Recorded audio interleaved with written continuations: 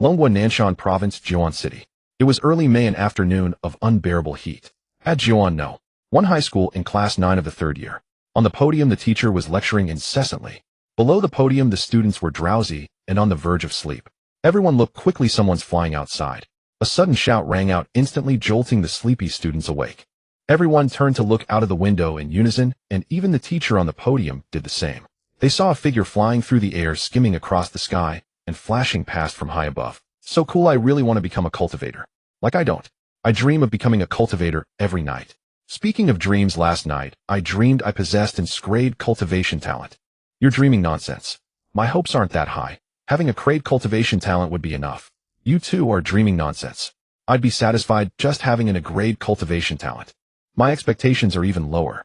I'd be content with the lowest grade cultivation talent. Conversations like this rose one after another throughout the classroom. Bang, bang, bang. 3 heavy knocks struck the podium, followed by a loud shout. Quiet.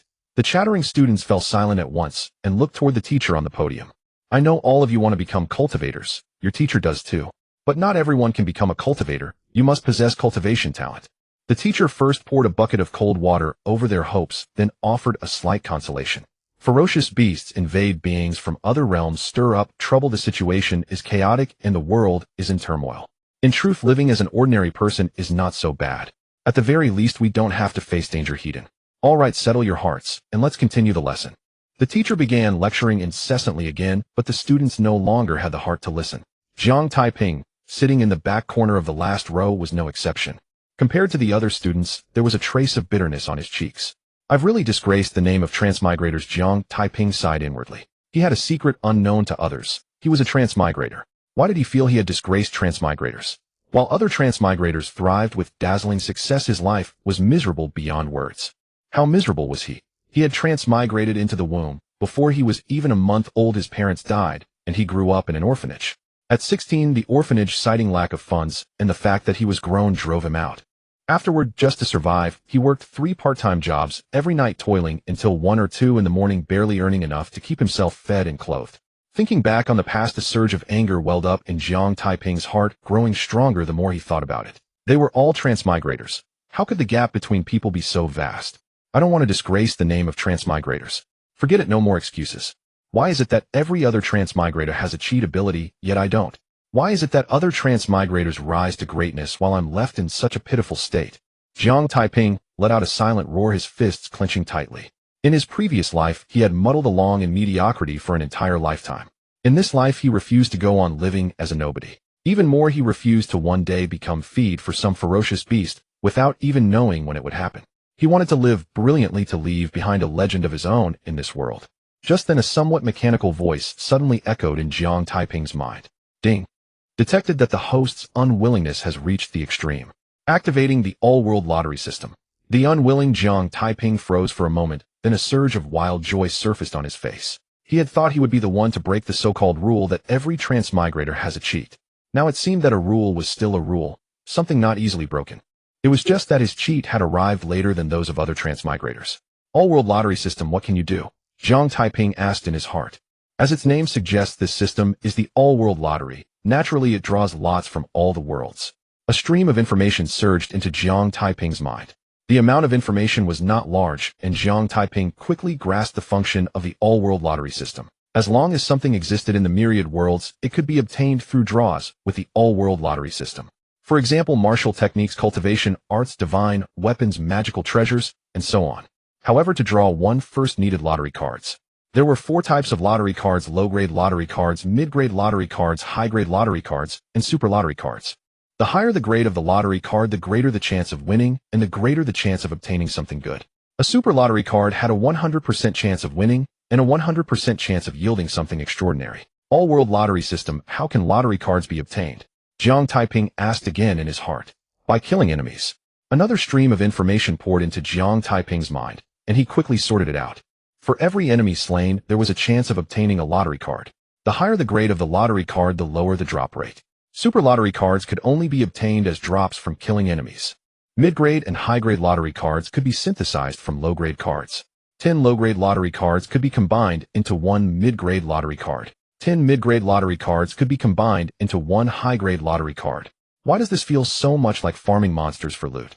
Jiang Taiping felt a bit strange in his heart. Ding. The all-world lottery system has been activated. An activation gift pack is being granted. Use it. Is that even a question? Of course I'll use it.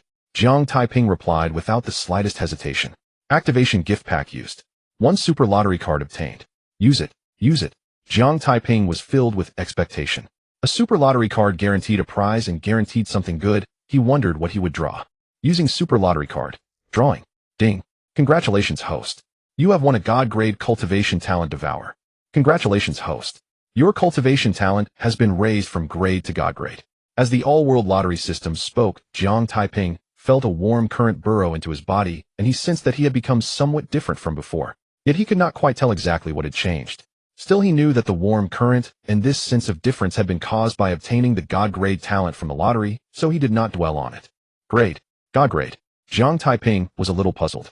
Though he was not a cultivator in a world of high martial prowess, even if he hadn't eaten pork, he had certainly seen pigs walk. It was common knowledge that in this world cultivation talent was divided into 7 grades. They were grade, and grade. Grade was the lowest, grade the highest. What on earth was grade? And what was God grade? All-world lottery system, what is grade? What is God grade? Jiang Taiping asked. Grade is a euphemistic way of saying there is no cultivation talent. God grade, also known as super grade, is a cultivation talent that far surpasses grade. The corner of Jiang Taiping's mouth twitched. No cultivation talent meant no cultivation talent. What was the point of dressing it up? But in the next instant he almost leapt up in excitement. A God-grade cultivation talent far beyond the grade talent known to the world. Now he was truly about to become formidable. After remaining excited for quite some time, Jiang Taiping finally calmed down. Lottery Myriad Worlds System, what is the effect of the God-level cultivation talent devour? Jiang Taiping asked. Its function is very simple. When you kill an enemy, it will automatically devour a portion of the enemy's blood and chi, thereby elevating your own cultivation. Jiang Taiping froze for a moment. Before defeating monsters meant getting loot, now defeating monsters meant gaining experience. Yet you call that simple? That was clearly power soaring straight into the heavens. Damn. Snapping out of his daze, Jiang Taiping could not help but curse aloud. He desperately wanted to express just how thrilled he was. Unfortunately, with his meager vocabulary, all he could do was shout the same crude word to convey everything. Swoosh. Everyone in the classroom turned to look at Jiang Taiping, in unison, the teacher included. Jiang Taiping, what are you shouting for? The teacher asked. Jiang Taiping felt a bit embarrassed. He had been so excited that he completely forgot class was still in session. However, his mind worked quickly, and in an instant he came up with an excuse. Teacher, your lecture was simply too wonderful. I couldn't help but let out a sigh of admiration. His classmates all shot him looks of disdain. This guy could lie without even blushing. The teacher, however, nodded in satisfaction. Next time keep your voice down and don't disturb everyone. Let's continue the lesson. Jiang Taiping felt somewhat relieved. Fortunately, he had reacted quickly, or the situation would have been truly awkward. Lottery Myriad Worlds System, can I view my own attributes? Jiang Taiping asked. You can. Use your thoughts to call up the attribute panel. With a shift of his mind, a light screen that only he could see appeared out of thin air before his eyes. At the top of the screen were 3 labels: Attributes, Skills, Warehouse. By default, the Attributes interface was displayed. Host Jiang Taiping. Age 18. Realm none. Blood and Chi 1. Card note, an ordinary human is 1. Talent, Devour God level. Jiang Taiping opened the Skills interface, and with a faint flicker the light screen shifted to the Skills page. However, the Skills page was completely empty with nothing on it. Jiang Taiping then opened the Warehouse interface. The Warehouse page displayed rows of small slots, but they too were empty, containing nothing at all. This warehouse, even a mouse would leave in tears. Jiang Taiping sighed inwardly. Not only the warehouse, aside from the God-level Devour talent, the Attributes and Skills pages were also rather painful to look at. Still, it was nothing more than a passing lament. After all, he had just obtained the Lottery Myriad World System. It was only natural that he had nothing yet. Closing the attribute panel, Jiang Taiping's expression turned pensive. Killing enemies would earn lottery cards. Killing enemies would devour their blood and chi and enhance his own cultivation. Everything was tied to killing enemies. Yet at the moment, he possessed only a God-level cultivation talent and not a shred of actual strength. If he rashly went out to kill enemies now, there would only be one outcome: a prodigy dying young. Yet to put it another way, all beginnings are difficult. As long as he could get past the arduous starting phase, his cultivation would advance by leaps and bounds. His future would then be as unobstructed as walking across a boundless desert with no obstacles in his path. How should I get through this difficult beginning? Jiang Taiping racked his brains over the question. But even as the school day ended, he still had not come up with a good solution. It was not that he was stupid, he simply had no strength at all. Even the cleverest housewife cannot cook without rice. By the way, there is something I need to remind everyone of. The teacher's voice sounded from the podium. An otherworldly fugitive has slipped into our city. This person is vicious and ruthless and has already killed several people. I've already sent his photo to the class group. If you encounter this person, you must steer clear of him. Jiang Taiping took out his phone for a look, and his eyes brightened slightly. If he could slaughter this otherworldly fugitive, he would be able to get past the difficult beginning. Yet the next moment, a bitter smile surfaced on his face. Otherworldly fugitives were the running dogs of alien beasts, traitors to humanity, and each one of them was a cultivator. He, on the other hand, was merely an ordinary person who happened to possess a god-level cultivation talent. How was he supposed to slaughter an otherworldly fugitive? More likely, he would just be offering up his own head. Pushing down the impulse, Jiang Taiping picked up the bag he used for his books and left the classroom, hurrying home. Just as he was about to reach his house, he caught sight out of the corner of his eye of a man and a woman walking ahead inside a narrow alley. Jiang Taiping ignored them and continued forward, but after a few steps, he suddenly sensed that something was wrong. The man's clothing looked just like that of the otherworldly fugitive the teacher had described. The girl seemed to be the school beauty Su Qiqi. Realizing something was off, Jiang Taiping quickly pulled out his phone and opened the photo of the otherworldly fugitive. After several rounds of comparison, he became certain that his judgment was correct. The man's outfit was indeed identical to that of the otherworldly fugitive in the photo. Moreover, the fugitive in the photo had a bundle on his back, and this man also carried a bundle. The girl was also indeed the school beauty Su Qiqi. In addition, he noticed one more detail: the fugitive's right hand was placed on Su Qiqi's back, as if pressing something against her. Because the fugitive wore long sleeves, Jiang Taiping could not see what was in his hand. But it was probably a dagger or some similar weapon. Save her or not? No. The real question is, should I take this gamble? Jiang Taiping's features grew thoughtful. Su Qiqi had nothing whatsoever to do with him. If he were strong, he would not mind saving her in passing. But he was only an ordinary person with a god-level cultivation talent.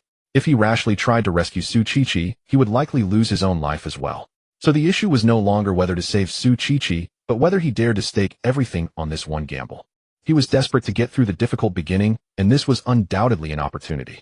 If he let it slip by, who knew when he would encounter a second chance? Very quickly, Jiang Taiping made up his mind. As the saying goes, wealth and honor are found amidst danger. Now that an opportunity was placed before him, he absolutely could not let it pass. However, his strength was inferior. He could not confront the man hidden.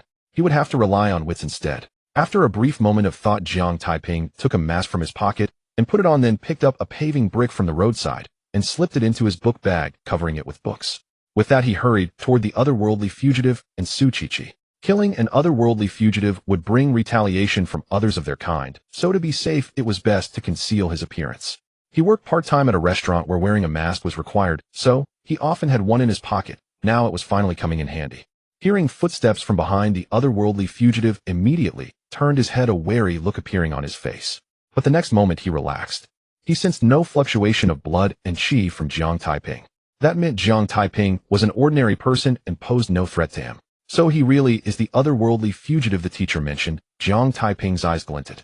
Although the fugitive also wore a mask, his exposed eyes, eyebrows, and other features were exactly the same as in the photo. Moreover, when the fugitive turned his head, the fabric at his sleeve shifted, allowing Jiang Taiping to glimpse a knife tip pressed against Su Qiqi's back. "Uncle, my little brother is missing. Have you seen a 5 or 6-year-old child pass this way?" As he ran, Jiang Taiping called out his question. By the time his words fell, he had already reached the fugitive's side. At this moment, Jiang Taiping's heart was taut with nerves. The man before him was a vicious fiend. If he lashed out, without a word, Jiang Taiping would be finished. The only reason he dared to take this gamble was that he was betting the otherworlder feared exposing himself and would not dare to kill here. The otherworlder exhaled in relief. A moment ago, he had thought Jiang Taiping had noticed something, but now it seemed he had worried too much. "I just saw a kid about 5 or 6 years old," Jiang Taiping said. The otherworlder replied, "He ran off in the direction you came from. Didn't you run into him?" "I saw your sister." Jiang Taiping cursed inwardly. He had just said that to find an excuse to approach the otherworlder, where would a younger brother have come from? But he also understood that the otherworlder was saying this to get him to leave as quickly as possible. "Thank you, sir." Jiang Taiping voiced his thanks, then turned his body, pretending to walk away. The otherworlder likewise turned around, dragging Su Qiqi forward as a hostage. Just then, Jiang Taiping pulled a brick from his cloth bag, spun on his heel, and swung it toward the back of the otherworlder's head. The otherworlder had no idea Jiang Taiping was targeting him, and since Jiang Taiping appeared to be an ordinary person, he had not guarded himself at all. A dull bang rang out. With that muffled collision, Jiang Taiping's brick smashed into the back of the otherworlder's head. Bludgeoned from behind, the otherworlder felt the world spin wildly before he lost control and pitched forward. The dagger pressed against Su Qiqi's back slipped from his hand and clattered onto the ground with a crisp ring. Jiang Taiping did not dare delay. He lunged toward the fallen otherworlder and straddled his back. He raised the brick and brought it down on the back of the otherworlder's head again and again without pause. The otherworlder was a cultivator. He could not be given even a sliver of breathing room or Jiang Taiping would be doomed. Su Qiqi was utterly stunned by the scene before her. She stared blankly at Jiang Taiping, who kept slamming the brick into the back of the otherworlder's head. After more than a dozen blows, the mechanical voice of the all-world lottery system suddenly echoed in Jiang Taiping's mind. Ding! The host has slain an enemy and obtained 58 low-level lottery cards. At the same time, Jiang Taiping felt a warm current surge into his body, and his whole being grew pleasantly warm. He's finally dead, he breathed. Jiang Taiping let out a long sigh. He had no time to think further or to savor the changes within him. He snatched up the bundle strapped to the otherworlder's back, picked up the dagger and his cloth bag from the ground, and decisively fled. Although he wore a mask and was not in the same class as Su Qiqi, they attended the same school. With faces seen so often on campus, there was no guarantee Su Qiqi would not recognize him. If Su Qiqi recognized him and spread word that he had killed an otherworlder, he would be in serious trouble. As for taking the otherworlder's bundle and picking up the fallen dagger, he had slain the otherworlder. Naturally, the otherworlder's belongings should fall to him. By the time Su Qiqi snapped out of her daze, Jiang Taiping's figure had already vanished without a trace. Who was that guy? Why did he look so familiar? Su Qiqi's delicate brows knitted tightly together. After a moment, her frown loosened. Oh, she remembered who he was. You ran pretty fast, but you can't escape forever, Su Qiqi said with a bright smile. Hoisting the otherworlder's corpse with one hand, she strode away at a brisk pace. Jiang Taiping ran as fast as he could, weaving left and right through the streets. Very soon he realized his strength had increased, and his legs were carrying him even faster. At first he was puzzled, but he quickly reacted. It must be that by killing the otherworlder he had devoured a portion of the man's blood, and qi causing his cultivation to rise. After running hard for quite a while, and confirming that no one was following, Jiang Taiping finally headed home.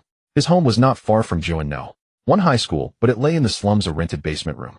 Someone as wretched as he was had no right to even think of buying an apartment in Zhuan City. Once home, Jiang Taiping immediately shut the door and sat down beside the table. I wonder what's in this bundle. Jiang Taiping placed his cloth bag and the bundle on the table, then untied the bundle to take a look. The next instant he was stunned. The bundle was filled with cash. After counting it, he found there was a full 150,000 yuan. I've struck it rich, he breathed, eyes gleaming green with greed. In all his life, he had never held more than a little over 1,000 yuan at once, and now there were 150,000. After being excited for quite some time, Jiang Taiping finally calmed down. He took out the otherworlder's dagger from the cloth bag. The blade gleamed with a cold light and looked razor sharp. At last he had a weapon of his own. Opened the attribute panel.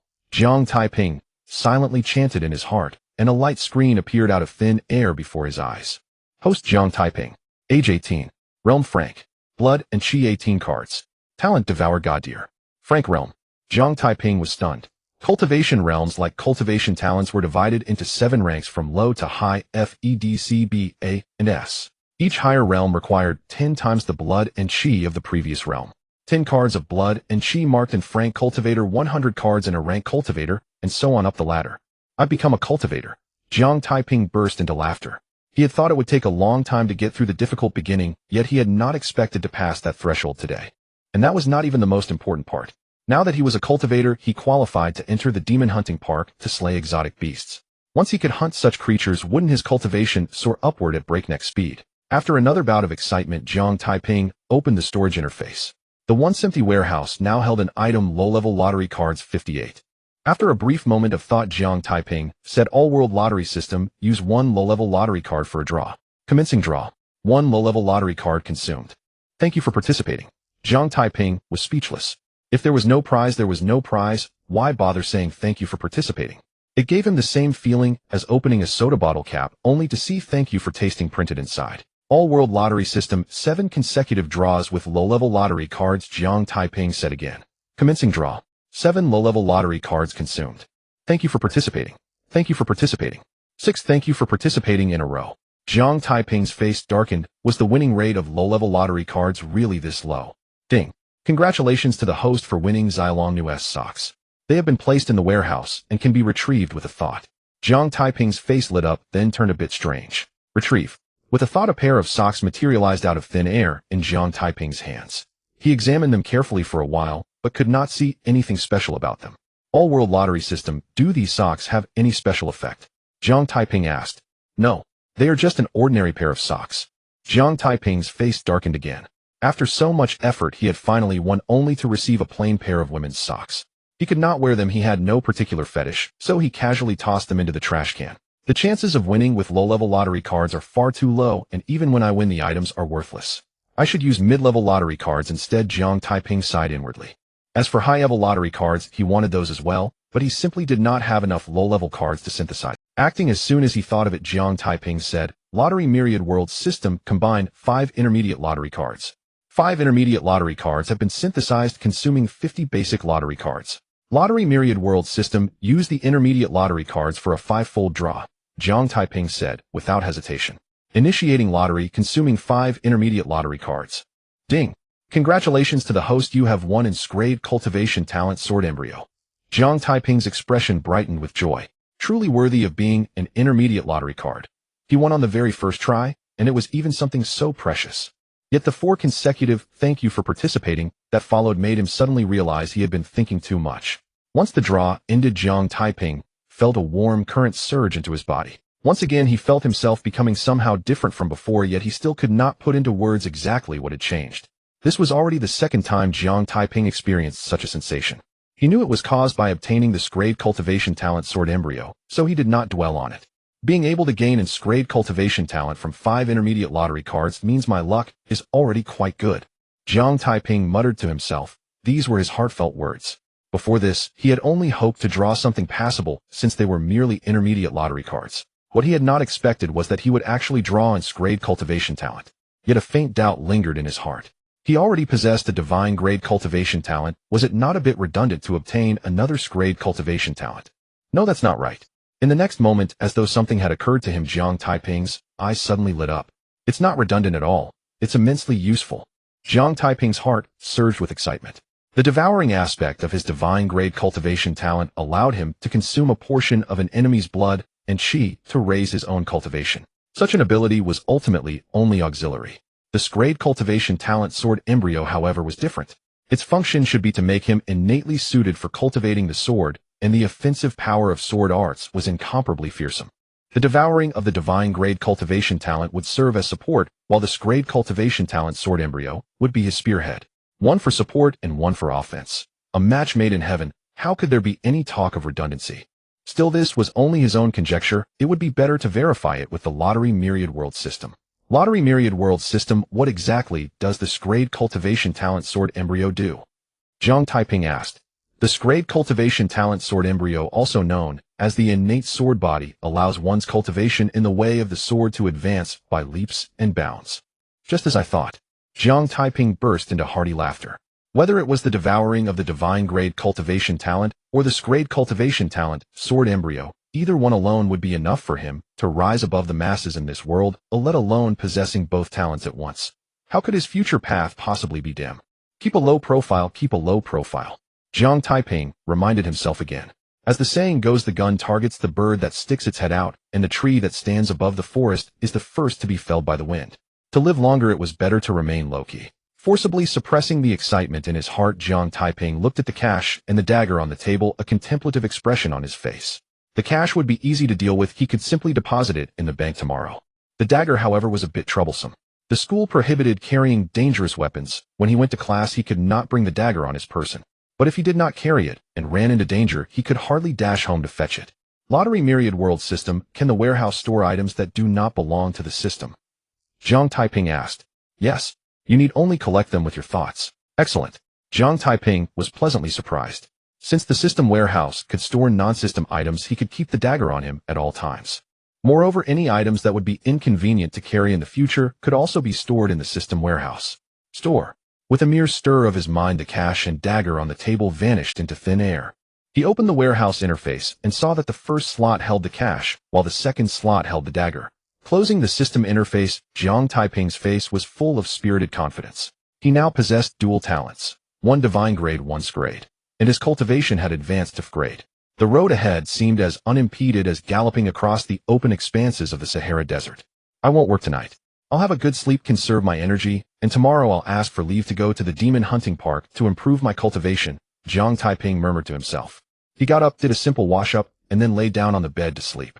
Previously, he had worked nights to earn money simply to stay alive. Now he held 150,000 in his hands, enough to last him for quite some time.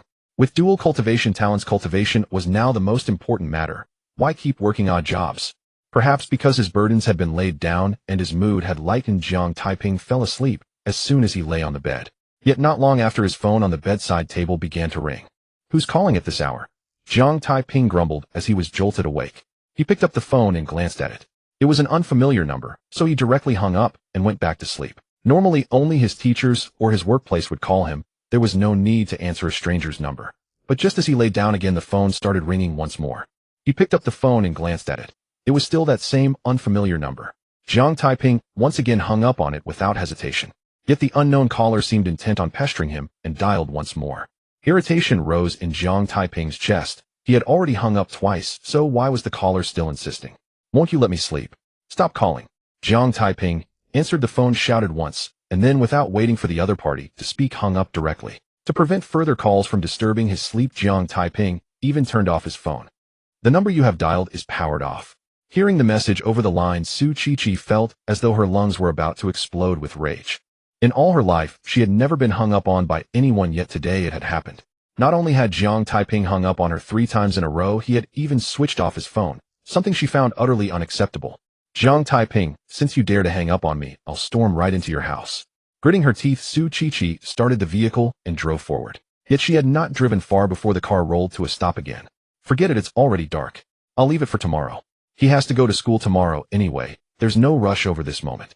Su Qiqi muttered a few words to herself, then pouted and turned the car around, heading toward Jiang High School.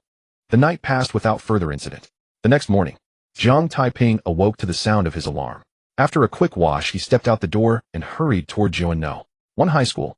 On the way, he bought a cup of soybean milk and some buns, eating as he walked. When he passed by the entrance of the bank, Jiang Taiping did not stop. According to his plan from the previous day, he had intended to deposit the money in the bank, but today he had changed his mind.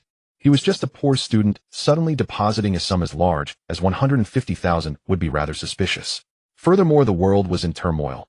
Who knew when a bank might collapse? If that happened, to whom would he go to reclaim his money? So it was better to store the money in the system warehouse. Not only was it convenient to use, it was also safe.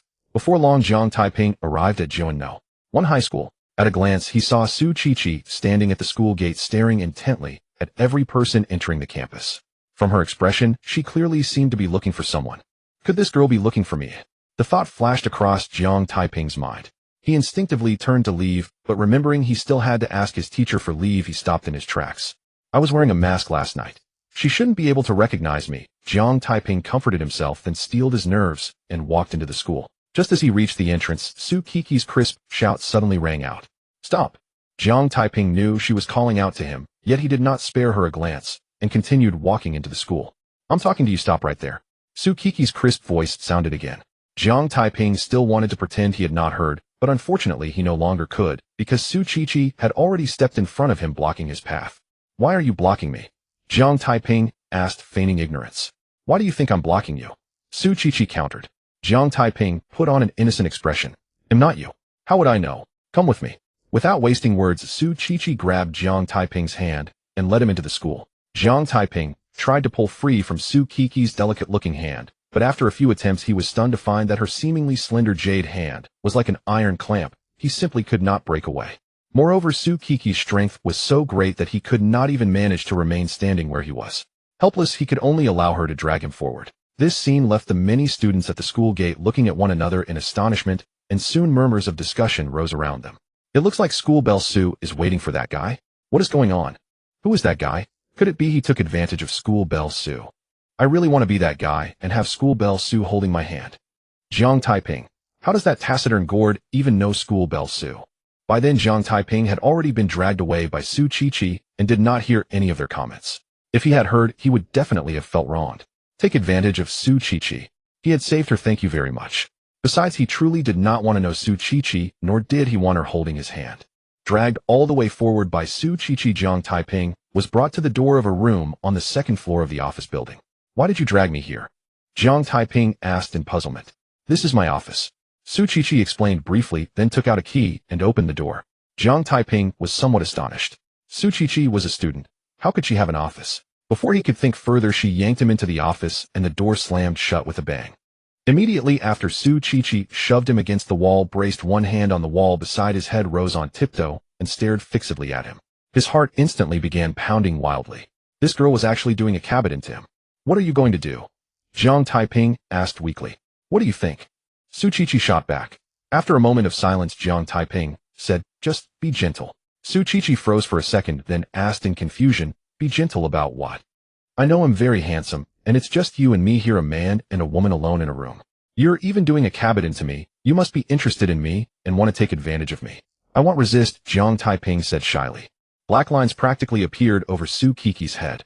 She raised her hand and flicked him hard on the forehead. Who has designs on you? Who wants to take advantage of you?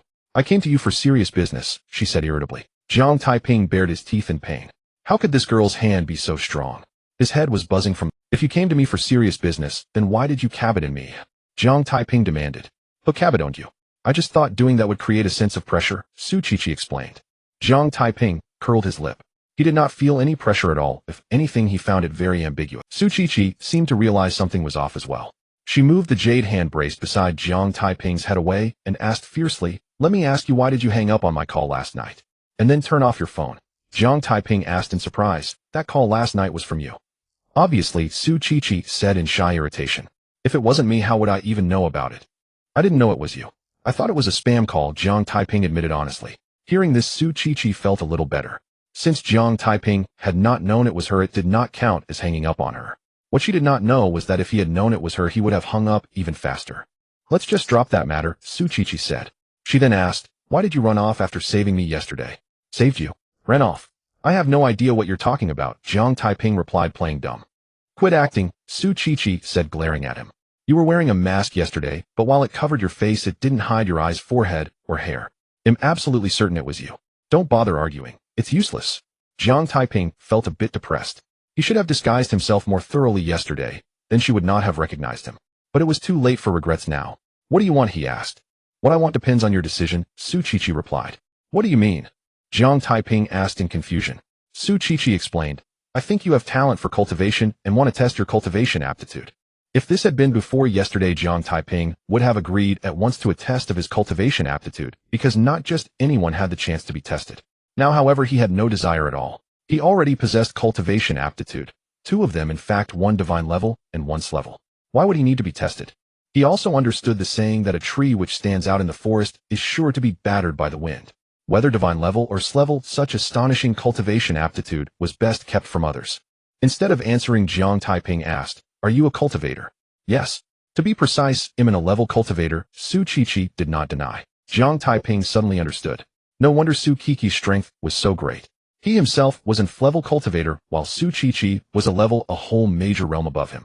It was perfectly normal that he could not break free from her control. You're a level cultivator, yet you let that otherworldly fugitive catch you. Jiang Taiping said, I let myself be captured on purpose, Su Qiqi explained. People pass by there often. In order not to cause chaos, I pretended to be grabbed and planned to deal with him once no one was around. I just didn't expect you to act suddenly, and that a level otherworldly fugitive ended up being smashed to death by your few swings of a brick. Jiang Taiping nodded. No wonder he had felt that under the control of the otherworldly fugitive, Su Qiqi had not seemed flustered at all. He had thought it was just his imagination at the time.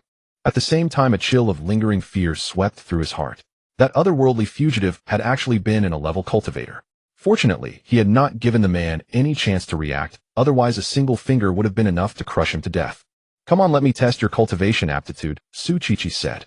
After a brief silence, Jiang Taiping asked, can I refuse? Su Qiqi froze for a moment. Had she misheard him? After all, almost everyone longed to become a cultivator, yet suffered from never getting the chance to have their talent tested, and now that she had proactively placed this opportunity right before Jiang Taiping, he actually wanted to refuse. Do you know what you were saying? Su Qiqi asked. I do, Jiang Taiping replied, then explained, being a cultivator is far too dangerous, but it is better to remain an ordinary person. Su Qiqi was dumbfounded. She had considered many reasons why Jiang Taiping might refuse the test, but never this one. You who smashed a level otherworldly cultist to death with a brick claim you fear danger. Do you really expect me to believe that? She said speechlessly. Anyway, that is what I think. Whether you believe it or not is your business, Jiang Taiping said, his face perfectly calm and his breathing steady. Su Qiqi frowned. She had thought the testing would proceed smoothly, yet she had unexpectedly run into a weirdo like Jiang Taiping. As for what he had just said, she did not believe a single word of it. The next instant, as though something had occurred to her, Su Qiqi's lips curled into a mischievous smile. Jiang Taiping, after you smashed that otherworldly cultist to death with a brick, you immediately bolted, and now you refuse to admit it. You are afraid others will find out it was you who killed that cultist, aren't you? Jiang Taiping fell silent. He truly did harbor that worry. After all, killing an otherworldly cultist would invite their frenzied vengeance. I will give you one more chance. Think carefully about how you plan to answer, Su Qiqi continued. If your answer fails to satisfy me, I will spread the news that you killed that otherworldly cultist, and I will also reveal that you stole his bundle and dagger. Black lines seemed to form on Jiang Taiping's forehead. This girl actually dared to threaten him. Su Qiqi, do you have any conscience left? He rebuked bitterly. By your own account, I saved you yesterday, and this is how you repay kindness with treachery. Repay kindness with treachery? Do not you dare slander me, Su Qiqi retorted. I did not need you to save me at all right. Besides, when you smashed that otherworldly cultist with your brick, it caused his dagger to wound me.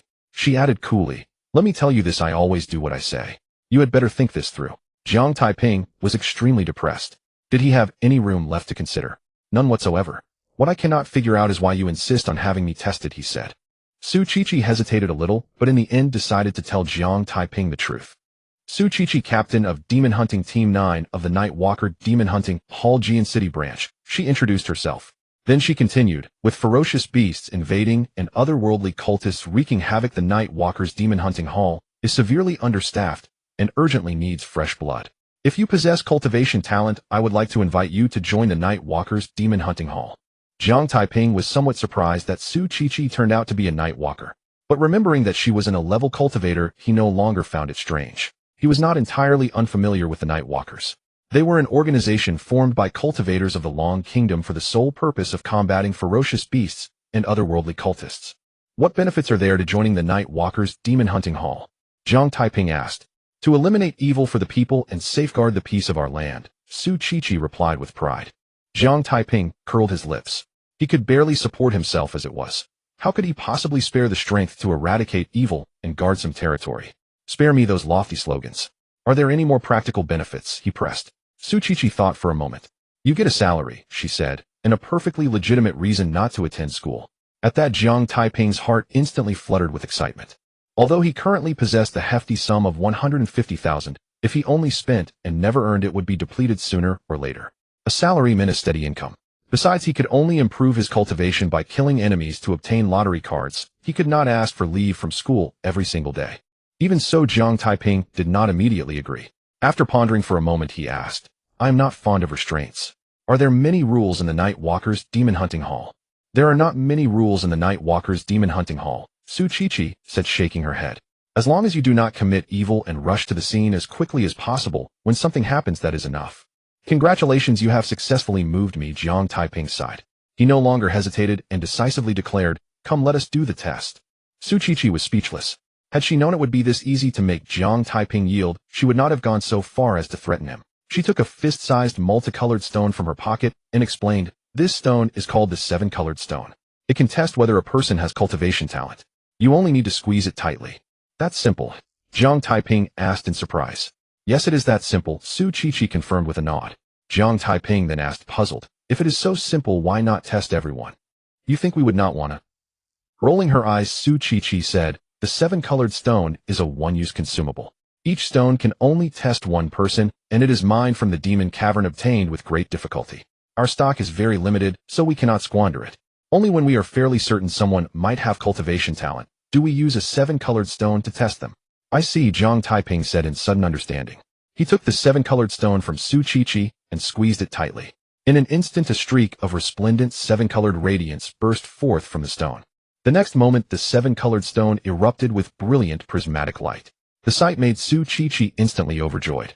For the stone to shine so dazzlingly meant that Jiang Taiping's cultivation talent was anything but ordinary. Yet right after that, the joy on her pretty face suddenly froze. The brilliant 7-colored light on the stone rapidly fused together, finally condensing into a single crimson glow. Within that crimson light, a tiny sword hovered silently. Flevel sword body. The smile on Su Qiqi's face solidified completely.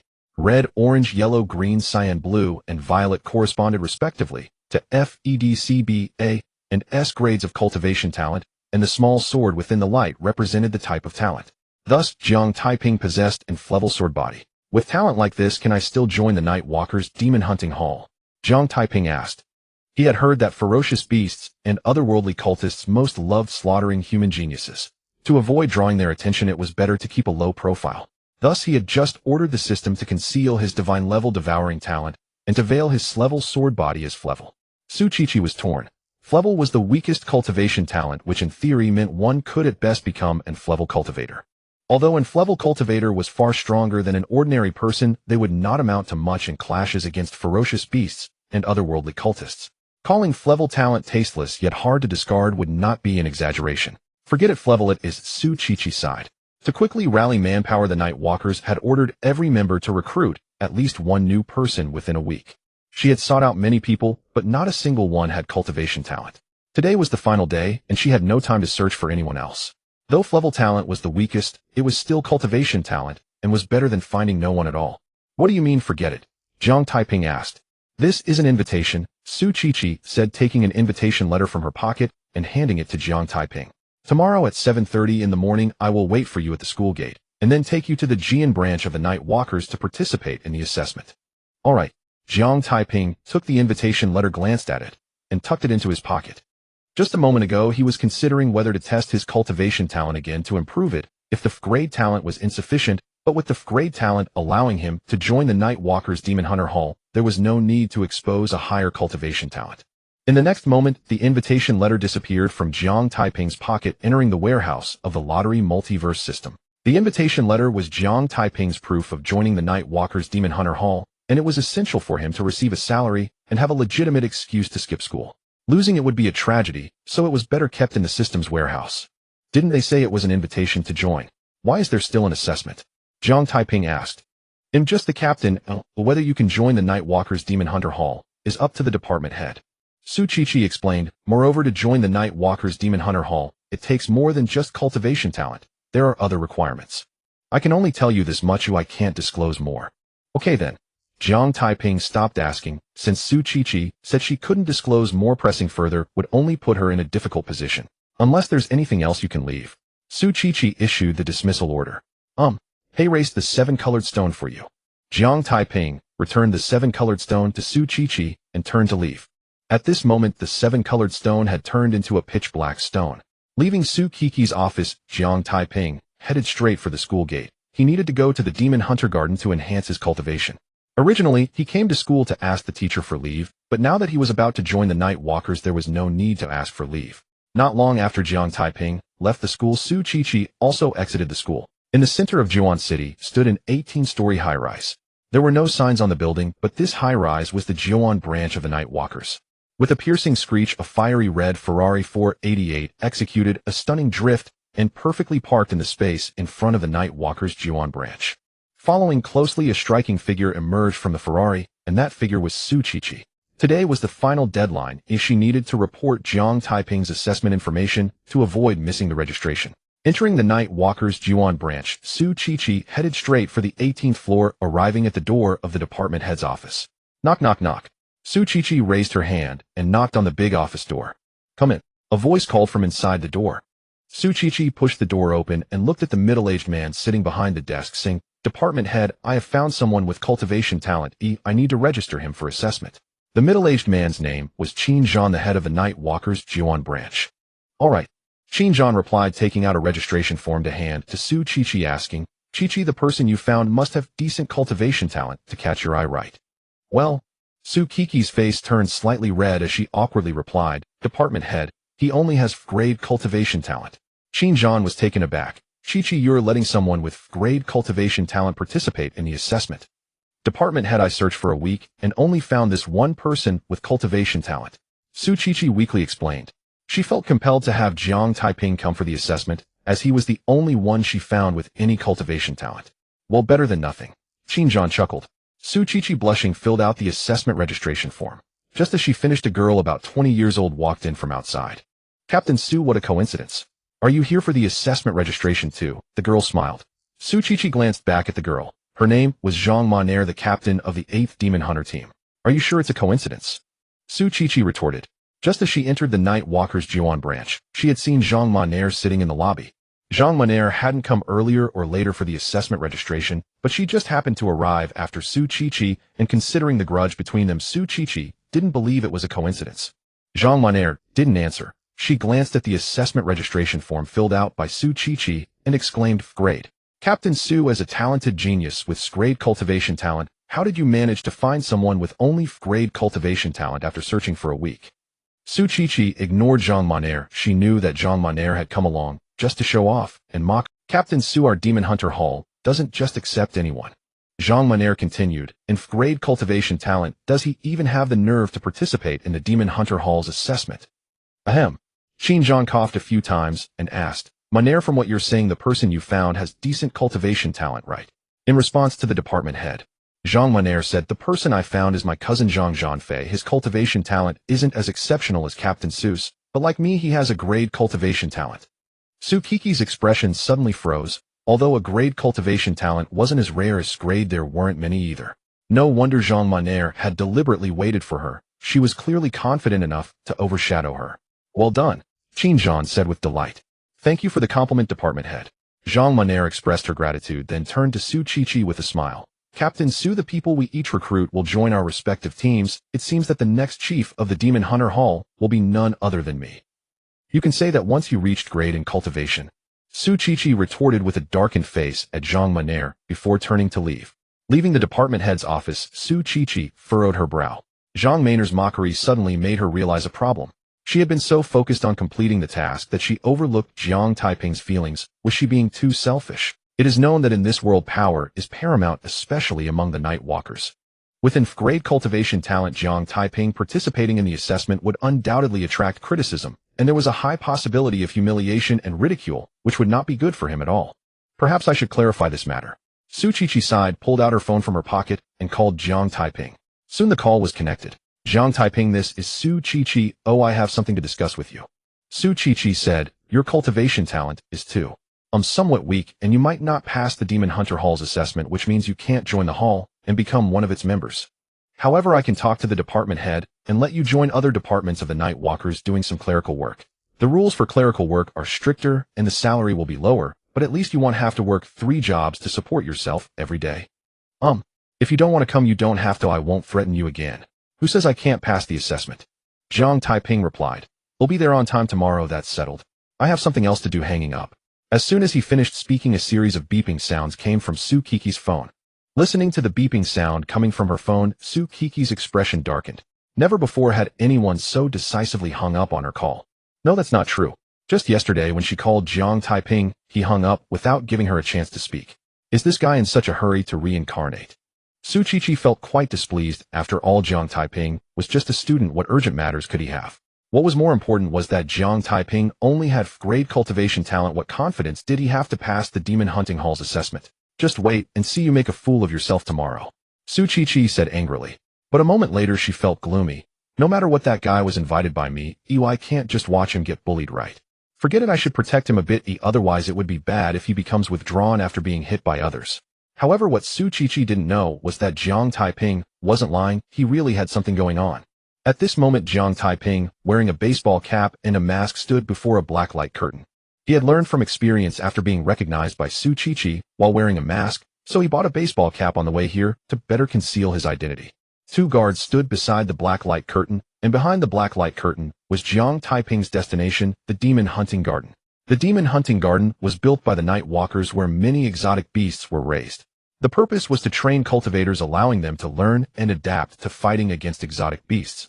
Halt. This is the Demon Hunting Garden. Entry is prohibited for non-cultivators. I am a cultivator, Jiang Taiping said. Let's test it. The guard pointed to a large black stone beside the black light curtain and said, attack it with all your strength. This black stone is called obsidian, and its purpose is to test the strength of the cultivators. Jiang Taiping nodded, stepped up to the obsidian, took a deep breath, and swung his fist at the stone. Bang! Along with a dull impact sound, a red light erupted from the obsidian. A red light indicates a 1-star grade cultivation level. You can enter the Demon Hunting Garden, but only within the outer perimeter, and you may venture no more than 100 meters inside. Remember this, or you may face life-threatening dangers. The guard continued. The 7 colors of red, orange, yellow, green, cyan, blue, and purple correspond to the 7 levels of E, F, D, C, B, A, and S cultivators. Several lights indicate the number of stars. To better differentiate the strength of cultivators at the same level, each level is divided into 1 star to 9 star within the 9th of a fraction. For example, for grade cultivators, 10 to 19 units of vitality correspond to 1 star grade, 20 to 29 to 2 star grade, and so on, with 90 to 99 units being 9 star grade. The star classification for other levels follows the same principle, but the gap between each star at higher levels is larger than that of grade. For instance, the gap for a grade is 100 units of vitality, and for grade it is 1,000 units. Jiang Taiping's vitality was 18 units, and his test result was a red light indicating a 1-star grade cultivation level. Jiang Taiping nodded and took a step toward the black light curtain, but upon reaching it, he suddenly stopped. Isn't your verification measure a bit lax? What if an interdimensional intruder comes? Jiang Taiping asked. If they come, they come out anyway. Interdimensional intruders can't get out once they enter. Why is that? Jiang Taiping was somewhat puzzled. Interdimensional intruders are those contaminated by exotic beasts and carry their scent. The guard explained. This black light curtain is the protective barrier of the demon hunting garden. It can distinguish the scent of exotic beasts and prevent them and interdimensional intruders from leaving. To exit, one must break through violently, but the defensive power of the protective barrier is at level, while the highest level of exotic beasts in the garden is only level. They cannot possibly break the barrier. Upon hearing this, Jiang Taiping suddenly understood. No wonder the night walkers only sent 2 people to guard the entrance of the demon hunting garden. Without further delay, Jiang Taiping stepped into the black light curtain and disappeared. The next moment, he found himself in a very unfamiliar place. Is this the demon hunting garden? Jiang Taiping surveyed his surroundings. Not far ahead was a forest, but this forest was different from the ones outside. The outside forests were lush and vibrant, filled with the sounds of birds and the fragrance of flowers, whereas this forest had only tree trunks, not a single leaf in sight. The flowers and grasses on the ground were all withered, looking lifeless and desolate. Roar!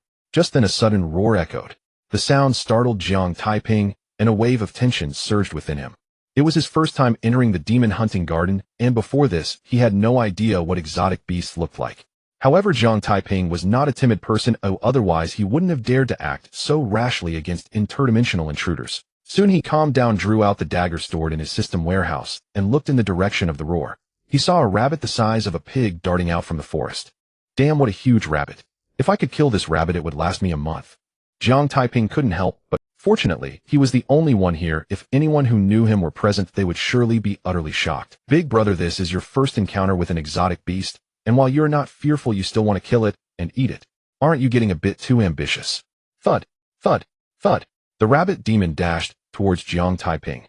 Jiang Taiping gripped his dagger tightly, staring intently at the oncoming rabbit demon, ready for battle at any moment.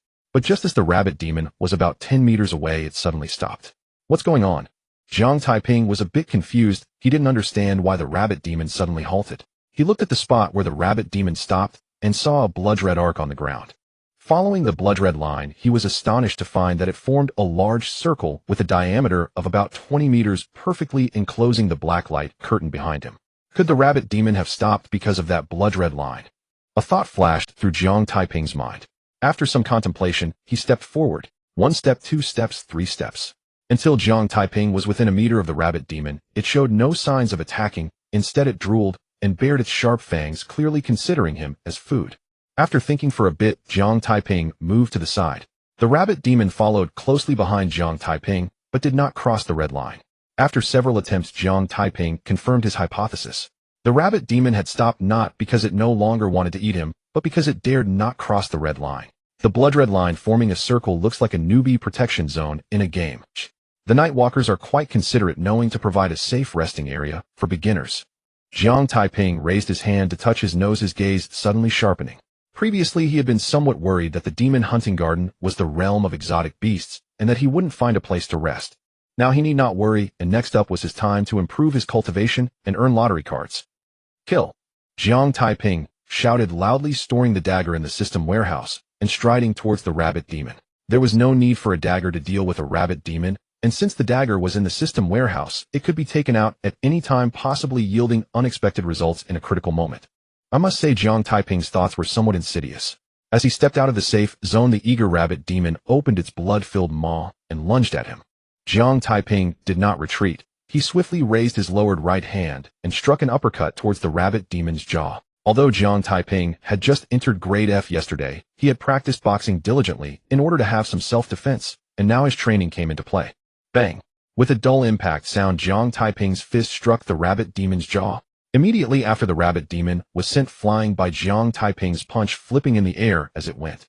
So weak, Jiang Taiping said in surprise, lowering his left fist that had just been raised.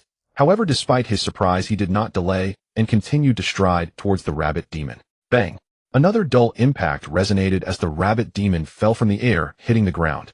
Jiang Taiping followed closely behind, leaping into the air and landing on the rabbit demon, then swinging his fist, delivering blow after blow to the demon's head.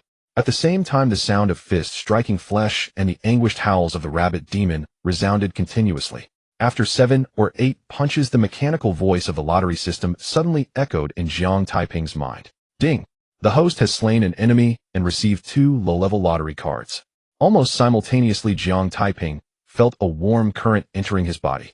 He knew that this warm current was triggered by his divine-level cultivation talent, absorbing the rabbit demon's vitality, but it was much weaker compared to the warm current he felt when he crushed otherworldly disciples with a brick. With a thought, the interface of the lottery system appeared before Jiang Taiping's eyes out of thin air. Host Jiang Taiping, age 18, realm grade F, vitality 19 cards, talent devour, divine level, sword seeds level. Jiang Taiping frowned. When he killed an otherworldly disciple with a brick, he absorbed 17 cards of vitality and obtained 58 low-level lottery cards, but killing a rabbit demon only yielded 1 card of vitality and 2 low-level lottery cards. That's just too little, isn't it? Could it be because the rabbit demon's cultivation level is too low? A thought flashed through Jiang Taiping's mind. He pondered, and apart from this explanation, he could find no other reason. If it's little, then it's little. Accumulating a little can still amount to something. Jiang Taiping sighed inwardly and set off towards the dense forest ahead. However, he did not notice a wisp of formless aura escaping from the rabbit demon's body and drifting into the forest. Not far from leaving, a frog the size of a wash basin suddenly jumped out from the withered grass and lunged at Jiang Taiping. Jiang Taiping was very alert and spotted the wash basin-sized frog immediately. Then he swung his fist to confront it. This frog was no match for the rabbit demon. Jiang Taiping took it down with 2 punches, then received 1 low-level lottery card and absorbed 1 card of vitality. Next, Jiang Taiping wandered around the edge of the dense forest looking for strange beasts, while also waiting for them to come to him. At first, strange beasts would actively attack Jiang Taiping, but after he consecutively killed around 10 strange beasts, the situation changed.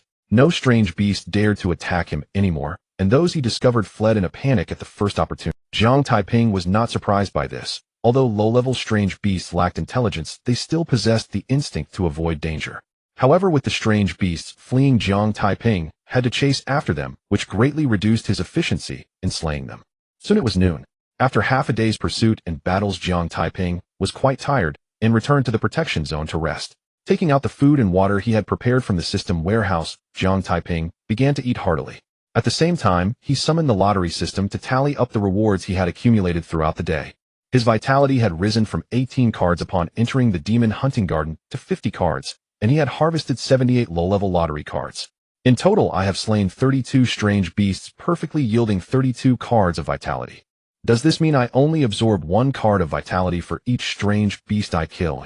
Moreover, obtaining only 78 low-level lottery cards is just a slight increase compared to killing that otherworldly disciple. Jiang Taiping felt somewhat depressed. However, he was unaware that if someone knew this, they would surely envy him immensely. For in just half a day's time, increasing 32 cards of vitality was an incredibly rapid pace. It could be said to be as fast as riding a rocket, and even taking ordinary medicine would not lead to such quick gains. Lottery system, why is it that I only absorb 1 card of vitality for each strange beast I kill? Jiang Taiping asked. The enemy's level is too low. Absorbing 1 card of vitality is a mandatory execution. Sigh.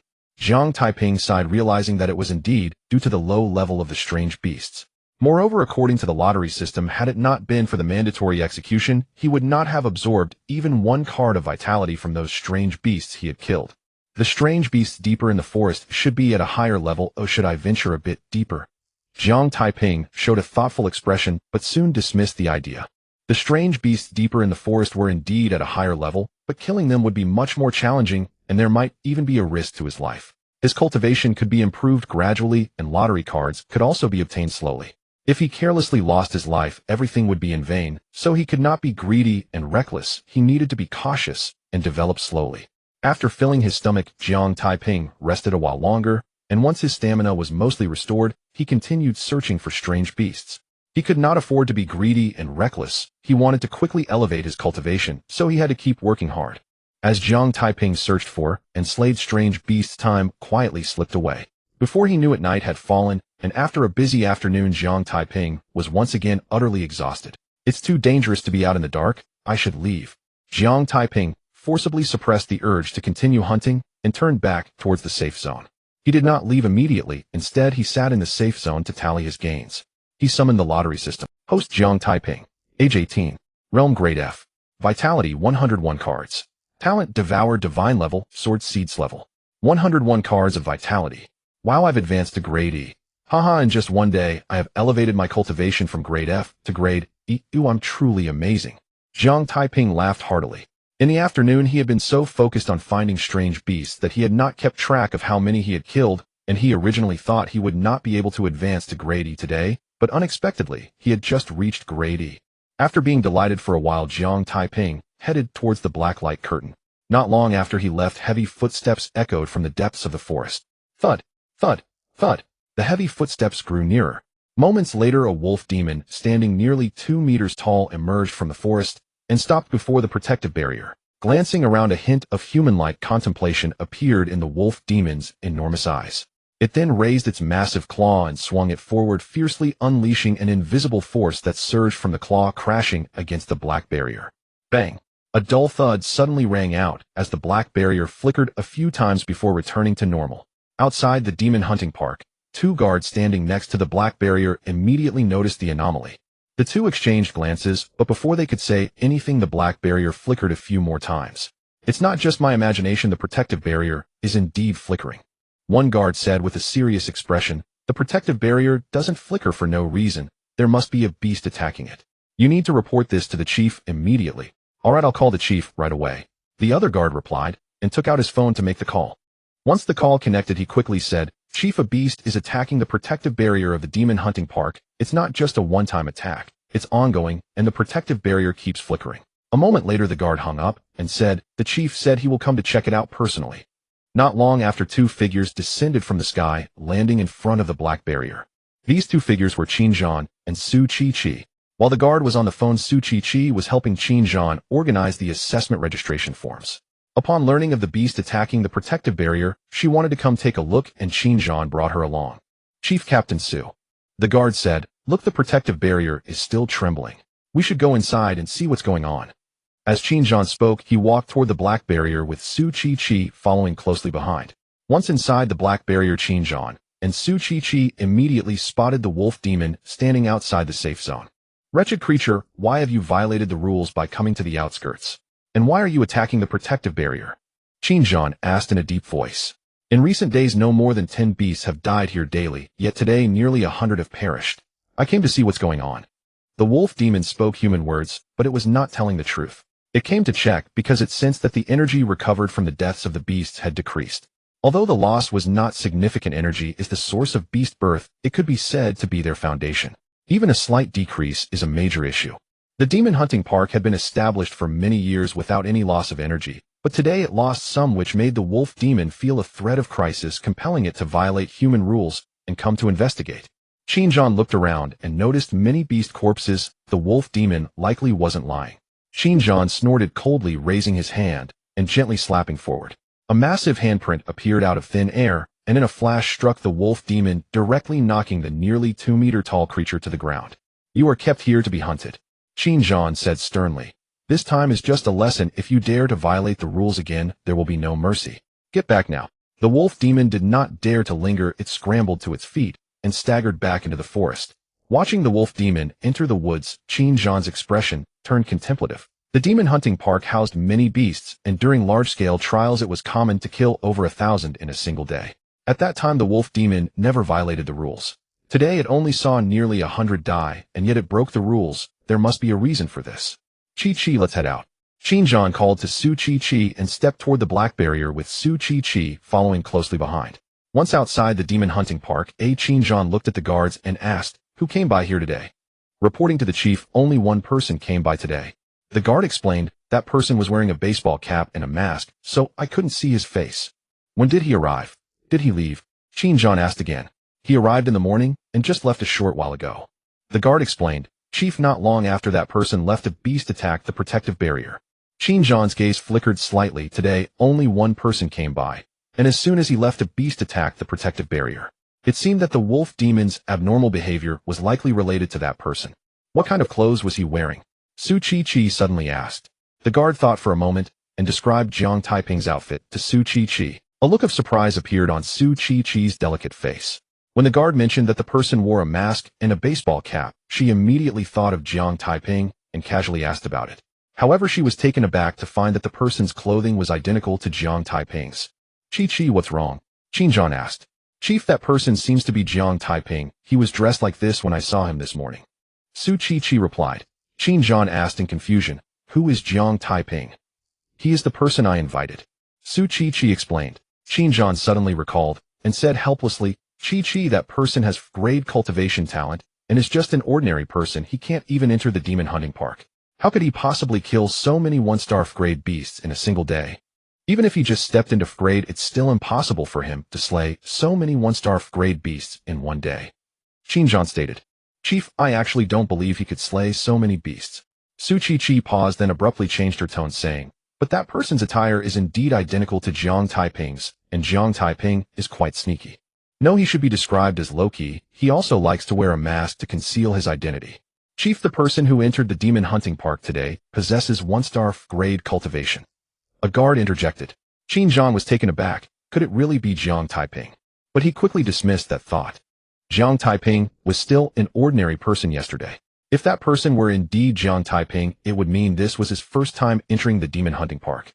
Facing beasts for the first time, it would be impressive enough if he didn't falter, let alone slay so many beasts. After thinking for a moment, Xinjiang asked, Chi, did you get mocked by Zhang Monair today and can't swallow that anger, so you want to pin this on Jiang Taiping to regain your lost face?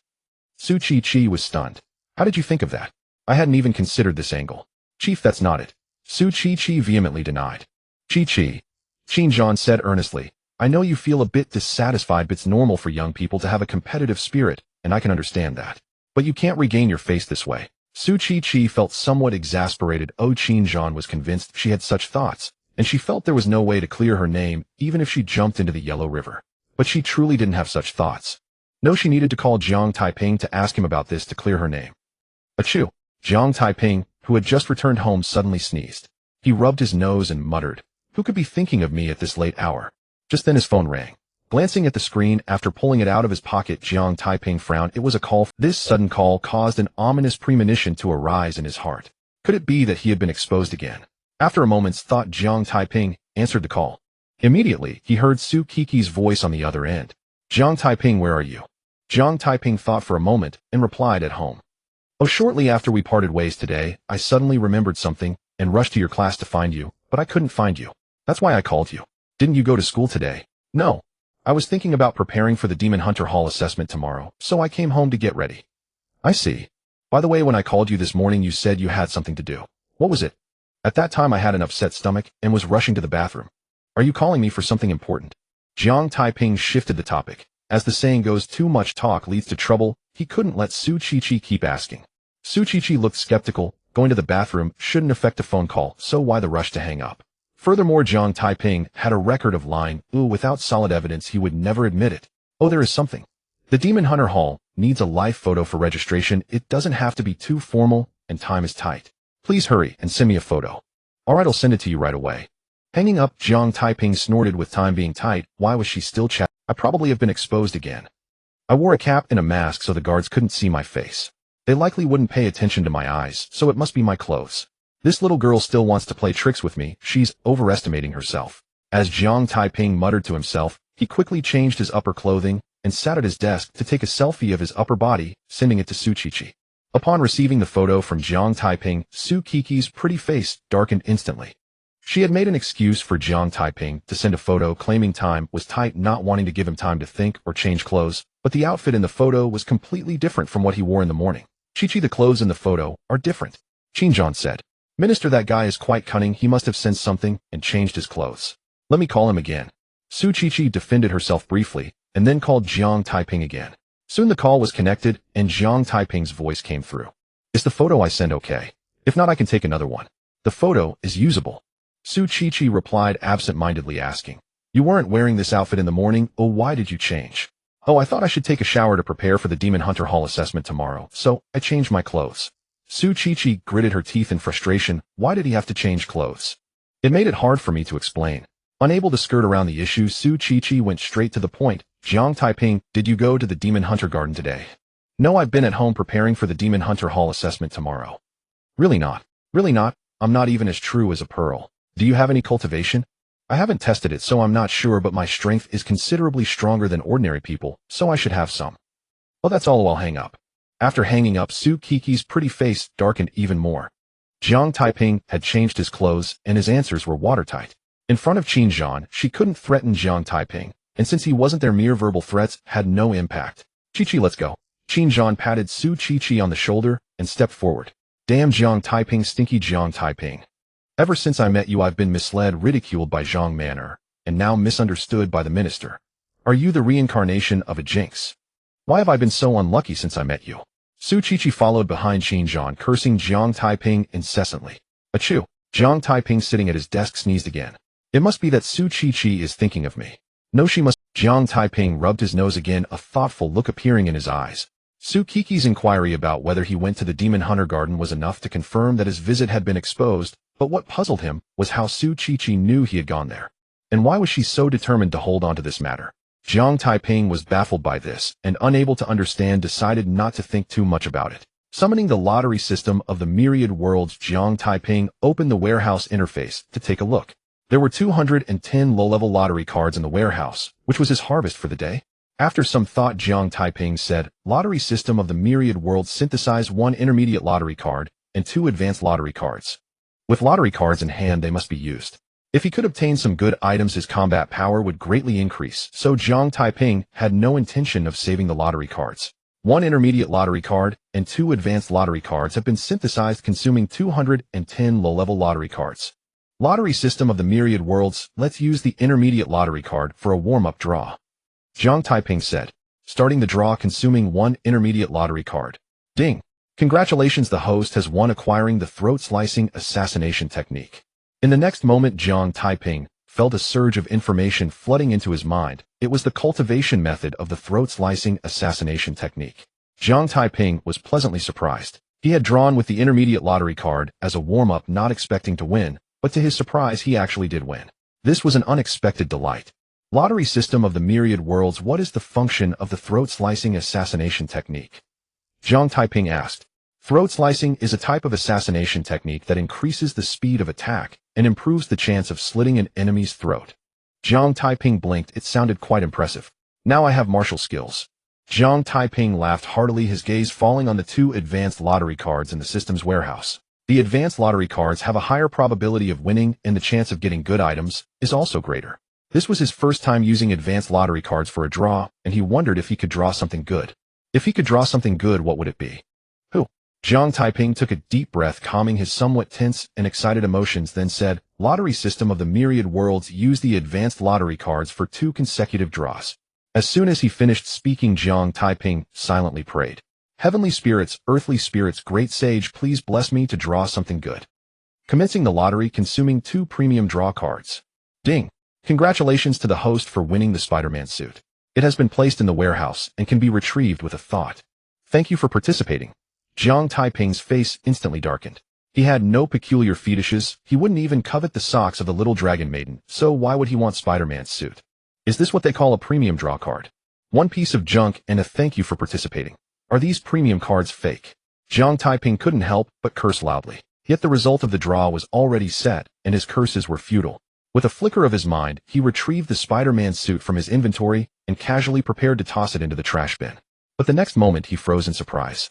The garment in his hand was no ordinary clothing, it was the complete Spider-Man gear. This thing might actually be useful. Jiang Taiping's eyes suddenly lit up. When he had used a brick to strike down the otherworldly intruder, his hair and forehead had been exposed, leading Su Chi-Chi to recognize him. When he entered the demon hunting park to slay aberrant beasts, his attire had once again aroused Su Chi-Chi, but the Spider-Man suit provided full, seamless coverage. If he wore it, he would leave no trace of vulnerability. Who could possibly identify him then? Thus, the Spider-Man suit was not useless at all. On the contrary, it was immensely valuable. With this realization, Jiang Taiping wanted to try it on, but soon found himself at a loss. As he had thought, the Spider-Man suit was a complete seamless hole. No zippers, not even a single opening. How was he supposed to put it on? Universal Lottery System, how do I wear this? Jiang Taiping asked. Just use your mind. Jiang Taiping raised a hand and slapped his forehead. How could he have forgotten that? Put it on. A low command escaped Jiang Taiping's lips. In the next instant, the Spider-Man suit in his hand vanished, only to reappear already draped over his body. That's 1 second dressing. No, it didn't even take a second. Jiang Taiping clicked, his tongue rose, and walked to the mirror to examine himself. He then flexed his limbs a few times. It fits perfectly and doesn't hinder movement. More importantly, I no longer have to worry about my identity being exposed. Ha ha ha. From now on, I am Dragon Country Spider-Man. Jiang Taiping burst into laughter, brimming with excitement, as he mimicked Spider-Man's poses. He raised his arm toward the ceiling and shouted, "Webbing, come forth." Whoosh. A strand of webbing shot from Jiang Taiping's palm, adhering to the ceiling. Jiang Taiping was stunned. He had only been imitating Spider-Man in his excitement. How had actual webbing been emitted? The next moment, as if struck by a thought, he slapped his forehead again. I was too presumptuous. The Spider-Man suit is different from the little dragon maiden's socks. This is Spider-Man's divine artifact. I must never be so hasty again. I need to understand things thoroughly before speaking. The premium draw cards aren't fake. They're actually quite impressive. Jiang Taiping felt a surge of relief. Fortunately, he hadn't discarded the Spider-Man suit, otherwise when he later learned of its true capabilities, he would have regretted it, bitterly slapping his thigh in vain. Universal Lottery System, what are the functions of the Spider-Man suit? Jiang Taiping inquired. It can shoot webbing. As long as there is a surface for the webbing to adhere to, you can traverse it, as if on flat ground, unimpeded. Jiang Taiping nodded. He had asked the system to confirm if the suit had any other abilities he might be unaware of. For now, it seemed the suit had only this single function. Nevertheless, the ability to conceal his identity and move effortlessly between high buildings was already extraordinarily powerful. Retract. Another soft command issued from his lips, and the webbing on the ceiling rapidly retracted, disappearing without a trace. The room is too small for practice. He'll train outside when it's quiet late at night. For now, I can work on the assassination technique. Throat slit. Jiang Taiping muttered to himself. As his words fell, he casually flipped his hand, and the dagger stored in the system's inventory materialized in his palm. The throat slit assassination technique required a dagger, and the one he had seized from the otherworldly intruder was perfect for the task. Standing still, he recalled the training method for the technique, then began to practice with the dagger. The throat slit technique comprised 8 movements: the forward lunge, upward stab, the horse stance, side stab, the sidestep, reverse stab, the advancing diagonal stab, the turning backward stab, the advancing side stab, the blade switching downward stab, and the tripping downward stab.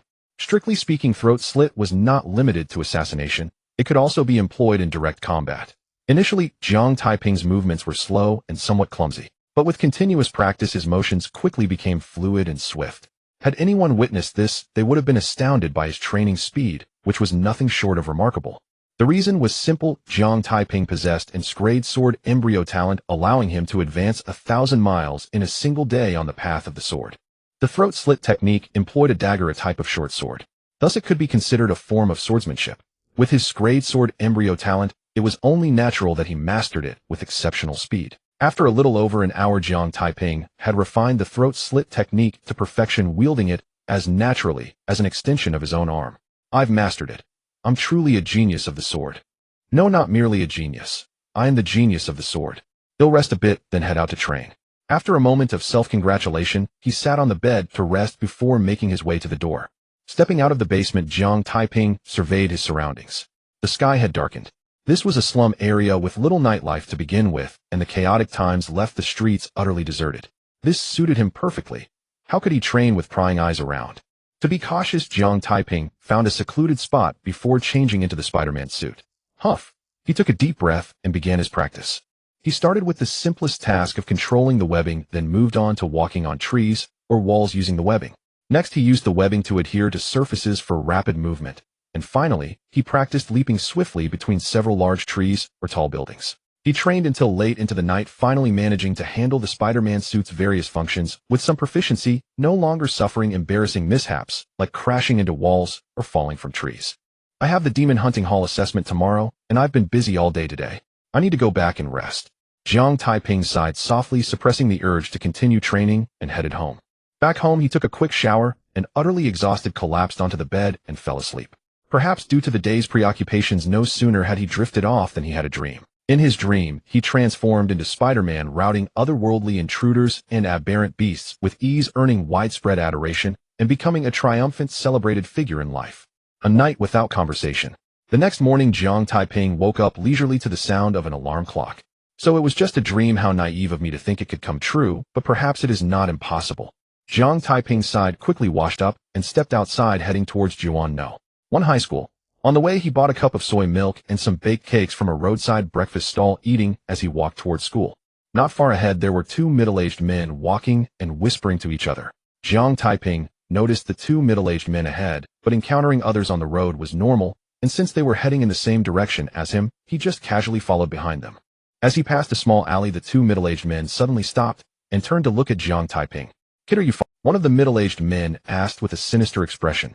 Jiang Taiping was taken aback, thinking to himself, "I'm just going to school, how could you say I'm following you?" But in the next moment he realized something was off. As the saying goes, if you do not do anything guilty, you need not fear ghosts knocking at your door. The two middle-aged men before him were definitely not ordinary people, and they certainly were not good folks. After all, who would worry about being followed if they were an ordinary person? Thinking this, Jiang Taiping did not show it on his face. He explained, "Uncle, you've misunderstood. This road is my usual route to school. I'm just going to school and not following you."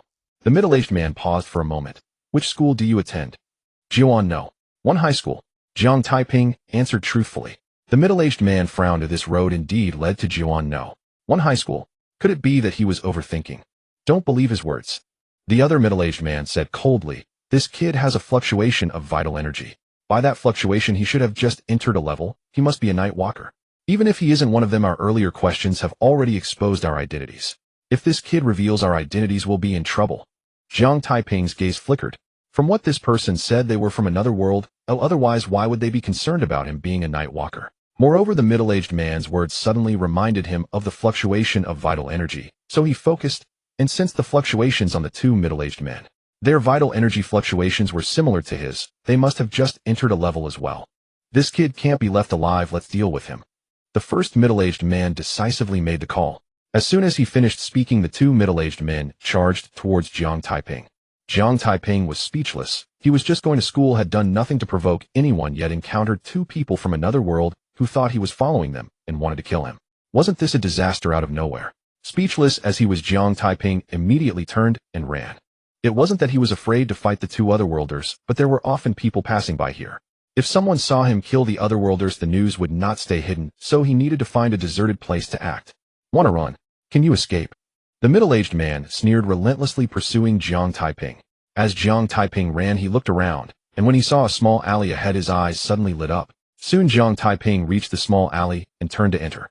Moments later, the two otherworlders also arrived at the entrance of the small alley, but they suddenly froze. The alley was empty, not a single figure to be seen. "That kid must have hidden himself. Hurry and search," the middle-aged man said as he entered the alley, followed by the other middle-aged man. As the two men advanced about 10 meters, Jiang Taiping, dressed in Spider-Man attire, leaped down from the rooftop behind them, using the web stuck to the roof to swiftly swing towards the middle-aged man at the back. As soon as he entered the alley and confirmed that it was empty, he quickly changed into his Spider-Man suit, swung to the rooftop, and hid there, waiting for the two otherworlders to enter the alley. "Cut his throat." A soft command echoed in Jiang Taiping's heart. At the same time, a dagger appeared out of thin air in his right hand. With his left hand gripping the web, he swung the dagger in his right hand towards the neck of the middle-aged man at the back. The middle-aged man's attention had been focused ahead. He never expected Jiang Taiping to emerge from behind him, especially from the rooftop. By the time he heard the rushing wind from behind, it was already too late. Slash! Accompanied by a faint sound of a blade piercing flesh, Jiang Taiping's dagger flashed past the back of the middle-aged man's neck, directly severing it, and the middle-aged man didn't even have time to cry out in pain. At that moment, the other middle-aged man also sensed the commotion. He immediately turned his head to look, and his expression changed drastically. "Who are you? Why did you kill my brother?" the middle-aged man roared. Jiang Taiping said nothing, and seeing this, the middle-aged man hesitated slightly, but then met him head on. Jiang Taiping and the middle-aged man were evenly matched in cultivation, and fighting him heat-in would not be easy to kill him. However, relying on his superb assassination skills, in just a short moment, he left several wounds on the middle-aged man. After being continuously injured by Jiang Taiping, the middle-aged man became frightened and didn't dare to continue fighting. He suddenly jumped, grabbing onto the roof, and clumsily climbed up using hands and feet. "Wanna run?" Jiang Taiping sneered, using his hands and feet to scale the wall and quickly reaching the rooftop. "So weak," Jiang Taiping said in surprise, lowering his left fist that had just been raised. However, despite his surprise, he did not delay and continued to stride towards the whoosh. A strand of web shot out from Jiang Taiping's palm, quickly sticking to the roof of a building ahead. Following that, Jiang Taiping swiftly retracted the web and, propelled by it, rapidly pursued the middle-aged man. In just a short time, Jiang Taiping caught up to the middle-aged man. "Cut his throat." Another soft command echoed in Jiang Taiping's heart. At the same time, he swung the dagger towards the middle-aged man's neck. Slash! Another faint sound of a blade piercing flesh echoed. Jiang Taiping's dagger flashed past the back of the middle-aged man's neck, directly severing his neck, and the middle-aged man stumbled and fell heavily onto the rooftop. Jiang Taiping casually waved his hand, and a strand of web shot out from his palm, wrapping around the middle-aged man's corpse. Then, with a light flick, the corpse flew up and landed beside the other middle-aged man's body. In the next moment, Jiang Taiping saw several figures standing at the entrance of the small alley. "Oh no, Jiang Taiping exclaimed in alarm, hurriedly using the web to leave, then found an unoccupied place, took off the Spider-Man suit, and swaggered towards Jiang High School. However, he had not walked far before his phone rang. Jiang Taiping took out his phone and saw that it was Su Qiqi calling, and he immediately answered the call. Shortly after, Su Qiqi's roar came through the phone. "Jiang Taiping, it's already 7:30. Are you still going to participate in the Demon Hunting Hall's assessment?" Jiang Taiping moved the phone away from his ear. Su Qiqi's voice was too loud, causing his eardrum to ache. "I got a bit delayed. I'll be there soon." After speaking, Jiang Taiping hung up the phone and ran towards Jian High School. On the other end of the line, Su Qiqi was somewhat annoyed. This bastard hung up on her so quickly. "Damn Jiang Taiping, smelly Jiang Taiping, if you don't give me a reasonable explanation later, just wait and see," Su Qiqi said angrily. At this moment, Jiang Taiping was also cursing Su Qiqi. "That little vixen Su Qiqi is too cunning. Ooh, I almost fell for it yesterday." Just as he recalled the fluctuations of his blood energy, he suddenly remembered that his cultivation had already reached 5th grade yesterday. Su Qiqi must have sensed it, yet she asked him if he had any cultivation last night. This was clearly a trap for him. Fortunately, he didn't deny it, otherwise he would have jumped into the pit Su Qiqi had dug for him. "Lottery Universe System, can you hide my cultivation?" Jiang Taiping asked. "Yes." "Great. Hide my cultivation to the level of just entering 5th grade. Jiang Taiping exclaimed with joy. "Your cultivation has been hidden to the level of just entering 5th grade. Phew." Jiang Taiping let out a long sigh. In just one day, his cultivation had risen from just entering 5th grade to a grade. This was indeed a bit frightening, and it was better not to let others know. Moreover, Su Qiqi was suspicious that he had entered the demon hunting garden yesterday. If she found out his cultivation had already reached a grade, she would definitely be even more suspicious. Now that he had hidden his cultivation to just entering 5th grade, he no longer needed to worry about these matters. After spending a minute or two, Jiang Taiping arrived at Jian High School, but he did not see Su Qiqi. At that moment, a shout came from nearby. "Jiang Taiping, over here." Jiang Taiping looked in the direction of the voice and saw Su Qiqi waving to him from inside a red Ferrari 488. Wow, this little vixen is actually driving a Ferrari. She must be quite rich, Jiang Taiping thought to himself as he quickly ran to the front of the Ferrari and then sat in the passenger seat. Vroom, vroom. The Ferrari roared and shot off. "Hey, you just said you got a bit delayed. What was it about?" Su Qiqi asked. "On the way here, I saw a lot of people gathered around, so I stopped to see what was going on." Jiang Taiping told a little lie. Su Qiqi's face darkened. "What commotion? Did you forget the agreed time?" "There were 2 corpses, and the people around said they were otherworldly cultivators," Jiang Taiping explained.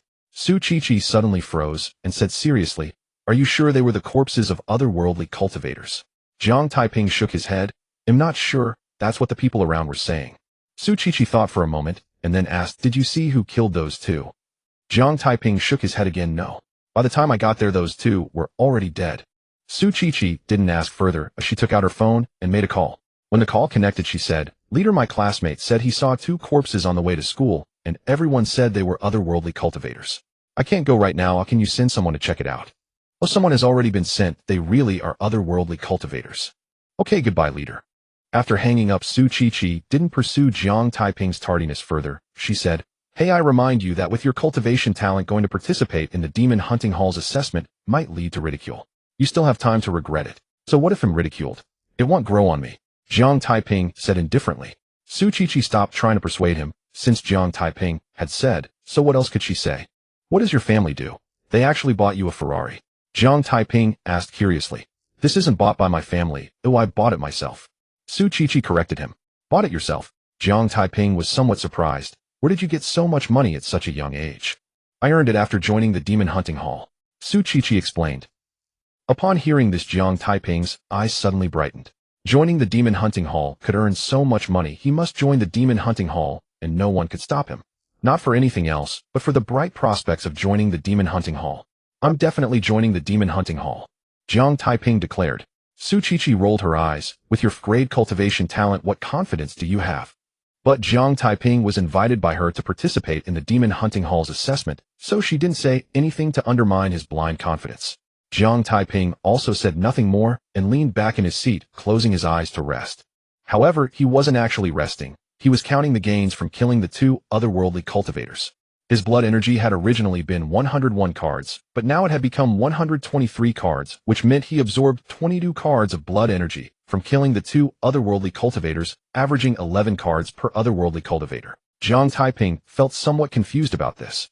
According to Su Qiqi, the otherworldly cultivator he killed with a brick was at a grade, and during that time, he absorbed 17 cards of blood energy. Why did he only absorb 11 cards from the two otherworldly cultivators he killed, who were also at a grade?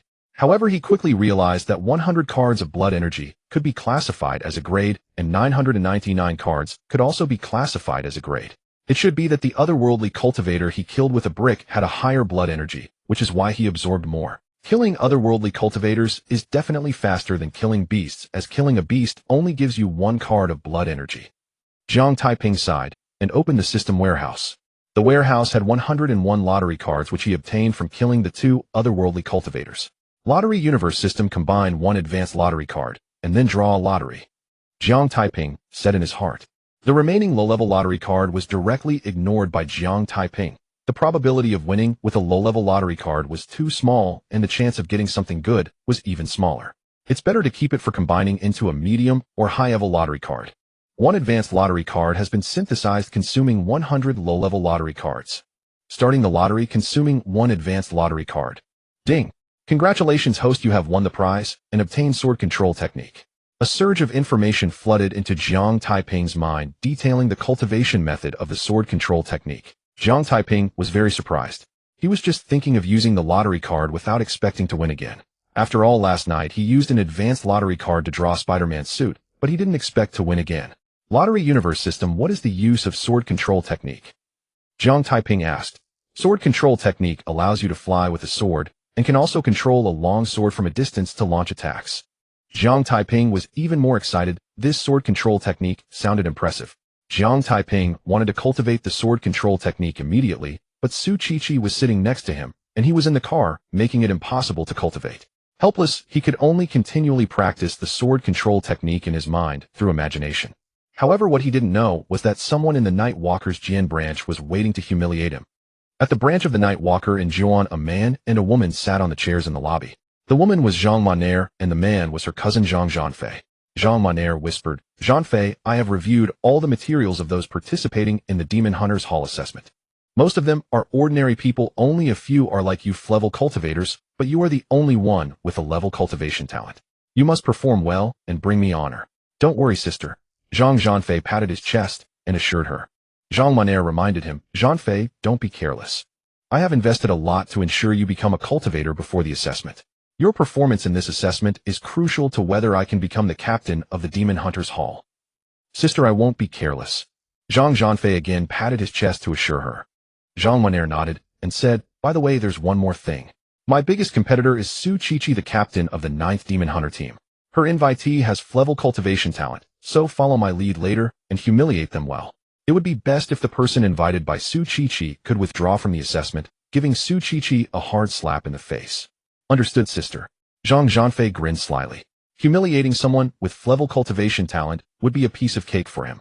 Zhang Monair said no more. She sat quietly in her chair waiting for Su Qiqi to appear. Moments later her eyes suddenly brightened, and she whispered, "Jianfei, Su Qiqi is here." As soon as she finished speaking, Zhang Maner stood up and walked toward the elevator pretending to have just arrived. Zhang Jianfei followed her. However, Zhang Maner hadn't walked far before she turned back and looked behind her surprised. "Captain Su, what a coincidence we meet again." Su Qiqi rolled her eyes. What coincidence? She could tell with her toes that Zhang Maner had been waiting for her. "Captain Zhang, sorry to keep you waiting." Su Qiqi mocked. Jiang Taiping blinked, sensing the tension in the air. Upon entering the lobby, he saw Zhang Maner standing up from the adjacent chair. At that moment he hadn't thought much of it, but Zhang Maner's words of coincidence instantly revealed the truth, and Su Qiqi's comment about keeping her waiting clearly indicated she knew Zhang Maner was waiting for her. Not minding Su Qiqi's exposure, Zhang Maner glanced at Jiang Taiping and said, "Captain Su, he is the one you invited with Flevel cultivation talent, right?" Zhang Maner emphasized Flevel cultivation talent heavily, her voice loud enough to draw everyone's attention in the lobby. They turned to look, and a strange expression appeared on their faces. Su Qiqi and Zhang Maner were clearly at odds, and they were both somewhat aware of each other. However, that was not the main point. The key was that Su Qiqi was a renowned genius at the Night Walker branch in Jiuan, even ranking among the best in the entire organization, yet she had picked someone with Flevel cultivation talent to participate in the Demon Hunter's Hall assessment. Su Qiqi's pretty face darkened. Zhang Maner was definitely doing this on purpose. Yet what Zhang Maner said was the truth, and she couldn't refute it, which made her feel very frustrated. Zhang Maner, on the other hand, felt very pleased. Usually she was at a disadvantage against Su Qiqi, but today she finally held the upper hand. She continued, "Captain Su, you know that someone with Flevel cultivation talent can't possibly pass the Demon Hunter's Hall assessment. It's a waste of effort for him to participate. He should just go back. Whether he can pass the assessment is between me and him. It's none of your business." Su Qiqi said with a darkened face. "It's none of my business. I'm just kindly suggesting." Zhang Maner smiled, and then winked at Zhang Jianfei, who stood beside her. Receiving Zhang Maner's signal, Zhang Jianfei looked at Jiang Taiping and said, "Kid, I have a level cultivation talent. Passing the Demon Hunter's Hall assessment is a sure thing. You with your useless Flevel cultivation talent should just go home and get some sleep." Hearing this, the crowd in the lobby showed expressions of shock. Zhang Maner had actually found someone with a level cultivation talent. Feeling the crowd's astonishment, Zhang Maner felt very proud, but she didn't show any outward signs. Jiang Taiping was somewhat speechless. This was both stepping on him to show off and using him to slap Su Qiqi's face. However, he didn't argue with Zhang Jianfei. He shyly said, "I'm just here to gain some experience." Su Qiqi was somewhat taken aback, who told her that he would definitely pass the Demon Hunter's Hall assessment. Why was he so timid now? Where had his blind confidence gone? Moreover, even if he was being timid, he should consider where they were. It was truly embarrassing. Gaining some experience is good. "Jianfei, let's go." Zhang Maner smiled and turned towards the elevator with Zhang Jianfei following. They had humiliated those they needed to, and the pretense was already established. One must know when to stop. They shouldn't cling to things. One must know that Su Qiqi was known for her explosive temper. If she got angry, it wouldn't be good for them to fight here. Watching Zhang Maner and Zhang Jianfei enter the elevator, Su Qiqi said darkly, "Where's your blind confidence gone?" 想象一个能让生活更轻松的世界，我们将科技与人情味融合在一起。 Then that's settled. Jiang Taiping said, "Knowing they won't believe me, why waste breath on them? Besides, whether I can pass the assessment isn't up to them to decide. Don't you think it's better to counterattack after I pass the assessment?" Su Qiqi was momentarily speechless. What Jiang Taiping said was very reasonable, but the premise was that he could pass the assessment. Jiang Taiping only had Flevel cultivation talent, and her invitation for him to participate was out of necessity, as she had never expected him to pass. "Is that woman your competitor?" Jiang Taiping asked. "Yes." Su Qiqi replied instinctively. Jiang Taiping nodded, a glint of sharpness appearing in his dark eyes. Regardless of everything, he was still Su Qiqi's person. No, rather, he was the one Su Qiqi had brought in. Zhang Maner wanted to use him to slap Su Qiqi's face, and Zhang Jianfei wanted to use him to highlight his own excellence. He wouldn't agree to that. Su Qiqi curled her lip. What did it matter if he understood? He could only bring her embarrassment. However, she didn't blame Jiang Taiping, as she had invited him to participate in the assessment. "Let's go." Su Qiqi sighed and walked towards the elevator. One must fill the pit they dug themselves and eat the bitter fruit they planted. Jiang Taiping followed her, and the two entered the elevator heading to the 18th floor. Upon arriving on the 18th floor, Jiang Taiping saw that many people were standing in the lobby. Among these people, some were participating in the Demon Hunter's Hall assessment, while others were members of the Demon Hunter's Hall. Many members showed strange expressions upon seeing Su Qiqi and Jiang Taiping. They had all heard that Su Qiqi had found someone with level cultivation talent and let him participate in the assessment. However, unlike Zhang Monair, they didn't mock Su Qiqi, and Zhang Monair didn't say anything further. At that moment, Qin Zhan walked over with a group of people. Minister Hall Master. The members of the Demon Hunting Hall greeted Qin Zhan and the others. Qin Zhan and the others nodded in acknowledgement. Swish. Qin Zhan waved his hand, and a jet-black token shot out from his hand, then hovered in the air. In the next moment, the jet-black token burst with light, transforming into a massive jet-black screen. The assessment begins. All participants must step into the black screen immediately. Qin Zhan announced. Jiang Taiping and the other participants were taken aback. It was so direct, didn't he have anything else to say? What are you hesitating for? Qin Zhan said in a deep voice, those who wish to participate in the assessment should act quickly. If you do not step into the black screen within 2 minutes, you will be considered to have automatically forfeited your qualification for the assessment. Zhang Zhanfei was the first to walk toward the black screen. Jiang Taiping and the other participants did not delay any further and rushed toward the black screen. Watching everyone step into the black screen, Qin Zhan formed a hand seal and pressed it against the black screen. Immediately, images began to appear on the black screen. Each image displayed a figure which was Jiang Taiping and the other participants. Everyone please take a seat. Qin Zhan called out to the crowd and sat down in a nearby chair. Su Qiqi, Zhang Monair, and the others sat down with Zhang Monair deliberately sitting next to Su Qiqi. Su Qiqi was well aware of Zhang Monair's reason for sitting beside her. She was waiting to mock her. Although she initially wanted to change seats, she thought better of it, knowing that no matter where she sat it would be useless if Zhang Monair wanted to ridicule her. Captain Su.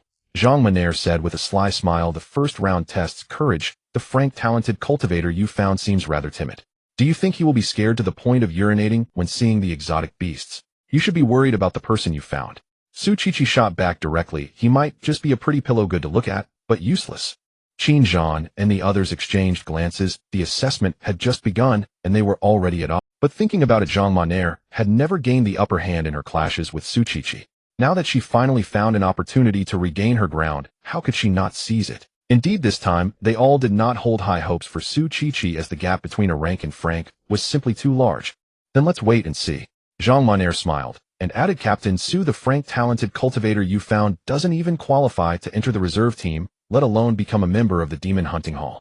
How could you possibly let him participate in the assessment? Su Qiqi's charming face darkened slightly. Zhang Monair was intentionally emphasizing the frank talent, but it was indeed a fact.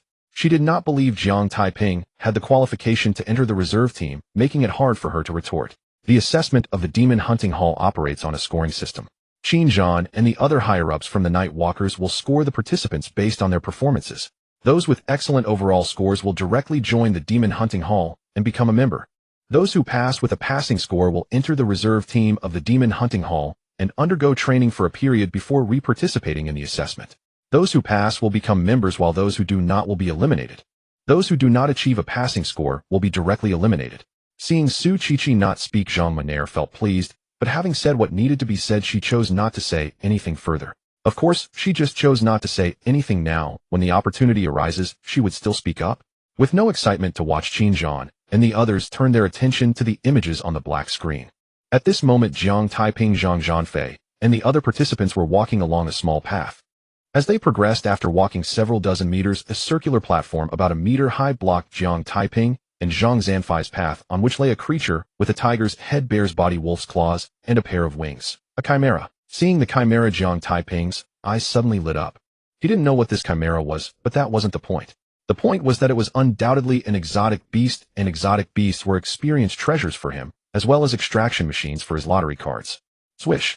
Jiang Taiping leaped and jumped onto the platform, mounting the chimera, and then swinging his fist to attack. After a few punches, the chimera exploded with a boom, turning into starlight and disappearing. What's going on? Jiang Taiping was somewhat confused. Yesterday, he entered the demon hunting garden and killed nearly 100 exotic beasts, all of which left behind corpses after being killed. Why did this chimera disappear? Moreover, the lottery system didn't prompt him about killing the enemy and obtaining a lottery card. Confused, Jiang Taiping summoned the lottery system, wanting to check if his vitality had changed. Indeed, there was no change, still 123 cards. Jiang Taiping frowned. He hadn't felt the warmth from absorbing vitality just now. This chimera is probably not real. Jiang Taiping sighed. Although this was just his guess, he was quite sure that this was the truth. Otherwise, how could he explain the disappearance of the chimera? He hadn't absorbed any vitality and didn't obtain a lottery card. After pondering, Jiang Taiping stood up and walked toward the path on the opposite side of the platform. There was a small path leading forward on the opposite side of the platform. At this moment, Qin Zhan and the others sitting in the 18th floor hall exchanged glances. Just now, when Zhang Monair mocked Su Qiqi, questioning if Jiang Taiping would get scared and urinate when seeing the exotic beasts, although they didn't think such an embarrassing thing would happen, they believed Jiang Taiping would definitely feel some fear. However, to their surprise, when Jiang Taiping saw the exotic beasts, he didn't hesitate at all and directly rolled up his sleeves to fight. Su Qiqi was an exception.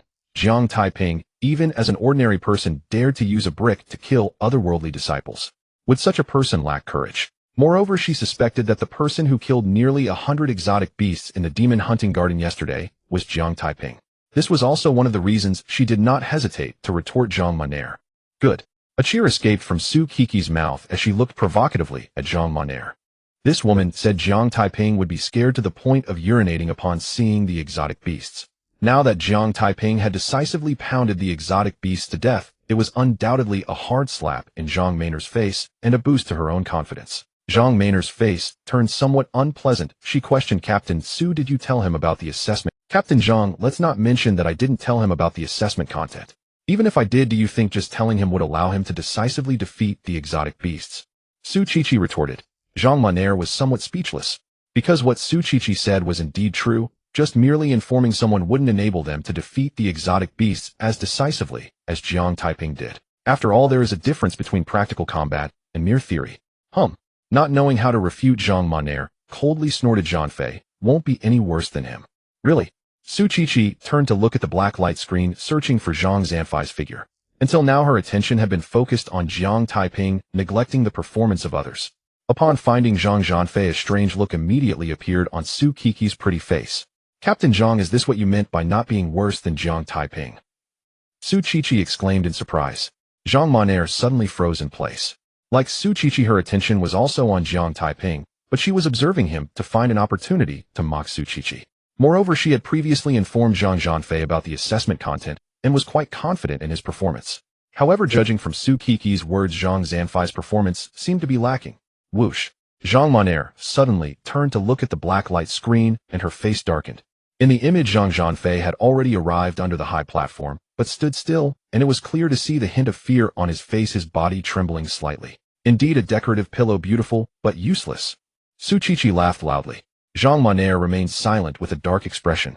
Just moments ago, she had mocked Su Qiqi, questioning if Jiang Taiping would be scared to the point of wetting himself upon seeing the beast, but when Jiang Taiping encountered the beast, he rolled up his sleeves and charged forward, while Zhang Zanfei was so frightened he couldn't move. This was indeed a slap in the face. What a waste of space. Zhang Monair cursed inwardly, but her curse was directed not at Jiang Taiping, but at Zhang Zanfei. Jiang Taiping has passed the first stage, let's score him. Qin Zhan spoke. This stage tests courage unrelated to other factors. Don't let other factors bias your scoring, give the scores as you see fit, just as before, with a maximum score of 10. Yes, Minister. Several senior members of the Night Walker Jiuan division responded in unison and promptly awarded full marks of 10. Su Qiqi was not surprised by this. The first stage assessed courage. Daring to confront the beast could score 8 points or above. Not daring to confront, but walking past the beast could score 6 points or above, and not daring to ascend the high platform would score below 6. Jiang Taiping decisively smashed the beast. It would be unreasonable not to award him a full score.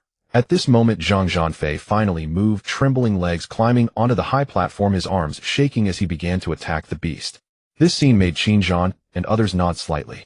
It is normal to feel fear when facing a beast for the first time. They could understand that, and Zhang Zanfei showing courage to attack the beast was commendable. However, they did not know that Zhang Monair had thoroughly explained the assessment content to Zhang Zanfei, informing him that the beast in the first stage would not fight back, and as long as he attacked after ascending the high platform, he could easily defeat the beast. Yet even with this knowledge, Zhang Zanfei was still quite frightened by the beast climbing onto the high platform in a state of trepidation. Phew! Zhang Monair let out a long breath. Although Zhang Zanfei's performance was not as good as she had imagined, he ultimately overcame his inner fear, otherwise she would have been greatly embarrassed. Soon Zhang Zanfei smashed the bizarre creature. This was not because his attacking power was strong, but simply because anyone daring to strike could easily defeat the bizarre creature. This scene made Zhang Monair look slightly better. Although Zhang Zanfei was not as decisive as Jiang Taiping, he was the second to smash a beast, so it wasn't too humiliating. Time to score, Qin Zhan said. The senior members of the Night Walker Jiwan division all gave scores, and they uniformly awarded 8 points. Zhang Monair was not surprised by this. Zhang Zhanfei displayed obvious fear and wasted some time. Even if he smashed the beast, 8 points was all he could get. I thought he would be more impressive, he only earned a basic score. Su Qiqi lamented. Zhang Monair did not know how to refute this. She snorted coldly. Captain Su, don't celebrate too soon, this is just the first stage. In the next stage, Zanfei's performance will surely be excellent, but that great talent you found is another story. Really? Then let's wait and see. Su Qiqi did not have much confidence in Jiang Taiping's performance in the second stage, but clearly could not back down now. However, she could not be overly arrogant, otherwise if Jiang Taiping performed poorly in the second stage, it would be a slap in the face. Oomph. Zhang Monair snorted, saying nothing more. Su Qiqi also said no more, shifting her gaze to the blacklight screen. Next, among the remaining participants, people began to ascend the high platform one after another. Some of them trembled as they walked past the bizarre creature, while others shivered as they attacked the bizarre creature. There were still some who remained at the base of the high platform, some frozen in fear, unable to move, while others squatted down in terror, and the most timid were so frightened they peed their pants, crying out as they fled back the way they came. As the saying goes, there is no harm without comparison. The performance of these individuals only highlighted Jiang Taiping's bravery. Jiang Taiping was unaware of Zhang Zanfei's performance, and did not know that his own performance had helped Su Qiqi regain some face. At this moment, he was walking along a small path ahead. After walking about 100 meters, Jiang Taiping arrived at a square approximately 100 meters in diameter. Jiang Taiping glanced around. The square was empty. However, at the edge of the square, directly in front of him, a small path continued to extend forward. After a brief contemplation, Jiang Taiping stepped into the square, cautiously advancing toward the small path opposite him. He did not know what the assessment of the Demon Hunter Hall was, but since there was a beast blocking the path before he entered the small path, it was likely that this square was also one of the assessment locations. It was just that the examination had not yet appeared, so it was better to be cautious. As he reached the center of the square, a long sword materialized in midair at the edge of the square, directly in front of him, then shot towards him at a speed of about 10 meters per second. This truly is an assessment site. Jiang Taiping's eyes flickered slightly, a look of contemplation appearing on his face. He was considering whether to dodge or to counterattack. Seeing Jiang Taiping begin the second stage assessment, Su Qiqi's heart instantly tightened. She fixed her gaze on Jiang Taiping, silently praying, Jiang Taiping, you must give it your all. Zhang Monair also stared at Jiang Taiping without blinking. In the first stage assessment, Jiang Taiping had made quite an impression, making Su Qiqi very pleased, while she had lost quite a bit of face. She needed to keep an eye on Jiang Taiping's performance and look for opportunities to regain her face. The square was 100 meters in diameter, and Jiang Taiping stood at its center 50 meters from the edge. The long sword shot towards him at 10 meters per second, reaching Jiang Taiping in just 5 seconds. 5 seconds is a very short time. Soon the long sword appeared not far in front of Jiang Taiping, and at that moment Jiang Taiping remained standing still. This scene brought a radiant smile to Zhang Mainer's face. The long sword had closed in on Jiang Taiping, and he had yet to react. This sword Jiang Taiping could not dodge. Captain Su, the great talent you found seems to be scared stiff, Zhang Monair said with a sly smile. Su Qiqi's brows were tightly furrowed. The sword shot forth violently, and Jiang Taiping stood frozen in place before the blade, as if truly struck dumb by fear. Qin Zhan and the others seated in the hall subtly shook their heads. Jiang Taiping performed exceptionally well in the first round of assessments, leading them to have high expectations for his performance in the second round, but the outcome left them greatly disappointed. What use is mere courage? At most he is just a reckless fool.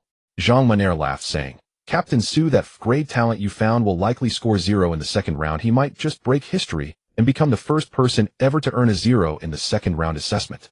Su Qiqi ignored Zhang Monair, not because she couldn't refute, but because she felt something was amiss. After a moment she suddenly realized, Minister, that sword seems to have stopped. Qin Zhan and the others were taken aback. The sword stopped. How could it stop? But in the next moment they realized something was wrong. The sword had been hovering near Jiang Taiping for a while, and that duration was enough for it to strike him, yet it remained beside him. It really has stopped, Qin Zhan exclaimed. The people present exchanged glances once more. Indeed, the sword had stopped, and was hovering in front of Jiang Taiping. Who can tell me what's going on here? Someone couldn't help but ask. But no one answered, as such a thing had never happened before, and they didn't know what to make of it.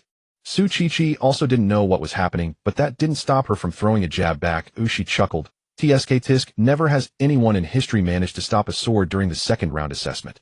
Jiang Taiping has indeed made history. Zhang Mainer's smile suddenly froze on her face. Though Su Chi hadn't directly mocked her, she had borrowed Zhang Mainer's earlier words, albeit with a different historical context, effectively slapping her in the face with her own remarks. This must be a coincidence, Zhang Maner argued. Perhaps. Su Chi smiled. But a coincidence is also a skill. If you don't believe it, then show me a coincidence of your own. Zhang Maner was momentarily left speechless. Just then a second sword appeared at the edge of the square and shot violently toward Jiang Taiping. This time the sword's speed had increased significantly, reaching 20 meters per second. Upon witnessing this, Zhang Mainer's eyes suddenly brightened. She knew how to counter. Captain Su, this assessment doesn't involve just one sword, but a total of 19 swords. I want to see if that great talent you found can stop all of them. That sword seems to have stopped too. Su Chi immediately retorted. Zhang Mainer's expression suddenly froze. She quickly turned to look at the black light screen and found that the second sword that shot toward Jiang Taiping had also stopped hovering right in front of him. Qin Zhan and the others seated in the hall were a bit bewildered. If the first sword stopping was a coincidence, then calling the second sword stopping a coincidence seemed rather inappropriate. Chi, can that kid control the sword? Qin Zhan asked.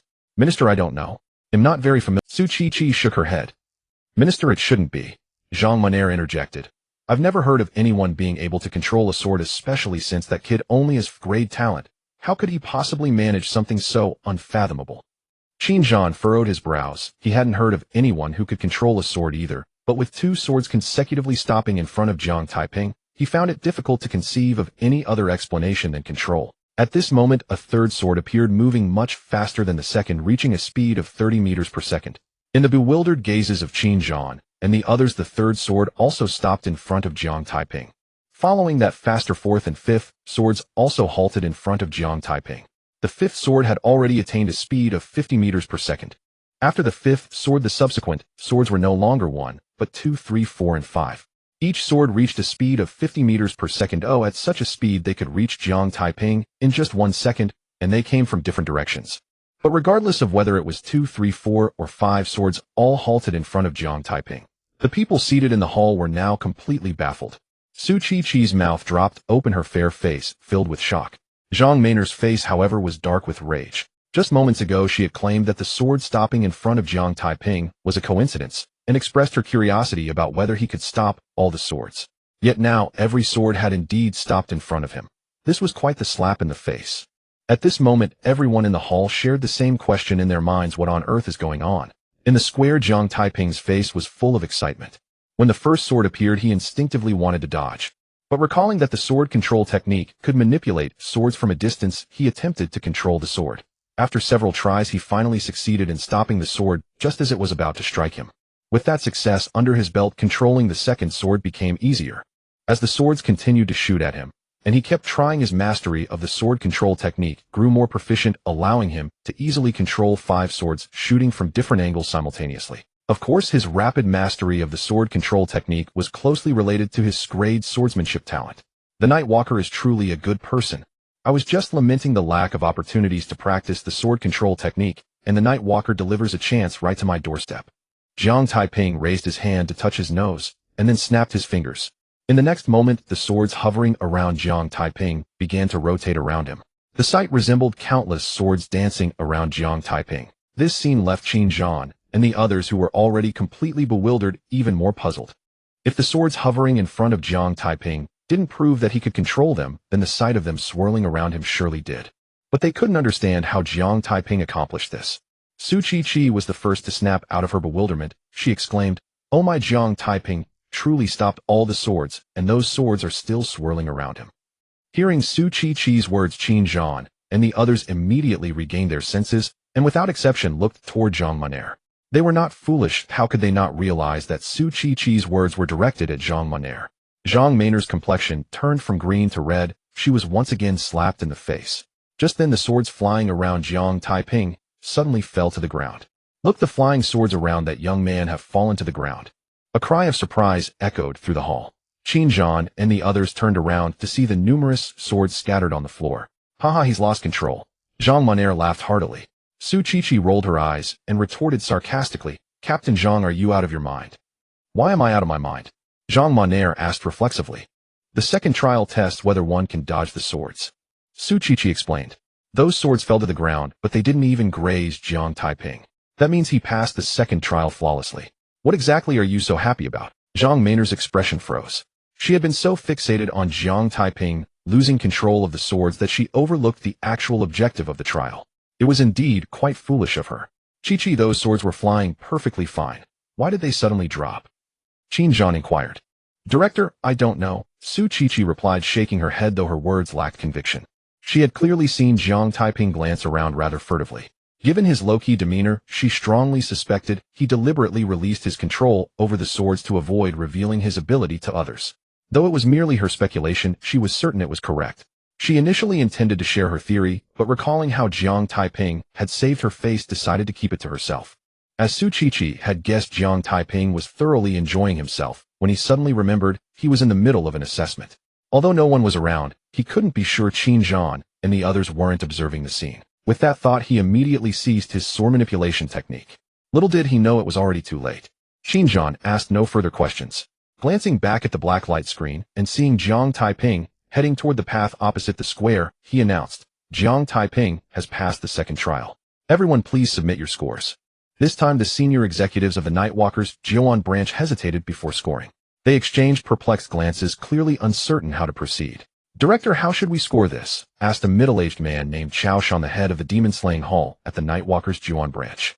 Old Chao, just score it as you see fit, Qin Zhan replied. Director, I genuinely don't know how to score this, Chao Shan said with a wry smile. The second trial is designed to test the participants' reaction speed. The scoring rule is based on how many swords they dodge. A case like Jiang Taiping controlling the swords has never occurred before. Hearing this, Qin Zhan suddenly understood, and he too became conflicted.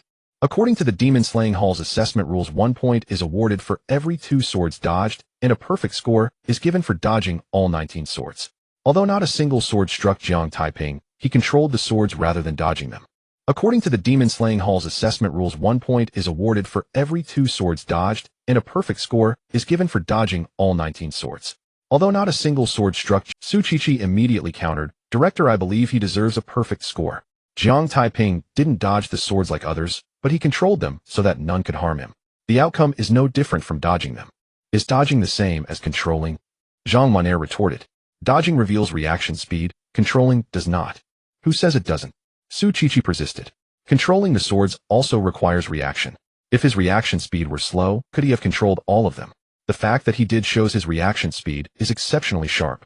Zhang Mainer was momentarily at a loss for words, as Su Kiki's argument was quite reasonable.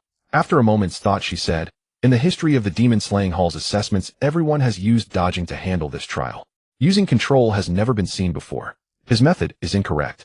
I disagree, Su Chi-Chi countered. It's never been seen because no one before Jiang Taiping could control the swords like that. They could only dodge. Moreover, control is quicker and more efficient than dodging. Since he can easily control them, why should he bother dodging? If you can't understand that, let me put it in simpler terms. Take paying for goods, for example. In the past we used cash, but now we use mobile payments. Mobile payments didn't exist before, but can you say they're wrong? Zhang Mainer was rendered speechless once again as she herself used mobile payments. The shift from cash to mobile payments represents societal progress and technological innovation, Su Chi-Chi continued. The same logic applies to Jiang Taiping, using control instead of dodging in the second trial. We shouldn't reject it simply because it's unprecedented, we should embrace it. Qin Zhan, Chao Shan, and the others nodded in agreement, finding Su Kiki's reasoning sound. Even Zhang Mainer had to admit Su Chi-Chi made a good point, though she couldn't openly agree, as that would mean endorsing a high score for Jiang Taiping. She wanted to argue further, but found no grounds to do so. I think Kiki's argument is very convincing, Qin Zhan declared. It'll give Jiang Taiping a full score of 10. Everyone else please proceed with your scoring. Chao Shan and the other senior executives of the Nightwalkers' Jiuan branch didn't hesitate, each giving a perfect score. Since Qin Zhan had given Jiang Taiping full marks, scoring lower would seem like a challenge to his authority. But more importantly, Jiang Taiping had flawlessly passed the second trial, so a perfect score was well-deserved. Zhang Mainer was displeased with the outcome, but since Qin Zhan and the others had already submitted their scores, the result was final. Objecting would only incur their displeasure without changing anything. Su Chi-Chi, on the other hand, wore a triumphant smile, glancing at Zhang Mainer with a provocative look. This time Zhang Mainer refrained from claiming Zhang Zhanfei was no worse than Jiang Taiping. It wasn't that she had learned her lesson from being proven wrong, but rather that she lacked confidence in Zhang Zhanfei achieving a perfect score in the second trial. As Zhang Mainer had anticipated, Zhang Zhanfei barely dodged 17 swords, but was struck by the 18th and 19th, earning only 8 points instead of a perfect score. Captain Jiang, didn't you say the person you recruited would perform excellently in the second trial? Didn't you also claim Jiang Taiping's performance was uncertain? Su Qiqi teased maliciously. But Jiang Taiping scored a perfect 10, while your recruit only managed 8. Zhang Mainer's lips twitched violently. 8 points was indeed a good score, but compared to Jiang Taiping's perfect 10 it paled in significance. Captain Su, don't get too cocky, Zhang Maner said darkly. There's still one more trial. The winner hasn't been. Let's wait and see. Su Qiqi chuckled, teasing Captain Zhang. This time, you didn't speak too confidently. It seems that being slapped in the face twice has taught you a lesson. Zhang Maner blushed, for Su Qiqi's words were indeed correct. Moreover, that guy Jiang Taiping is truly enigmatic, but despite having nth-grade cultivation talent, he consistently outperformed Zhang Zhanfei, who possesses nth-grade talent. This has shaken her confidence in Zhang Zhanfei, making her hesitant to speak too boldly. Su Qiqi ignored Zhang Maner and turned to look at the black light screen, a hint of worry in her beautiful eyes. The third round tests one's character and strength. She wasn't particularly worried about Jiang Taiping's strength. According to the examination rules, as long as one dares to make a move, they can earn passing marks. If they can hold their own against the enemy for a while, they can earn excellent scores. Therefore, Jiang Taiping's strength does not significantly impact the score. However, she was somewhat concerned about Jiang Taiping's character, for he is the type who wouldn't show his hand until. Take for instance the matter of inviting Jiang Taiping to join the demon hunting hall. Appealing to his sense of nationalism was utterly useless. There must be tangible benefits involved, and she worried that Jiang Taiping might make some improper moves. As for Jiang Taiping killing the otherworldly intruder with a brick, that time he had snatched the intruder's backpack and dagger. Yet she was merely a bit concerned, as Jiang Taiping's performance had far exceeded her expectations. Before this, she had little confidence that Jiang Taiping could join the reserve team of the demon hunting hall, but now he had already scored 20 points. Even if he scores nothing in the third round, he can still join the reserve team. If Jiang Taiping can score a few points in the third round, even just 4 points, he can become a member of the demon hunting hall. However, if he performs poorly in the third round, he won't be able to perfectly slap Zhang Mainer's face. Yet what she didn't know was that she was overthinking it. In Jiang Taiping's eyes, joining the demon hunting hall looked promising. He was resolute in his decision to join and would give it his all. He would not allow anyone to step on him to show off, nor would he allow Zhang Maner to use him to mock Su Qiqi. The outcome depends on now. Su Qiqi fixed her gaze on Jiang Taiping, her eyes not blinking even once.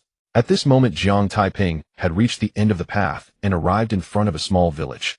But before he could observe carefully, a cry for help suddenly rang out. Young man, the otherworldly intruders want to capture me, please save me. Jiang Taiping turned to look and saw an old man with graying hair stumbling out of the small village.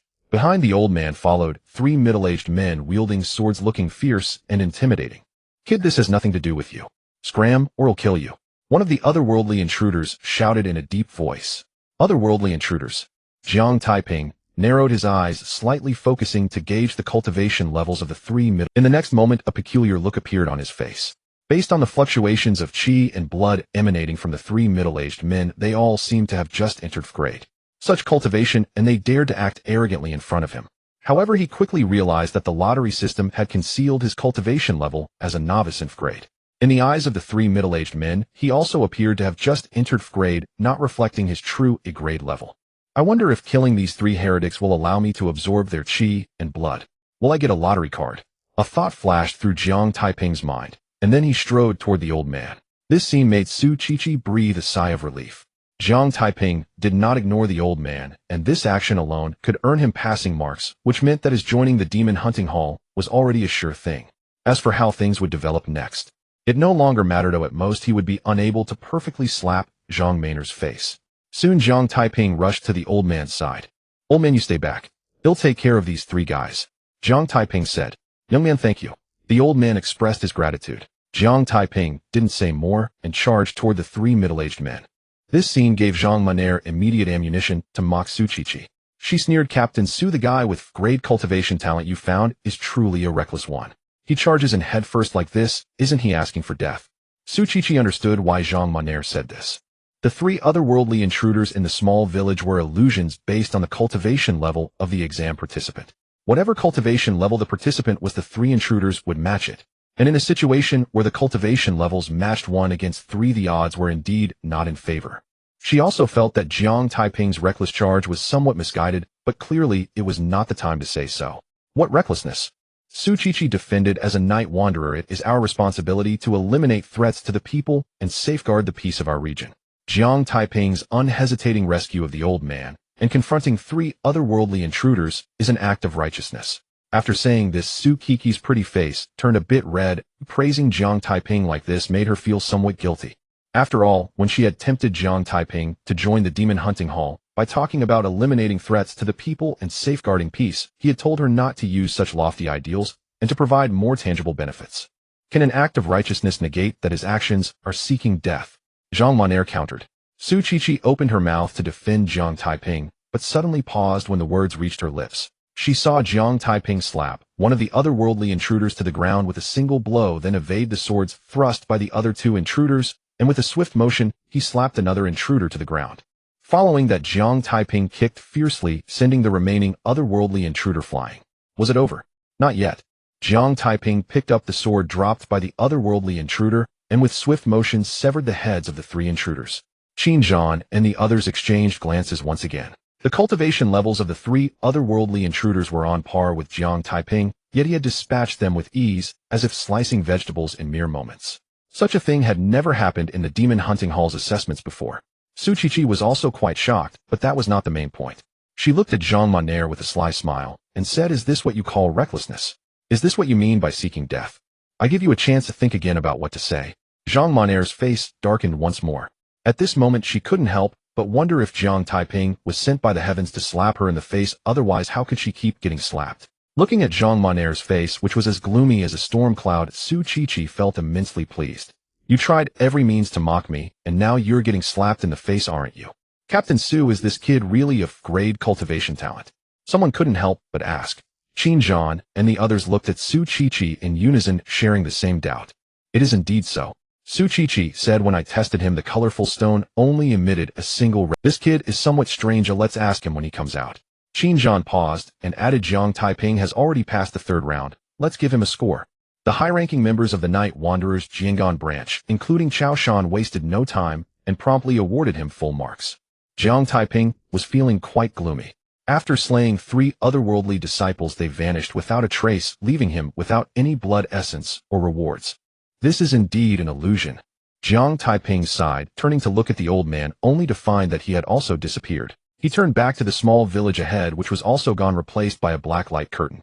"Is this the end of..." Jiang Taiping raised his hand to touch his nose and stepped towards the black light curtain. Upon entering, he found himself back in the hall of the Nightwalker Division on the 18th floor. Seeing Jiang Taiping appear, Su Qiqi exclaimed excitedly, "Jiang Taiping, well done." She had reluctantly invited Jiang Taiping to participate in the Demon Hunter Hall assessment, fully prepared for embarrassment after being mocked by Zhang Monair. However, she never expected Jiang Taiping not only to prevent her from losing face, but to enhance her reputation significantly. Jiang Taiping followed the voice and saw Qin Zhan, Su Qiqi, and others sitting in their chairs. At the same time, his peripheral vision caught glimpses of scenes on the black light curtain. "Sigh, I've been exposed." Jiang Taiping sighed inwardly as he looked at Su Qiqi and asked, "Did I pass the Demon Hunter Hall assessment?" "Of course you passed, and you did so with full marks in all 3 categories." Su Qiqi was overjoyed. "That's great." A radiant smile instantly appeared on Jiang Taiping's face. Passing the Demon Hunter Hall assessment meant he would become a member of the Demon Hunter Hall, and being part of it signified a promising future. Before long, he could drive a Ferrari, just like Su Qiqi. "Xiao Zhang, I have a few questions. Can you explain them to me?" Qin Zhan said. "Minister, please ask away, and I assure you I will tell you everything." Jiang Taiping replied decisively. Whoosh, whoosh, whoosh. All eyes in the room shifted to Jiang Taiping, including Zhang Monair.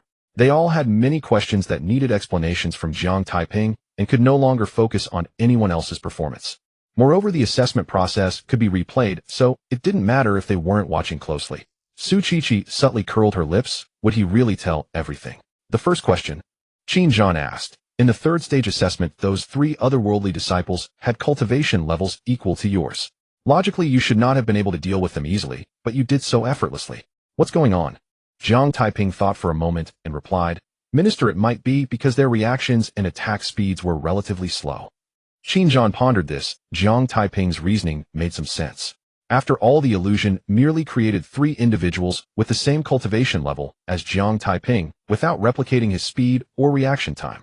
"Xiao Jiang, I just watched your battle. You remained calm under pressure, reacted quickly, and acted decisively. How did you manage all of that?" Qin Zhan asked again. In response to the minister's question, Jiang Taiping explained, I have practiced some martial arts for self-defense and have spent a lot of time sparring with classmates at school. Perhaps that's why I was able to do so. Qin Zhan Chaoshan and others nodded. Jiang Taiping's explanation addressed their doubts. I have another question. Qin Zhan asked. In the second stage assessment, all the long swords floated around you and flew in circles. You must have controlled those swords. How did you do that? Sigh. Jiang Taiping sighed, inwardly realizing he would likely be asked about this after being exposed. He had considered how to explain it reasonably, but after pondering, he couldn't think of a suitable reason. Minister, I really don't know what happened. Jiang Taiping explained.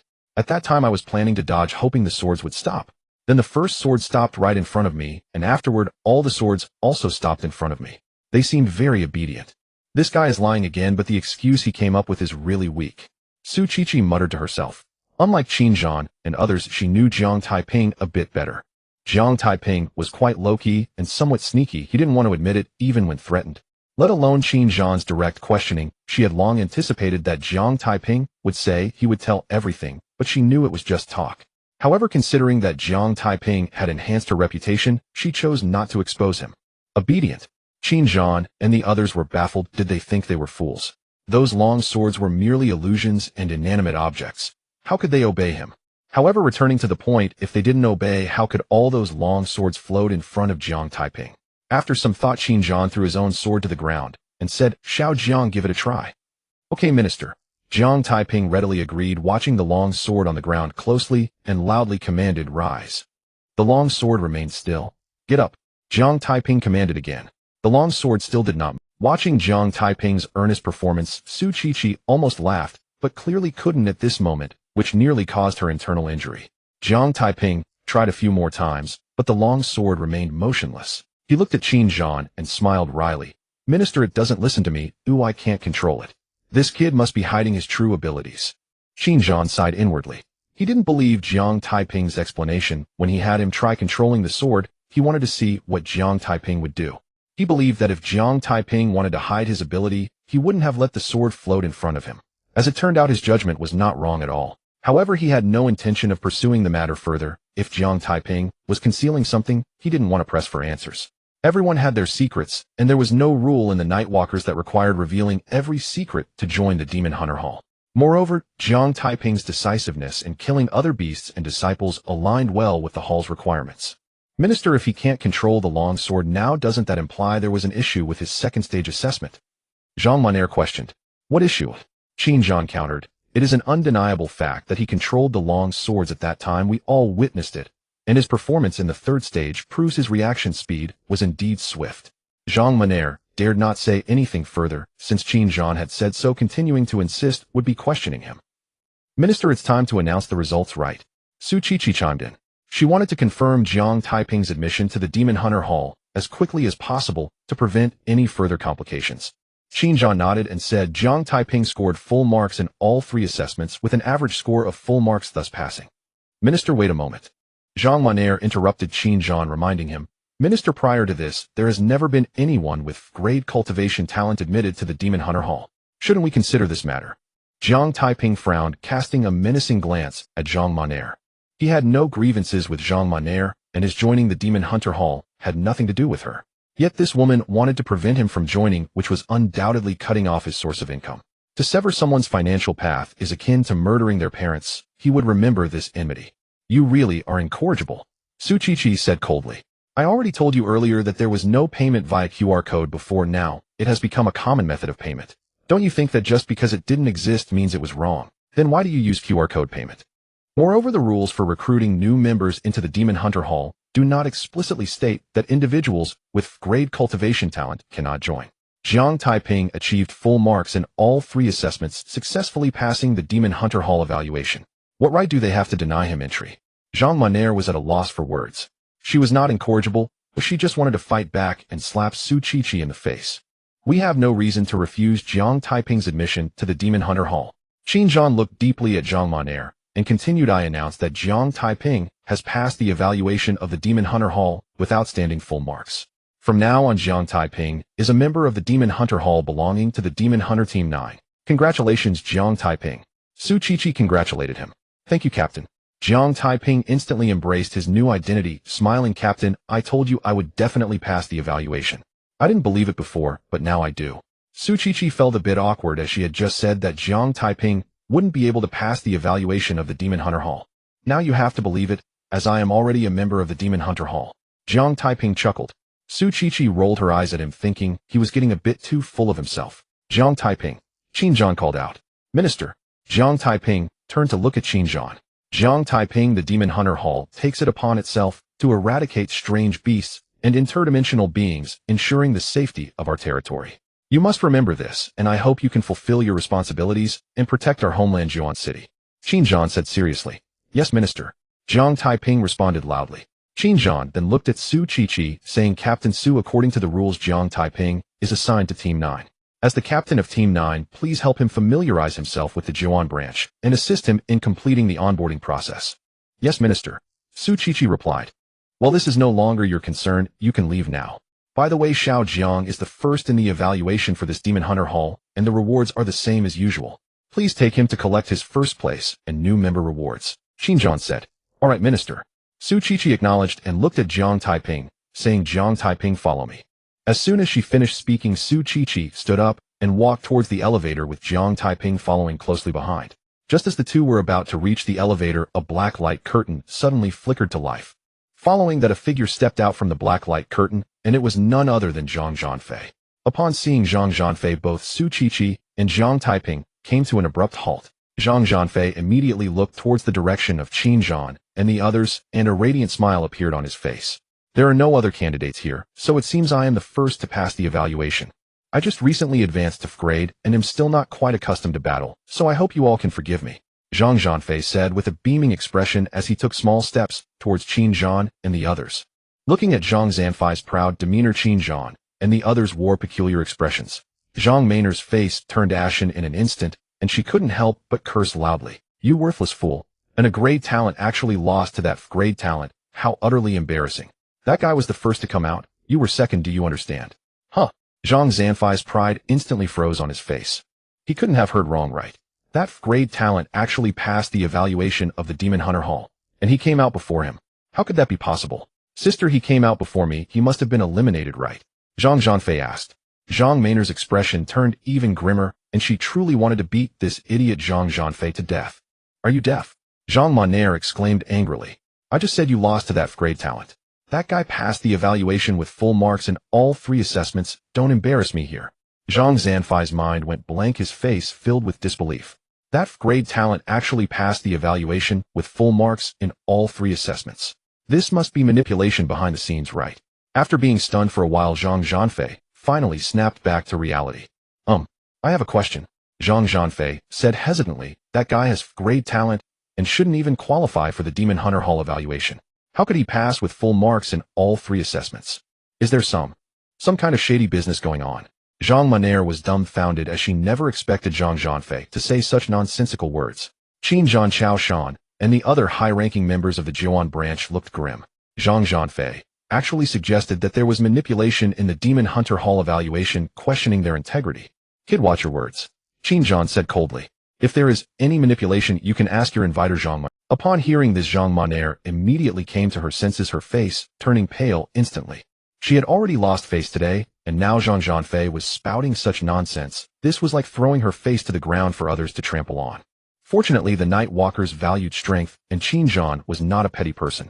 Otherwise, just Zhang Zhanfei's accusation of manipulation would have brought her endless troubles.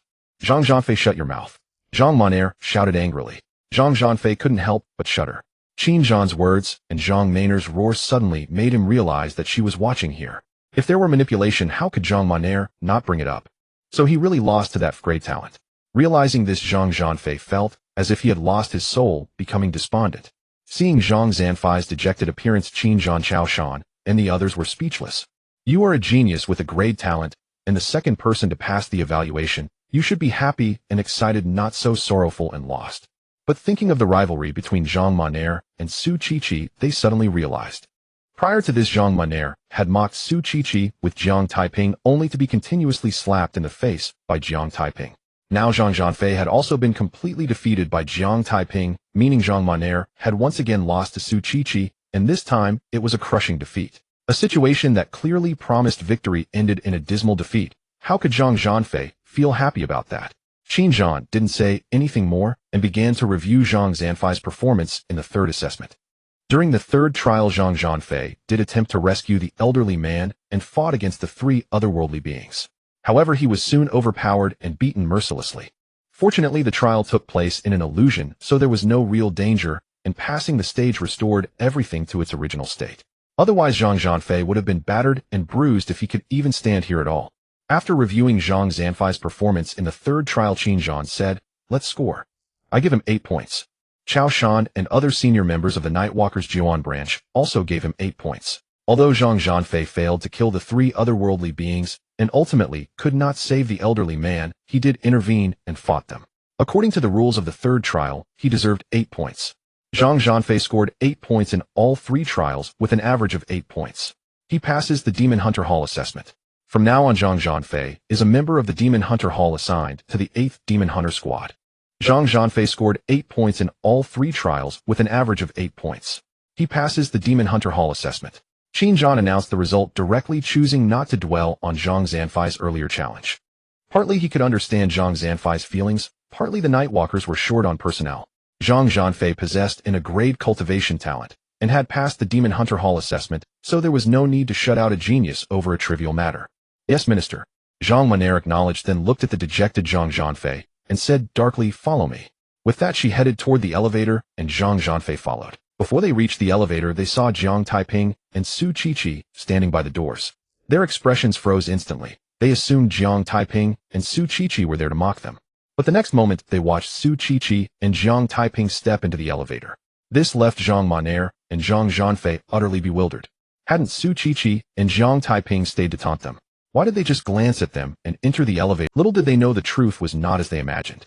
Su Qiqi and Jiang Taiping had only stayed to see the outcome of Zhang Zanfei's assessment. As for mocking Zhang Monair and Zhang Zanfei, they had considered it earlier, but now it was unnecessary. "Hey, what do you mean by that?" Zhang Monair hurried to the elevator and demanded, "What do you mean?" Su Qiqi countered, "What do you mean?" Zhang Monair hesitated, then asked, "Why aren't you mocking me?" Su Qiqi was speechless. "Are you asking to be mocked?" "Don't think I'll owe you any favors just because you didn't mock me.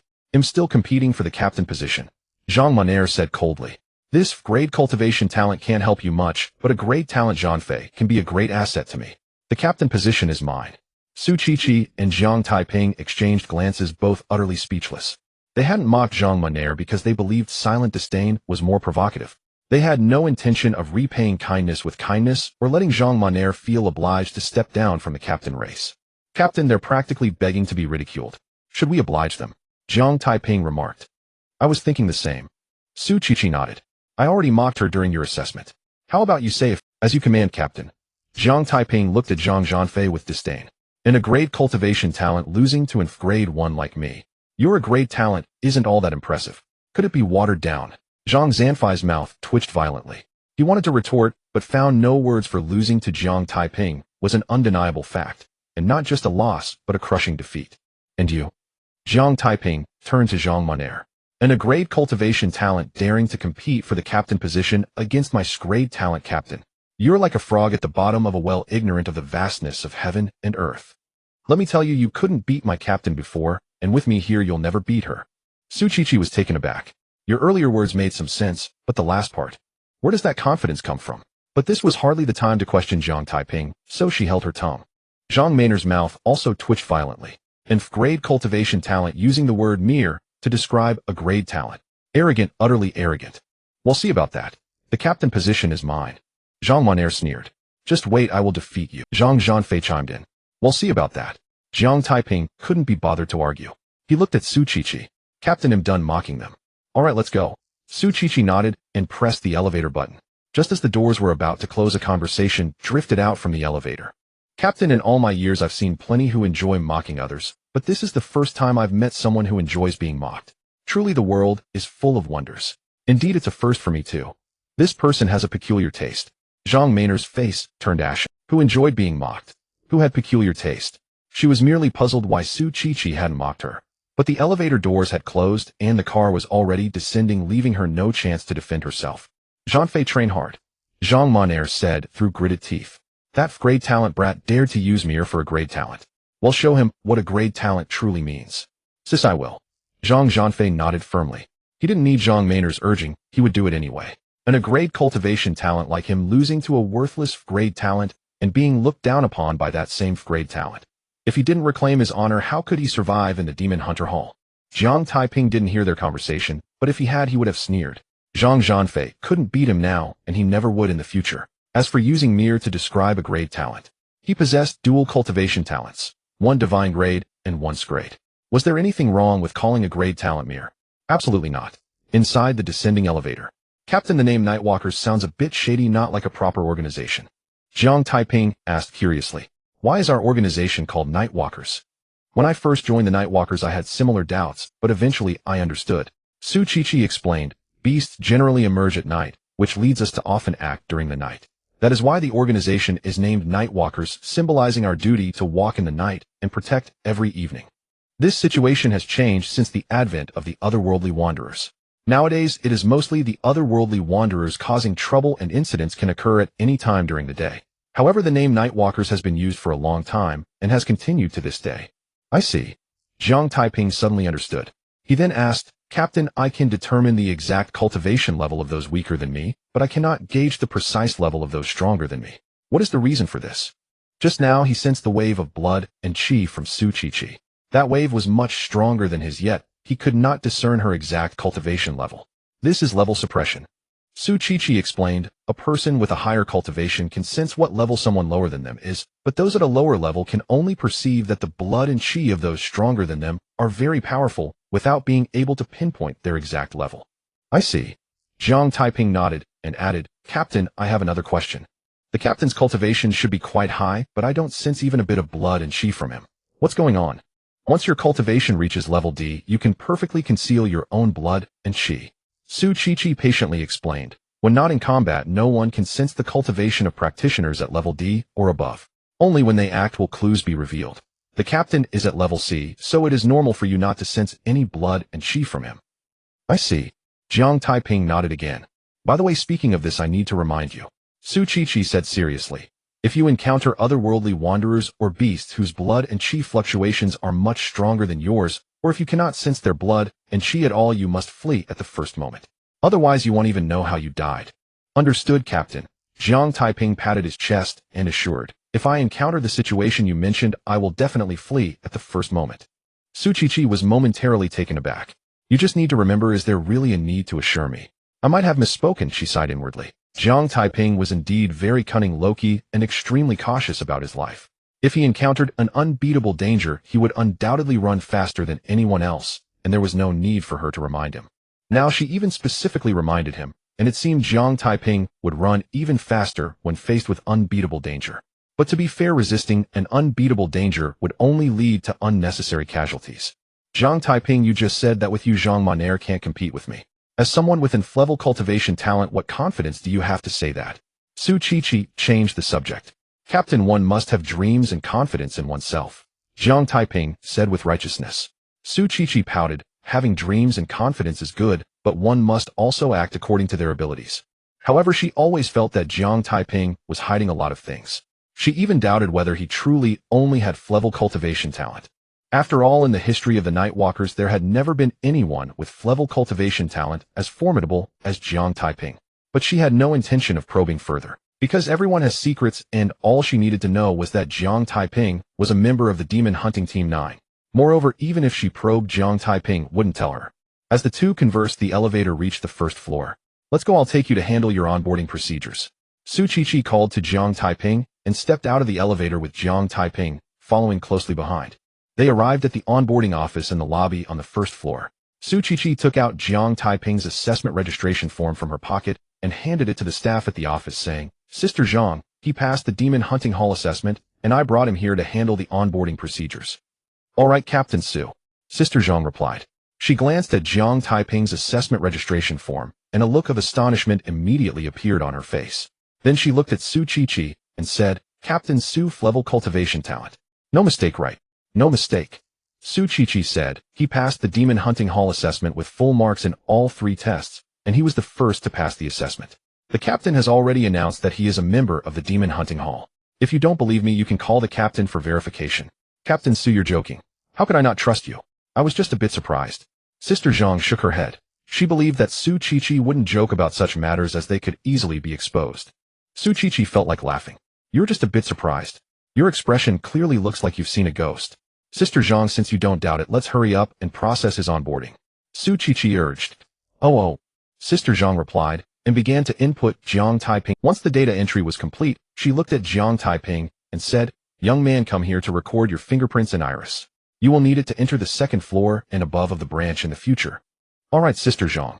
Jiang Taiping nodded and walked to the counter to record his fingerprints and iris. After the recording was done, Sister Jiang took out an item similar to a bank card and placed it in the printer. After printing, Sister Jiang added a cover and lanyard to the item before handing it to Jiang Taiping. Young man, this is your identification. Sister Jiang explained, it's not just an ID, it's also a bank card. Every month on the 1st, it will distribute the benefits and salary from the Demon Hunting Hall, with the salary directly deposited into the card, while benefits need to be collected at the hall on the 2nd floor. Thank you for the reminder, Sister Jiang. Jiang Taiping expressed his gratitude and took the ID to look at it. The top of the ID displayed his photo with his name below it, and underneath, that was the sequence F1. At the bottom was his position, member of the Demon Hunting Team 9. Captain, what does the sequence F1 mean? Jiang Taiping asked. The sequence F1 has two meanings. Su Qiqi explained. F represents your cultivation talent, while the number indicates your order of joining the Nightwalker's Demon Hunting Hall. The overall meaning of sequence F1 is that you are the first to join the Nightwalker's Demon Hunting Hall with Flevel cultivation talent. You have made history becoming the first member with Flevel cultivation talent in the history of the Nightwalker's Demon Hunting Hall. Jiang Taiping blinked in surprise. He had actually made history. It seemed quite impressive. Let's go to the 2nd floor to get you some combat uniforms and claim the rewards for being first and just joining. Su Qiqi said as she walked towards the elevator, and Jiang Taiping followed suit. They entered the elevator, and Su Qiqi pressed the button for the 2nd floor. Jiang Taiping, however, was taken aback.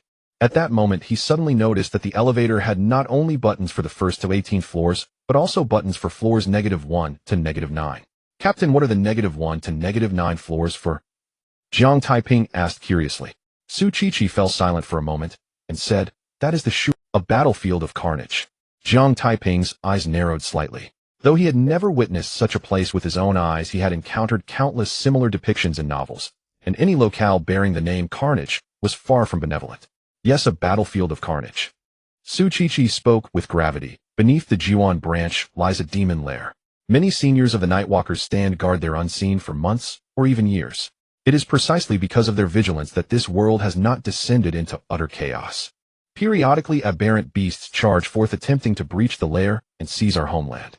Each battle leaves rivers of blood and seniors of the Nightwalkers fall. That is why we call the lower 9 layers the battlefield of carnage. Jiang Taiping was stunned. Beneath the Jiuan branch of the Nightwalkers lay a demon lair. He had long heard of its infamy. The lair was a nest for aberrant beasts, a passage linking another realm to Earth. He had thought the demon lair was far, far away, but to his astonishment, it was right beneath his feet. The relatively peaceful life we enjoy, your ability to attend school in tranquility. These are bought by the seniors guarding the lair who risk danger and even sacrifice their lives to repel the aberrant beasts. So, Su Qiqi paused, then continued, Jiang Taiping, please join us in safeguarding this hard-won peace. Jiang Taiping's heart was deeply stirred. Until now he had known of the aberrant beasts' existence, but had never taken them too seriously. He rarely heard of them causing trouble, and online news was scarce. Most reports focused on interdimensional renegades. Only now, hearing Su Qiqi's words, did he suddenly realize it wasn't that aberrant beasts rarely stirred, but that the Nightwalker seniors held them firmly within the lair, preventing them from wreaking havoc. After a moment of silence, Jiang Taiping said, Captain, I will. Su Qiqi nodded. Let's set aside this heavy topic. After all, with our current strength, we're not yet qualified to enter the battlefield of carnage. Come on, we're on the 2nd floor.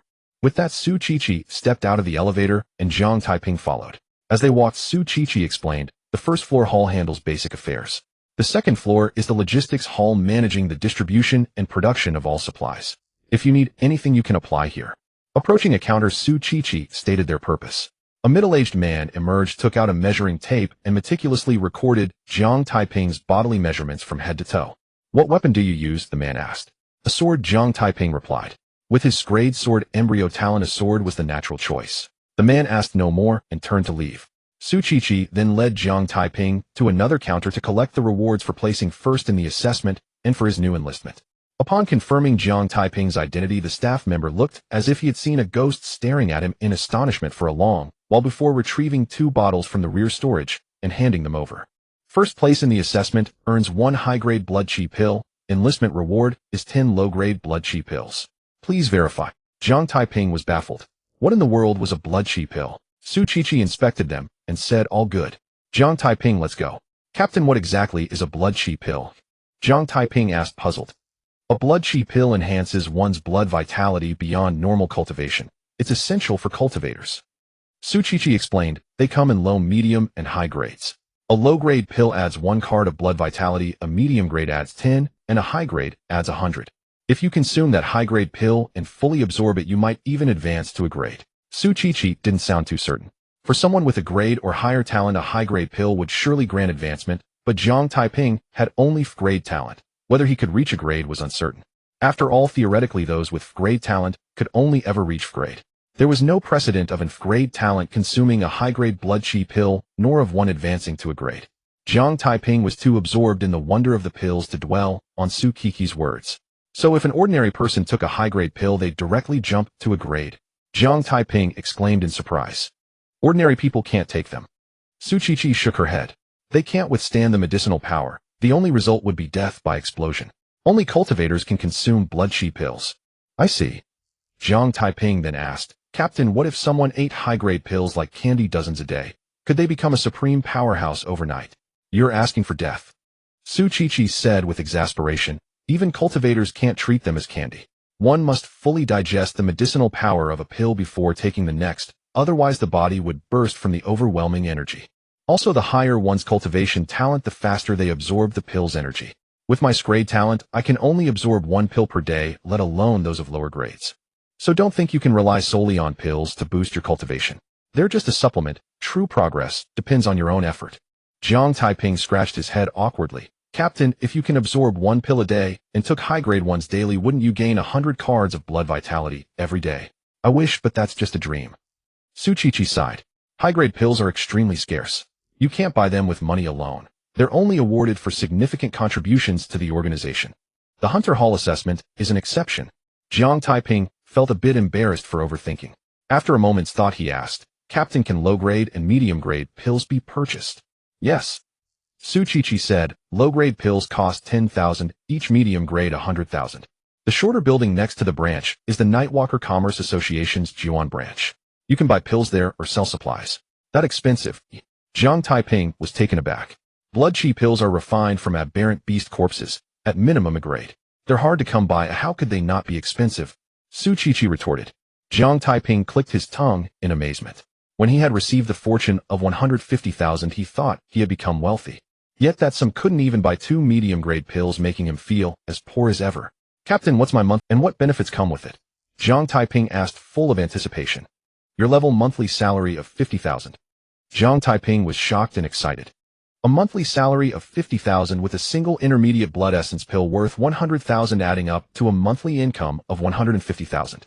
This salary is quite substantial, and this is just the salary for regular members of the Demon Slayer Hall. The salaries of captains, hall masters, and department heads must be even higher. However, that said, the Demon Slayer Hall directly faces danger, so a higher salary is only natural. At this moment, Jiang Taiping realized how ridiculous his previous thoughts were. 150,000 is hardly a fortune. It's merely the monthly salary of a member of the Demon Slayer Hall. In the next moment, Jiang Taiping frowned again. Although his salary is not low compared to the costs of cultivation, it is merely a drop in the bucket. Just now, Su Qiqi mentioned that a person with S-level cultivation talent can absorb 1 blood essence pill a day. He has dual cultivation talents, one of which is divine level. Absorbing 2 blood essence pills a day should not be a problem, right? If he uses low-level blood essence pills, his salary might last a few days. But if he uses intermediate blood essence pills, his salary wouldn't even last a day. Cultivation truly is an endless pit. The poor study literature, the rich study martial arts. The ancients do not deceive me. I am truly poor and cannot afford to slack off, and I must find ways to earn money. Jiang Taiping sighed inwardly and asked, Captain, is there any quick way to make money? Yes, enter the demon cave, kill exotic beasts, seize resources, and then sell the corpses of the exotic beasts and the resources to the Jiuan Chamber of Commerce, which is the Jiuan branch of the Night Walkers Merchant Association. However, level exotic beasts are not worth much, only a level and above exotic beasts are valuable. Su Qiqi said. Jiang Taiping felt somewhat speechless. Even Su Qiqi was not qualified to enter the demon cave, let alone him. Now, wasn't this just pointless talk? What about the exotic beasts in the demon hunting garden? Jiang Taiping asked. Not at all. Su Qiqi explained, the exotic beasts in the demon hunting garden have been bred by us for many years. Perhaps due to not living in the demon cave, their corpses do not yield blood essence pills. Sigh, if I want to make money, I must quickly improve my cultivation. Jiang Taiping couldn't help but sigh. Seeing that Jiang Taiping had no further questions, Su Qiqi said, the third floor is the medical hall, where injuries can be treated for free. The fourth floor is the scripture pavilion, which stores cultivation methods and martial skills. The fifth floor is the intelligence hall. Above the sixth floor is where the members of the Night Walkers rest and work. There's nothing much to introduce. Our Demon Slayer Team 9 resides on the 9th floor, and every room is basically the same. Let me take you to see my room. All right, Captain. Jiang Taiping nodded. Following Su Qiqi to the 9th floor, she showed him around. The room was not large, but had everything essential: a living room, a bedroom, a kitchen, and a bathroom.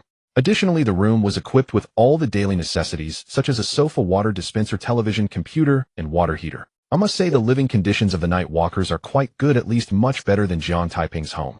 Captain, are these things provided by the organization? Yes, everything is provided by the organization. You can move in with just your bag. Su Qiqi said.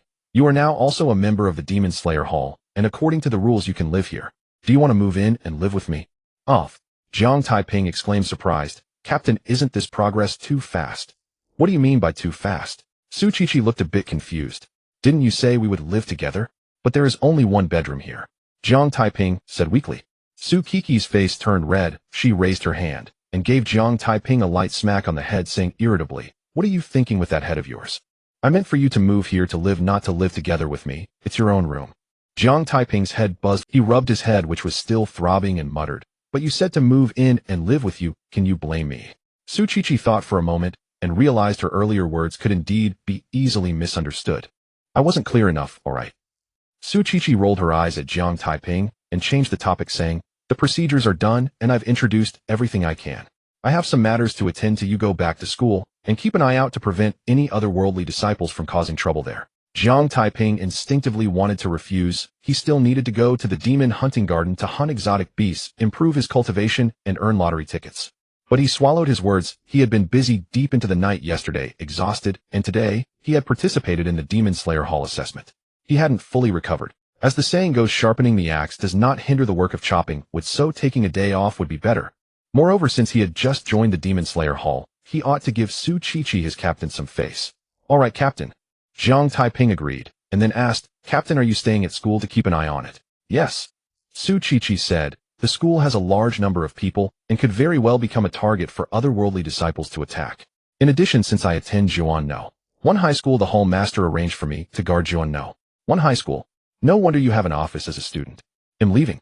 Jiang Taiping suddenly realized, and then turned to leaving the Jiuan branch of the Night Walkers. Jiang Pingon took the bus to Juan No.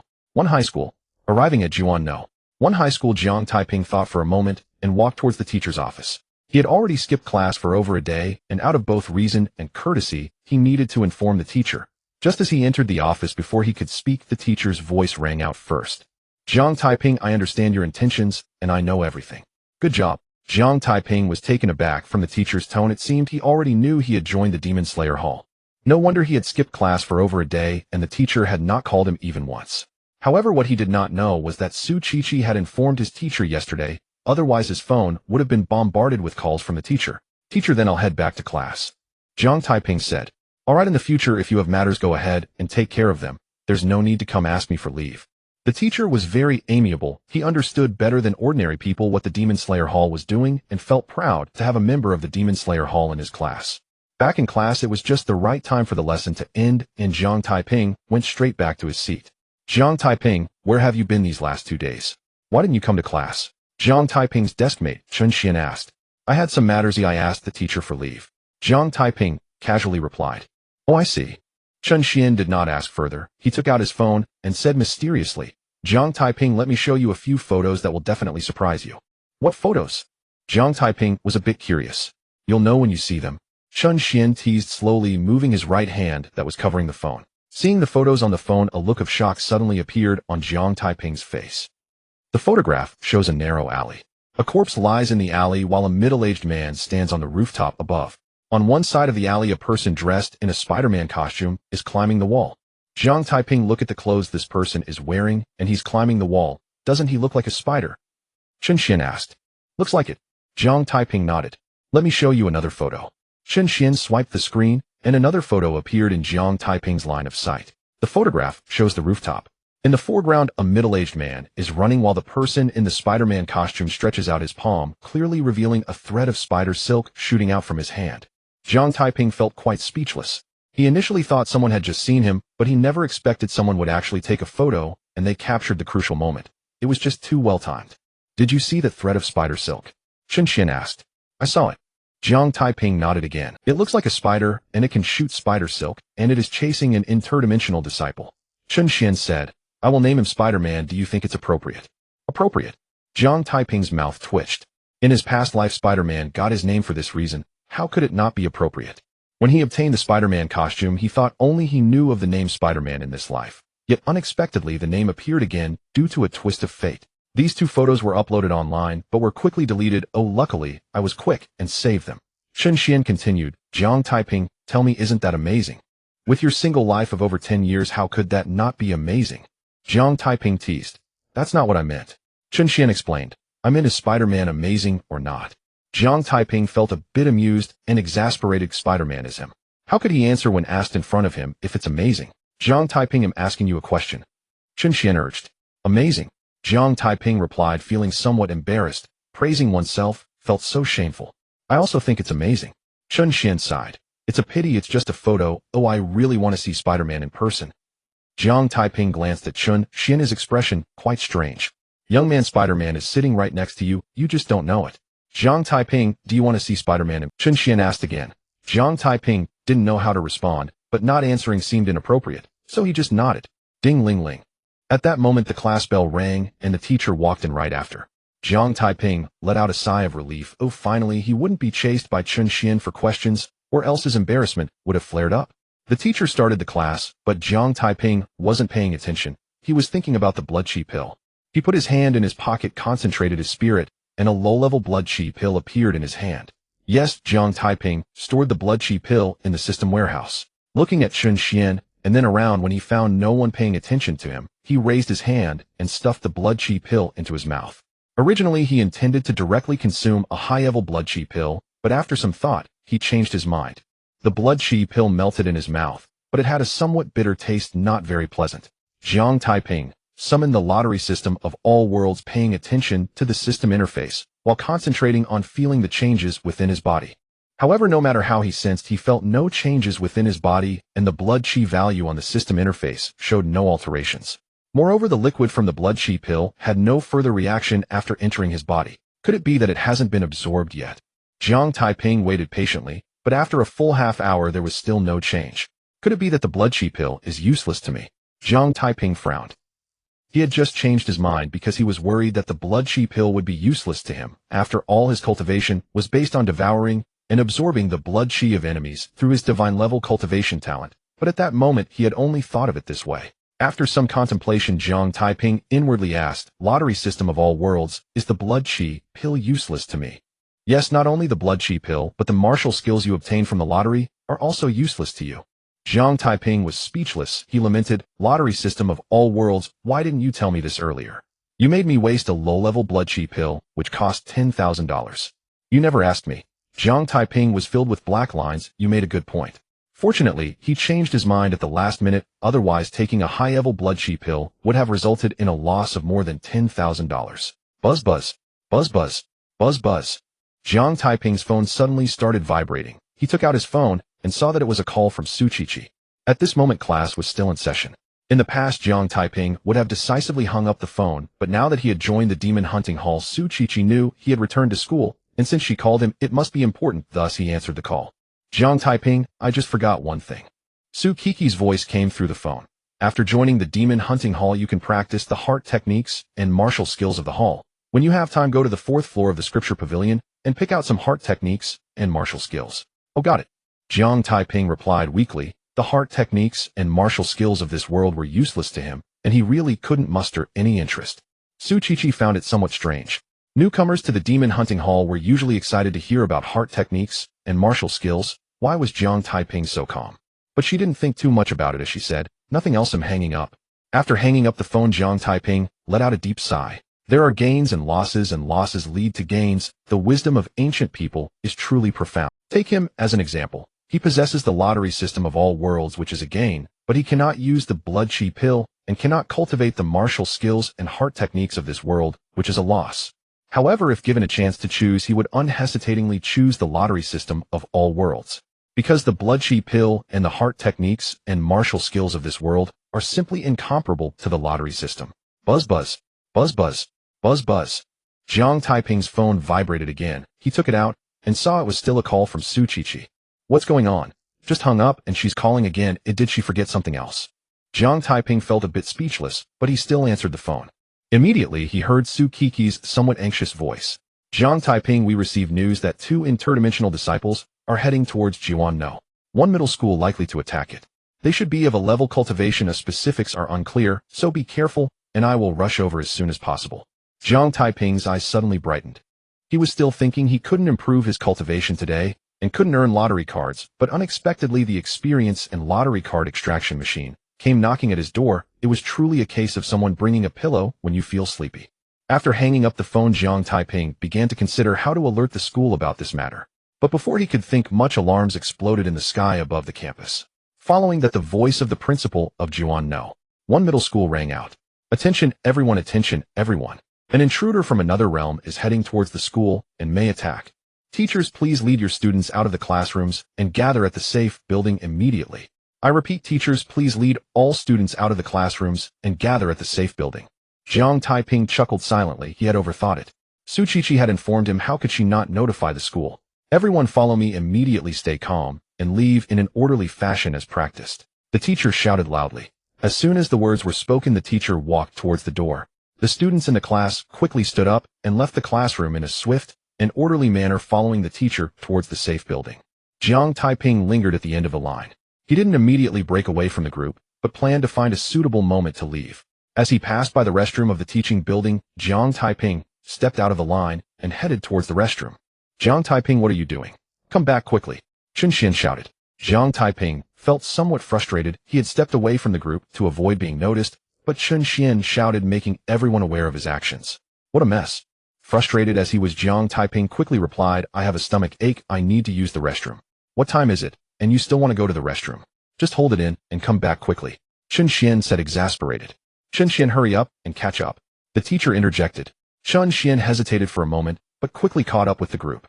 The teacher nodded at Jiang Taiping and led the group away. Jiang Taiping entered the restroom, looked around, and confirmed that it was empty before changing into his Spider-Man suit. He then climbed out of the back window of the restroom onto the roof of the teaching building, hiding there and observing the movements within the school. At this time, students from each class were quickly gathering at the safe building under the guidance of their teachers.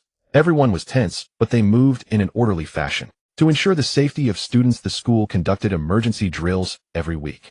The students were already accustomed to quickly evacuating from classrooms, and now the benefits of their practice were evident. The safe building was a large structure built at a great expense by the school, sturdy enough to withstand attacks from level practitioners, designed to provide students with a secure refuge in emergencies. However, Su Qiqi's notification was somewhat late. Before all the students could enter the safe building, 2 individuals in black robes appeared at the school gate. They leaped over the school gate and quickly charged towards the students. This scene caused the teachers and students who had not yet entered the safe building to change their expressions dramatically. Don't panic, everyone, hurry up and enter the safe building. The principal shouted. Don't crowding will only slow us down. Everyone run faster. The teachers shouted loudly, maintaining order, and the students began to run. However, there were still many students who had not entered the safe building, and the intruders were approaching rapidly. Given the current situation, it was impossible for all students to enter the safe building before the intruders arrived. But that wasn't the most important issue. The crucial matter was that in the midst of fear and panic, a student made a mistake. One student stumbled and fell at the entrance of the safe building. The students behind him were caught off guard, tripping over the fallen student, and soon many students piled up like a stack of dominoes at the entrance of the safe building, completely blocking the entrance. Those at the back stopped and helped them up. The teacher shouted loudly, rushing to help the fallen students. There's no time. The principal standing beside the safe building looked back at the many students who had not yet entered, a look of determination crossing his face. He said fiercely, "All security personnel follow me and stop those two scoundrels." With that, the principal was the first to rush towards the two intruders, and many security personnel followed suit, braving their fear. At that moment, a figure leaped down from the rooftop behind the two intruders. This figure grasped a web line, using it to swing quickly towards the two intruders. It was none other than Jiang Taiping, now clad in his Spider-Man outfit. He sensed the cultivation levels of the two intruders. Their blood energy fluctuations were slightly stronger than his own. Engaging them head-on was not wise, so he did not attack immediately, but instead ran to the high building behind the two intruders before launching his attack. "Holy crap, Spider-Man!" A voice filled with shock rang out among the students. This voice came from Chun Xian, who had not yet entered the safe building. The students and teachers stuck outside immediately turned to look, and expressions of elation appeared on their faces. Although the photos of Spider-Man slaying the intruders had been quickly deleted from the internet under Chun Xian's boasting, the news had already spread throughout Jiangno. One middle school. Not only the students knew, but even the teachers and the principal had heard about it. "Classmate Spider-Man is here to save us," Chun Xian exclaimed excitedly. "Shut up," came the teacher's voice right after. Chun Xian was taken aback. He hadn't said anything wrong, so why was he being told to be quiet? But he quickly realized that the two intruders were facing away from Spider-Man and did not know he was there. If they cheered loudly, wouldn't that alert the intruders? With that thought, Chun Xian decisively fell silent and quietly urged the classmates around him to keep quiet. The principal and many security personnel also saw Spider-Man, which relieved them greatly. "Keep rushing with me," the principal growled, continuing to charge towards the two intruders, although he slowed his pace. He needed to draw the attention of the two intruders to create conditions for Spider-Man to attack them. However, the two intruders were no fools. Although they did not hear Chun Xian's excited shout, they noticed the many students and teachers blocked outside the safe building looking back at them, and some were even taking pictures. This alerted them to something being off, and they turned to look back. But at that moment, Jiang Taiping had already arrived. "Cut their throats," a voice whispered in his heart. At the same time, a gleaming dagger appeared in his right hand out of thin air. He reversed the grip on the dagger, and in a flash struck towards one of the intruders' neck. The two intruders who had just turned around had not yet seen what was happening when a flash of cold light passed before their eyes. With a sharp sound, one of the intruders had his neck cleanly severed by Jiang Taiping. Jiang Taiping did not hesitate. He used the web to change direction and struck towards the other intruder. However, the moment he changed direction gave the intruder a chance to react. The remaining intruder quickly retreated, barely avoiding Jiang Taiping's lethal strike. "Such a pity," Jiang Taiping sighed softly. If the otherworldly disciple had reacted just a bit slower, he could have killed another one and ended the battle instantly. However, he was only slightly regretful. Previously, there were two otherworldly disciples whose cultivation was higher than his, making it troublesome to confront them head-on. But now that he had killed one, only one remained, making things much easier. He retracted his web and let it fall before the principal. "Principal, you all back off and take the students into the safe building." Jiang Taiping lowered his voice to avoid being overheard by the principal later. "All right," the principal responded and started to retreat. Meanwhile, he shouted in a deep voice, "What are you all dawdling for? Hurry and get into the safe building." He understood why Spider-Man wanted him to take the students into the safe building. Because without the students around, Spider-Man could fight the otherworldly disciples without distraction. Chun Xian and many other students were somewhat unwilling, as entering the safe building meant they couldn't witness the battle between Spider-Man and the otherworldly disciples. But under the teacher's urging, they had no choice but to quickly rush into the safe building. Jiang Taiping did not strike immediately. He kept a close watch on the otherworldly disciple not far ahead. This was a campus with an open terrain and the surrounding teaching buildings quite distant. In this situation, Spider-Man's suit wouldn't be of much use. He planned to wait until everyone entered the safe building before taking action, at which point he would have no reservations. "Is it you?" the otherworldly disciple said coldly. Jiang Taiping felt a bit surprised. "You know me. This morning you killed 2 of my brothers." The otherworldly disciple paused and continued, "No, 3. And just now you killed another one." Jiang Taiping let out a long breath. He thought the otherworldly disciple was aware of his identity. "So what if I killed them?" "Otherworldly disciples are traitors to humanity, dogs of the beasts deserving of death," Jiang Taiping said nonchalantly. There were still students who hadn't entered the safe building. He didn't mind chatting with the otherworldly disciple for a while. "Collaborating with beasts, I have boundless cultivation resources." The otherworldly disciple tempted. "Kid, as long as you agree to become one of us, I won't hold the fact that you killed my 3 brothers against you, and I can also provide you with endless cultivation resources. What do you say?" "Sounds a bit tempting." Jiang Taiping raised his hand to touch his nose. However, he said this to buy time for the students to enter the safe building. The blood-boosting pill was useless to him. He couldn't cultivate the heart techniques and martial skills of this world, so what good were the cultivation resources? Since you find it tempting, why hesitate? The otherworldly disciple asked. I have a doubt. Jiang Taiping said. You have endless cultivation resources, yet only in a level cultivation of 1 star, while I have little cultivation resources and also possess in a level cultivation of 1 star. I can't help but question the authenticity of what you said, or perhaps you were just too weak. Indeed, Jiang Taiping had the lottery system lift the concealment on his cultivation level. Otherwise, if someone noticed he only had level cultivation of 1 star, and Su Qiqi found out, she would definitely suspect that Spider-Man was him. The otherworldly disciple's face darkened. He retorted, That's because I just started collaborating with the beasts. Now I have boundless cultivation resources that won't be long before I can become a level, or even a clever powerhouse. Maybe, but the prerequisite is that you must have time. Jiang Taiping laughed. What do you mean? The otherworldly disciple looked puzzled. What I mean is having boundless cultivation resources also requires you to have a life to use them. Jiang Taiping sneered, and he swiftly lunged a few steps forward, swinging his dagger towards the otherworldly disciple. At this point, everyone had already entered the safe building, and there was no need to continue pretending with the otherworldly disciple. The otherworldly disciple's face turned ashen. He thought Jiang Taiping was genuinely tempted, but in reality Jiang Taiping was just playing him. You seek death. The otherworldly disciple roared, drawing out his dagger and charging at Jiang Taiping. Then the two engaged in a fierce battle. With a negligible difference in cultivation levels, cultivation was no longer the main factor in determining victory. Combat experience, martial skills, and conviction were the key elements that decided the outcome. In these 3 aspects, Jiang Taiping was unmatched. Years of practicing boxing, sparring with classmates, coupled with the daily bloodshed at the demon hunting ground, had endowed him with rich combat experience. The assassination technique he employed to slit throats was not an ordinary skill. It could even be described as exquisite cunning and ruthless. As for conviction, Jiang Taiping was eager to grow stronger, but he could only rely on killing enemies to achieve it. Now that an opportunity to grow stronger lay before him, one he could grasp, how could he possibly let it slip away? Under the relentless and lethal assault of Jiang Taiping. In just a short span of time, the black robe of the otherworldly disciple was reduced to tatters. Through the gaps in the tattered cloth, a few bloody wounds on the otherworldly disciple's body could be vaguely seen. As Jiang Taiping wounded the otherworldly disciple, he grew increasingly courageous in battle. The injured otherworldly disciple, however, became more and more disheartened. At this moment, the idea of retreating had already surfaced in the otherworldly disciple's mind. However, Jiang Taiping's offensive was swift, cunning, and fierce, and he was tightly entangled.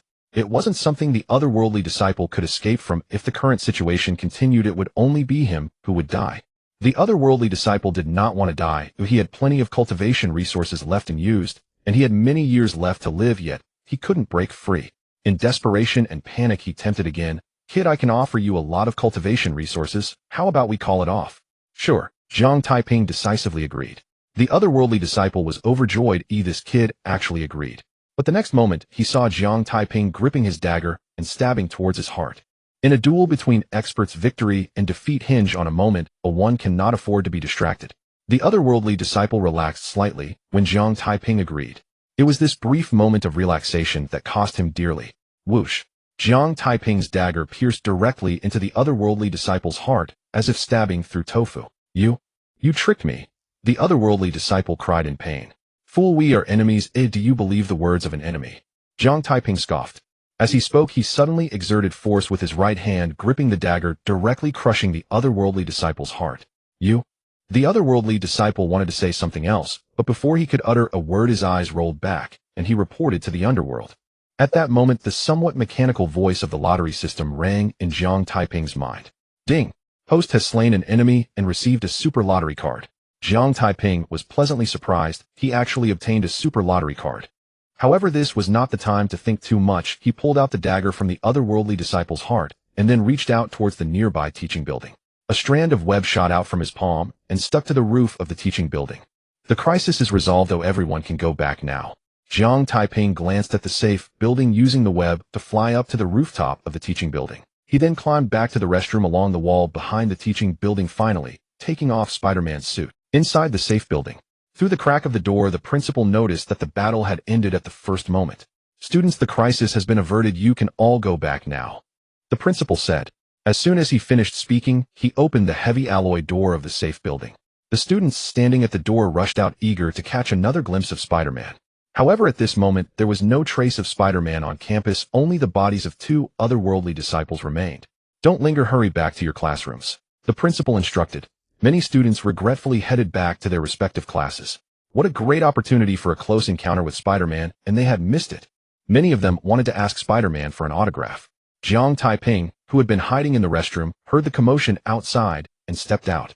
He swaggered into the crowd and walked towards the classroom. By the time Jiang Taiping returned to the classroom, not long after his classmates began to trickle back in. Seeing Jiang Taiping, Chen Xian asked, Jiang Taiping, when did you come back? Just came back. Jiang Taiping explained, I finished in the restroom and saw my classmates coming back, so I followed them. I wasn't thinking too much. I teased you weren't feeling sick earlier, but after the alarm went off you suddenly had a stomach ache. You weren't scared by the otherworldly disciples, were you? Of course not. Jiang Taiping defended. I had a bit of a stomach ache before that, probably something I ate. Just joking with you. Chen Xian laughed. I know you too well. You're so bold, how could you be scared by otherworldly disciples? But what a pity, just as Spider-Man appeared and took down 2 otherworldly disciples, that scene was so cool yet you missed it. Did Spider-Man really appear? Jiang Taiping feigned ignorance. Yes, I took several photos, let me show you. Chen Xian took out his phone and showed Jiang Taiping the pictures he had taken. After looking at all the photos, Chen Xian asked again, tell me, is he handsome? Isn't he impressive? Jiang Taiping felt a bit of a headache. Praising himself felt really embarrassing, but he couldn't help but compliment. Oh no, my stomach hurts again. Jiang Taiping covered his stomach and quickly left. Not only Chen Xian was praising Spider-Man, but other classmates were as well. Although he felt great hearing them praise Spider-Man, it felt strange to praise himself. If he stayed any longer he would become really awkward, so he had to leave citing his stomach ache.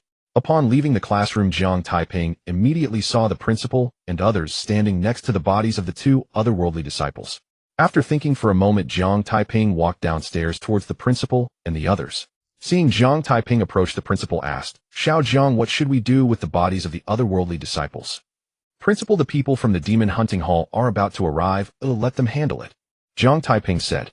All right. The principal nodded. A moment later 2 cars stopped at the entrance of Jiuanno. One middle school, one of which was Su Chi's Ferrari. Immediately after 5 figures rushed out of the cars and hurried towards Jiuanno. One middle school. The 5 were dressed in uniform black outfits and had their faces covered. Jiang Taiping couldn't recognize who they were, but he recognized Su Chi's vehicle and quickly went to meet them. Jiang Taiping, where are the otherworldly disciples? One of the masked figures asked. Captain. Jiang Taiping was taken aback. The voice belonged to Su Chi. It's me. Su Chi asked again. I ask you, where are the otherworldly disciples? They are dead, lying over there. Jiang Taiping pointed to the 2 corpses on the ground not far behind him. Hearing this, Su Chi and the other 4 instinctively looked over and were stunned. On the way here, they were worried that the attack by the otherworldly disciples would cause significant casualties at Jiuanno. One middle school, but to their surprise, by the time they arrived, the 2 otherworldly disciples had already been killed. Jiang Taiping was measuring Su Chi up and down. The uniform that Su Chi wore should be the combat suit of the demon hunting hall. It looked like leather clothing and pants, but it was very form-fitting, which revealed her extremely hot figure. Indeed, she was big where she should be big, slim where she should be slim, and curvy where she should be curvy. Coming back to her senses from her daze, Su Chi noticed Jiang Taiping staring at her intently, and where he was staring was somewhat inappropriate.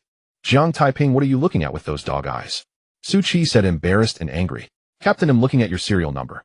Jiang Taiping, without turning red or out of breath, pointed out that on the upper left side of Su Chi's chest was embroidered with the letters S28, indicating that Su Chi was the 28th person with S-level cultivation talent to join the demon hunting hall. Su Chi shot Jiang Taiping a glare and asked again, did you kill them? It wasn't me, it was Spider-Man who killed them. Jiang Taiping denied decisively.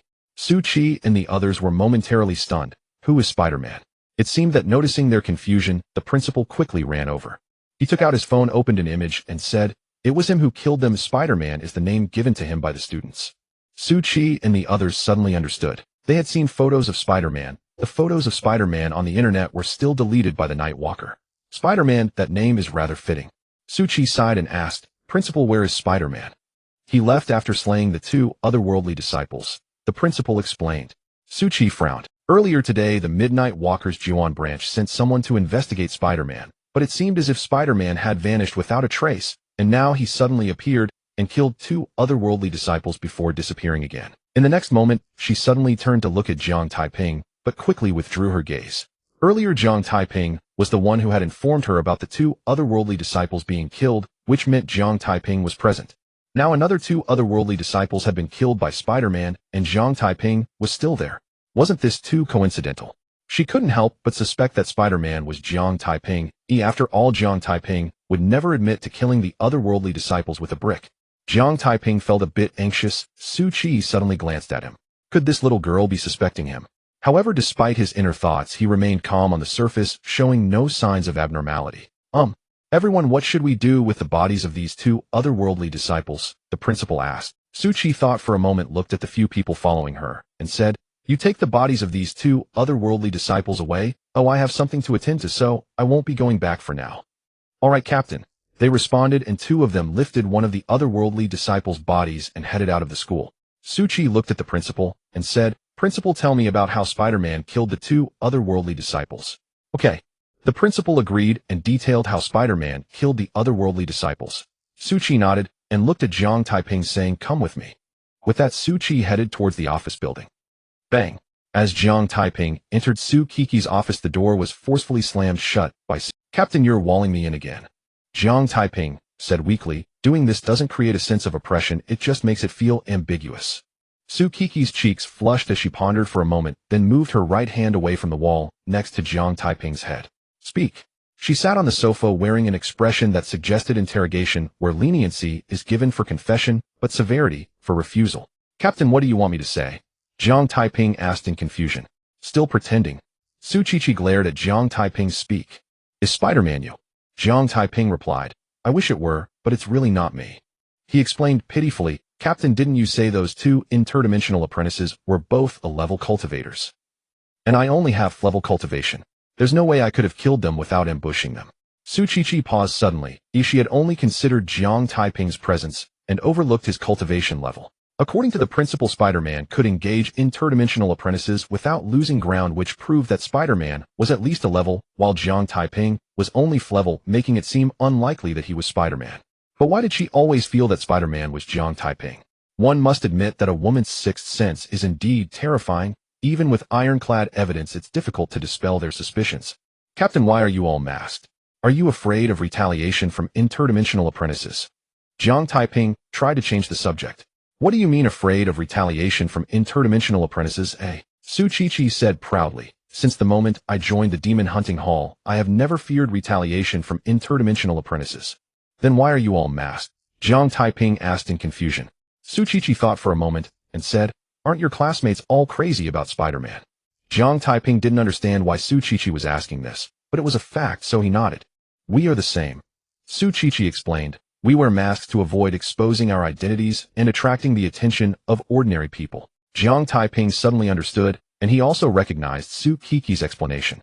Take Chen Xian, for example. That guy is so crazy about Spider-Man that if he knew Su Qiqi was the captain of the demon hunting hall, he couldn't even imagine how crazily obsessed Chen Xian would become, likely even more than his past life's diehard fans. "By the way, Captain, why did you come so late?" Jiang Taiping said. "If it weren't for Spider-Man suddenly appearing and killing those two interdimensional apprentices by the time you arrived, not only would you have to collect my corpse, but you would also have to collect many classmates' corpses." Su Qiqi's cheeks flushed, and she said with a bitter smile, "I wished I could have come earlier, but the distance is a bit far. Aren't cultivators supposed to be able to fly? Why did you drive here?" Jiang Taiping pressed. "Not all cultivators can fly," Su Qiqi explained. "Only those who have reached level cultivation can fly. In the entire Nightwalker Jiwan branch, only the minister is at level. I contacted the minister, but he might have been busy. He was on the phone the whole time." "I see." Jiang Taiping nodded. No wonder Su Qiqi and the others took so long to arrive. They came by car. Su Qiqi looked at Jiang Taiping and thought for a moment, asking, "By the way, are you moving to the branch? If you do, there's an empty room next to mine. They'll have someone reserve it for you so it doesn't get taken by someone else." Jiang Taiping blinked. He didn't believe Su Qiqi liked him, so her offer to let him stay next door might be because she still suspected him and wanted to keep an eye on him. He instinctively wanted to refuse, but the words were swallowed before he could say them. A beautiful woman inviting him with good living conditions, he had no reason to refuse. He then said, "Of course I will go. The accommodation conditions in the branch are much better than at my home, and living there would make things more convenient for me." "Good, then I'll call and have someone reserve it," Su Qiqi said as she took out her phone to make a call. "This little girl really wants to keep an eye on me." Jiang Taiping sighed inwardly.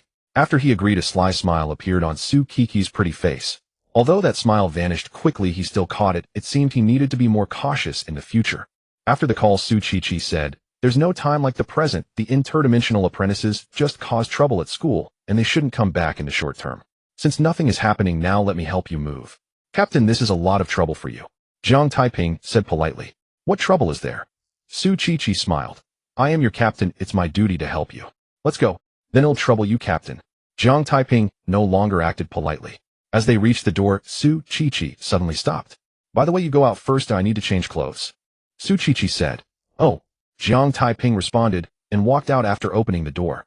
After closing the door, Su Chi said triumphantly, "Just wait, I will definitely find evidence." As she spoke, Su Chi swiftly changed her clothes, then found a bag to pack up her combat outfit, and walked out with the bag. Upon exiting the office building, Su Chi and Jiang Taiping saw many students walking toward the school gate. "Is it time to get off school?" Su Chi raised her hand to check the watch on her wrist, and said, "It really is time to get off school. I didn't even notice the time. It's already noon." "Jiang Taiping, you've gained me some face today. Let me treat you to a meal. Then I must graciously accept." Jiang Taiping readily agreed. When a beautiful woman invites him, how could he possibly refuse? "Stop being so wordy." Su Chi rolled her eyes at Jiang Taiping and walked ahead. Jiang Taiping followed her closely. They reached the school gate and drove away. Seeing Jiang Taiping and Su Chi together, leaving in Su Chi's Ferrari, countless students could hear their hearts shattering. Meanwhile, a wave of envious discussions arose. "It's that guy again. Could he and Su the Flower really have something going on? That guy even sat in the passenger seat of Su the Flower. That was my spot. That guy is only a bit handsome and has slightly better grades. How did he catch Su the Flower's eye? It's over. My dream goddess has been taken by someone else." Su Chi found a restaurant and took Jiang Taiping inside. "Jiang Taiping, what do you want to eat?" Su Chi asked. "I'm not picky. Anything is fine," Jiang Taiping replied. "Then I'll order casually." Su Chi was no longer polite. She ordered 4 small dishes and 2 bowls of rice, enough for the 2 of them. Just then Su Kiki's phone rang. She pulled out her phone to check. It was a call from Qinjian, and she quickly answered it. Su Chi said a few words, most of which were Qinjian speaking. But Su Kiki's expression visibly darkened at a rapid pace.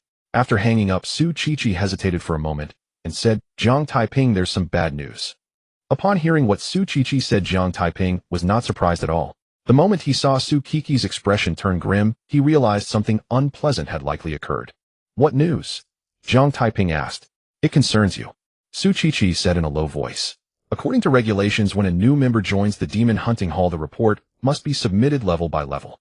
First it goes to the Nanshan Provincial Headquarters, which then reports to the Dragon Kingdom Headquarters. But your dossier was held back by the Nanshan Provincial Headquarters. They even said they would return it and demanded that the Jiuan branch revoke your membership in the Demon Hunting Hall." Jiang Taiping was taken aback. How could this be related to him? "Captain, I passed the Demon Hunting Hall assessment fair and square, and I even got full marks in all 3 rounds. Why should my membership be revoked?" Jiang Taiping asked, somewhat perplexed. Su Chi smiled bitterly. "Because your cultivation talent is too low. If I recall correctly, the recruitment rules of the Demon Hunting Hall don't explicitly forbid those with great cultivation talent from joining. The chief and others didn't object either, so this should be fine," Jiang Taiping said. "Since there's no explicit rule, on what grounds are they preventing me from joining the Demon Hunting Hall?" "There's no explicit rule, but there is an unspoken convention," Su Chi said. "The Demon Hunting Hall has never recruited anyone with grade cultivation talent. Otherwise, given how long the Night Walkers have existed and how many grade talents there are, how could you be the sequence F1? "I see." Jiang Taiping wondered, if such a convention exists, why was I allowed to take the Demon Hunting Hall assessment? "To be honest, it's because of me. I couldn't find anyone with cultivation talent, so I had to use you as a filler. After all, having someone with poor talent is better than having no one at all. At the time, I never expected you to pass the assessment," Su Chi said with a wry smile. "The chief probably allowed you to take it as a favor to me. He likely never imagined you would pass, let alone achieve perfect scores in all 3 rounds." Jiang Taiping was speechless. Had he stumbled into a back door by accident? He also understood Su Kiki's implication. Su Chi was a rare genius with great cultivation talent, not just in Jiuan City, but in the entire Nanshan province, and even the whole Dragon Kingdom. Geniuses always received some special treatment. "Captain, what did the chief say?" Jiang Taiping asked. The chief argued vehemently, and managed to get the Nanshan Provincial Headquarters to temporarily withdraw their decision. "I couldn't reach him earlier because he was on the phone with them," Su Chi said. "But it's only a temporary reprieve. The Nanshan Provincial Headquarters wants to send someone to test you. If you pass, you can become a member of the Demon Hunting Hall. If you fail, your membership will be revoked." "Phew." Jiang Taiping let out a long sigh of relief. He really didn't want to reveal his true cultivation talent. If his membership were immediately revoked, he would have to expose more of his abilities. Otherwise, without joining the demon hunting hall, how could he secure a steady income? How could he find opportunities to slay otherworldly intruders? Since his membership wasn't revoked immediately, things were much easier to handle. Captain, did the Nanshan provincial headquarters specify how they planned to test me? Jiang Taiping asked. No, Su Qiqi said. But one thing is certain, it won't be like the test you took today. The chief said the Nanshan provincial headquarters refuses to allow anyone with grade cultivation talent in the demon hunting hall, so their test will likely be extremely difficult. I'd like to see just how difficult it is. Jiang Taiping chuckled. They want to kick me out of the demon hunting hall. No way. Where does your confidence come from? Su Qiqi was stunned. Captain, you said the same thing before, but what happened? Jiang Taiping retorted. Su Qiqi was momentarily taken aback. What happened? The result was that she had been proven wrong. She gave Jiang Taiping a deep probing look, her eyes flickering with curiosity. Earlier she had suspected that Jiang Taiping was hiding many things. Now her suspicion grew even stronger. Feeling Su Qiqi's gaze on him, Jiang Taiping realized he had said something inappropriate. He quickly changed the subject. Captain, did the Nanshan provincial headquarters say when they would send someone? No, but it shouldn't be long, Su Qiqi said. They'll need to boost my apparent strength a bit, Jiang Taiping said. Earlier he had planned to maintain the facade of an F-grade cultivator. After all, keeping a low profile meant fewer troubles and a longer life. But with someone trying to oust him from the demon hunting hall, he couldn't afford to stay in the shadows anymore, or he would give them an excuse. However, he had to increase his apparent strength gradually, not abruptly. After a moment of thought, Jiang Taiping asked again, Captain, how much blood energy can someone with great talent increase in a day? It varies. It depends on their effort and the use of blood energy pills. Su Qiqi said. According to historical records, those with great talent can increase their blood energy by over 10 calories on a good day and less than 1 calorie on a bad day. Why are you asking? Just curious. Jiang Taiping made an excuse. He was actually trying to figure out how many days it would take to raise his apparent cultivation to a grade without raising suspicion. But he couldn't tell Su Qiqi the real reason. Even if he did, she probably wouldn't believe him. Su Qiqi didn't dwell on it. She reminded him, the scripture depository contains not only mental cultivation methods and martial skills, but also many historical records and accounts of exotic beasts. You should go take a look when you have time. It will be helpful. Sure, Captain. Jiang Taiping agreed readily. He decided to find time to visit the depository soon. Otherwise, constantly asking Su Qiqi questions would make him look foolish. Just then the waiter brought over their dishes and set them on the table. Eat up. After lunch, we'll move your stuff, Su Qiqi said. Jiang Taiping nodded, and they both began to eat voraciously. Seeing Su Qiqi eating even faster than him, Jiang Taiping asked in surprise, Captain, why are you eating so fast? It's a habit I developed after becoming a night walker. Su Qiqi explained. Sometimes missions take a long time, and there's little time to eat. Over time I got used to eating quickly. Otherwise I'd have to fight on an empty stomach. Jiang Taiping understood. He didn't ask further and quickened his own pace. Their wolfish eating drew odd looks from the other diners. Were these two starving ghosts reincarnated? Unfazed by the strange stares, Jiang Taiping and Su Qiqi continued their hasty meal. They finished in less than 10 minutes, left the restaurant, and drove away. On the way home, Jiang Taiping glanced at Su Qiqi from time to time, a thoughtful look in his dark eyes. The blood energy pills were useless to him. They weren't even as tasty as candy beans and were just taking up space. Su Qiqi was quite wealthy. He wondered if he should sell the blood energy pills to her. Su Qiqi noticed that Jiang Taiping occasionally glanced at her. Initially she ignored it, but as the frequency increased, she could no longer hold back. Jiang Taiping, why are you looking at me? Su Qiqi asked. Captain, I have a question. Jiang Taiping said you drive a luxury Ferrari and must be quite wealthy. Acquiring a mid-level Qi blood pill should be no trouble for you. You can absorb 1 Qi blood pill a day and gain 10 Qi, so how come you only have a level cultivation? I've only been a cultivator for less than 2 months, okay? Su Qiqi replied unhappily. What does it mean to only have a level cultivation? Is this guy looking down on her? Jiang Taiping suddenly realized. If he calculated it as 2 months, absorbing 10 Qi a day would only amount to 600 Qi. Captain, there's a fast way to increase your cultivation right in front of you. Do you want it? Jiang Taiping asked. Let's hear it. Su Qiqi was a bit curious. Don't I have a high-level Qi blood pill? Jiang Taiping explained. If I sell it to you, you can gain 100 Qi a day. Su Qiqi was somewhat tempted, but quickly dismissed the idea. Jiang Taiping, do you know what you're doing? Su Qiqi said seriously, high-level Qi blood pills are extremely rare. Nobody would sell them. If you take a high-level Qi blood pill, you could soon reach a level. How can you sell it? Captain, I know what I'm doing. Jiang Taiping said with a bitter smile. You said it yourself, it's only a possibility to reach a level, not a certainty. And since I'm nearly at 2-star level cultivation, if I take a high-level chi blood pill and still can't reach a level, it would be quite wasteful. Also, I really need money. I have to buy a car and a house. I can't just keep taking taxis for tasks, right? That wastes a lot of time, especially since taxis have to be waited for. I can't just keep renting a place either. These aren't the most important things. The most important thing is whether I can stay in the Demon Hunter Hall. If I lose my membership, I'll at least have a house to make my life a bit easier. Su Chi felt unsure about how to persuade him because Jiang Taiping's reasoning was quite valid. After thinking for a moment, Su Chi said, "You shouldn't sell the high-level chi blood pill. I can lend you money." Jiang Taiping felt a bit moved and a bit guilty. He was moved because Su Chi clearly wanted the high-level chi blood pill, but suppressed her desire to persuade him and even offered to lend him money. He felt guilty because what he just said was playing the pity card to Su Chi. "Captain, I can't borrow your money." Jiang Taiping said the money for buying a car and a house is not a small amount. "If I stay in the Demon Hunter Hall, I could pay you back, but if I lose my membership, how can I repay such a large sum? Don't say I lost my membership. If I borrow your money, just forget it. Your money doesn't come from the wind, and although I'm poor, I still have some pride. I absolutely refuse to eat the food of others. Don't try to persuade me anymore. I'm definitely selling the high-level chi blood pill. If you don't want it, I'll sell it to someone else." Seeing Jiang Taiping's determination, Su Chi stopped persuading him because it would just be a waste of breath. "How much do you want to sell it for?" Su Chi asked. 2 million. Jiang Taiping said. "Some might say that since a high-level chi blood pill increases 100 chi based on the prices of low-level and mid-level chi blood pills, it should only be worth 1 million. So is Jiang Taiping asking for 2 million too greedy? Actually, it's not like that. Take Su Chi for example. She can absorb 1 chi blood pill a day.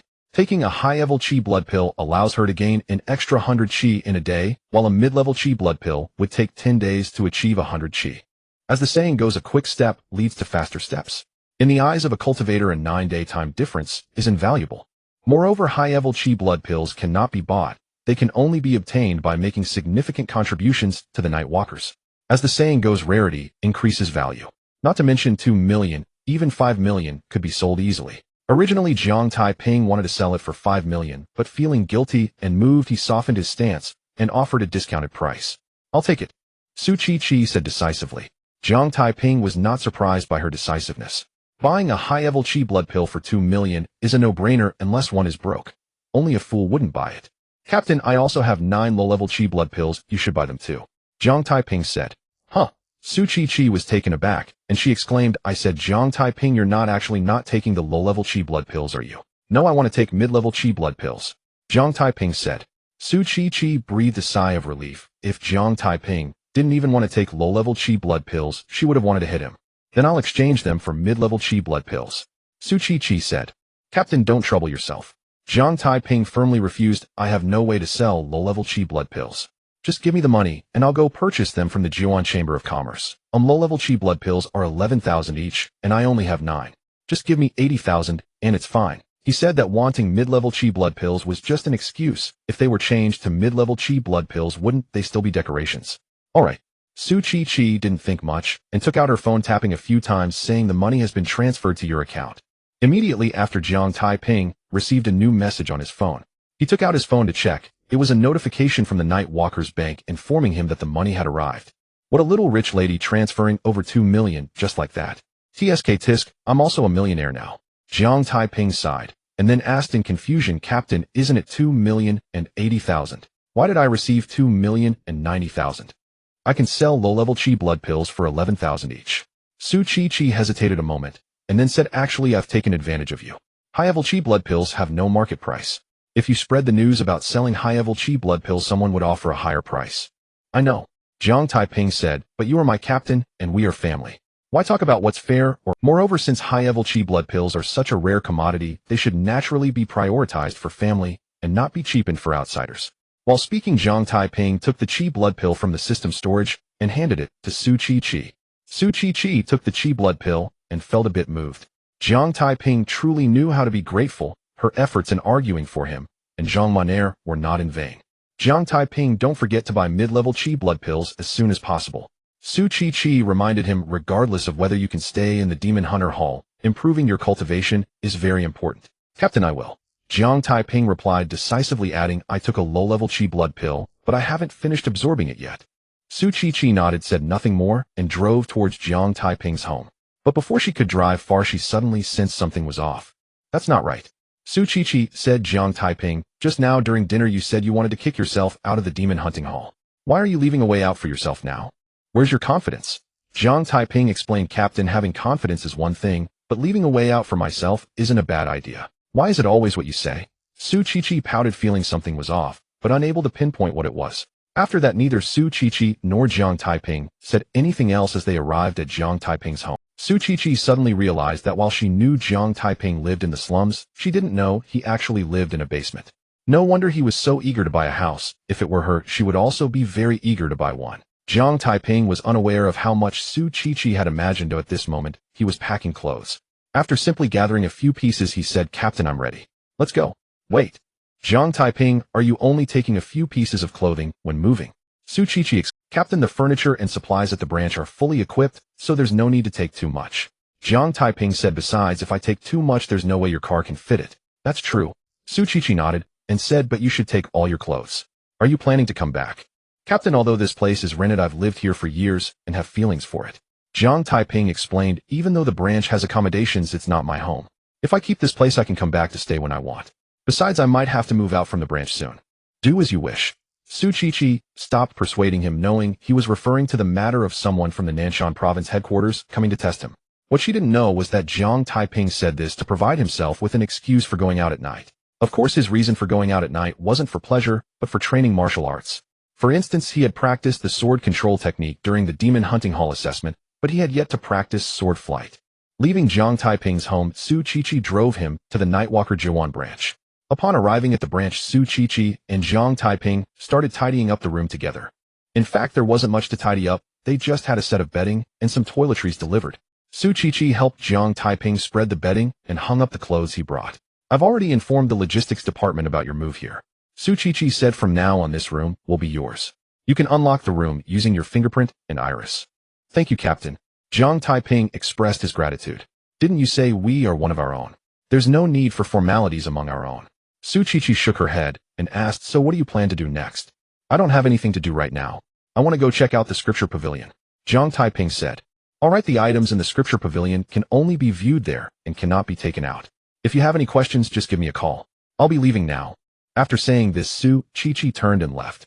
Jiang Taiping followed suit and took the elevator to the 4th floor, heading to the scripture pavilion. Upon arriving at the pavilion, Jiang Taiping used his fingerprint and iris to open the door and walked in. The scripture pavilion was vast, covering an area of over 1,000 square meters. Inside, there were many bookshelves, all filled with books.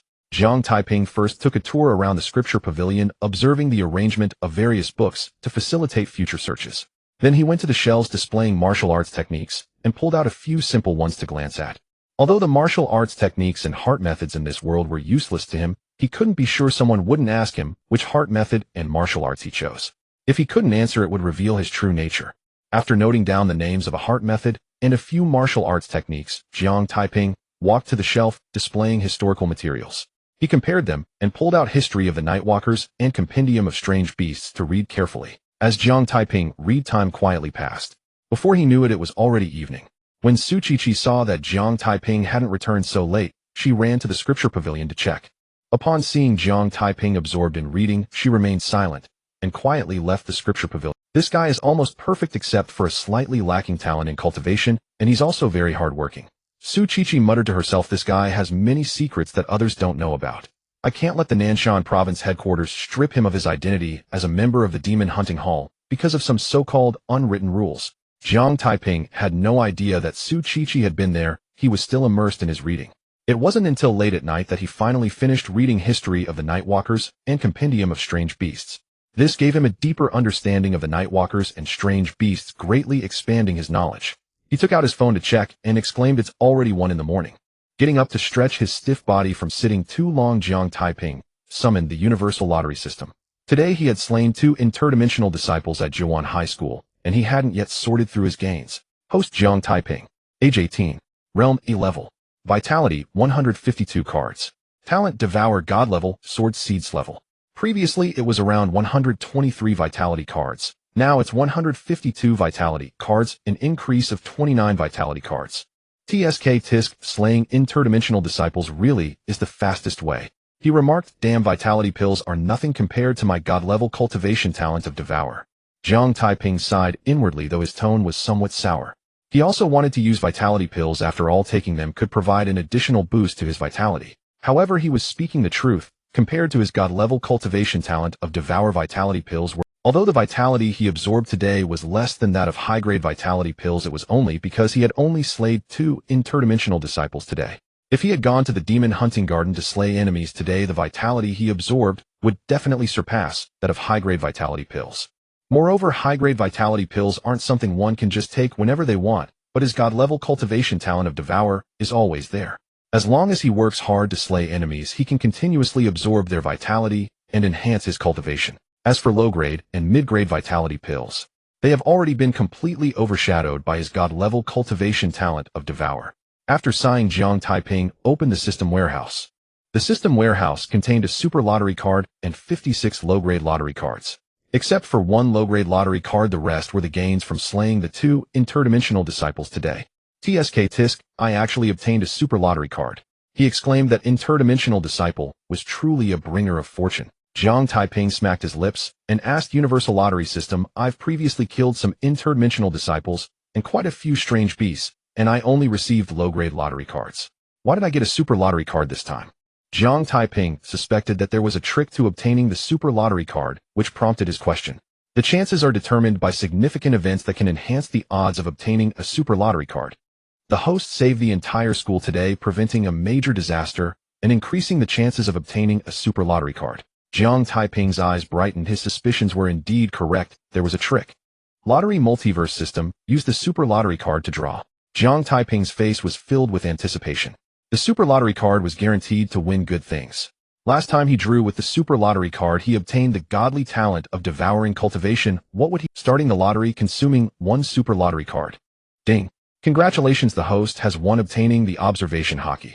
As the lottery multiverse system spoke, a surge of information flooded into Jiang Taiping's mind. It was the cultivation method of observation hockey. Wow.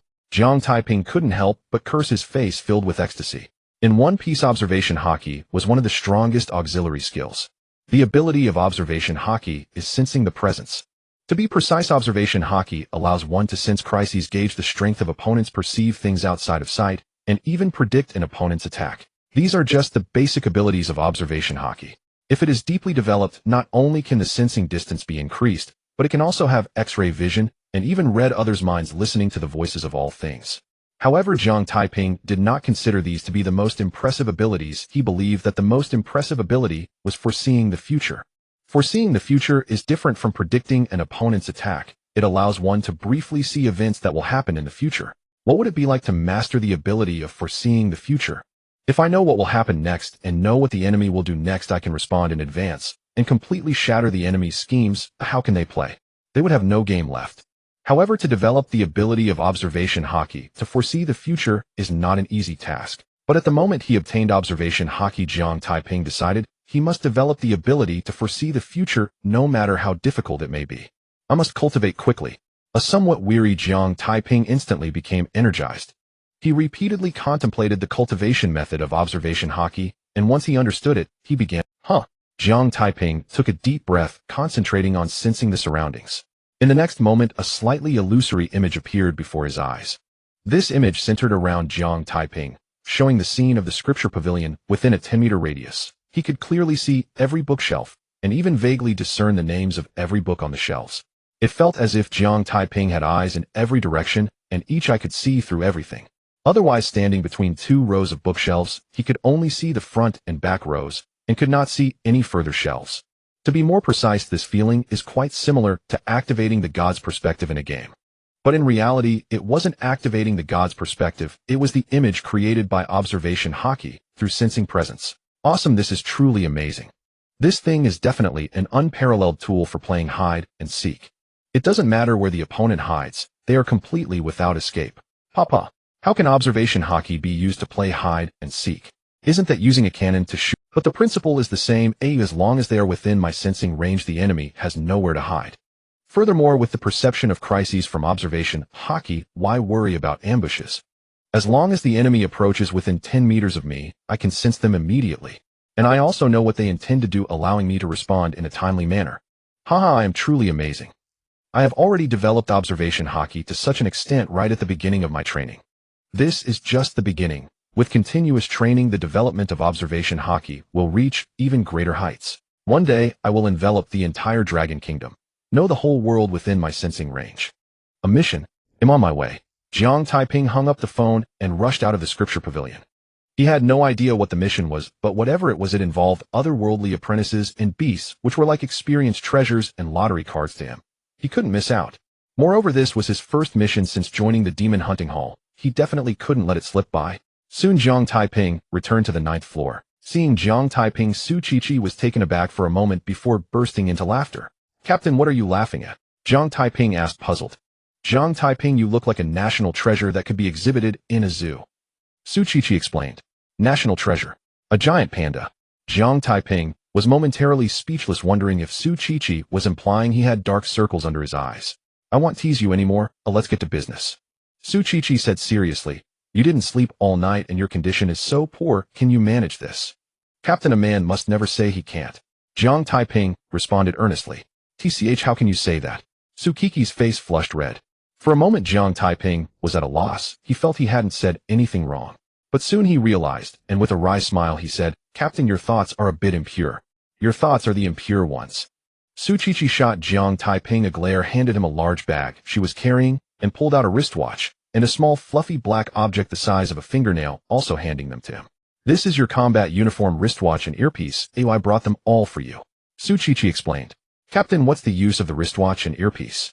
Jiang Taiping asked.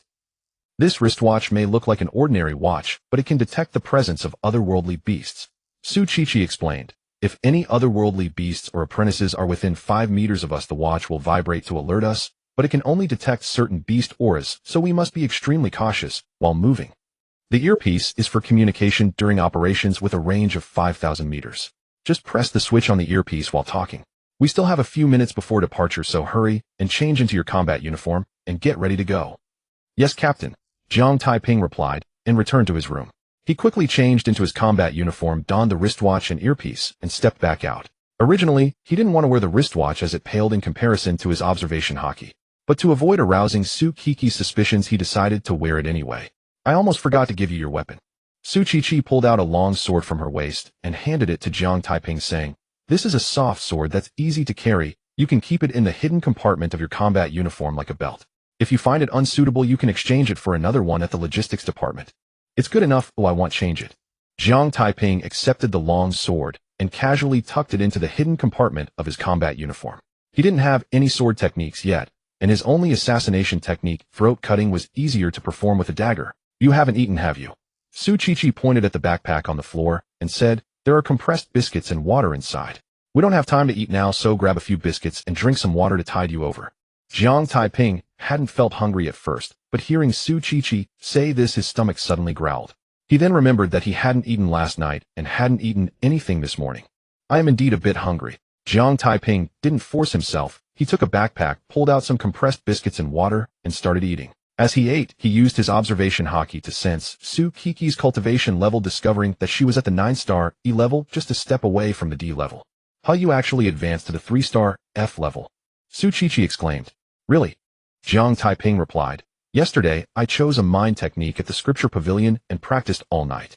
I felt my strength increase a bit. I didn't expect to leap over the 2-star F level and advance to the 3-star F level."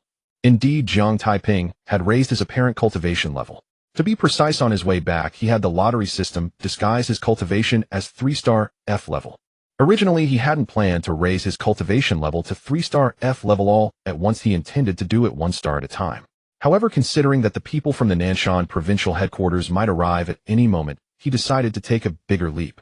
According to Su Qiqi, those with F-level cultivation talent could often increase their vital energy by more than 10 cards in a single day, which was also confirmed in the book he read, History of Nightwalkers. Thus, increasing his vital energy by over 10 cards in a day wouldn't raise any suspicions. "Your cultivation speed is quite impressive." Su Qiqi remarked, a hint of regret appearing in her beauty. Yesterday, Jiang Taiping mentioned that his cultivation was nearing 2-star F level, and just one night of practice allowed him to advance to 3-star F level, significantly boosting his vital energy. This clearly indicated his rapid cultivation speed, but it was regrettable that Jiang Taiping only had F level cultivation talent.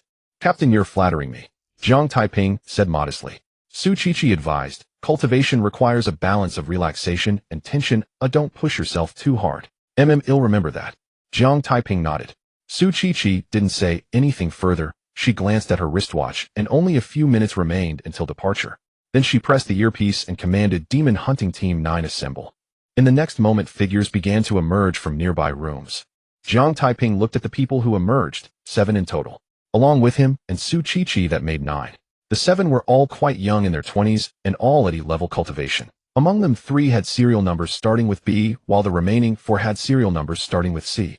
This meant that 3 had B-level cultivation talent, while 4 had C-level talent. Su Qiqi briefly introduced the 7 teammates to Jiang Taiping. He smiled and greeted them, but the 7 acted indifferent, as if embarrassed to be associated with him. Jiang Taiping didn't mind. He knew they were looking down on him for his low cultivation talent. My serial number starting with F is indeed quite eye-catching. But soon you'll realize that being my teammate is an honor, Jiang Taiping muttered to himself. Su Qiqi noticed the 7's distance from Jiang Taiping. She wanted to say something, but it was almost time to depart, and there was no opportunity for her to speak. She could only try to persuade them after the mission was complete. Check if the earpieces are functioning properly. Su Qiqi said. All good, the 7 replied in unison. All good, Jiang Taiping echoed imitatively. Jiang Taiping rides with me, the rest follow as usual. Let's go, Su Qiqi ordered. As soon as she finished speaking, she picked up a backpack and turned to head towards the elevator.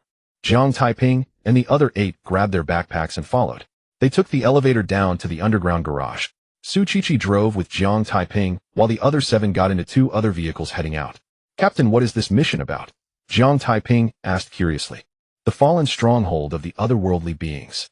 Su Qiqi explained, according to the information provided by our informant, there is a stronghold of otherworldly beings in the Sunset Mountain to the east of Jiwan City. The informant also mentioned that the otherworldly beings will relocate in the afternoon, so we must arrive and deal with them before noon. Jiang Taiping's eyes suddenly lit up. The stronghold of the otherworldly beings must be plentiful, right? Captain, how did the informant know there was a stronghold of otherworldly beings in Sunset Mountain? The informant is also one of the otherworldly beings. Su Qiqi explained, he was captured by us, and after being persuaded, he became our informant. Jiang Taiping frowned. The otherworldly beings are those polluted by alien beasts, and one could say they have betrayed humanity. He was skeptical about whether such individuals could truly be persuaded. Captain, is that informant reliable? Reliable. Su Qiqi replied. Prior to this, he had provided us with information several times, all of which were accurate. That's good. Captain, I'm feeling a bit tired, so we'll sleep for a while. Wake me when we arrive. Jiang Taiping didn't think much more of it. Since Su Qiqi said he was reliable, what else was there to consider? Perhaps those polluted by alien beasts can also have a change of heart. Su Qiqi was somewhat speechless. They were on a mission and he actually wanted to sleep. However, considering that Jiang Taiping hadn't slept all night, and there was nothing urgent at the moment, she said nothing. Jiang Taiping was indeed exhausted. He closed his eyes and fell asleep leaning against the seat. Did he fall asleep so quickly? He must really be tired, but what a bold heart he has. Su Qiqi shook her head in disbelief. It was her first time encountering someone sleeping during a mission. They drove forward. After more than an hour, they finally arrived at the foot of Sunset Mountain. Wake up, Su Qiqi reached out and nudged Jiang Taiping, who was sleeping like a dead pig. Jiang Taiping woke up, instantly grabbed some water from the storage compartment, and washed his face to feel more awake. Jiang Taiping, are you okay? Su Qiqi asked. Captain, absolutely no problem. Jiang Taiping assured her. Good, let's get out. As Su Qiqi spoke, she opened the door and got out of the car. Jiang Taiping followed suit. The other 7 members of the Demon Hunter squad also got out of the vehicle. There's no road ahead. Oh, leave the vehicle here, grab your backpacks, and move forward at a run. Su Qiqi ordered. Yes, Captain. Jiang Taiping and the others responded in unison and followed Su Qiqi as they ran up Sunset Mountain. Along the way, Jiang Taiping constantly sensed the movements around him with his observation hockey, but he didn't detect anything unusual. This left him somewhat puzzled. This was the stronghold of the otherworldly beings. Weren't they supposed to have guards? After more than 10 minutes, Su Qiqi, Jiang Taiping, and the others reached halfway up the mountain. That wooden house ahead is the stronghold of the otherworldly beings. Su Qiqi pointed ahead. Jiang Taiping and the others looked up and saw a wooden house standing about 200 meters away. Spread out, look for cover, and don't be detected.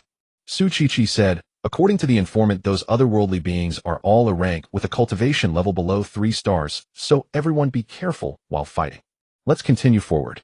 As she finished speaking, Su Qiqi crouched down using the flowers, grass, and trees on the mountain to stealthily approach the wooden house.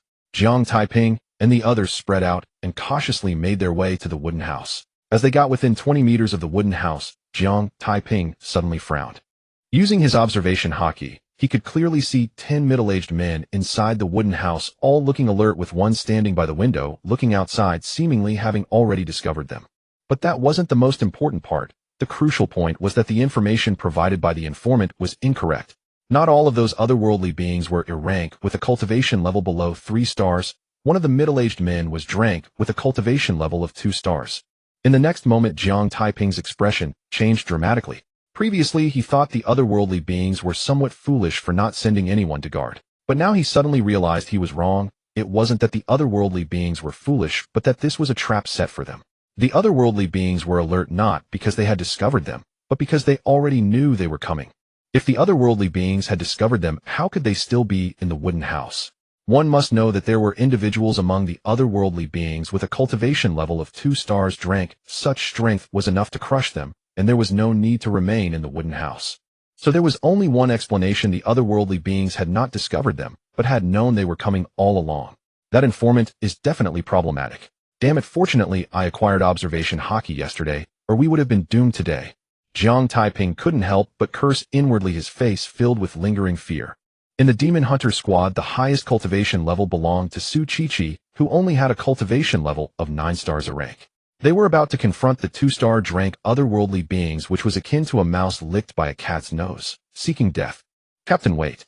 Jiang Taiping pressed on his earpiece to stop the others. Everyone stop. Su Chi-Chi immediately issued the command, and then asked F1, what's wrong? Captain, the situation seems off, but we can't engage, or it will lead to major problems. Jiang Taiping said. F1, what are you joking about?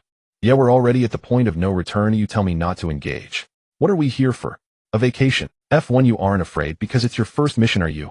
Before Su Chi-Chi could speak, the others' taunts echoed in the earpiece. Are you done? If you're done, shut up. Jiang Taiping said in a deep voice. Whether I am afraid or not, just ask the captain and you'll know. F1 isn't a coward. Su Kiki's voice soon sounded in the earpiece. F1, what exactly is going on? Jiang Taiping thought for a moment and said, Captain, something feels very wrong. If we engage, we might be completely wiped out here. He didn't mention observation hotkey because no one knew what it was or what it did. F1, feelings aren't evidence. Give me something convincing. Su Chi-Chi replied. Captain, I can't give you concrete evidence. Jiang Taiping said seriously, but my instincts are usually very accurate. Please believe me no matter what. If I'm wrong, I will leave the Demon Hunter Hall myself. Su Chi-Chi frowned. What Jiang Taiping said was indeed somewhat mystical, but she could tell that he truly wanted to stay in the Demon Hunter Hall. Now that Jiang Taiping had even mentioned leaving the Demon Hunter Hall himself, it was clear he was serious. F1, do you know what you're saying? Su Chi-Chi said solemnly. Captain, I'm very clear about what I'm saying. Please trust me this once. Jiang Taiping asserted. Su Chi-Chi did not respond immediately, as she was somewhat conflicted. She somewhat believed Jiang Taiping, but the mission was issued by the Demon Hunter Hall, and if they didn't engage, how would they report back? Reinforcements. Jiang Taiping decisively voiced his thoughts, then asked, Captain, what is the Hall Master's cultivation level? 6-star drank. Then call the Hall Master over. Jiang Taiping declared. That otherworldly intruder was a 2-star drank. A 6-star drank like Chao Shan would be more than enough. F1 of this place is quite far from the city. The Hall Master can't get here in a short time. Su Chi-Chi said. Then call the minister over. Jiang Taiping said. The minister can fly, or it won't take him long to get here. Su Chi-Chi was silent for a moment. Final, contact the minister now. Jiang Taiping let out a long sigh of relief. He had finally managed to persuade Su Chi-Chi, averting the terrifying consequence of being wiped out. Captain! Captain! The voices of several team members sounded in the earpiece, trying to stop her, but Su Chi-Chi cut them off directly. I trust him. With that, Su Chi-Chi took out her phone to contact Qinzhan. Captain, relay my words exactly to the minister. Jiang Taiping said. Moments later, the call connected, and Su Chi-Chi recounted everything Jiang Taiping had said to Qinzhan. Qinzhan made a decisive decision. He would rush over as quickly as possible. This was not because he also believed Jiang Taiping, but because even if there was only a sliver of a possibility, he had to come and see. Otherwise, if things were truly as Jiang Taiping said, the Demon Hunting Hall's losses would be immense, especially losing Su Chi-Chi, one of the few geniuses with strength cultivation talent. Ending the call, Su Chi-Chi said, the minister said he's coming immediately. Everyone stay put and don't move. The 7 members of the Demon Hunting Ninth Squad were deeply displeased, but since Su Qiqi had spoken, they had no right to object. F1 If your intuition is wrong, the captain will face disciplinary action, someone said. Quiet. Su Qiqi said. I know F1 better than any of you. He's not one to make sensational claims. Besides, I'm the captain, I'm responsible for your safety. Even if what F1 says has only a 9 million chance of being true, I cannot risk your safety. Captain, thank you for your trust. Jiang Taiping said. You'll soon find that you've made a very correct decision. I hope so. Su Qiqi smiled bitterly. Despite her forceful words, she wasn't very confident inside. After all, such feelings were truly elusive. Everyone, no more talking. Stay silent and wait for the minister to arrive. Su Qiqi ordered. Following that, Jiang Taiping, Su Qiqi, and the other members of the demon hunting ninth squad lay quietly in the grass. After a few minutes, Su Qiqi's phone vibrated. She took it out, saw it was Qin Zhan calling, and answered. Qiqi, I've arrived. I'm right around you. Begin the attack. Roger, minister. Su Qiqi acknowledged and hung up. The minister is here. Demon hunting ninth squad by order of the captain launch a full assault. As the words fell, Su Qiqi rose and charged towards the wooden cabin. Earlier she had told everyone to be cautious, concerned that the otherworldly intruders might spot them and flee. Now that Qin Zhan had arrived with a crank powerhouse like him in command, there was no need to worry about them escaping. Jiang Taiping and the rest of the demon hunting ninth squad followed suit, charging towards the wooden cabin. Soon Jiang Taiping, Su Qiqi, and the others reached an open area in front of the cabin. At that moment, the cabin door swung open and people inside rushed out rapidly. Seeing the middle-aged man at the forefront, everyone from the demon hunting ninth squad except Jiang Taiping was stunned. They couldn't sense the man's cultivation level, which meant he was at least drank. This undoubtedly confirmed what Jiang Taiping had said. If they had launched a rash attack, they would likely have all perished there. Realizing this, Su Qiqi felt a wave of terror. Thankfully, she had chosen to trust Jiang Taiping, who otherwise they would have been doomed today. The faces of the 7 demon hunting ninth squad members were also etched with fear mixed with a trace of embarrassment. They had all just doubted Jiang Taiping, yet he had ended up saving their lives. Not only them, but even Qin Zhan, concealed in the shadows, felt a surge of terror. Oh, isn't this the beauty Su from the demon hunting ninth squad of the Night Walkers, Jiuan Branch Demon Hunting Hall? The middle-aged man exclaimed delightedly. Su Qiqi's face was ashen. At this moment, she also realized the intelligence was flawed, and she spotted that informant. That informant was looking at her with a smug expression, clearly indicating that the flawed intelligence was not an unintentional mistake, but a deliberate act. This meant the demon hunting hall had been duped. Monkey, it seems Beauty Su has spotted you, the middle-aged man said. Monkey was the informant. Su Qiqi, brother, who? So what if she's spotted? It's too late now, Monkey said with a sly grin. Well done. The middle-aged man laughed heartily. I was thinking I'd be satisfied catching a few small fry, but I didn't expect to hook the #1 genius beauty of the Jiuan branch. After I've had my fun, I'll let you have a taste. Thank you, brother Hu, Monkey said excitedly. I've had my eye on her for a long time.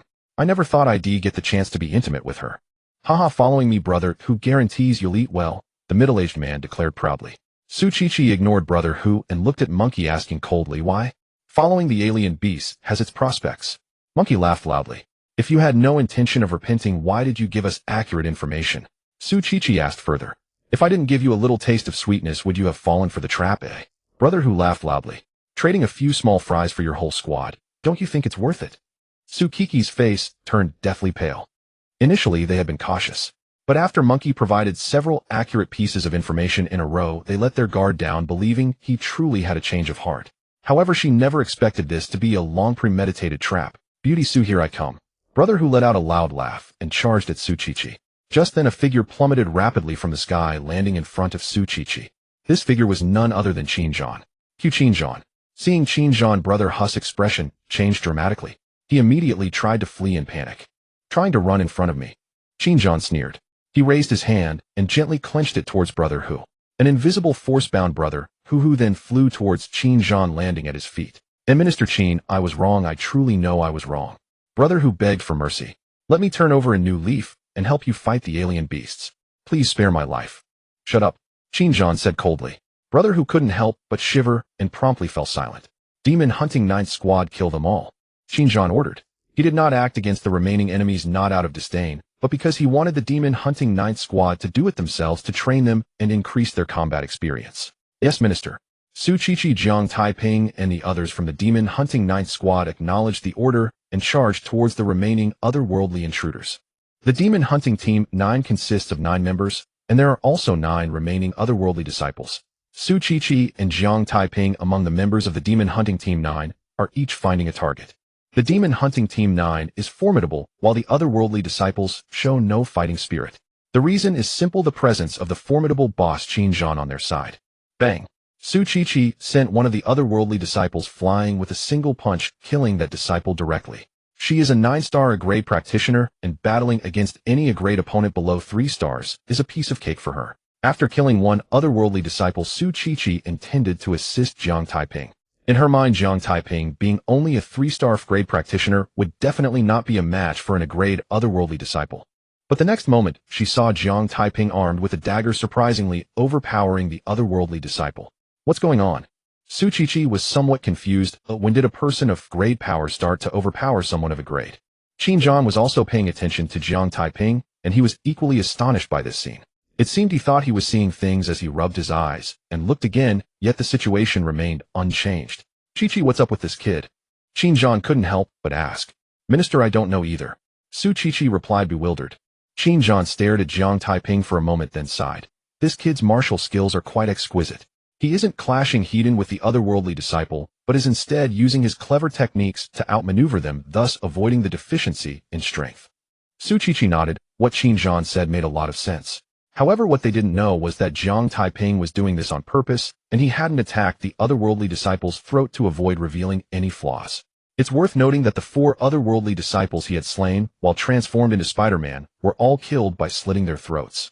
If not for this, he would have ended the battle long ago against the demoralized otherworldly disciples. Qiqi, when did this kid advance to 3-star grade? Qin Zhan asked. This morning. Su Qiqi explained. He moved to the branch office yesterday afternoon and went to the scripture pavilion, staying there until this morning, only coming out when I called him. Qin Zhan was taken aback, a hint of regret appearing on his face. His regret was similar to Su Qiqi's. Jiang Taiping was good at everything and worked hard, but his cultivation talent was simply too poor. By the way, Qiqi, did you tell him about that matter? Qin Zhan asked. I already told him. Su Qiqi knew that Qin Zhan was referring to the matter of the headquarters in Nanshan province, sending someone to test Jiang Taiping. Just then Jiang Taiping thrust his blade into the chest of the otherworldly disciple, ending the battle. Qin Zhan and Su Qiqi exchanged glances, both of their faces filled with shock. Jiang Taiping, with his 3-star grade power, actually killed a 1-star grade otherworldly disciple in a direct fight. Jiang Taiping looked around, feeling somewhat frustrated. Aside from Su Qiqi, the others were still engaged in battle.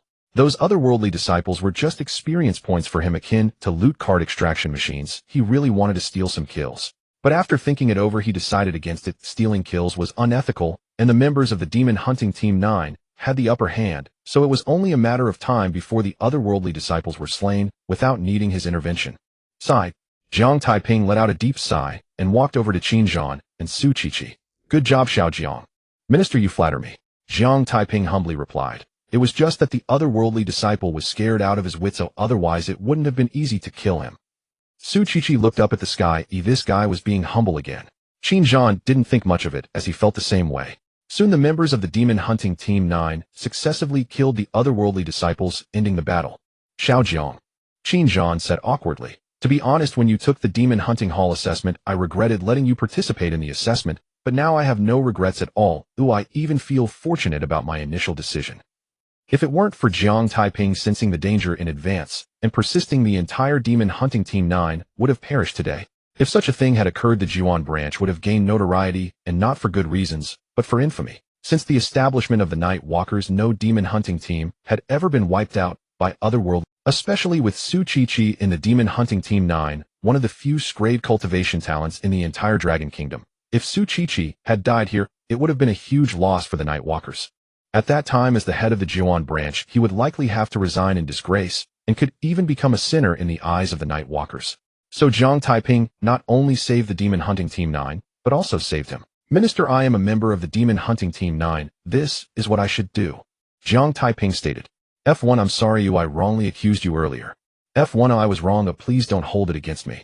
The members of the Demon Hunting Team 9 all began to apologize. It's fine, I understand. Jiang Taiping smiled. In this world, strength is paramount, and my cultivation talent is poor, but it's normal for you to look down on me. The 7 members of the Demon Hunting Team 9 felt so ashamed that they wanted to find a crack in the ground to hide. They had looked down on Jiang Taiping and ignored him, even mocking him when he pointed out issues, yet he had saved their lives. Now Jiang Taiping not only didn't hold it against them, but also expressed understanding. Such magnanimity truly made them feel embarrassed. Seeing the ashamed expressions on their faces, Jiang Taiping secretly muttered, "You little ones dare to look down on me and ignore me, even mocking me. How could I not make you feel ashamed?" However, he only intended to have a bit of fun with them and had no plans to do anything further. After all, they were teammates. Speaking of this, I'd like to say a few words. Su Qiqi said, "In this world, strength is paramount, but don't look down on others just because you have good cultivation talent, if those with poor cultivation talent might excel in other aspects. Moreover, we are teammates, we should help one another rather than look down on each other." If it weren't for Jiang Taiping insisting despite your mockery and not leaving, what do you think would have happened to us today? Captain, we understand our mistakes. The 7 members of the demon hunting team 9 lowered their heads one by one. Su Qiqi said nothing more. Seeing that Su Qiqi had no intention of speaking further, Qin Zhan added, "Xiao Jiang, I can't guarantee that you will definitely stay in the demon hunting hall, but I can promise to do my utmost to help you stay." He made such a promise because Jiang Taiping's extraordinary sensitivity to danger was incredibly important for the demon hunting hall. Today, Jiang Taiping saved the demon hunting team 9 and him, which was enough to prove this. This also made Jiang Taiping's importance to him rise dramatically. "Thank you, Minister." Jiang Taiping expressed his gratitude. He didn't really need Qin Zhan's promise because he could solve things on his own, but it was clear he couldn't say that. Qin Zhan didn't say anything more and shifted his gaze to Brother Hu. Jiang Taiping then looked at Brother Hu, his gaze flickering, clearly plotting something against Brother Hu. "Just now you said you wanted to abandon darkness for light." Qin Zhan looked at Brother Hu. "It's easy to say, but actions speak louder than words. You need to show some sincerity. Of course, I know of a stronghold for the otherworldly." Brother Hu's eyes flickered as he revealed what he knew about the otherworldly stronghold. "You better not be lying to me, or it'll make you wish you were dead," Qin Zhan said as he took out his phone to make a call. A moment later he said, "Old Chow, I have a piece of news about the otherworldly stronghold you bring people."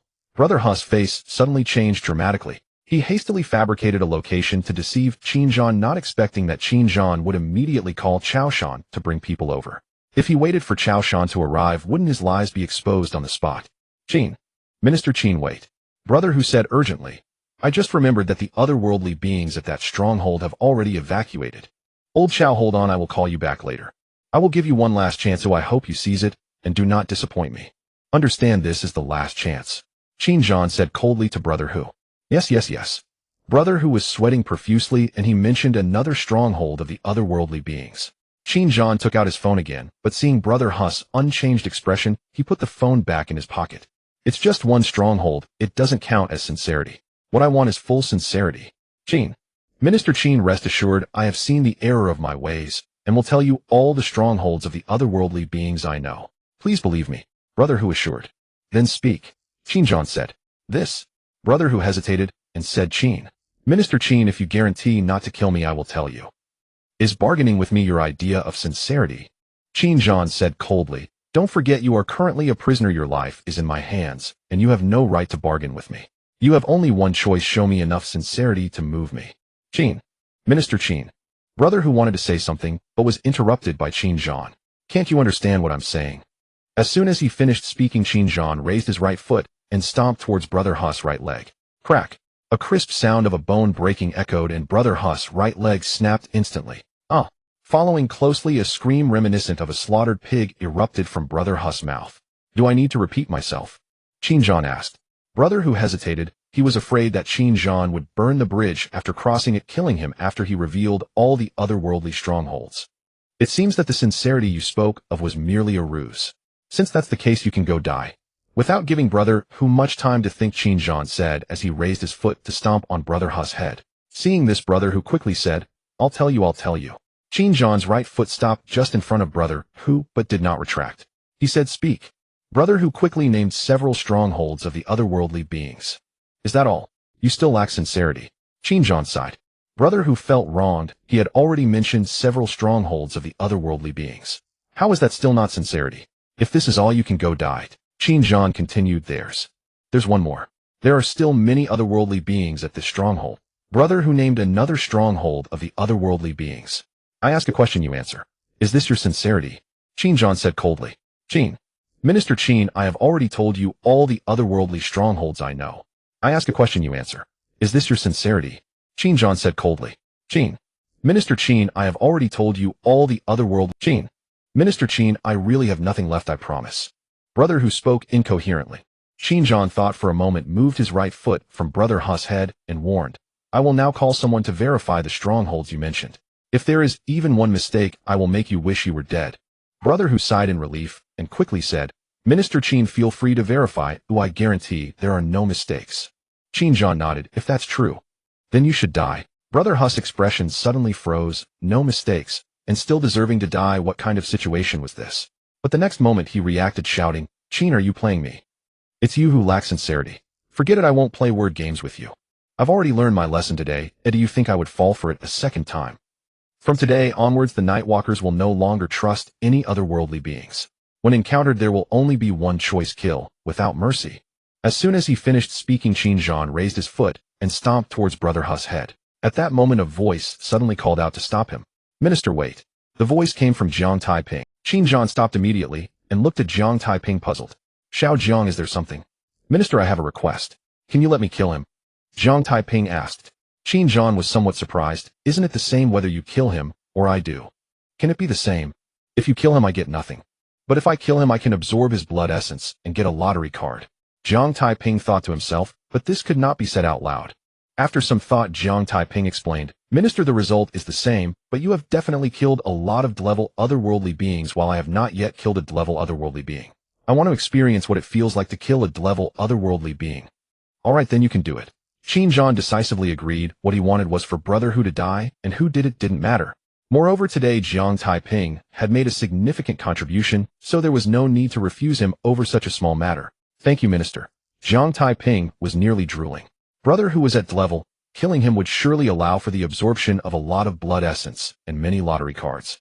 Seemingly afraid that Xinjiang would change his mind, Jiang Taiping finished speaking and thrust the dagger into Brother Hu's chest. The next moment, the mechanical voice from the lottery system echoed in Jiang Taiping's mind. Ding! Host has slain an enemy, gaining 222 low-level lottery cards. At the same time, Jiang Taiping could clearly feel a warm current entering his body. That warm current was far greater than any he had ever felt. Clearly, as he thought, killing Brother Hu allowed him to absorb a lot of blood essence. Xinjiang subtly nodded. Jiang Taiping's strike was decisive and ruthless. Xiao Jiang, today you have made a significant contribution. Xinjiang said, not only saving the demon hunting Team 9, but also letting us learn about many otherworldly strongholds. According to the rules of the Demon Hunting Hall, I will reward you with a high-level blood essence pill. Thank you, Minister. Jiang Taiping was very delighted. A high-level blood essence pill could sell for 2 million. Absorbing a lot of blood essence, gaining over 200 low-level lottery cards, and earning 2 million. This trip was certainly not in vain. He had made a tremendous profit. Moreover, this was not all the gains of. Not long ago, Xinjiang interrogated Brother Hu and obtained the locations of several otherworldly hideouts. Jiang Taiping has not forgotten this matter. He is also thinking about these otherworldly hideouts. If he can sweep through all these otherworldly hideouts, he will surely gain even more rewards. Xiao Jiang, this is what you deserve. Xinjiang shook his head, took out a high-grade blood essence pill, and handed it to Jiang Taiping. The members of Demon Hunter Team 9 looked on with envy. It was a high-grade blood essence pill that they all wanted. However, they could only envy. They had no objections to Xinjiang's reward for Jiang Taiping. Not to mention Jiang Taiping's life-saving grace. To them, his merits alone qualified him for the high-grade blood essence pill. Jiang Taiping accepted the high-grade blood essence pill and tucked it into his pocket before storing it in the system warehouse. He didn't bother to be polite with Xinjiang anymore and turned to Su Qiqi, asking, Captain, what's wrong? Su Qiqi asked. Jiang Taiping found her reaction a bit slow. But since Su Qiqi didn't catch on, he could only remind her, Captain, those otherworldly hideouts. Su Qiqi suddenly realized. She looked at Xinjiang and said, Minister, you just interrogated and found out a lot of otherworldly hideouts. The Demon Hunter Team 9 requests to go into battle. No need, I will handle them personally. Xinjiang shook his head, a hint of coldness appearing on his face. He was very angry that he almost suffered a significant loss today, and such anger demanded a price. Minister, those otherworldly hideouts are just some lowly minions. Isn't it overkill for you to deal with them personally? Jiang Taiping quickly responded. He was counting on sweeping through those otherworldly hideouts to increase today's gains. If Xinjiang took action, he wouldn't get anything, and that was unacceptable. It does feel a bit like using a sledgehammer to crack a nut. Xinjiang nodded, but then abruptly changed his tone, saying, But since those otherworldly beings dared to plot against us, I want them to know that such actions will come with a huge cost, as a warning to them to be more obedient. Jiang Taiping was left speechless. When he heard the first part of Qin Zhan's words, he was secretly pleased, but the latter part took a complete 180-degree turn. Minister, what you said makes a lot of sense, but didn't you just call the hall master? Su Qiqi said. I was just putting on a show to see if what that guy said was true. Qin Zhan replied. Su Qiqi and the others were taken aback. It was just a show. This guy is really a crafty old fox, even I was fooled. Jiang Taiping couldn't help but sigh inwardly. He also thought that Qin Zhan had really called Xiao Shan. This matter is settled, Qiqi, you take the team back to rest. Qin Zhan made a direct decision and then soared into the sky, quickly leaving. Watching Qin Zhan depart, Jiang Taiping felt a pang in his heart. The blood essence and lottery card that were almost in his grasp had just flown away. Should we go steal a wave of monsters? A thought flashed through Jiang Taiping's mind, but soon he dismissed the idea. That crafty old fox Qin Zhan could fly, and by the time he got there, he would only be left to collect the corpses of the otherworldly beings. You old crafty fox, do you have any shame? How dare you steal my monsters? Frustrated Jiang Taiping couldn't help but curse inwardly. Let's go. Su Qiqi called out to Jiang Taiping and the others and headed towards the foot of Sunset Mountain. Jiang Taiping and the others followed suit. Jiang Taiping, you have already joined the Demon Hunter Hall. Why did the minister say he would do his best to keep you in the hall? Someone asked. Because of the unspoken rules of the Demon Hunter Hall, and because my cultivation talent is too poor. Jiang Taiping did not hide anything and briefly explained the headquarters of Nanshan Province's intentions to revoke his membership in the Demon Hunter Hall. You've already joined the Demon Hunter Hall. How can they do this? Exactly, this is too much. What nonsense, unspoken rules. These are outdated customs that should have been broken long ago. No, we need to think of a way. We can't let Jiang Taiping lose his membership in the Demon Hunter Hall. The members of Demon Hunter Team 9 spoke out for Jiang Taiping, expressing their willingness to help him. Jiang Taiping was not surprised at this. If it weren't for today's events, aside from Su Qiqi, none of his teammates would have opposed the headquarters decision of Nanshan Province. Now, seeing his value, these teammates were all voicing their objections. To be precise, his teammates were not fools. They recognized the terrifying power of the observation hockey in action. It was precisely for this reason that they were unwilling to let him leave. This is also why he had the audacity to say that being his teammate was an honor. Understanding is one thing, but Jiang Taiping didn't hold any grudges against his teammates. Because this world is that realistic, only if you have value can you gain others' attention. I appreciate everyone's goodwill. Jiang Taiping said, I can handle this matter myself, so please do not interfere. Listen to Jiang Taiping. You should all refrain from interfering. Su Qiqi quickly added. The decision of the headquarters of Nanshan Province could not be easily changed, even by Qin Zhan, let alone by the members of Demon Hunter Team 9. Moreover, if the members of Demon Hunter Team 9 interfered recklessly, it might cause even more trouble. Hearing Jiang Taiping and Su Qiqi say this, the members of Demon Hunter Team 9 stopped saying anything. In fact, they also knew their words carried little weight and could not help Jiang Taiping. They had just said that to express their willingness to be teammates with Jiang Taiping and to make up for their previous underestimation of him. Arriving at the foot of Sunset Mountain, Su Qiqi, Jiang Taiping, and the others drove towards the headquarters of Nightwalker Jiuan. Captain, the high-grade blood essence pill, do you want it? Jiang Taiping asked. No way. Su Qiqi exclaimed. You already have over 2 million, and you still want to sell? Over 2 million is not much, it can't even buy your vehicle. Jiang Taiping replied. You don't need to persuade me. Ooh, I am definitely going to sell it, or just tell me if you want it. I want it. How much? Su Qiqi said decisively. Jiang Taiping was determined to sell. Further persuasion was useless, and who wouldn't want a high-grade blood essence pill? The old price 2 million. Jiang Taiping said. Jiang Taiping, are you crazy? You could sell it for a higher price. Su Qiqi exclaimed. Captain, I'm not crazy. Oh, I just don't want to give outsiders a bargain. Jiang Taiping laughed. You are the only one in the Demon Hunter Hall who hasn't treated me coldly because of my poor cultivation talent, and because of what you just said, I would rather earn a little less and sell it to you. A complex look appeared in Su Qiqi's beautiful eyes as she just believed that everyone should be treated equally and not be judged by their cultivation talent, which seemed very normal to her, but she didn't expect it to earn Jiang Taiping's gratitude. Then I won't be polite. Su Qiqi took out her phone and directly transferred 2 million to Jiang Taiping. Jiang Taiping handed the high-grade blood essence pill to Su Qiqi, saying, Captain, I want to sleep for a while. Su Qiqi was a bit speechless. This guy wants to sleep again. However, what she didn't know was that this time Jiang Taiping was not going to sleep. He wanted to tally up today's gains. Summon the Lottery of All Realms System. Host Jiang Taiping, age 18, realm A, level vitality 401 cards, talent devour divine, level sword seed S, level 401 cards. This is an increase of 214 cards. Jiang Taiping's eyes widened in shock, his cheeks flushed with ecstatic joy. Before the mission, his vitality was 152 cards. During the mission, aside from the brother tiger he had killed, he only slayed a level 1-star otherworldly disciple. Based on past experiences, killing a 1-star level otherworldly disciple can absorb over 10 cards of vitality, which means by killing brother tiger, he absorbed over 230 cards of vitality. It was worth all the trouble to snatch the monster from old silver coin. My realm skyrocketed from 1-star a level straight to 4-star a level, a leap of 3 stars, truly a remarkable surge in cultivation. This monster was incredibly worth it. Jiang Taiping could hardly contain his excitement. However, he also knew that this kind of extraordinary victory was purely an exception and hard to replicate. With his realm surging, he could now hunt higher-level otherworldly beasts in the demon hunting grounds, and killing higher-level beasts would yield much more vitality than lower-level ones, so the benefits of this sudden surge in cultivation were immense. Jiang Taiping, didn't you say you were going to sleep? Su Qiqi's voice suddenly rang out. Why are your eyes wide open like ping-pong balls, and you look so excited? Hearing this, Jiang Taiping suddenly realized that Su Qiqi was still sitting beside him. Captain, I'm just sleeping here, Jiang Taiping said as he closed his eyes without further explanation.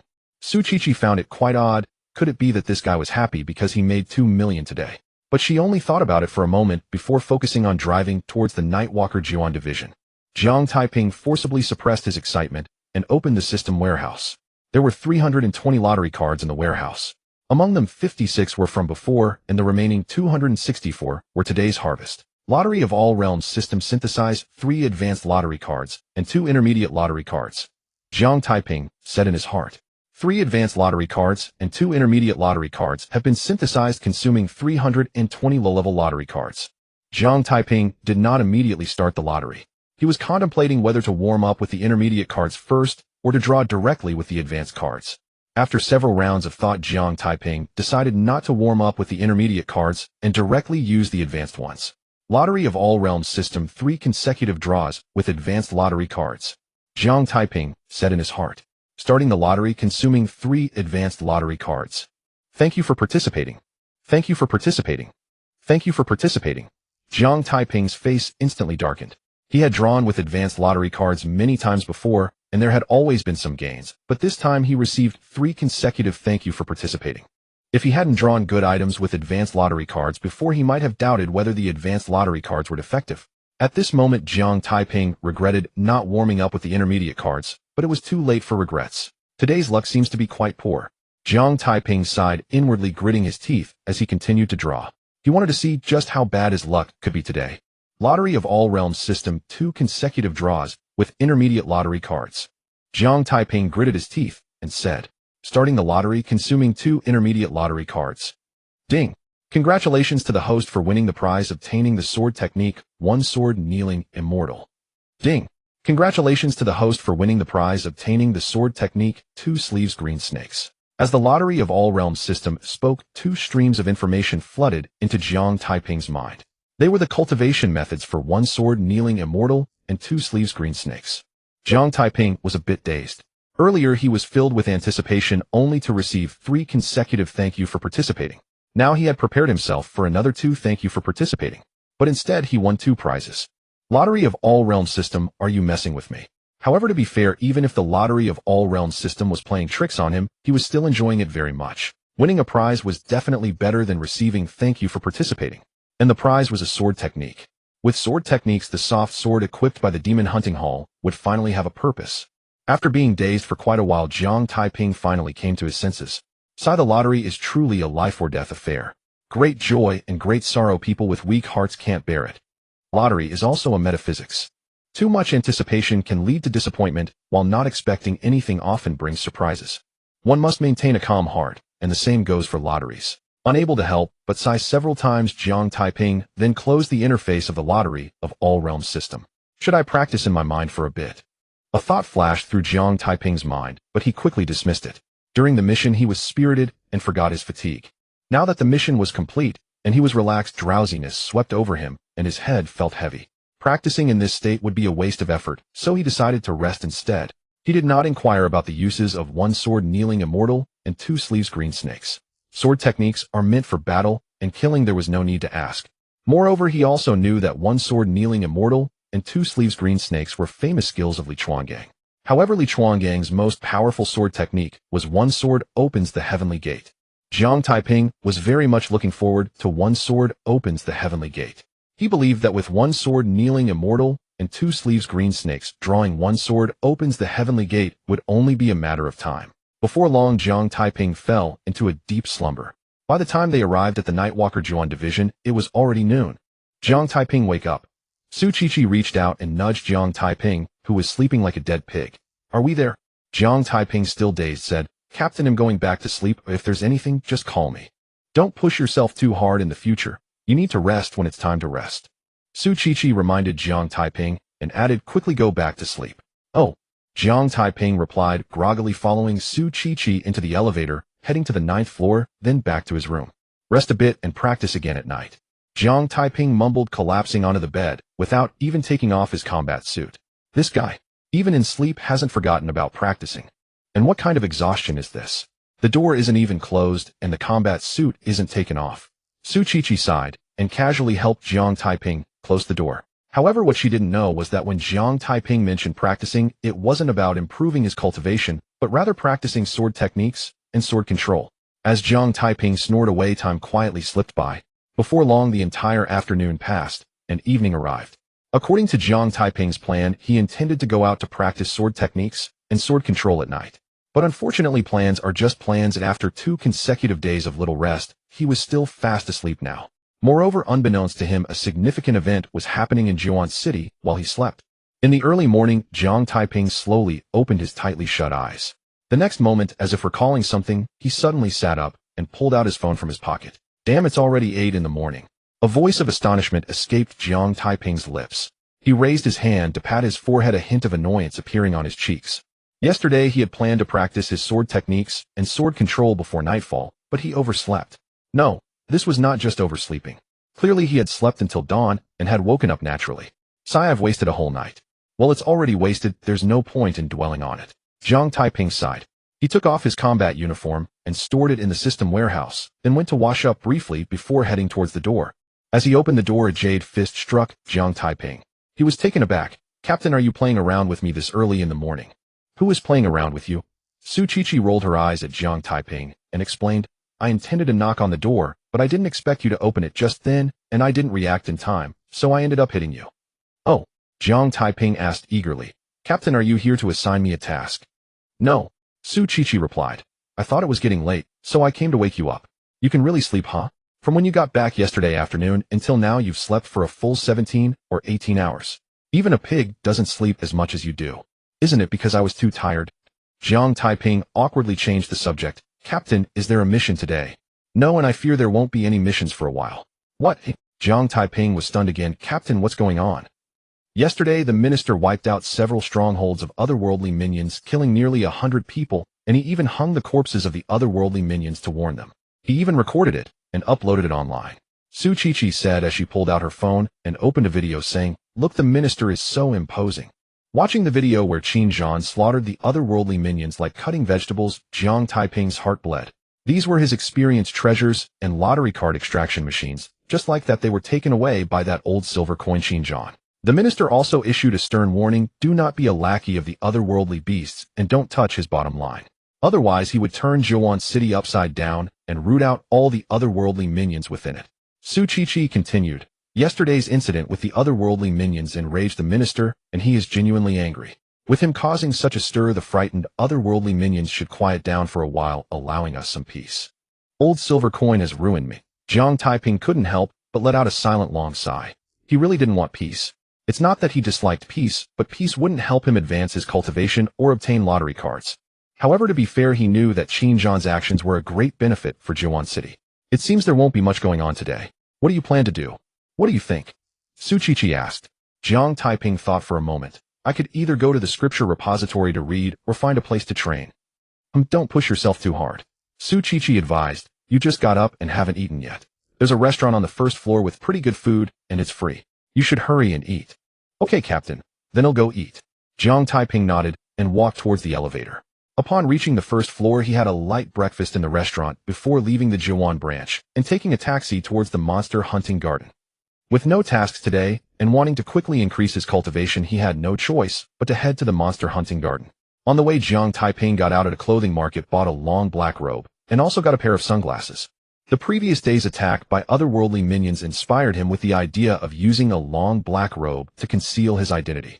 As for Spider-Man's outfit, it was not usable in the monster hunting garden. Firstly, it was too conspicuous, and secondly, Su Chi had already grown suspicious.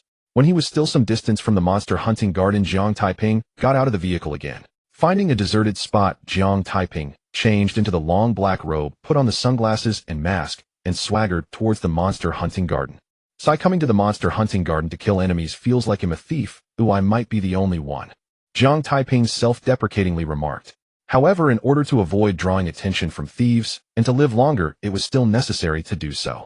Seeing the fully armed Jiang Taiping, the guards at the monster hunting garden were somewhat speechless. You come to the monster hunting garden to train not to do something embarrassing. Is it necessary to wrap yourself up so tightly? They never considered that Jiang Taiping was an otherworldly minion, because otherworldly minions wouldn't come to the monster hunting garden. This time Jiang Taiping didn't wait for the guards to speak before he punched the massive black obsidian next to the entrance of the monster hunting garden. Immediately 4 orange light pillars erupted from the obsidian. 4-star level. The guard said, "You can go in a maximum of 1,300 meters, otherwise it will be life-threatening. You must remember this." Jiang Taiping nodded and stepped into the black light curtain. He chose to expose his true cultivation level, also to disguise himself, or rather to prevent Su Chi from suspecting him. After all, last time Su Chi knew he had entered the monster hunting garden, who knew if she would find out this time? The next moment Jiang Taiping appeared inside the monster hunting garden. Looking around and confirming there was no one nearby, Jiang Taiping took off the black robe, removed the mask and sunglasses, then put on his Spider-Man costume, donned the black robe again, and put on the mask and sunglasses. The monster hunting garden was filled with dense trees. In such circumstances, the effect of the Spider-Man costume could be maximized, and wearing the black robe, mask, and sunglasses was to prevent anyone else in the monster hunting garden from discovering his Spider-Man identity. Having made the necessary disguises, Jiang Taiping stepped out of the safety zone and walked deep into the dense forest. At the same time, his observation hockey was activated and a dagger appeared in his hand out of thin air. The last time Jiang Taiping entered the monster hunting garden, he was new to it and knew little about the place. At that time he had cultivation, but no martial techniques, so a dagger was not necessarily better than his fists and feet. Hiding the dagger might prove useful at a critical moment. But this time he had martial techniques and equipment, so there was no need to hide it anymore. Soon otherworldly beasts attempted to ambush Jiang Taiping. Under the perception of his observation hockey, those hidden otherworldly beasts felt like they were right in front of Jiang. The otherworldly beasts on the outskirts had low cultivation levels, which made their ambushes futile. Before they could even get close to Jiang Taiping, he killed them with a single punch. Jiang Taiping did not seek out the otherworldly beasts on the forest outskirts. The otherworldly beasts there were too weak to provide much vital energy, and searching for them was pure waste of time. However, if he encountered them hidden, he would still deal with them easily. After all, even a mosquito's leg is still meat. As Jiang Taiping continued to move forward, he quickly delved deeper into the dense forest. Then he suddenly understood the kind intentions of the Nightwalker. The last time Jiang Taiping visited the demon hunting garden, he found the beasts within 100 meters of the forest's edge to be rather weak. However, back then he was too focused on slaying the beasts and improving his cultivation to give it much thought. This time, equipped with the observation hockey, Jiang Taiping could clearly sense the cultivation levels of the beasts. As he ventured deeper into the dense forest, he began to notice some peculiarities. The beasts within 100 meters of the forest's edge all possessed a 1-star grade cultivation, but they were merely at the onset of 1-star grade, with their vitality not exceeding 13 cards. The last time he came to the demon hunting garden, he had 18 cards of vitality, making it perfectly normal for him to find the beasts somewhat weak. The beasts within a range of 100 to 200 meters also had a 1-star grade cultivation, but their vitality ranged from 13 to 19 cards. No wonder the guards advised him not to venture more than 100 meters inward, or else he might face life-threatening dangers. The beasts within 200 to 300 meters were at a 2-star grade level. Furthermore, with each 100 meters he delved deeper, the cultivation of the beasts increased by 1 star. This indicates that the beasts in the demon hunting garden have a very clear hierarchy and territorial range. However, that is not the main point. The key issue is that the beasts strictly remain within their own designated areas. This is evident from the fact that some beasts clearly wanting to attack him remained motionless, only launching their assault once he stepped into their activity zone. Low-level beasts possess little intelligence and are generally bloodthirsty and aggressive, yet they adhere strictly to their activity boundaries. Moreover, since the demon hunting garden was established by the Night Walkers, there is only one explanation for this. Not crossing activity boundaries is a rule set by the Night Walkers, and they have instilled this rule into the subconscious of the beasts. As for why the Night Walkers do this, it's simple: to protect the trial participants among them. After all, the purpose of establishing the demon hunting garden is to allow the Night Walkers to undergo trials, not to send them to their deaths. Although the Night Walkers can be rather stubborn in some respects, such as not allowing individuals with great cultivation talents to enter the hunting hall, they do provide adequate protection for their own members. Jiang Taiping sighed inwardly and continued deeper into the dense forest. Before long, he arrived at the range between 1,200 and 1,300 meters. The beasts within this range were all at a 3-star grade level, while those beyond 1,300 meters were at a 4-star grade level. This confirmed Jiang Taiping's judgment. The Night Walkers allow trial participants to engage with beasts of slightly lower cultivation levels, ensuring trial effectiveness, while minimizing casualties. Jiang Taiping had no intention of delving deeper into the forest. Although slaying higher-level beasts would allow him to absorb more vitality, it also posed a danger, and higher-level beasts were harder to kill. The gains within a unit of time might not necessarily surpass those from slaying lower-level beasts. At that moment, a fox demon about a meter tall suddenly leaped out from the withered grass, lunging at Jiang Taiping from behind. Jiang Taiping stood still, seemingly unaware. But just as the fox demon closed in on him, Jiang Taiping suddenly moved. He turned sharply and swung the dagger in his hand toward the fox demon's throat with lightning speed. With a slicing sound, the fox demon's throat was severed in a single strike, and it fell from the air like a dead dog crashing to the ground with a dull thud. Trying to sneak attack. Little did you know you shine like a light bulb in my eyes. Jiang Taiping smirked, his face filled with disdain. Thanks to the perception granted by the observation hockey, he had already sensed the fox demon lurking not far in the grass, and he was aware of its ambush the moment it made its move. He stood still, intending to return the favor. No, it should be returning an attack in the style of a demon. The host has slain an enemy and received 23 low-level lottery tickets. The mechanical voice of the lottery system echoed in Jiang Taiping's mind. He was taken aback. Only 23 low-level lottery tickets. He recalled that he had slain otherworldly cultivators whose cultivation was not even as high as the fox demons, and still received 40 to 50 low-level lottery tickets. Summoning the lottery system, Jiang Taiping frowned slightly. He could absorb over 10 cards of vitality from killing a 1-star grade otherworldly cultivator, but slaying the 3-star grade fox demon only yielded 5 cards of vitality. Less vitality absorbed leads to fewer lottery tickets. It seems that slaying beasts doesn't yield as high rewards as slaying otherworldly cultivators. It must be that way. There is no other explanation. Jiang Taiping sighed inwardly. He didn't inquire further about the lottery system, as the facts were clear. There was no need to ask more. Even if he had inquired, it wouldn't change the reality that slaying beasts yielded lower rewards than slaying otherworldly cultivators. Whoosh! A strand of spider silk shot out from Jiang Taiping's hand as he swung himself toward a nearby location. There, another fox demon lay in wait, eyeing him hungrily, ready to ambush. As Jiang Taiping swung into the fox demon's hiding place, his dagger once again struck out with incredible speed. With another slicing sound, this fox demon was unable to launch its ambush before Jiang Taiping severed its throat. Following this, Jiang Taiping went on a rampage, slaughtering beasts within the range of 1,200 to 1,300 meters. With the suppression of his cultivation level, his throat-slicing techniques, the perception from observation hockey, and the Spider-Man suit, Jiang Taiping moved like a phantom, killing beasts at an astonishing speed. Especially with the Spider-Man suit, its effectiveness was maximized in the densely wooded environment. Any beast targeted by Jiang Taiping had no chance of escaping his pursuit. In just a couple of hours, dozens of beasts fell to Jiang Taiping's hands. At that moment, he suddenly sensed something was amiss. Having killed so many beasts, his cultivation would surely have increased significantly, and there was no need for him to remain in the range of 1,200 to 1,300 meters any longer. With this thought, Jiang Taiping summoned the lottery system. Host Jiang Taiping, age 18, realm grade, vitality 638 cards, talent devour divine, sword seeds grade. In just over an hour, I've absorbed over 200 cards of vitality. I am now at a 6-star grade level. There is no need for me to stay here. I can venture deeper. At this rate of improvement, I can break through to grade today. The divine cultivation talent of Devour is simply astounding. The demon hunting garden is like my personal training ground. Jiang Taiping laughed heartily as he walked deeper into the forest. But just then, Jiang Taiping suddenly shivered, and a strong sense of crisis surged within him. Jiang Taiping didn't know where the feeling of crisis was coming from, but it was intense enough to make him feel as if he could die here.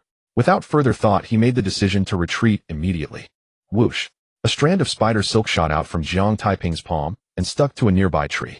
He swung himself toward the forest's edge, using both hands to retreat quickly.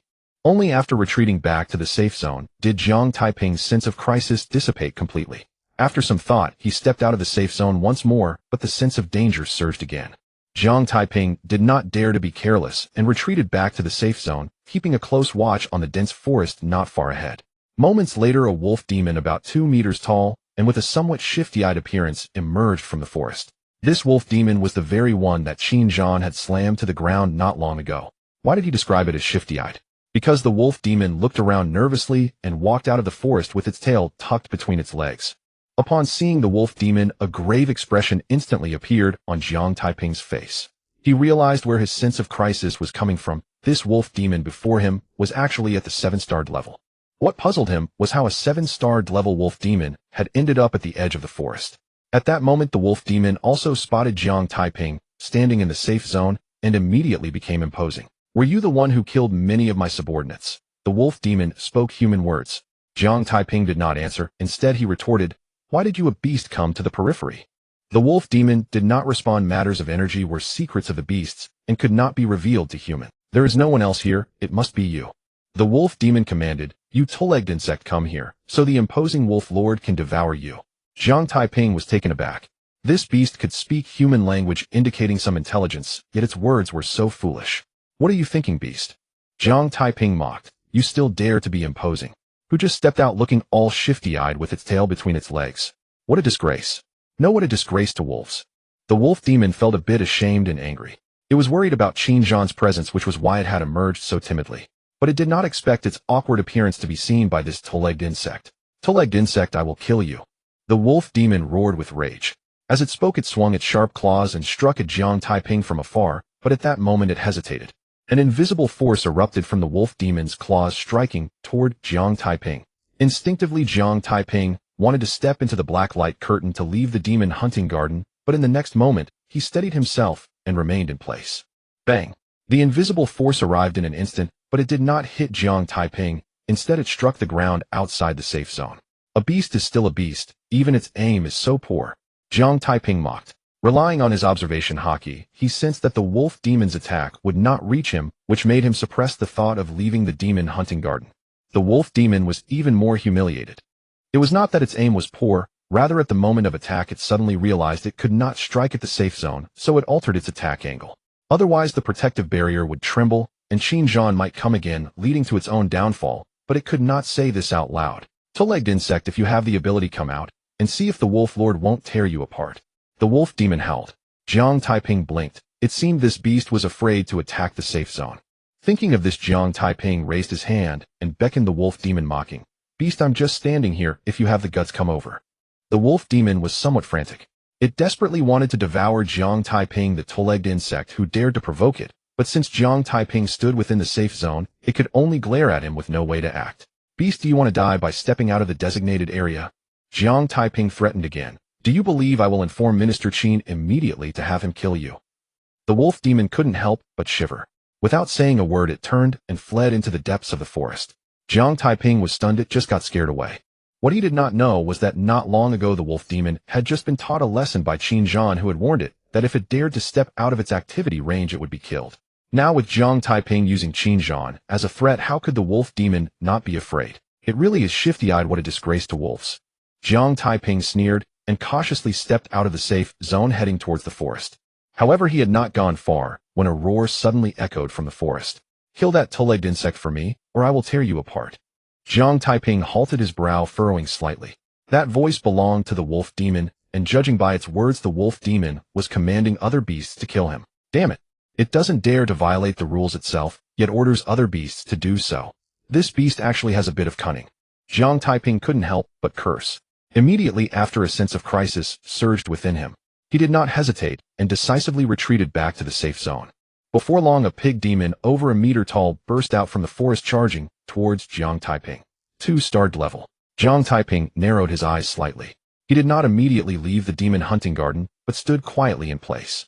According to the records of the Night Walker's history, the safe zone had restrictions that would actively attack any beasts that entered. He wanted to see if the pig demon dared to step into the safe zone. Soon the pig demon reached the side of the safe zone, then, without stopping, it stepped into the safe zone. What the hell, this is reckless. Jiang Taiping cursed loudly and decisively stepped into the black light. Although the safe zone had restrictions, it might not be able to kill the pig demon immediately, and his small frame could not withstand a claw from a 2-star level pig demon, so it was better to leave at the first opportunity. Almost simultaneously, the pig demon let out a shrill scream. Its body, over a meter tall, instantly became drenched in blood, and then it quickly retreated from the safe zone, staggering back into the forest. Outside the demon hunting garden, 2 guards immediately noticed the tremor of the protective barrier. But before they could think much, they saw Jiang Taiping emerge from the black light curtain. This led them to believe that the tremor of the protective barrier was due to Jiang Taiping's emergence.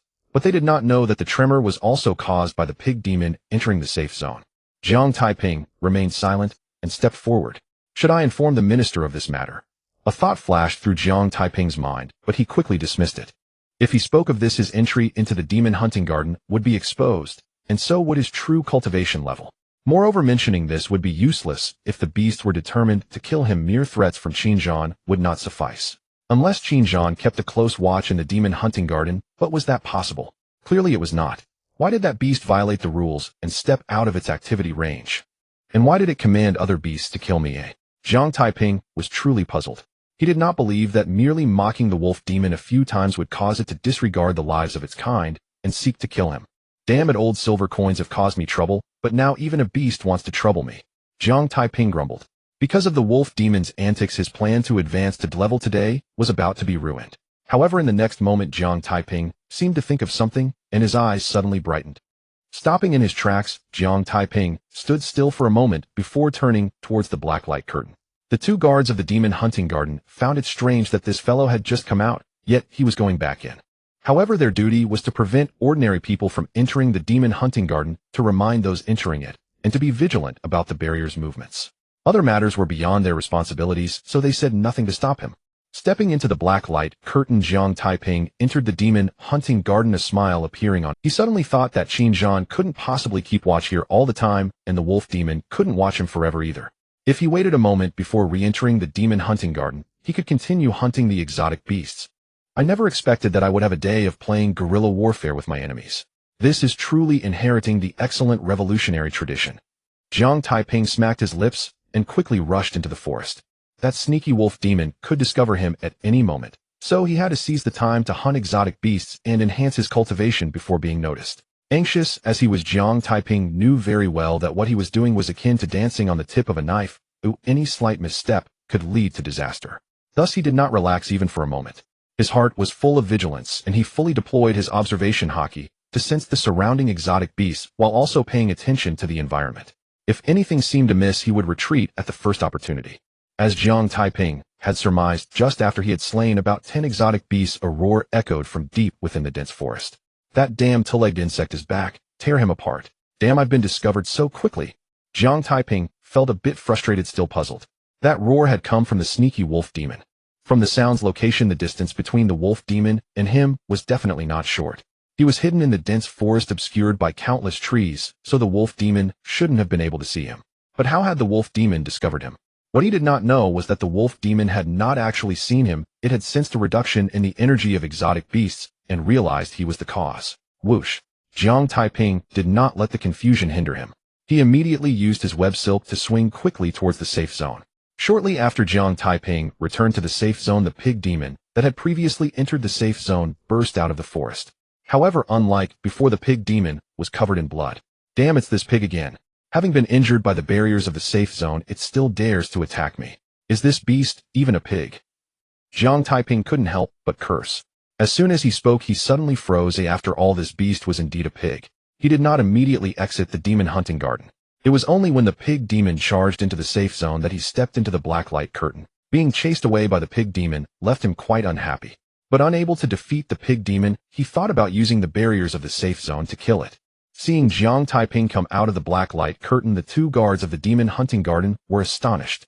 This fellow had just gone in not long ago. Why was he coming out again? What surprised them even more was yet to come. After standing for a moment, Jiang Taiping turned around and stepped back into the black light curtain. What's up with this guy going in and out like this? One guard asked in confusion. If you ask me, who should I ask? The other guard rolled his eyes. By this time, Jiang Taiping had already entered the demon hunting garden and did not hear their conversation. If he had heard them, he would surely have felt helpless. He didn't want to be going in and out either. Glancing around and seeing no sign of the pig demon, Jiang Taiping dashed into the dense forest. But this time, before he could slay a few exotic beasts, the wolf demon's roar resounded again. "Oh, that two-legged insect is back. You stupid pig, don't run back again. Stand at the entrance and keep an eye on him." Jiang Taiping's expression darkened instantly. That sneaky wolf demon actually wanted the pig demon to watch him at the entrance. The wolf was truly malicious. Frustrated but resolute, Jiang Taiping retreated immediately. As before, after retreating to the safe zone, Jiang Taiping did not leave immediately, but waited for the pig demon to arrive. Only after it charged into the safe zone did he step into the black light curtain and leave the demon hunting garden. Seeing Jiang Taiping come out again, the two guards of the demon hunting garden were dumbfounded. The two stared blankly at Jiang Taiping, wondering if he would enter the demon hunting garden again. "So it seems I can't play guerrilla warfare for now, but I feel a bit unwilling. Let me go in once more and see if that pig is watching at the entrance." Jiang Taiping sighed softly, waited for a moment, and stepped into the black light curtain again. As he watched Jiang Taiping enter the demon hunting garden, one guard asked, "This guy's time in and out is getting shorter and shorter. How long do you think he'll stay this time?" "I estimate."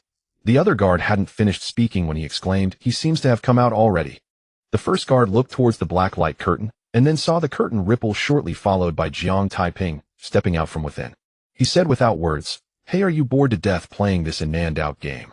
Jiang Taiping was speechless, thinking, what the hell is this in-and-out game? He was chased out by a pig, okay. However, he could not explain this to the guards, so he asked in surprise, "How did you—" The two guards were speechless, thinking, "You really are playing this in-and-out game?" Jiang Taiping did not linger and stepped forward. When he first entered the demon hunting garden, he had seen the pig demon guarding the entrance and then retreated. With such a situation, he could no longer conduct guerrilla warfare today.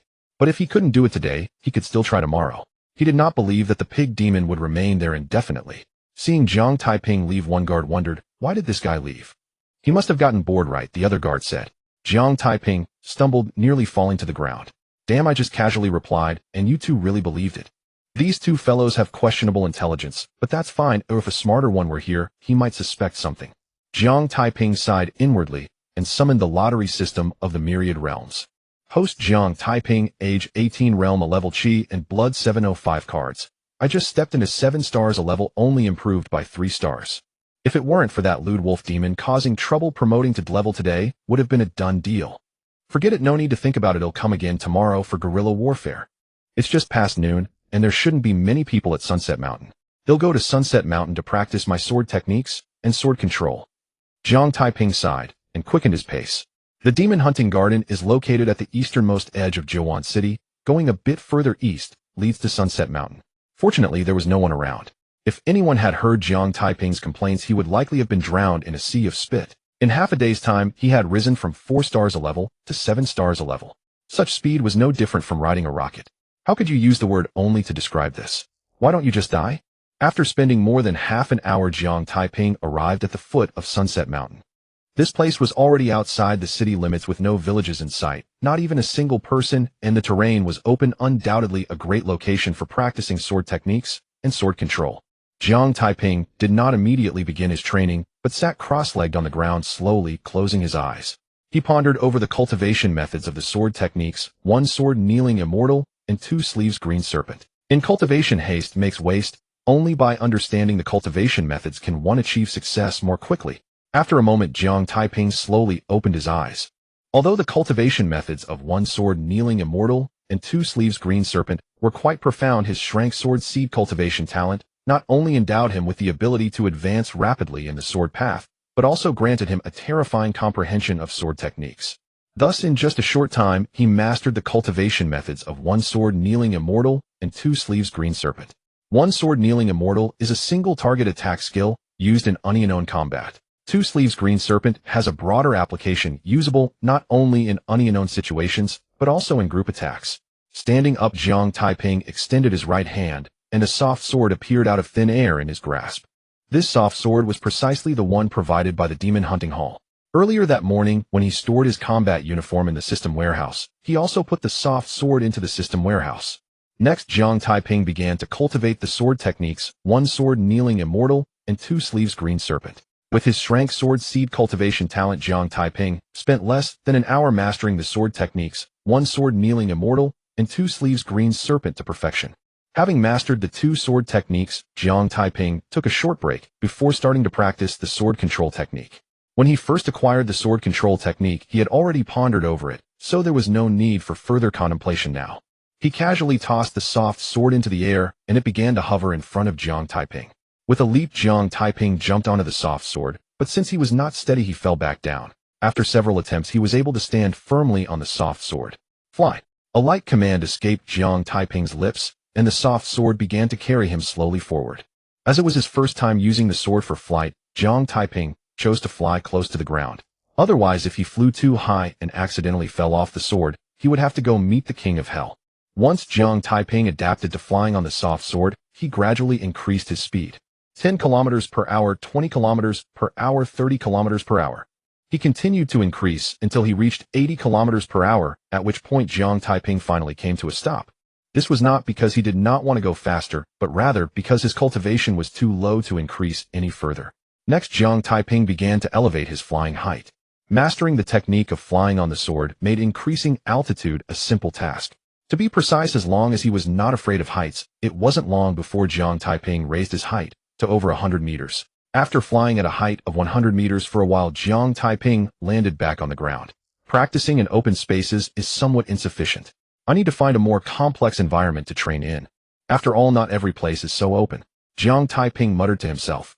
As his voice fell, he flew back to Sunset Mountain on his sword. On Sunset Mountain, trees were plentiful, and the environment was quite complex. As long as he could fly freely among the trees, he could fly freely anywhere else. Before long, Jiang Taiping flew out from the woods of Sunset Mountain. After his recent training, he was now able to fly freely among the trees. From the moment he started practicing the sword control technique to completely mastering it, Jiang Taiping spent just over an hour. Gurgle, gurgle. At that moment, Jiang Taiping's stomach suddenly growled. This reminded Jiang Taiping that he had not eaten lunch yet. I should eat something to fill my stomach, then practice the sword killing technique before heading back. Jiang Taiping plopped down onto the ground, took out the food and water he had prepared from the system warehouse, and began to eat heartily. During the Demon Hunting Hall assessment, he had only practiced controlling the long sword, but simply controlling the long sword in battle was not very effective, thus he still needed to practice the sword killing technique. Once he filled his stomach, Jiang Taiping continued to practice the sword killing technique without pause. The soft sword was seen changing its attack angles and postures in the air continuously, at times stabbing forward, at times slashing down from the air, and at times sweeping horizontally. The scene was as if an invisible hand was controlling the soft sword. After spending around another hour, Jiang Taiping had mastered the sword killing technique to perfection. Whether it was the sword techniques one sword kneeling immortal and two sleeves green serpent, or the sword control technique, Jiang Taiping completely mastered them in just about an hour. One must say the shrank sword seed cultivation talent is truly terrifying. Having fought for a morning and trained for an afternoon, coupled with completing all necessary practice, Jiang Taiping's tense mind began to relax, and he then felt a wave of fatigue wash over him. Looking up at the sky, it was nearing evening. He'll take a break and then head back, Jiang Taiping said as he lay back in the grass, propping his legs up to rest. He also pondered about how to deal with that lewd wolf demon that was watching him. Just then, two middle-aged men walked down from Sunset Mountain. One was stout, the other thin, and they appeared to be in their 30s or 40s. Big brother, this place is indeed safe. We've hidden here all day without any trouble. You are so clever, the stout one said. Of course, or how could I be your brother? The thin one proudly replied. Do you know what I call? What is it called? The thin one asked curiously. This move is called darkness under the lamp. Don't you understand? Let me explain. The stout one said. The night travelers slaughtered many people here yesterday. They surely wouldn't expect anyone else to dare come here. So we hide here, and not only are we safe, but it's quite secure. That's called darkness under the lamp. Big brother is so knowledgeable. I have learned something. The thin one immediately flattered the stout one. In the future, you should learn more from your brother. The stout one patted the thin one's shoulder and added, damn it, it's all that old bastard Qinzhan's fault. If he hadn't gone crazy, I would be enjoying myself with a girl right now. Why would I run to this godforsaken place? Exactly, I haven't seen my little Lee for a day, and I miss her. The thin one echoed. However, before he finished speaking, he suddenly froze and pointed ahead, nervously, saying, Big brother, look over there. It seems like there's a foot moving up and down. The stout one followed the direction the thin one was pointing, and immediately saw the foot he had mentioned moving up and down. What do you mean it seems like? That's definitely a foot. The stout one whispered, don't speak, let's sneak over and see who it is. The thin one nodded, and the two quietly approached the foot. As the two slowly advanced, the distance between them and the foot grew closer. The owner of that foot was none other than Jiang Taiping. He was deep in thought, and due to the distance between him and the two men, he did not notice them. However, as the fat man and the thin man approached, he heard a noise and immediately sat up. Jiang Taiping's sudden movement startled the two, causing them to instinctively take a few steps back. Who are you? Why are you hiding here? The fat man shouted sternly. Jiang Taiping was a bit confused. He was just resting here. How did it turn into hiding? Big brother, this guy has a 5-star level cultivation, and I can't sense any beast aura from him. He is likely a night walker, said the thin man. Indeed, a 5-star level cultivation and no beast aura. The fat man's eyes narrowed slightly as he said fiercely, this guy must be a night walker. He must be hiding here because he knows we are lurking on Sunset Mountain and wants to ambush us. Take him down. With that, the fat man drew the large knife hanging at his waist and charged towards Jiang Taiping, with the thin man following suit. Jiang Taiping was even more confused. He was just resting here, and they said he was ambushing them. But soon he realized that these two were from another world. Jiang Taiping leaped up, looked at the approaching fat man and thin man, and a look of disbelief appeared on his face. You guys talk so big. I thought your cultivation was high. After all this, it turns out you only have 8-star level cultivation. I've killed quite a few from other worlds, but never this weak. However, he overlooked the fact that he had used the lottery system to conceal his own cultivation to 5-star level. Otherwise, the two wouldn't be charging at him with big knives, but would have fled at the first opportunity. Just in time to try out the sword control technique I just learned. Jiang Taiping raised his hand and touched his nose, and with a thought, a soft sword floated in front of him. Sword control technique, kill. A soft command escaped Jiang Taiping's lips. He pointed ahead, and the floating soft sword shot out violently. Whoosh! The soft sword sliced through the air with a piercing sound, instantly flying in front of the fat man. In the fat man's terrified gaze, it accurately pierced through his heart. A shrill scream like that of a slaughtered pig erupted from the fat man's mouth. But it quickly stopped, and then the fat man fell backward, seeking an audience with the king of hell. Seeing the fat man killed by Jiang Taiping, in an instant the thin man's soul was scared out of him. My goodness, he screamed and immediately fled in a panic. Can you escape? Jiang Taiping smirked, flicked his finger, and pointed forward again. The soft sword that had pierced the fat man's heart flew back and shot toward the fleeing thin man. Whoosh! In the next moment, the soft sword caught up with the thin man and pierced into his back heart. The thin man couldn't control his body as he crashed forward, hitting the ground hard, and then fell silent. The sword control technique is still so enjoyable. Attacking from a distance, not too much effort and no need to chase after. Jiang Taiping sighed and summoned the lottery system. 717 units of vitality. Only increased by 12 units. It's really like a mosquito's leg, but even a mosquito's leg is meat. Jiang Taiping raised his hand to touch his nose, and the sword flew toward the city area, skimming along the ground. However, he overlooked that the mosquito's leg he mentioned had more meat than a mid-level vitality pill, and this was meat that could be consumed in an instant, unlike the mid-level vitality pill, which required a considerable absorption time. Upon reaching the edge of the city, Jiang Taiping stopped his sword flight. Just ahead was the city area. If he continued flying, he might be seen. Taking a taxi is so inconvenient. Some places are inaccessible by taxi, and I can only rely on the number 11 transport. It's really too inconvenient. I need to buy a car soon.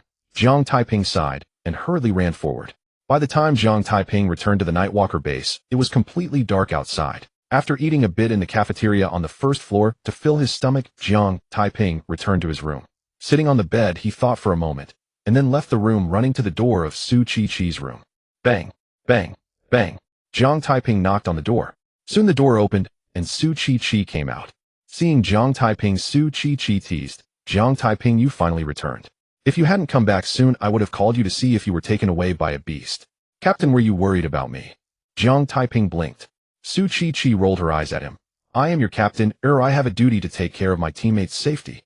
Oh, Jiang Taiping replied, changing the subject. Captain, I have something I want to ask you.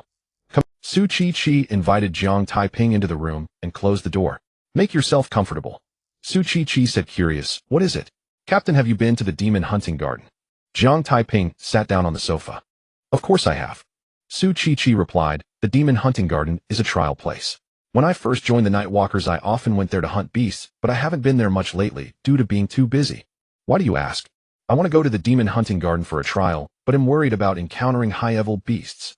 Jiang Taiping explained. Su Chi slightly pursed her lips as if to say this was not Jiang Taiping's first time entering the demon hunting garden, and she suspected that the person who had killed nearly 100 beasts there not long ago was Jiang Taiping, but she had no evidence. You're overthinking it.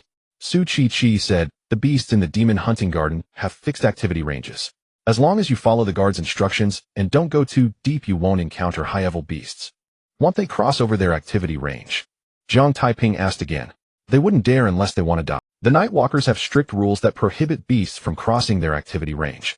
Otherwise, for every one that violates 100 will be killed. Su Chi said, but you still have to be cautious. A few days ago, on the day I called you to ask if you had been to the demon hunting garden, someone killed nearly 100 beasts there, which alerted the wolf demon deep in the garden. It even alarmed the minister who personally went there and slapped the wolf demon to the ground, threatening it not to kill anymore. Jiang Taiping was stunned. Today was not his first time provoking the wolf demon. No wonder the wolf demon had that furtive look. It was scared by Qin Zhan. In the past, when the Nightwalkers conducted large-scale trials, they killed thousands of beasts in a day, and the beasts deep in the demon hunting garden would not care, but just killing nearly 100 beasts that day alerted the wolf demon, which is a bit unusual. Su Chi said meaningfully, the minister suspects that the wolf demon's abnormality is related to the person who killed nearly 100 beasts that day, and he wanted to find that person, but unfortunately he could not. Jiang Taiping's eyes flickered slightly. His judgment was correct. The wolf demon's fixation on him was definitely problematic. Before this, Jiang Taiping had suspected that the wolf demon's fixation on him was problematic. Su Kiki's words only confirmed his judgment, though he couldn't pinpoint the exact issue at the moment. Captain, did the minister mention the reason? Jiang Taiping asked. I asked, but he said he didn't know. Su Chi stared at Jiang Taiping, her tone shifting abruptly. However, that person likely knows the cause. Jiang Taiping felt speechless. He was that very person, yet even he was clueless. Otherwise, why would he have come to ask Su Chi? But he couldn't refute this or he'd give himself away. Makes sense. Jiang Taiping nodded. Su Chi grew somewhat irritated. His expression of profound agreement left her unable to find any flaw. Such a vivid performance. It was a sheer waste that he wasn't an actor. Yet Jiang Taiping played dumb while knowing the truth, and without evidence, she could only glare in frustration. The next moment, Su Chi suddenly froze, exclaiming in surprise, "You've advanced to 5-star Frank. I found a place to cultivate for an entire day today." Jiang Taiping casually fabricated an excuse, then remarked in astonishment, "Captain, I can't sense any blood energy fluctuation from you. Have you advanced to Drank?" "I advanced yesterday afternoon," Su Chi said in a low voice. "Thanks to the high-grade blood chi pill you sold me, I couldn't have reached Drank so quickly. It was just a mutual benefit." Jiang Taiping smiled and took his leave. "Captain, it's getting late, and I'm rather tired. He'll head back to rest." With that, Jiang Taiping rose and walked toward the door. Back in his room, he knitted his brows deeply. The Nightwalkers' large-scale trial had killed over 1,000 aberrant beasts without disturbing those deep within the demon hunting garden, yet he had only slain about 100. No, only a few dozen today, and had already alarmed the wolf demon. If he believed there was nothing wrong with this, he'd be a fool. Could it be because I absorbed part of the aberrant beast's blood energy? A thought flashed through Jiang Taiping's mind. As the saying goes, an anomaly hints at foul play. The sole difference between him and other trial takers in the demon hunting garden was that they entered merely for training, while he entered to absorb aberrant beast's blood energy and elevate his cultivation. This unique distinction was likely the key to the divergent outcomes. But I only absorbed a portion of their blood energy. It's not like I dug up their ancestral graves. Why fixate on me? Jiang Taiping was puzzled, but then he froze. Could it really be akin to digging up their ancestral graves? No, that's not right. It's more like undermining the aberrant beast's foundation. Otherwise, why would that shifty-eyed wolf demon risk leaving its territory? And why would it sacrifice its own kind just to kill me? Jiang Taiping's eyes suddenly brightened. Though it was mere speculation, he was certain his reasoning was correct. Beyond this, no other explanation could account for the wolf demon's abnormal behavior. Haha, I figured it out. I'm too clever. You shifty-eyed wolf demon, just wait for me. One day you'll dig up your ancestors' graves. No, you'll uproot the aberrant beast's foundation. Then he'll be humanity's great hero. Jiang Taiping burst into laughter, but it soon died abruptly, and a look of frustration crept onto his face. With the wolf demon relentlessly targeting him, using the demon hunting garden to rapidly advance his cultivation would be difficult. Alas, when heaven is about to bestow a great responsibility on a man, it first torments his mind, exhausts his body, starves his frame, and disrupts his endeavors, thus sharpening his will and compensating for his shortcomings. The ancients were not deceiving me. Jiang Taiping let out a long sigh. He didn't want good things to be delayed, he just wanted to cultivate smoothly.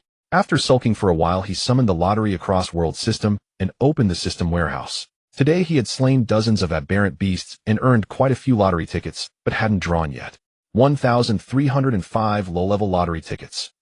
Jiang Taiping felt pleasantly surprised, had never had so many low-level tickets before. But he quickly calmed down. No matter how many tickets he had, only winning mattered. Don't be elated by external gains nor distressed by personal losses. A calm mind maintain a calm mind. Jiang Taiping, silently admonished himself, took a deep breath to steady his emotions, and then said, lottery across world systems synthesized 13 high-level lottery tickets. 13 high-level lottery tickets synthesized, consuming 1,300 low-level tickets. Lottery across world system perform a 13 draw with high-level tickets. Jiang Taiping added, drawing begins, consuming 13 high-level tickets. Thank you for participating. Thank you for participating. Thank you for participating. Jiang Taiping kept telling himself to stay composed. But hearing that string of thank you for participating made it impossible. Ding! Congratulations, host, for winning a sword case. It has been placed in the system warehouse and can be retrieved by thought. Jiang Taiping let out a long sigh of relief.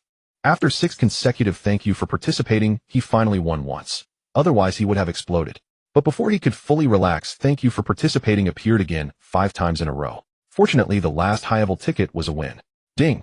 Congratulations, host, for winning the Emperor's Steed. It has been placed in the system warehouse and can be retrieved by thought. 2 wins out of 13. Not bad. Jiang Taiping sighed, then grew excited. He didn't know what sword was in the case, but he knew the Emperor's Steed. The Emperor's Steed was the mount of the Emperor Warrior from Armor Hero. Not only stylish, but also incredibly useful. It had 3 modes: flight mode, attack mode, and land mode. Attack mode could be activated simultaneously with flight and land modes. Lottery across world system, can I use all the Emperor's Steed's abilities? Jiang Taiping asked. Flight mode and land mode are available, attack mode is not. Why is that? Jiang Taiping was puzzled. The host lacks the Emperor's Summoner, so you cannot access the full functionality of the Emperor's Steed. Jiang Taiping suddenly understood. Without the Emperor's Summoner, he wasn't truly the Emperor Warrior. If only I could draw the Emperor's Summoner. Then I'd be not just Spider-Man, but the Emperor Warrior. Still, being able to use the flight and land modes of the Emperor's Steed is already great. Jiang Taiping smacked his lips, then froze again. Earlier today I was thinking about buying a car soon. But no matter what car, it pales in comparison to the Emperor's Steed. Now that I have the Emperor's Steed, who needs a bicycle? It came just in time, saving me a chunk of money. Jiang Taiping touched his nose. With a thought, a somewhat ancient sword case materialized in his hand. Staring at it, his expression turned odd. This sword case was only about a foot long. What kind of sword could it possibly hold? Is this sword box really empty? A thought flashed through Jiang Taiping's mind. Generally, long swords are about 3 feet long.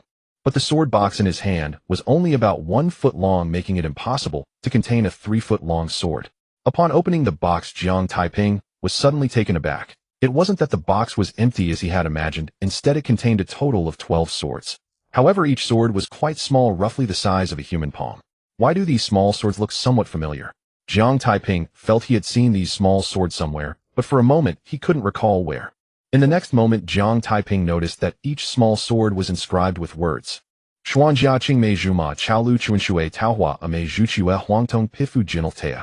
Wow, aren't these the 12 flying swords of the Taohua, sword god Deng Tea? In an instant, Jiang Taiping recalled where he had seen these small swords. They were the 12 flying swords of Tea featured in a television drama he had watched in the snow. Jiang Taiping also immediately thought of the purpose of the Tea 12 flying swords, which was to be used in conjunction with the sword control technique. It should be known that Deng Tea earned the title of the Taohua sword god through his sword control technique, 12 flying swords, and the Taohua branch. However, as for the Taohua branch that could be set aside, holding it in hand seemed a bit too feminine. Tisk winning 12 flying swords from just one lottery is quite a valuable prize. Moreover, with 12 flying swords plus the Emperor's Steed, that's exactly 13 items. Winning 13 items from 13 draws means winning every time, right? That's great. That's great. Jiang Taiping smacked his lips, fully embodying the self-comforting spirit of AQ. Having obtained the Emperor's Steed and the Tea 12 flying swords, Jiang Taiping was instantly wide awake and filled with excitement. Let me go out to familiarize myself with the Emperor's Steed and practice controlling the Tea 12 flying swords. Jiang Taiping muttered to himself as he rose and stepped outside, then took the elevator down to the first floor.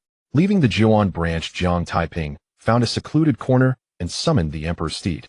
Looking at the platinum and silver Emperor's Steed, Jiang Taiping couldn't help but exclaim, "So cool, so stylish." After the exclamation, Jiang Taiping eagerly mounted the emperor's steed. Let's go. With a loud laugh, the emperor's steed dashed out of the corner, gliding down the wide street. At first, the speed of the emperor's steed was somewhat slow, but as Jiang Taiping grew accustomed, it became faster and faster. The emperor's steed's design was incredibly stylish, attracting the attention of countless onlookers. Look at that motorcycle, so cool. Wow. That motorcycle is not just cool, it's downright stunning. Which company makes that motorcycle, eh? I would go bankrupt just to buy one. I haven't heard of any company that produces such a motorcycle. Could it be As the emperor's steed passed by, a wave of discussions erupted. Anyone who caught sight of the emperor's steed was utterly astonished by its stunning appearance. What they didn't know was that the emperor's steed wasn't produced by any company, and they couldn't buy it even if they went bankrupt. Jiang Taiping heard the chatter around him, but was not worried at all. Although the emperor's steed's appearance was indeed striking, it still looked like a motorcycle. As long as the flying mode of the emperor's steed wasn't activated, onlookers would only think it was a stylish motorcycle. With the emperor's steed gaining speed, it zipped past the wide street like a streak of golden light. Awesome, truly incredible. This speed is enough to leave Su Kiki's Ferrari behind by several blocks. What a load of nonsense about Ferrari. It's ridiculously weak. Plus, the emperor's steed doesn't need to refuel, saving on gas money. Jiang Taiping was so excited he couldn't contain himself. Fortunately, no one heard his inner thoughts, otherwise someone would definitely criticize him for being a country bumpkin. Riding such a stylish emperor's steed, how could anyone be concerned about refueling? In the emperor's steed's swift rush, it didn't take long to leave the city. Outside the city, it was not as brightly lit as inside, only the moonlight poured down from the sky. Jiang Taiping sensed his surroundings using his observation hockey, confirming that there was no one around, and then he didn't hesitate any longer. Emperor's steed, activate flying mode. As Jiang Taiping uttered a light command, the emperor's steed soared into the air. Oh yeah, this is exhilarating. Incredible. Jiang Taiping was overwhelmed with excitement. After flying for quite a while, he reluctantly piloted the emperor's steed back to the ground. In the next moment, the emperor's steed vanished into thin air stored away in Jiang Taiping's system warehouse. Immediately after, an ancient-looking sword box appeared in Jiang Taiping's left hand. Opening the sword box, Jiang Taiping extended his right index and middle fingers, swirling them in the air, and the 12 flying swords rose one by one from the box. Go! A light command escaped Jiang Taiping's lips. Whoosh! Whoosh! Whoosh! The 12 flying swords shot forward at an incredibly fast speed. They circled in the air before reversing back, hovering in front of Jiang Taiping. Next, Jiang Taiping attempted to control the 12 flying swords with various maneuvers. The 12 flying swords formed a line, then a fan shape, then a circle. After about 10 minutes, Jiang Taiping mastered their control as if they were extensions of his own limbs. Go! Another light command escaped Jiang Taiping's lips. He raised his hand and pointed towards a large tree in the distance. The 12 flying swords shot out, piercing through the tree trunk and leaving behind 12 transparent holes. Ha ha ha! With the Taya 12 flying swords, the sword control technique's power has greatly increased. In an unexpected attack, killing a class powerhouse is definitely not an issue. Jiang Taiping laughed heartily. The increased power of the sword control technique boosted his confidence dramatically. However, he was also speaking the truth. With the sharpness of the Taya 12 flying swords and the ability to control swords from a distance, it was not impossible to kill a class powerhouse by surprise. Should I go to the demon hunting garden and try to slay a class beast? A thought flashed through Jiang Taiping's mind. But after some contemplation, he suppressed this thought. As the saying goes, sharpening the knife does not delay the work of chopping wood. Having worked hard all day, he should rest and recharge his spirit. Resolving this, Jiang Taiping took out the emperor's steed and headed towards the city. Back in the city, Jiang Taiping did not head to the Jiuan branch, but instead headed home. Having not returned home for several days, he wanted to check in and then sleep at home, preparing to head to the demon hunting garden tomorrow. Before long, Jiang Taiping arrived at his doorstep. Confirming that there was no one around, he stored the emperor's steed in the system warehouse and walked towards his home. But at that moment, he suddenly felt a shiver run through him, and a sense of danger arose in his heart. Danger! Jiang Taiping instantly became alert, his handsome face filled with vigilance. Almost simultaneously, the observation hockey was deployed. In an instant, an image materialized before Jiang Taiping's eyes. This scene depicted the surroundings within a 20-meter radius centered on Jiang Taiping. Jiang Taiping furrowed his brows. There wasn't even a shadow in the image, yet the sense of crisis in his heart was overwhelming. This could only mean one thing: the source of his anxiety was beyond the perception range of his Kinbunchika hockey. After a moment's thought, Jiang Taiping decided to turn around. He sensed that the source of the crisis was coming from behind him. Oh no, I've forgotten to take something, Jiang Taiping exclaimed as he turned and walked forward. His steps were light, but the vigilance in his heart, as he continued to maintain his Kinbunchika haki, every rustle within the 20-meter radius was captured in his sight. He was ready to draw his sword box and execute his sword technique. He was also prepared to draw a dagger and deliver a fatal blow to the enemy. Moreover, he was even ready to summon his Emperor's steed for an immediate escape. There's no one behind. Jiang Taiping's brow slightly furrowed. Although it was nighttime, the bright moonlight allowed him to see far ahead. Yet within his line of sight, there wasn't even a shadow, and it was eerily quiet. But that wasn't the main point. The key issue was that his sense of crisis grew stronger, indicating that whatever was causing it was drawing closer. Jiang Taiping slowed his pace, trying hard to keep his expression relaxed. Moi. After moving forward about 4 or 5 meters, his steps suddenly hesitated, but quickly returned to normal. Just then a breath entered the perception range of his Kinbunchika haki, yet the scene before him remained unchanged. This breath was distinctly different from that of a human, but he had sensed such a breath from otherworldly creatures before and from the magical beasts in the demon hunting garden. He instantly concluded that this breath belonged to an otherworldly beast. Jiang Taiping's peripheral vision discreetly glanced to the left front. Using his Kinbunchika haki, he sensed that the breath was right in front of him on the left, yet the image created by the haki showed nothing.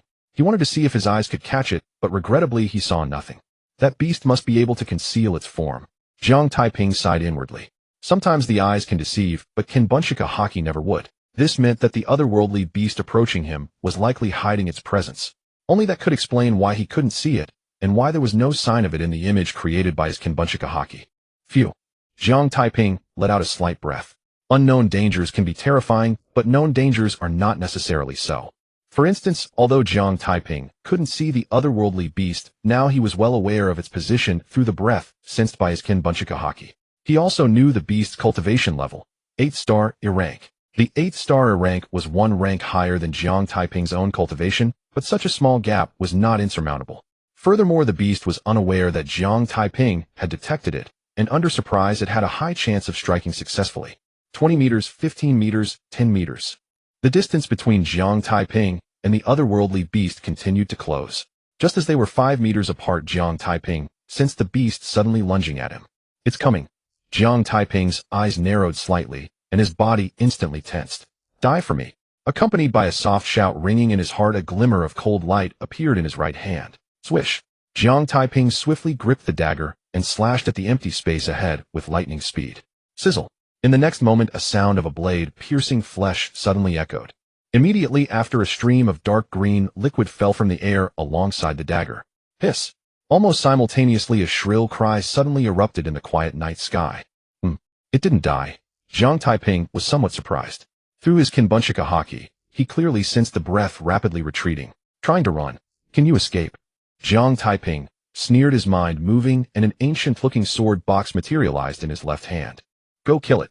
Jiang Taiping raised his right hand, twirling his index and middle fingers in the air, then pointed at the empty space ahead. The ancient sword box instantly opened, and 12 flying swords soared into the air, slicing through the air as they shot forward. Pooh, pooh, pooh. In the next moment, splashes of dark green liquid erupted not far ahead. Ding! The host has slain an enemy and received 33 low-level lottery tickets. Just as the mechanical voice of the lottery system faded, a huge black snake as thick as a barrel and nearly 2 meters long materialized not far ahead and crashed to the ground with a dull thud. Phew. Jiang Taiping let out a long sigh of relief. With a casual flick, the 12 flying swords flew back and landed in the sword box. He stepped up to the giant snake and suddenly realized something. He had seen this type of snake-like otherworldly beast in the book, Encyclopedia of Otherworldly Beasts. This snake was called the shadow snake. Entirely black, it wasn't very powerful, but it had the unique ability to conceal itself in shadows. No wonder he couldn't see it. Damn it actually tried to ambush me. It's just like a mouse licking a cat's nose, seeking death. Jiang Taiping kicked the corpse of the shadow snake fiercely, and then turned to leave. However, he hadn't walked far when he suddenly stopped. I can't leave this thing here, otherwise it will definitely scare a lot of people tomorrow. That's not the main point. The key is what Isu Chichi said: the corpse of an rank otherworldly beast is quite valuable. This creature shouldn't be one from the demon hunting garden, so it might fetch some money. Jiang Taiping muttered to himself a few times, and then turned back. If others wanted to take the shadow snake, they would definitely face some trouble. After all, the shadow snake's body was indeed quite large, but Jiang Taiping, who had a system warehouse, was an exception. With just a thought, he could store the shadow snake's corpse in the system warehouse. At that moment, Jiang Taiping's phone rang. Taking it out, he glanced at the screen. It was a call from Su Qiqi. Damn, I just ran all night, and this girl found me. Sigh. Jiang Taiping sighed, and answered the call. Shortly after, Su Qiqi's voice came from the phone.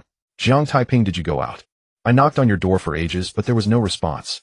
Jiang Taiping felt somewhat speechless. What was she doing knocking on his door in the middle of the night? I went home to grab some things. Jiang Taiping casually fabricated a reason and asked, Captain, what do you need me for in the middle of the night?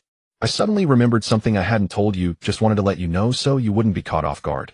And as expected, you really went out late at night. Su Qiqi replied. Jiang Taiping looked down at the corpse of the shadow snake at his feet. Why did he feel that what Su Qiqi mentioned was related to the shadow snake? Jiang Taiping, are you listening to me? Not hearing a response from Jiang Taiping, Su Qiqi's voice once again echoed from the phone. I am listening. Jiang Taiping replied, asking, Captain, what is the matter you mentioned? Last night a strange beast appeared, killing 5 or 6 people. After receiving the news, the intelligence hall has been investigating this matter, but they have yet to find any trace of the beast. They can only remind the citizens of Jiang City not to go out at night. Su Qiqi explained, according to a survivor, his friend was just fine, but suddenly lost half of his body. The minister suspects that there is a beast capable of concealing its form within the city. Beasts that can conceal their forms are elusive. If their aura is not within the monitoring range of the wristwatch, even if they pass right by you, you won't be able to detect them. So don't wander outside at night, or you won't even know how you died. Jiang Taiping's mouth twitched violently.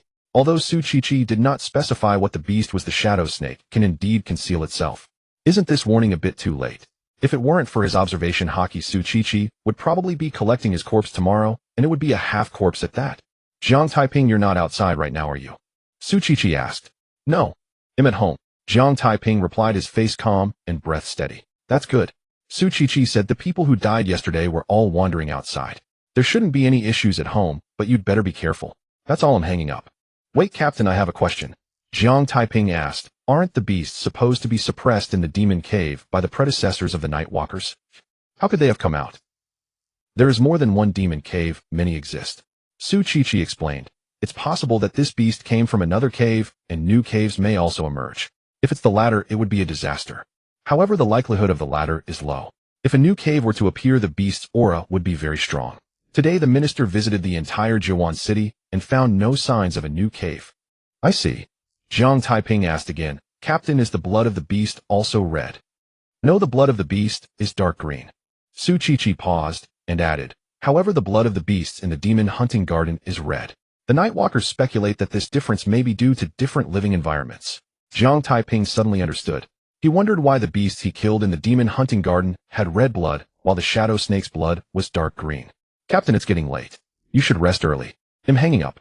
After ending the call, Jiang Taiping felt a bit conflicted. He was contemplating whether to tell Su Qiqi that he had killed a shadow snake. But after thinking it over, he decided against it. If he told Su Qiqi about this, it would surely raise her suspicion. You see, in Su Qiqi's perception, he is just an frank novice. How could he have killed an 8-star E-rank shadow? Tomorrow, I'll hide my identity and sell the shadow snake's body at the Jiang Chamber of Commerce. This way, the demon hunting hall will know that the shadow snake is dead without exposing my identity. As Jiang Taiping spoke, he was about to store the shadow snake's body in the system warehouse. But just then he suddenly froze, and his gaze fell upon the head of the shadow snake. On the head of the shadow snake was a deep wound inflicted by his first strike. The dagger is still not sharp enough. Jiang Taiping sighed. If the dagger had been as sharp as the 12 flying swords of Taya, his first strike could have shattered the serpent demon's head, and there would have been no need for a second strike. Not wanting to delay any further, Jiang Taiping stored the shadow snake's body in the system warehouse and turned to head home. But just after taking a few steps, his phone rang again. He took out his phone and glanced at it. It was another call from Su Qiqi. Just hung up, and she's calling again. What's going on? Could it be that something happened? With some confusion, Jiang Taiping did not delay and quickly answered the phone. Immediately, Su Qiqi's serious voice came through the line. Jiang Taiping, we just received news from the intelligence hall. Near Jiang No. One middle school, 4 more people have been killed by a strange beast. The intelligence hall received the news and rushed to investigate, but they were also attacked by an unknown beast. Thankfully, their companions acted in time, so there were no casualties. They suspect that the unknown beast that attacked them is the same one that killed 5 or 6 people last night, the one that can conceal itself in snake form. The minister has issued an order for all members of the demon hunting hall to mobilize and hunt down that beast. Otherwise, if this continues, we don't know how many more will die tonight. So you won't be able to sleep tonight. Also, your home is near Jiang No. One middle school. Be careful. We will rush over as soon as possible. Jiang Taiping wore a strange expression. He had already killed that shadow snake. He had planned to sell its body at the Jiuan Chamber of Commerce tomorrow, letting the Demon Hunting Hall know that the shadow snake had been slain. But now the Demon Hunting Hall was mobilizing everyone tonight. What is going on?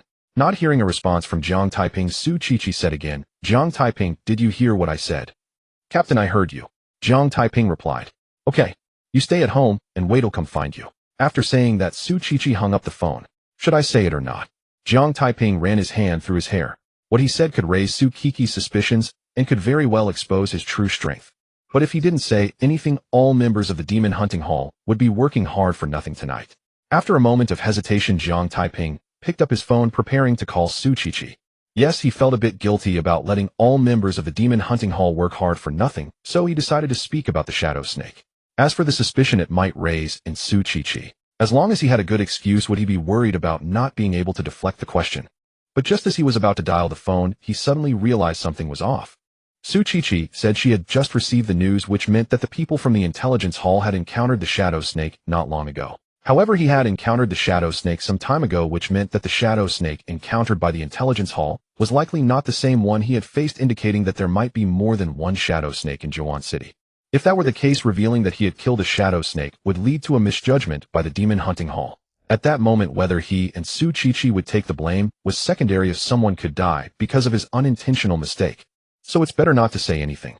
Even if the shadow snake he killed was the one encountered by the intelligence hall, at most the members of the Demon Hunting Hall would just work hard for nothing tonight, and there would be no substantial loss. Not long after returning home, Jiang Taiping ran out with a bucket of water. He needed to clean up the traces left by the shadow snake, not just to conceal the fact that he had killed it. Moreover, he wanted to avoid being seen by the Demon Hunting Hall, which could lead to misunderstandings. Jiang Taiping changed into his combat suit at home and stepped outside to wait for Su Qiqi to arrive.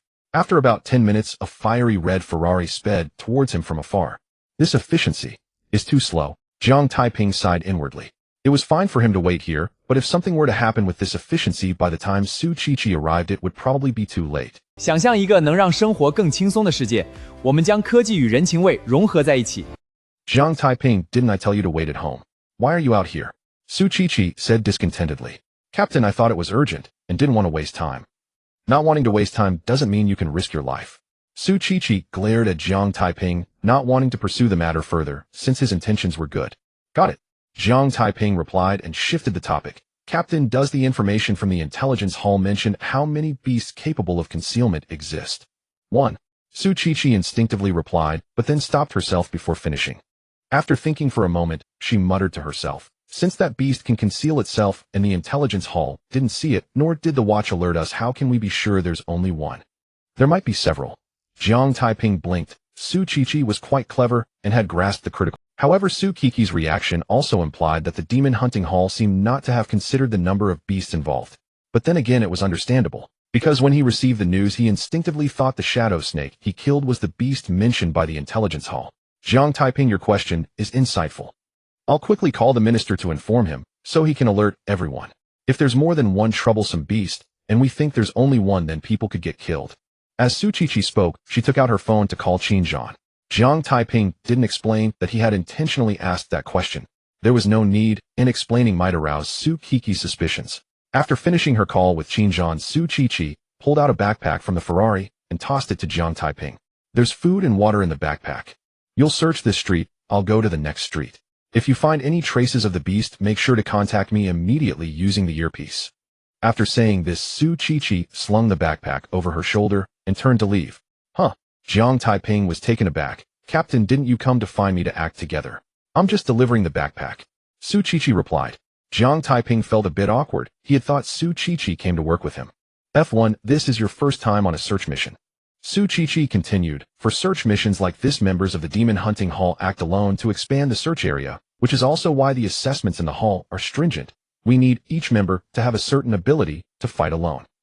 However, if you encounter a danger you can't handle, you can use the earpiece to contact someone nearby for help. Alright. Jiang Taiping sighed and weakly asked, Captain, aren't you worried about me? A bit worried, but just a bit. Su Qiqi said. That's why I remind you to contact me immediately if you encounter danger, but since you're so perceptive to danger, you should be fine. Don't delay, I'm off. After saying that, Su Qiqi quickly left. Watching her depart, Jiang Taiping felt a bit conflicted. The shadow snake had the ability to conceal itself in the shadows, invisible to the naked eye and undetectable by the watch. He was somewhat worried that Su Chi might encounter the shadow snake alone and be bullied by it. But since members of the demon hunting hall operated alone and he was responsible for this street, he couldn't follow Su Chi stealthily. Otherwise, if a shadow snake appeared on his street, it would be a minor issue of negligence. But if someone got killed, it would be serious. Forget it, that girl has already stepped into drink. She should be fine. Jiang Taiping sighed and began searching for traces of the beast along the street. At this moment, more than 10 miles away on another street, stood two figures. These two figures were Zhang Manor and Zhang Zhanfei. Zhanfei, I've explained the mission details to you clearly. Zhang Manor said seriously. You must perform well today. If you can capture that beast that has injured several people, not only can we redeem the bad impression you left on the minister, but it will also bring me some face. Zhang Zhanfei's legs trembled slightly. That beast which has injured several people was invisible and undetectable. He only had a rank cultivation, and if he encountered that beast, he might not even know how he died. Sister, can I skip this search mission? Zhang Zhanfei asked with a bitter face. Zhang Manor felt a surge of anger inside. How did she end up with such a coward? At that moment, Zhang Manor really wanted to punch this timid Zhang Zhanfei, but she thought better of it. With her rank cultivation talent, she couldn't compete with Su Chi, who had strength talent as Zhang Zhanfei, was her bargaining chip to defeat Su Chi and obtain the captain position. If she killed Zhang Zhanfei, she would be killing her chance to compete with Su Chi. In her view, one rank couldn't compete with Su Chi, but two ranks should be sufficient. The minister said all members of the demon hunting hall are to be mobilized. Aren't you a member? Zhanfei, I understand your concerns, but this is your first search mission. You can act alongside me. With me around, you won't be in danger. Zhang Zhanfei forced a smile. Usually he wouldn't worry too much with Zhang Manor around if it were a common beast. But that beast was invisible and undetectable. Even with Zhang Manor, he felt no sense of security. Zhanfei, tonight's mission isn't the focus is. Zhang Manor glanced around and whispered, I've quietly gathered intel that a rank talent loser has been assigned to the street 10 miles away. We can take advantage of tonight. Well, you know what I mean. This way, not only can you take revenge, but you can also slap Su Chi in the face, putting the blame on her for not protecting her team members, and with the beast roaming tonight, no one will suspect us. Zhang Zhanfei suddenly froze, and then a fierce killing intent erupted from his eyes. Being defeated by a loser with a rank cultivation had turned him into a laughingstock in the demon hunting hall. He had always wanted to regain his dignity, but had been lacking opportunities. Today that opportunity finally arrived. On a dark and windy night, a night for killing. No, a night for slaying monsters. Quick, bring me some exotic beasts to slay. On the dimly lit street, Jiang Taiping strolled around with small steps. Unlike Zhang Zhanfei, he was eager to encounter exotic beasts on this street. This way he could absorb some vitality, gain some lottery cards, and not feel like his efforts tonight were in vain. Unlike everyone else, Jiang Taiping appeared very relaxed. With the keen sensitivity of his observation haki, if any danger arose, he would sense it immediately. Moreover, if an exotic beast appeared within the range of his observation haki, he could accurately discern its cultivation level and location. However, just wandering around the street, he had not spotted a single exotic beast nor sensed any hint of danger. No exotic beasts and no one to talk to. How utterly lonely. Jiang Taiping sighed deeply. As soon as he finished speaking, a somewhat urgent call for help suddenly rang out from his earpiece. IMB 358, Zhao Lijuan. I have spotted a Hellcat on the street behind Juan No. 1 high school. It is at the level of 7 stars, and its speed is very fast. I am no match for it, and have already been injured. Requesting nearby colleagues for immediate support. Jiang Taiping's eyes suddenly brightened. He was currently near the street behind Juan No. 1 high school, just a few hundred meters away. This was not the main point. The key was that the experienced baby and lottery card extractor had appeared. Pressing the button on his earpiece, Jiang Taiping quickly said, Receive the request. I will arrive at the battlefield within 30 seconds. As soon as he finished speaking, Jiang Taiping's mind stirred, and his soft sword floated before him. Swordsmanship, go. A soft command slipped from Jiang Taiping's lips. He leaped and stepped onto the soft sword, flying towards the street behind Juan No. 1 high school. It was nighttime, visibility was poor and tall buildings surrounded him, so he needn't worry about being seen. Soon Jiang Taiping arrived on the street behind Juan No. 1 high school. By the light of the moon, he spotted a figure staggering backward, wielding a knife not far ahead. The figure was wearing the combat uniform of the Demon Hunter Hall. It should be B 358, Zhao Lijuan. At this moment, Zhao Lijuan looked utterly speechless. I can understand wanting to show off, but isn't this a bit too much? According to the arrangement of the Demon Hunter Hall, everyone was to search one street, and the alleys on either side. The distance between each street was at least 500 meters.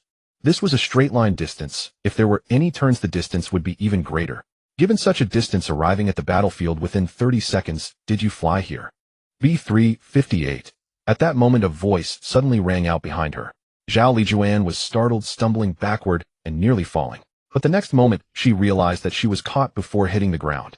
The one catching her was none other than the swiftly arriving Jiang Taiping. Jiang Taiping glanced at Zhao Lijuan and noticed that her combat uniform's chest was already torn. Judging by the tear, it must have been clawed, and through the ripped uniform, he could faintly see a patch of white and blood. Do not look. Jiang Taiping hurriedly averted his gaze. At this moment, Zhao Lijuan also noticed Jiang Taiping. She asked in shock, "You? Are you the one who just responded to me?" "Yes." Jiang Taiping nodded. Zhao Lijuan looked utterly baffled. This guy said he would arrive at the battlefield within 30 seconds, and it had only been a little over 10 seconds, right? Could it be that he really flew over here? But how is that possible? In the Juan branch of the Night Walker, only Qin Zhan is at Clevel, and only he has the ability to fly. But this wasn't the main point, as she wondered. Why haven't I seen you before? Oh, I just joined the Demon Hunter Hall not long ago. Jiang Taiping explained a bit and introduced himself. I am Sequence F1, Jiang Taiping. Zhao Lijuan was even more bewildered. When did the Demon Hunter Hall have members starting with F? However, the uniform Jiang Taiping wore was indeed that of the Demon Hunter Hall, with F1 embroidered on the upper left of the chest.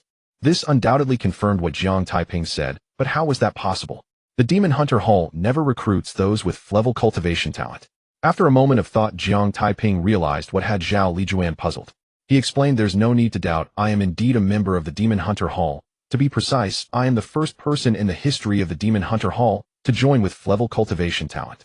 Zhao Lijuan looked at Jiang Taiping, as if she had seen a ghost, awkwardly saying, "Sorry, I've been out on missions for the past few days, and just returned today to join the operation.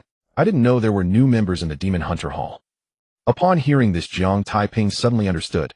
He thought to himself, of course the news about his joining the Demon Hunter Hall would have made quite a stir. How could she not know? Just as Jiang Taiping was about to say something, he suddenly turned his head to look ahead. Just then a presence entered the range of his observation hockey. It was a cat demon about half a meter tall, completely black, which was exactly the Hellcat Zhao Lijuan mentioned. How could I not sense any danger? Is it because this cat demon's cultivation is not higher than mine? A thought flashed through Jiang Taiping's mind. But just as this thought settled, a sense of alarm suddenly surged in his heart. Not good. It's not because its cultivation is lower than mine, but because it wasn't targeting me before. Now that it has seen me and considers me its target, that's why I feel alarmed. In an instant, Jiang Taiping dismissed his earlier thought. Seeing Jiang Taiping look into the distance, Zhao Lijuan instinctively glanced forward. She then saw the Hellcat crouched against the wall just over 10 meters ahead, causing her face to change dramatically. F1, you need to hurry and leave. Zhao Lijuan pushed Jiang Taiping aside, placing herself in front of him. Jiang Taiping was a bit bewildered. He had come to provide rescue, so why was she telling him to leave? F1, I appreciate your quick arrival. But you only have a 5-star level cultivation. You are no match for the Hellcat. I'll hold it off. You hurry and leave. As Zhao Lijuan spoke, she picked up the long knife that had fallen to the ground, warily staring at the approaching Hellcat. Jiang Taiping suddenly realized that he was being looked down upon. No, it wasn't disdain. Zhao Lijuan was simply stating the truth. Moreover, Zhao Lijuan had no intention of looking down on her, otherwise why would she say she would hold it off and let him go? This made Jiang Taiping feel slightly moved. In such a situation, not everyone could act selflessly, allowing others to go first.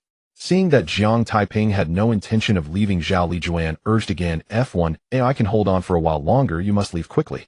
If we delay any further, not only will I not be able to escape, but neither will you. I'm here to rescue you, not to die. Coming back to his senses, Jiang Taiping pulled Zhao Lijuan behind him and continued, B358, you're injured, hurry and bandage yourself over there, I'll handle it. Zhao Lijuan was filled with questions. What did you say? I must have misheard you. You said you would handle it. That is a 7-star level dark cat, and even I am not its match. Where does your confidence come from as a 5-star level cultivator? But the next moment, she saw Jiang Taiping rushing toward the dark cat with a dagger in hand. This guy. Zhao Lijuan immediately snapped out of her daze and hurriedly followed with her knife. If someone found out she was letting a little level cultivator go in front, would she still have any face left? However, she hadn't taken a few steps before she saw the dark cat lunging at Jiang Taiping. F1, be careful. Zhao Lijuan couldn't stop him in time and could only shout a warning. B358, just stay put. Jiang Taiping replied as he turned his head. Zhao Lijuan was going crazy. The dark cat was already attacking, and he should be focused on the fight, not turning around. F1. A scream filled with terror escaped Zhao Lijuan's lips. The dark cat had already pounced on Jiang Taiping while he was still looking back at her.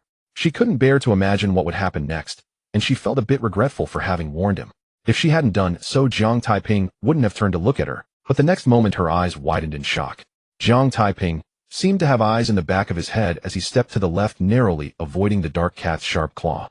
At the same time, Jiang Taiping spun around on the spot, raising his right hand holding the dagger, and struck at the dark cat's waist with lightning speed. Under the dark night sky, Zhao Lijuan clearly saw a flash of cold light pass through the dark cat's waist. Where the cold light passed, dark green liquid splattered everywhere. Clearly, Jiang Taiping's recent strike had injured the dark cat. Meow. Following that, a piercing scream erupted from the dark cat. It staggered to the ground, and then leaped up, climbing onto the wall of a nearby building. This scene left Zhao Lijuan's already pale cheeks filled with astonishment. What terrifying reflexes! What terrifying speed! But that wasn't the most important part. The most crucial thing was that her dark cat, which had previously injured her, was actually wounded by a little 5-star Flevel cultivator. When did Flevel cultivators become this strong? What a pity. A hint of regret surfaced in Jiang Taiping's eyes. Although his previous strike had hurt the dark cat, it merely grazed its back and didn't inflict significant damage. Sister, can you stop being so dramatic? It's quite frightening at night, Jiang Taiping said helplessly. If it weren't for Zhao Lijuan's scream distracting him, that last sword strike could have seriously injured the dark cat. Zhao Lijuan felt a bit embarrassed. She hadn't intended to scream, but she had truly been scared. Just stay put, Jiang Taiping instructed again. Oh. Zhao Lijuan responded obediently and ran to the side. Jiang Taiping looked up at the dark cat clinging to the wall of the building, his expression filled with conflict. If it were just him here, he had many ways to deal with the dark cat.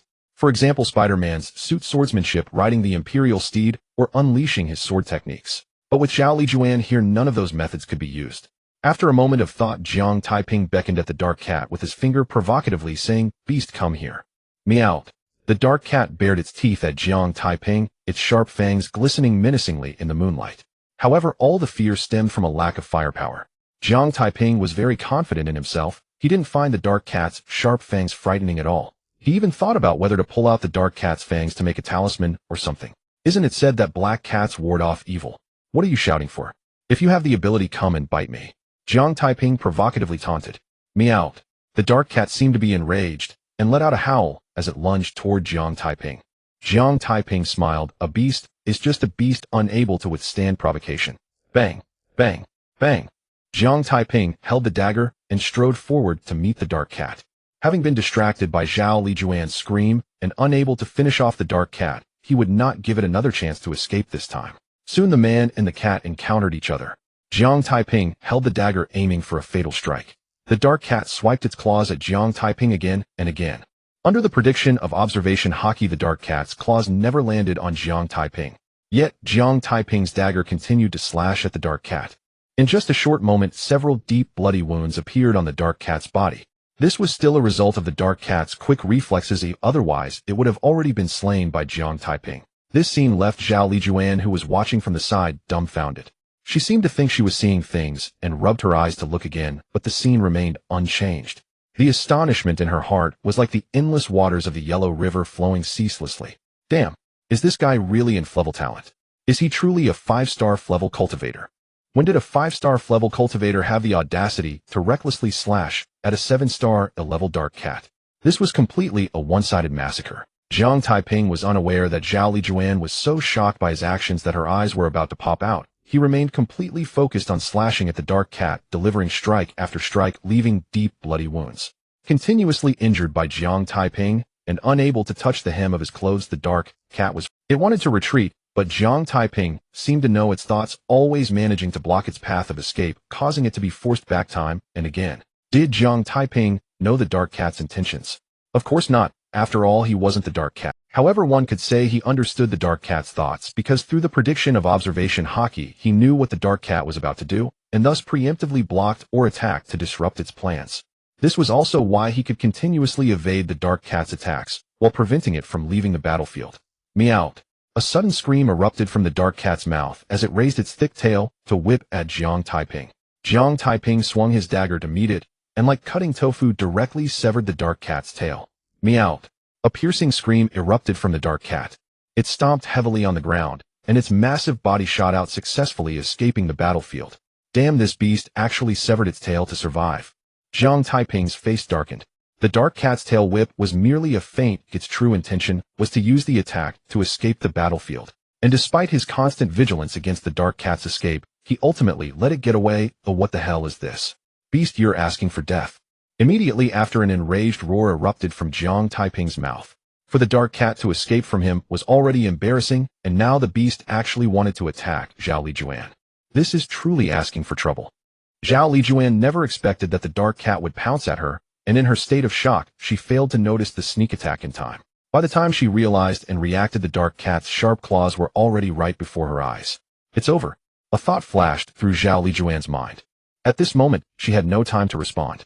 She had personally experienced how sharp the dark cat's claws were. If she took a hit, it would be a minor issue to have her face scratched, but serious injury was a certainty, and she might even lose her life. But just then, a sound of something slicing through the air suddenly rang out. She instinctively turned to look, only to see a flash of cold light shooting towards her. The cold light vanished in an instant, directly severing the dark cat's claws that were inches away. Meow! A chilling scream escaped the dark cat's mouth. Again heavily injured by Jiang Taiping, the dark cat dared not hesitate for a moment, abandoning its attack on Zhao Lijuan and frantically fleeing, albeit limping, due to the loss of one claw. Phew! Zhao Lijuan let out a long breath, her cheeks filled with the joy of having survived a disaster. Just moments ago, she felt as if she had one foot in the gates of hell, and the other foot was about to follow, but Jiang Taiping, like a deity, descending, had forcibly pulled her back from the brink. Jiang Taiping's expression, however, was somewhat grim. Previously, he had refrained from using many of his techniques out of concern for Zhao Lijuan's safety.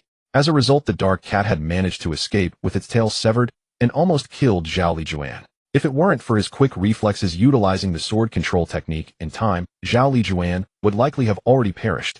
Beast, you have successfully angered me. A roar erupted from Jiang Taiping as he raised his hand to his waist, drawing out the soft sword that was hidden in his combat suit. At this moment, he had only one thought in mind. He had to slay the dark cat, even if it meant revealing some of his skills. Grasping the soft sword, he pointed it towards the heavens. An invisible aura surged from the heavens and earth, rapidly gathering onto the soft sword. One sword immortal kneels. A soft shout echoed in Jiang Taiping's mind.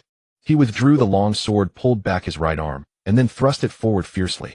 In the next moment, the long sword shot out, its speed so swift that the naked eye could hardly catch its trajectory. In an instant, the soft sword caught up with the fleeing dark cat, piercing straight through its body. It entered from the tail of the dark cat and exited from its head, leaving a transparent hole in its body. Immediately afterwards, the soft sword flew back to Jiang Taiping's hand. Meanwhile, the dark cat fell from the sky like a dead dog, crashing heavily to the ground. Zhao Lijuan was stunned by this scene, wanting to speak, but unable to find her words, shocked by the reckless slaughter of the dark cat. One sword severed the dark cat's claws.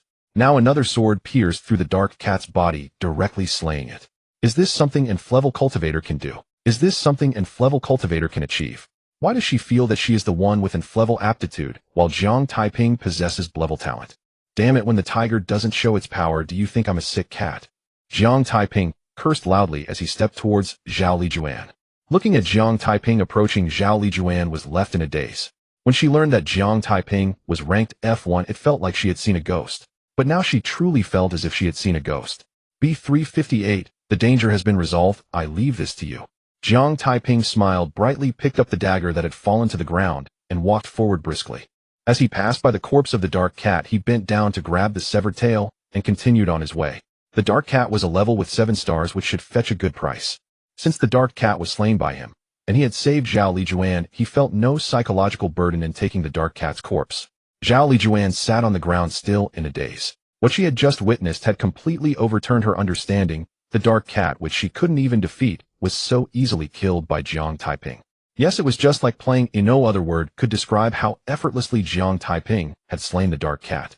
If she hadn't personally experienced the dark cat's power, she might have doubted that it was a magical beast, and thought it was merely a domestic cat. When Zhao Lijuan came back to her senses, and wanted to thank Jiang Taiping, she realized he had already disappeared. At that moment, a figure rushed over. Sensing the movement behind her, Zhao Lijuan instinctively turned to look. Captain Su. The newcomer was none other than Su Qiqi. She and Jiang Taiping were located on adjacent streets, and had heard Zhao Lijuan's cry for help, rushing over immediately. Seeing that Zhao Lijuan was fine, Su Qiqi let out a sigh of relief, but when she looked around she couldn't see the dark cat's figure. Fortunately, I wasn't late. Su Qiqi thought to herself, then asked, B358, where's the dark cat? Captain Su, the dark cat was killed. Zhao Lijuan explained. Su Qiqi was taken aback. She had just been relieved not to be late, but how was the dark cat killed? Who killed it? Where's the dark cat's body? Su Qiqi asked, puzzled. F1, he said his name is Jiang Taiping. Zhao Lijuan said awkwardly. It seems he dragged away the dark cat's body. I was a bit dazed at the time, not too sure, but no one else came here besides F1, so it should have been him who took it. What did you say? Su Qiqi was astonished. Jiang Taiping had only 5-star level cultivation. How could he have killed a 7-star level dark cat? Captain Su, I said, the one who killed the dark cat is F1. His name is Jiang Taiping. Zhao Lijuan repeated, adding, after I called for help he was the first to respond, saying he would arrive at the battlefield within 30 seconds, but in less than 20 seconds he was already here, and then he just killed the dark cat. Su Qiqi was instantly dumbfounded. The voice that had sounded in her earpiece was indeed Jiang Taiping's. But at the time she thought Jiang Taiping was just showing off, because what he said sounded quite boastful. However, what she didn't expect was that Jiang Taiping was not just bragging, he was actually being humble. Saying he would arrive in 30 seconds, yet coming in just over 10 seconds isn't that modesty. Moreover, taking the dark cat's corpse was indeed something Jiang Taiping could do. After all, that guy had even sold high-grade blood pills for money. How could he let the valuable dark cat's corpse go? But that wasn't the most important part. The most important thing was that Jiang Taiping had actually toyed with the dark cat to death. Wait. Su Qiqi suddenly paused, astonished. What do you mean by toying with it to death? Captain Su, I think the term toying with it to death is more fitting. Zhao Lijuan recounted how Jiang Taiping had relentlessly hacked at the dark cat, which couldn't even touch the hem of Jiang Taiping's clothes, and how he had severed the dark cat's claws with one sword and pierced its body with another. Su Qiqi was once again left speechless. After a moment she gritted her teeth and said, this bastard is really hiding deeply. Zhao Lijuan was taken aback and curiously asked, Captain Su, are you and F1 very familiar?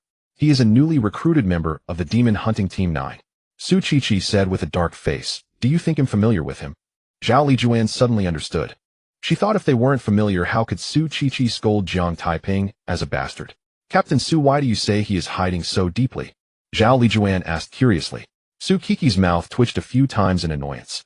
Previously she had some doubts about Jiang Taiping's cultivation talent not being level, but since the results she tested were what she witnessed with her own eyes, she merely suspected it and didn't think much of it.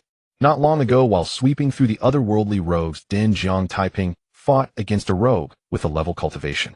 Qin Zhan said Jiang Taiping relied on exquisite martial skills to deal with the rogue, which she acknowledged, but still felt that things weren't so simple. Moreover, regarding the demon hunting garden and Spider-Man incidents, she felt they were related to Jiang Taiping, but she had no evidence. But today she finally had evidence. Jiang Taiping fiercely slashed at the nether cat, accurately dodging its attacks, displaying But Jiang Taiping severed the nether cat's claws with one strike, killing it with another, piercing through its tail and emerging from its head. Is this something an level cultivator could accomplish? Seeing Su Qiqi silent, Zhao Lijuan called out, Captain Su. B358, do you think an level cultivator could do what F1 did? Su Qiqi retorted. Zhao Lijuan thought for a moment, no. Then he isn't level. Do you think he has level cultivation talent? Su Qiqi asked again. Probably not. Zhao Lijuan didn't say it too definitively. Jiang Taiping's rank is F1, which means he has undergone testing with the Rainbow Stone. She had never heard of any errors in the Rainbow Stone's testing, yet her instincts told her that Jiang Taiping likely was not level in cultivation talent. Do I still need to explain why I say he hides deeply? Su Qiqi asked again. Zhao Lijuan shook her head, understanding why Su Qiqi said that. B358, I have a request. Su Qiqi said, if F1 wants to hide, there must be a reason for it. Please do not tell anyone about today's events. I will personally talk to the minister and the home master. If anyone asks, just say I saved you. Okay. Zhao Lijuan readily agreed.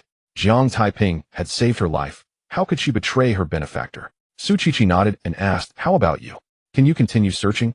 Captain Su, I'm fine. I can continue. Zhao Lijuan said decisively. All right, then I will head back. Su Qiqi said nothing more and turned to leave. At the moment she turned, a hint of triumph appeared on her pretty face. Jiang Taiping, I have finally caught your foxtail. Well, let's see how you can still act tough now. Jiang Taiping had returned to the street. He was searching and was wandering around. Achoo! Jiang Taiping suddenly sneezed. He rubbed his nose and muttered to himself, who is thinking of me in the middle of the night? The next moment he froze, then exclaimed in surprise. No way could it be that Su Qiqi little girl is scolding me. Jiang Taiping's gaze flickered. Su Qiqi was on the street next to him, and he heard Zhao Lijuan's cry for help. Su Qiqi should be able to hear it too. If Su Qiqi rushed over and Zhao Lijuan mentioned how he killed the nether cat, with Su Qiqi's cleverness, she would definitely think of something and would further suspect him, even confirming that he was definitely not Flevel. It seems I might be exposed. Jiang Taiping sighed. But despite the sigh, he felt no regret. For when choosing between exposing some strength and a life, he would unhesitatingly choose the latter. If heaven gave him another chance, he would still. No, he would be more careful and not give the nether cat a chance to escape. After his lament, Jiang Taiping pushed this matter out of his mind. The event had already occurred. Thinking too much was futile. Moreover, as long as the hoe is wielded well, there is no corner that cannot be dug up. No, it should be that as long as the reasoning is good, there is nothing that cannot be glossed over. Summon the Lottery Universe System. Host, Jiang Taiping, age 18, realm a level vitality, 736 cards. Previously, it was 717 cards of vitality. I killed a 7-star a-level nether cat, and an 8-star a-level shadow serpent, and only gained 19 cards of vitality. The rewards for killing otherworldly beasts are indeed less than those for killing otherworldly rogues, and much less at that. Could it be due to the different races? Or are otherworldly rogues more despicable? It should be like that. Jiang Taiping pondered privately. After thinking for a while, he decided to ask the Lottery Universe System. Lottery Universe System, why are the rewards for killing otherworldly rogues greater than those for killing otherworldly beasts? 2 reasons.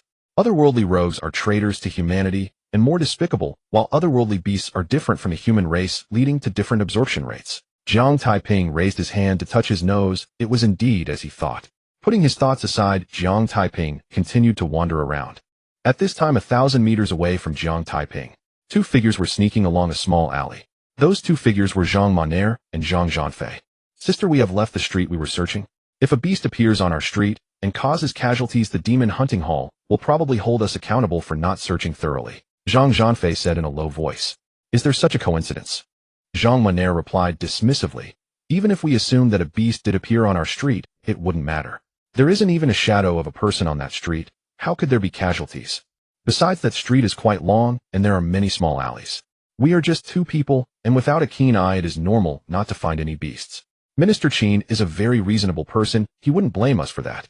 Zhang Zhanfei nodded. Zhang Mainer's reasoning made some sense. Zhanfei, are you getting timid? Sister, it's not like that. Zhang Zhanfei explained. I'm just worried that any mistakes will affect our future as you're overthinking it. Zhang Monair said seriously. Zhanfei, if beasts appear, we can pin everything on them.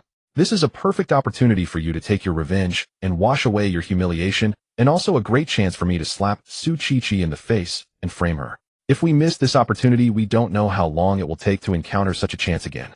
You can't afford to be the laughingstock of the demon hunting hall, and I can't afford to lose out on competing for the captain position. Do you understand? Sister, I understand. Zhang Zhanfei nodded. Zhang Monair said no more and reminded, stay alert, don't let anyone discover us. Just then a cry for help suddenly echoed through their ears. Standing, I am S28 Su Qiqi. I encountered 8 strange beasts on the street east of Jianno. 1 high school. The lowest cultivation level is 7-star grade, and the highest is 9-star grade. One of the strange beasts is elusive. It must be the one that attacked my colleagues from the intelligence hall. I request nearby colleagues to provide support as soon as possible. Hearing the call for help through the earpiece, Zhang Zhanfei asked, Sister, it's Su Qiqi. Should we go save her? Zhang Monair replied speechlessly, Su Qiqi is my biggest competitor, and now that she's in danger, it's actually a great opportunity for us. Are you out of your mind wanting to save her? Moreover, the street we are searching is over 10 miles away out of the earpiece's communication range. We can't hear Su Qiqi's call for help.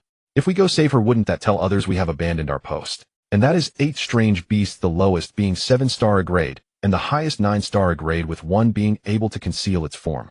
If we rashly go over, we might end up in danger ourselves. Are you tired of living? Zhang Zhanfei was taken aback and asked, Sister, then are we not going to save her? Zhang Monair glared at Zhang Zhanfei and sighed. I was originally planning to take down the one who embarrassed us and simultaneously put the blame of inadequate teammate protection on Su Qiqi. I didn't expect Su Qiqi to be attacked by 8 strange beasts. If Su Qiqi is killed by the beasts, even if she is seriously injured, no one will be able to compete with me for the captain position. This is a heaven-sent opportunity. Zhang Zhanfei thought for a moment and questioned, Sister, I heard that Su Qiqi's cultivation has already advanced to grade, while the 8 strange beasts are all a grade. She shouldn't die there, right? Not necessarily. Zhang Monair said Su Qiqi's cultivation has just recently advanced to grade, and the gap between her and the 9-star grade beasts is not insignificant. She cannot crush a 9-star grade beast. Furthermore, she is being besieged by more than one strange beast. There are a total of 8, including one that can conceal itself. By herself, she is absolutely no match. If it weren't so, would someone as proud as her be calling for help? Zhang Zhanfei nodded. What Zhang Monair said made a lot of sense. By the way, sister, I think I just heard that useless voice in the earpiece. It's not that you think you heard it, it definitely was. Zhang Monair mocked. I also heard that useless voice. It said for Su Qiqi to hang in there, and he would rush over soon. TSK Tisk, what use is a trash with great cultivation rushing over? Is he going to send himself to his death? However, it's good that he goes over. It will be perfect for the beasts to tear him apart, so we won't have to take action, and there will be no risk. That makes sense. Zhang Zhanfei asked again, sister, that useless one has already run off. Do we still need to go? Of course we need to go. Zhang Monair said, although Su Qiqi is no match for those 8 strange beasts, if someone provides timely support, she and that useless one may not die. We need to be on the street where that useless one is searching, ensuring that he doesn't survive. Sister, you really think things through. Zhang Zhanfei flattered Zhang Monair. Zhang Monair said proudly, Zhanfei, just follow my lead. Being captain is not my final goal. Being the minister is my ultimate objective. Once I become minister, you will enjoy endless benefits. Sister, I will definitely follow you closely. Zhang Zhanfei promised, patting his chest. Let's go, hurry to the street where that useless one is, and then find a concealed place to hide. Zhang Monair continued walking forward, and Zhang Zhanfei followed her. At this moment, Jiang Taiping was racing towards the street where Su Qiqi was located on his imperial steed. His face was filled with anxiety, completely unaware that Zhang Monair and Zhang Zhanfei had set their sights on him. Previously, he had been worried that Su Qiqi would encounter strange beasts that could conceal themselves while acting alone. As expected, what he feared came to pass. His concerns were validated, and the situation was even more serious than he had feared. Not only had Su Qiqi encountered strange beasts that could conceal themselves, but she was also besieged by 8 strange beasts. Although Su Qiqi did not indicate whether the situation was dangerous, he could feel how severe it was. In his anxiety, he didn't even use his sword control technique, and instead directly utilized the faster imperial steed. Soon Jiang Taiping arrived above the street where Su Qiqi was located on his imperial steed. He quickly spotted Su Qiqi frantically running for her life, closely pursued by 7 strange beasts. As for the beast that could conceal itself, it must have hidden away, waiting for an opportunity to launch a sneak attack. Jiang Taiping let out a long breath. He had truly been worried that something might happen to Su Qiqi, but fortunately his worries did not come true. Jiang Taiping landed in an alley ahead of Su Qiqi and put away his imperial steed, walking out from the alley. Captain, did you poke the lair of the strange beasts? Jiang Taiping joked. Su Qiqi had been focused on the strange beasts behind her and had not noticed Jiang Taiping's sudden appearance. Hearing Jiang Taiping's words, she instinctively looked ahead and saw Jiang Taiping standing not far. This caught her off guard. Just a moment ago she had heard Jiang Taiping's reply, but she thought it would take him some time to arrive. However, she never expected him to come so quickly.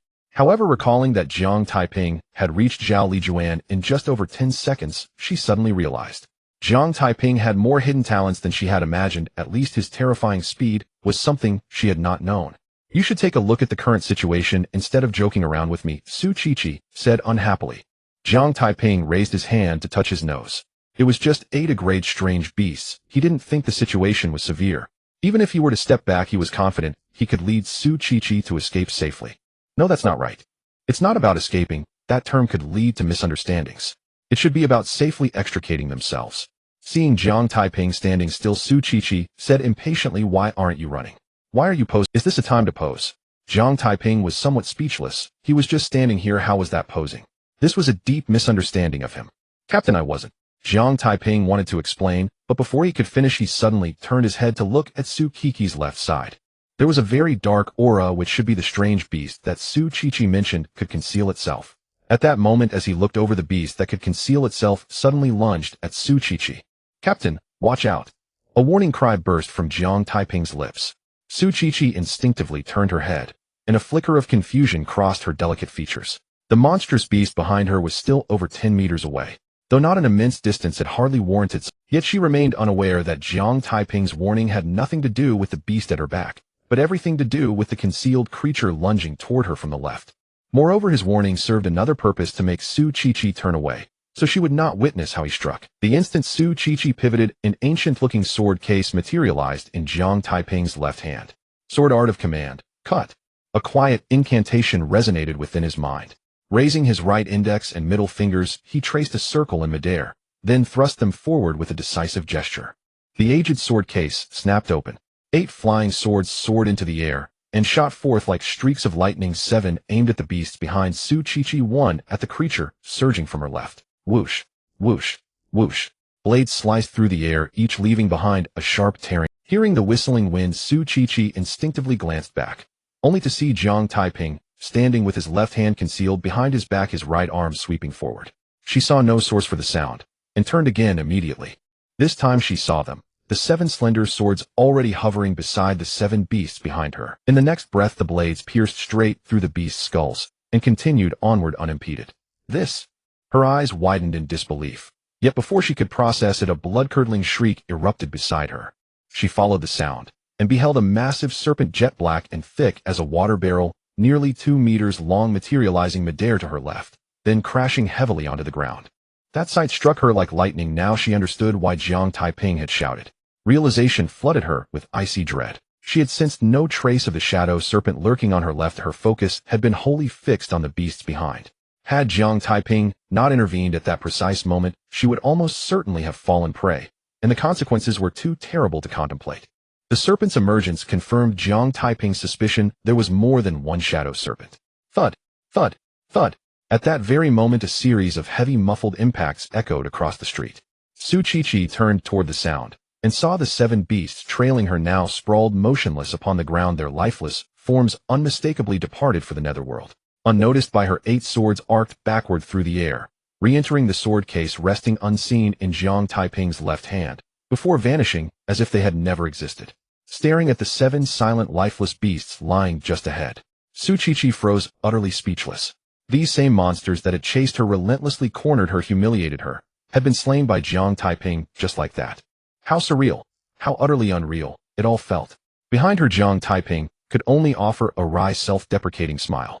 He had originally intended to coax Su Qiqi away, then eliminate the beasts discreetly, without a whisper. But before he could devise a plan, the shadow serpent struck, and he was forced to act instantly. Since the veil was already lifted, he simply swept aside the remaining 7 beasts in one seamless stroke. Now there was no hiding left. He stood fully exposed. Captain, Jiang Taiping called out. At the sound, Su Qiqi snapped back from her daze. She scrutinized him up and down. Are you truly Jiang Taiping? Jiang Taiping blinked. Was he? Then it dawned on him. Su Qiqi simply couldn't reconcile reality with expectation. Captain, that question is rather absurd. He teased lightly. She studied him once more, her voice low and grave. Speak plainly, what is your true cultivation realm? 5-star rank F. Jiang Taiping replied, utterly unruffled. Su Qiqi's brow twitched. She stared at him, incredulous. Captain, reinforcements are coming. I'm withdrawing now. If question, tell them you killed them. With that, Jiang Taiping charged towards Su Qiqi, swept past her, seized the shadow serpent's tail, and dragged the writhing creature toward the 7 fallen beasts. Reaching the beasts, he gripped 4 tails in one hand, 8 in both, and hauled them all into a narrow. Su Qiqi gaped. This rogue dared even steal the beasts she'd tracked down. Yet recalling that everyone had been slain by Jiang Taiping, she conceded. Perhaps it wasn't unjust after all. Jiang Taiping, stop right there. Snapping out of her stupor, Su Qiqi roared, and sprinted after him into the alley. But when she reached its mouth, he had vanished without a trace. That scoundrel. She stamped her foot in frustration, tempted to pursue further, yet restrained herself. I'm still on duty. Leaving now would constitute desertion. Jiang Taiping. You may flee the monk, but can you flee the temple? After fooling me so thoroughly, you'll pay for this, you hear me? She stormed out of the alley, muttering under her breath, then paused, staring at the dark green blood staining the cobblestones. A dull throb pulsed behind her temples. Jiang Taiping had slipped away with effortless grace, leaving her to shoulder an enormous burden. She could claim he'd slain the beasts, but who would believe her? Even she, having witnessed it firsthand, struggled to accept that Jiang Taiping possessed such power. And last time at the demon hunting garden, when she pointed out that the figure who slaughtered nearly 100 beasts wore attire identical to Jiang Taiping's, Qin Zhan accused her of fabricating glory to save face. If she repeated the claim, now how many would misconstrue her words? Or worse, assume she lied outright. And if Jiang Taiping denied it flatly, she'd be condemned beyond redemption. That scoundrel. Su Qiqi raked her fingers through her hair in exasperation, just as several figures rushed in from both ends of the street. Among them was Zhao Lijuan, the woman Jiang Taiping had rescued earlier. Captain Su. I'm here. Captain Su. Are you unharmed? Others echoed similar concerns. Su Qiqi smoothed her disheveled tresses and forced calm into her voice. I'm unharmed. all resolved. Thank you all for coming, but I'm sorry you made the trip for nothing. Glad you're safe. Yes, I was frantic on the way here. Thank heavens, it was only a false alarm. One of the newcomers scanned the scene puzzled. Captain Su, there's plenty of monster blood on the ground and clear drag marks. But where are the corpses? The corpse was dragged away by that bastard. Su Qiqi silently roared in her heart, yet she said, I have hidden the corpse. Everyone suddenly realized, and they understood Su Qiqi's actions. One must know that the corpse of an aggrade mutant beast is quite valuable. Su Qiqi still had to carry out her mission and couldn't bring the beast's corpse back, so it was normal for her to hide it under these circumstances. Captain Su, since there's nothing wrong, I'll go back to continue searching, someone said. Captain Su, I will also return to continue searching. Others also chimed in. Zhao Lijuan, however, said nothing. Once everyone had left, Su Qiqi looked at the still present Zhao Lijuan and asked, B358, aren't you going back? Zhao Lijuan glanced around and whispered, Captain Su, I just heard F1's voice. He said he would come over soon. Given his speed, he should have arrived by now. Why haven't I seen him? Su Qiqi's mouth twitched in irritation. That bastard not only came, but also threw her under the bus. If it were someone else, Su Qiqi would definitely conceal the fact that Jiang Taiping had arrived, but Zhao Lijuan was aware of Jiang Taiping's strength, and since this matter weighed heavily on her heart, she decided to tell the truth. That bastard came and then left. Su Qiqi gritted her teeth and said, those beasts were killed by that bastard and he dragged their corpses away, yet he pinned it on me, making me say that I killed those beasts. Zhao Lijuan was not surprised by what Su Qiqi said. She understood Su Qiqi well. Su Qiqi was inherently proud. Unless absolutely necessary, she would not request support, and her request for support meant she was no match for those beasts. In such a situation, how could Su Qiqi possibly have slaughtered all 8 mutant beasts in such a short time? She had long realized it must have been Jiang Taiping who came, and those beasts were also killed by him. Captain Su, I also feel like I have a partner who understands me. Zhao Lijuan laughed. Su Qiqi was momentarily stunned. Oh, what partner who understands? However, she quickly reacted, realizing Zhao Lijuan was referring to witnessing Jiang Taiping slay the mutant beasts. Captain Su, I'm going back to continue searching for the beasts. Zhao Lijuan did not stay longer. After speaking, she turned and left. She had remained to confirm whether her judgment was correct. Now that it was confirmed, she had to hurry back to her post to continue working. Watching Zhao Lijuan leave, Su Qiqi silently cursed Jiang Taiping. Damn Jiang Taiping, rotten Jiang Taiping, how dare he throw me under the bus. Not only did he make me lie against my conscience, but I also felt embarrassed wanting to find a hole to hide in. You better watch out, this matter isn't over. After cursing Jiang Taiping, for a while Su Qiqi frowned and pondered. She was wondering how Jiang Taiping had killed 8 mutant beasts so quickly. It seems like flying daggers. What cultivation level is that bastard? Su Qiqi mumbled to herself. Just then a voice came through the earpiece. Dear colleagues, I have some good news to report. Just now Captain Su Qiqi faced 8 alone and killed all 8 mutant beasts. The lowest cultivation is 7-star a grade, and the highest is 9-star a grade, plus 1 beast that can conceal its form. Please spread the word so everyone can get excited. The earpiece was quiet for a moment before voices began to sound one after another. Captain Su is indeed the first genius of our Jiuan branch. Her strength is truly remarkable. I haven't even gotten there yet, and the beasts are gone. Fine, I might as well go back. I will immediately spread this news so everyone can celebrate. Listening to the continuous voices in the earpiece, Su Qiqi's pretty face darkened instantly. Those beasts were not killed by her, as she wished that as few people as possible knew of this matter. But with this commotion, it wouldn't be long before everyone in the Demon Hunter Hall would know. At this moment, she truly wanted to kill the one who spread the news. Having been unjustly blamed, her heart was already heavy enough, and that person was adding fuel to the fire. However, she recognized that person did not intend to annoy her, but rather to boost everyone's spirits. After all, searching for mutant beasts alone at night was truly exhausting. Captain Su is impressive. Captain Su is mighty. Captain Su is domineering. Su Qiqi suddenly froze. That voice belonged to Jiang Taiping. Jiang Taiping, shut your mouth. Su Qiqi pressed the earpiece, grinding her teeth and speaking slowly. It was one thing for that bastard to throw her under the bus, but to shamelessly praise her was simply to watch the world burn.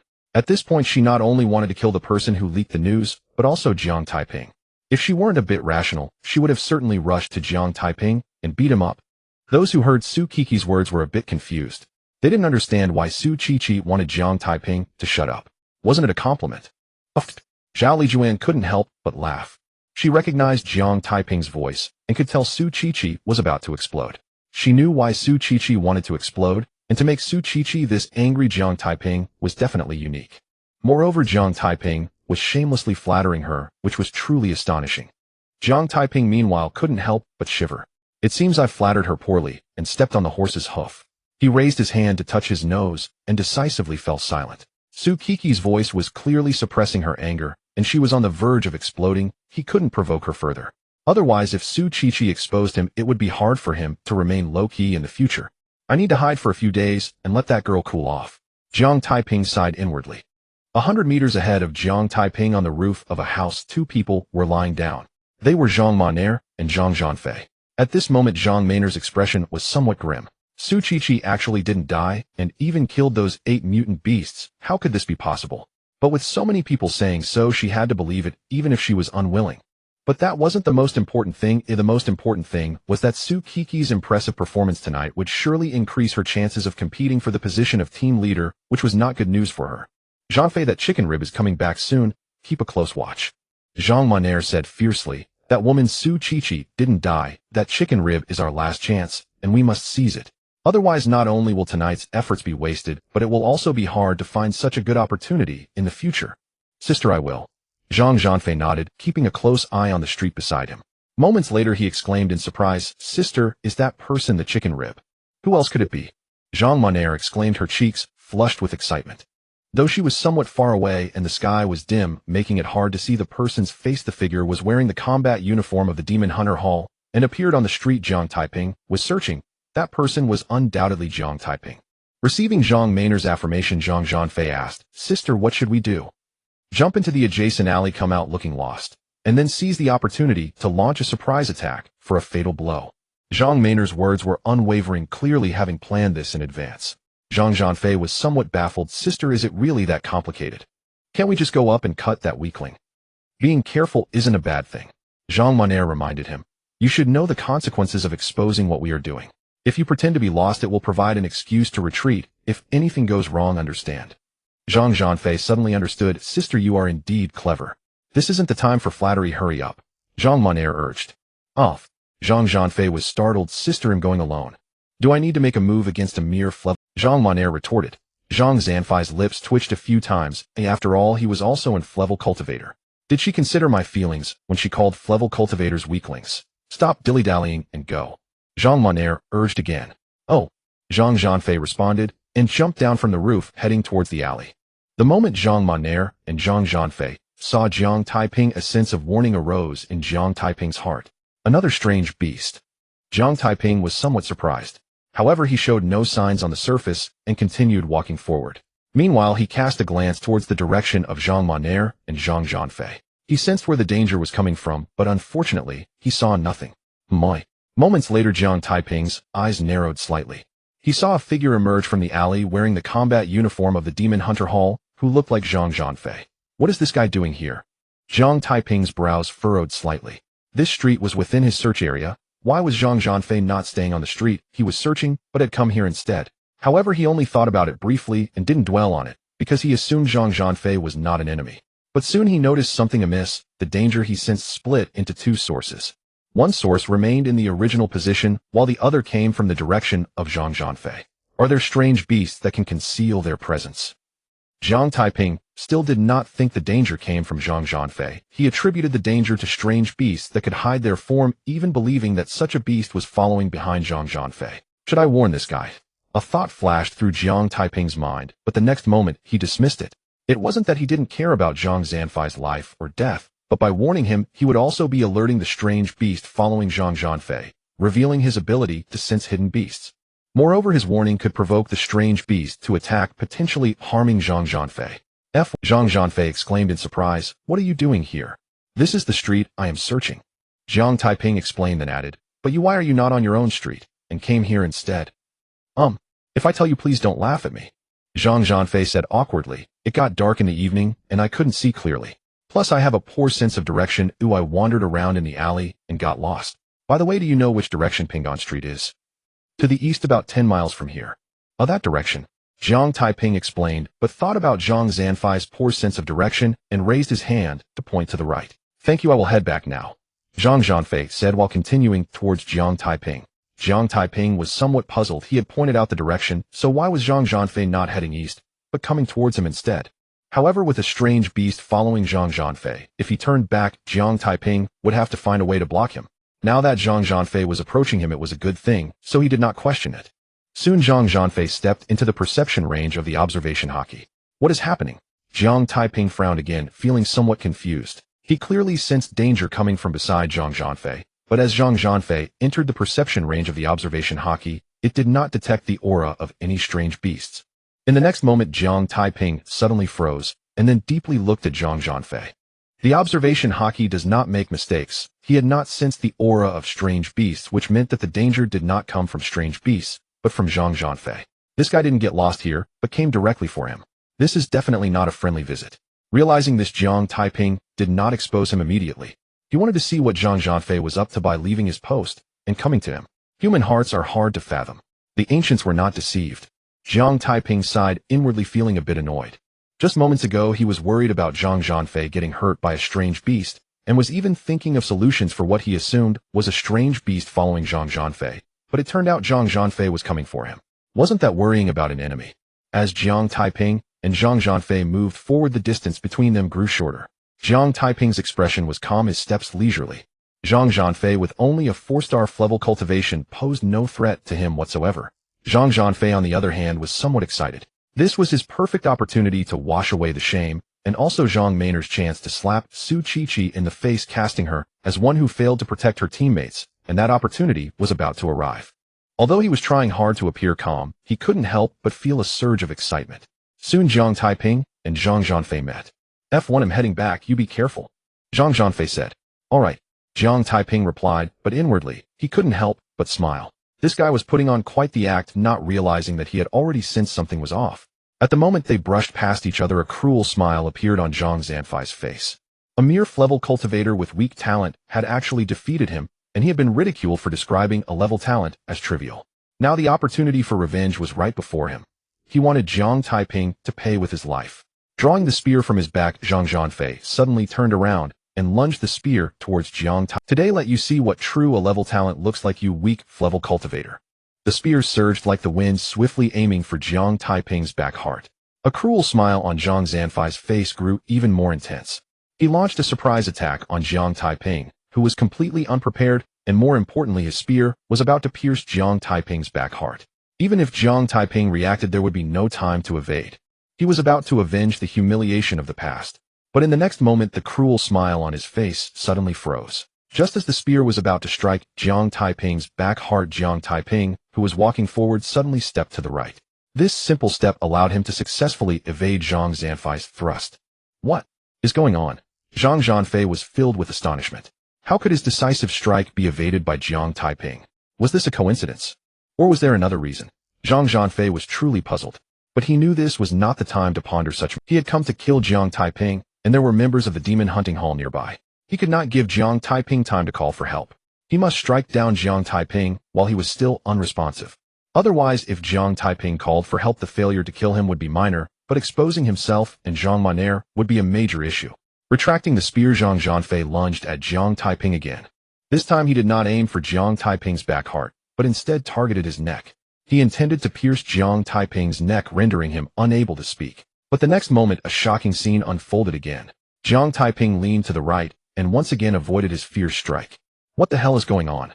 After 2 consecutive attacks were evaded, Zhang Zhanfei was going crazy. But he still couldn't afford to think too much, wielding the spear and stabbing toward Jiang Taiping.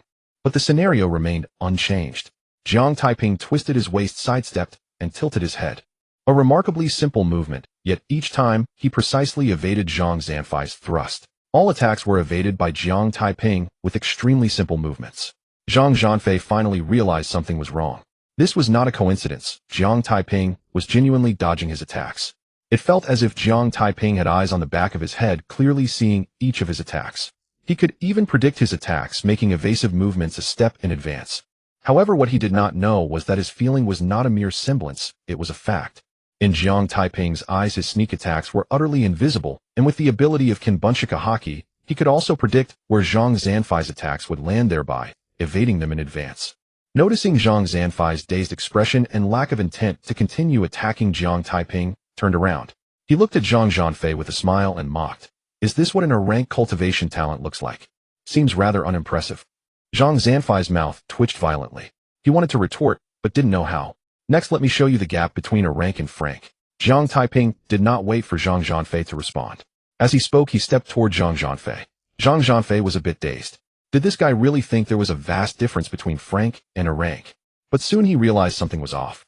Jiang Taiping's statement meant that a rank was inferior to Frank, even far behind. Understanding this, Zhang Zhanfei was instantly furious. It was a well-known fact that Frank was inferior to a rank, and that there was a vast difference between them. But to hear it from Jiang Taiping felt like a deep humiliation filled with malice. You go die, Zhang Zhanfei roared, swinging his spear toward Jiang Taiping. This time Jiang Taiping did not evade. His lowered right hand shot up, like lightning grasping the incoming spear. In the next moment, Jiang Taiping firmly grasped the spear shaft. No matter how hard Zhang Zhanfei tried, he could not gain an inch. At the same time, Jiang Taiping lifted his foot and kicked toward Zhang Zanfei's chest. Bang! A dull impact echoed as Zhang Zhanfei was sent flying. He flew several meters before crashing to the ground. Wow! Immediately a spurt of blood shot out from Zhang Zanfei's mouth. Did you see that, eh? Jiang Taiping said flatly. This is the gap between a rank and Frank. Zhang Zanfei's face turned ashen. He had been kicked several meters away by Jiang Taiping, and however, he did not know that Jiang Taiping had held back, otherwise he would have already been a dead man. I will kill you. After failing his sneak attack and being kicked away by Jiang Taiping, Zhang Zhanfei lost his sanity, howling as he tried to get up. Try getting up, will you? Jiang Taiping sneered. With a casual wave, the seized spear shot out violently. Whoosh! The spear landed right between Zhang Zanfei's legs. This scene made Zhang Zhanfei uncontrollably shiver, a bone-chilling coldness rising in his heart. If the spear had gone forward just a little bit, he would have been dead. The sudden shock made Zhang Zanfei's uncontrolled sanity snap back to reality. He looked at Jiang Taiping in fear, wondering why this guy, clearly with Frank cultivation talent, was so powerful. 5-star Frank cultivation. A voice of disbelief escaped from Zhang Zanfei's lips. Jiang Taiping's cultivation was actually a star higher than his. Only now did you realize. Your reaction is truly slow. Jiang Taiping smirked and walked toward Zhang Zhanfei. Just moments ago he had been puzzled as to why Zhang Zhanfei dared to attack him. After all, his cultivation masked by the lottery system was also a star higher than Zhang Zanfei's. Now he understood this guy had not even noticed his cultivation. Is it a high-grade Qi blood pill? It must be a high-grade Qi blood pill. Otherwise you couldn't have advanced to 5-star Frank so quickly. Zhang Zhanfei spoke incoherently. Jiang Taiping did not explain. He walked up to Zhang Zhanfei and stepped on his chest. This is not something you should be considering right now. Jiang Taiping said coldly. Speak. Why did you sneak attack me? Why did you want to kill me? He had not killed Zhang Zhanfei with that kick because he wanted to ask why he wanted to kill him. Zhang Zanfei's expression froze suddenly. Jiang Taiping's words reminded him of the current situation, and indeed now was not the time to think about Jiang Taiping's cultivation. Jiang Taiping, you better let me go, or I will make you wish you were dead. Zhang Zhanfei threatened. Tisk, you're already underfoot, yet you still dare to speak arrogantly. Jiang Taiping clicked his tongue and continued. But then again, you still have a backup plan waiting for me, don't you? Zhang Zhanfei was taken aback. How did Jiang Taiping know he had a backup plan? Jiang Taiping ignored Zhang Zhanfei further. He looked toward a nearby rooftop and said calmly, Captain Zhang Maner, this guy is already under my foot. How much longer are you going to hide? When Jiang Taiping realized that Zhang Zhanfei was not a friendly visitor, he had already suspected that the danger from the rooftop might very well be Zhang Maner. The fact that Zhang Zhanfei was under his foot, yet dared to threaten him, only reinforced his conviction. What he didn't know was that Zhang Maner was not hiding away, but was instead stunned by his actions. Sister, save me. Zhang Zhanfei shouted loudly. Having guessed Zhang Maner was involved, Jiang Taiping felt no need to hide any longer. Hearing Zhang Zanfei's cries for help, Zhang Maner snapped back to her senses and leaped down from the rooftop. Jiang Taiping, I truly underestimated you. Zhang Maner exclaimed, rushing towards him with swift steps. Oh really? Jiang Taiping replied with a smile. You will soon discover that you have underestimated me once again. Zhang Maner was somewhat puzzled by Jiang Taiping's statement, but she didn't dwell on it. She needed to resolve the situation with Jiang Taiping quickly, not giving him a chance to call for help, and then leave this place as soon as possible. Seeing Zhang Maner remain silent, Jiang Taiping continued. Captain Zhang Maner, it's just me here. Captain Su isn't around. Why the hurry? Care to explain why you've abandoned your post to come here and kill me? Zhang Maner still did not respond as she charged towards Jiang Taiping. At this moment, Jiang Taiping had discovered their presence, and she absolutely could not allow him to leave alive.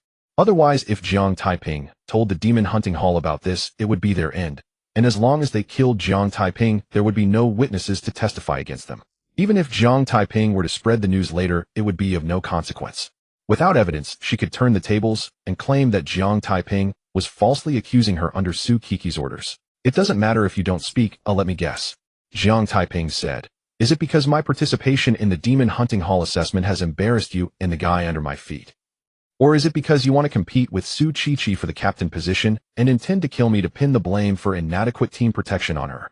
Zhang Mainer's eyes narrowed slightly. Was this guy a parasite in her brain? How could he guess her thoughts so accurately? Jiang Taiping, the more you know, the more you deserve to die. Zhang Maner scoffed, her pace unwavering. It seems I've guessed correctly. Jiang Taiping sighed. You make it sound as if I know nothing, and thus want to kill me. Knowing is one thing, today you are doomed. Zhang Maner said coldly. Jiang Taiping ignored her further and summoned the lottery system, glancing at it, while muttering to himself, compared to the 9-star rank, there's still a gap. Knowing my cultivation level, and yet you still don't surrender. You might still keep your whole corpse that way. Zhang, I haven't finished speaking yet. Jiang Taiping shook his head and continued, there may be some gaps, but that doesn't mean I lack the power to fight. Zhang Maner was astonished. Was this guy out of his mind? The difference between 5-star rank and 9-star rank was insurmountable, and he thought he had the power to fight. What she didn't know was that Jiang Taiping was not at 5-star rank, but rather at 8-star rank. Just now he summoned the lottery system to check how much his cultivation had increased after killing 8 beasts. Now his vitality was at 816 calories, having stepped into the 8-star rank realm.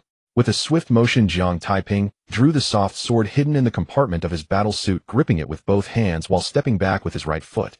In the next moment, an invisible aura converged from the heavens and the earth, surging towards the soft sword. Since he learned the sword technique, 2 Sleeves Green Snake, he had yet to use it. Now was the perfect opportunity to test the power of 2 Sleeves Green Snake on Zhang Maner.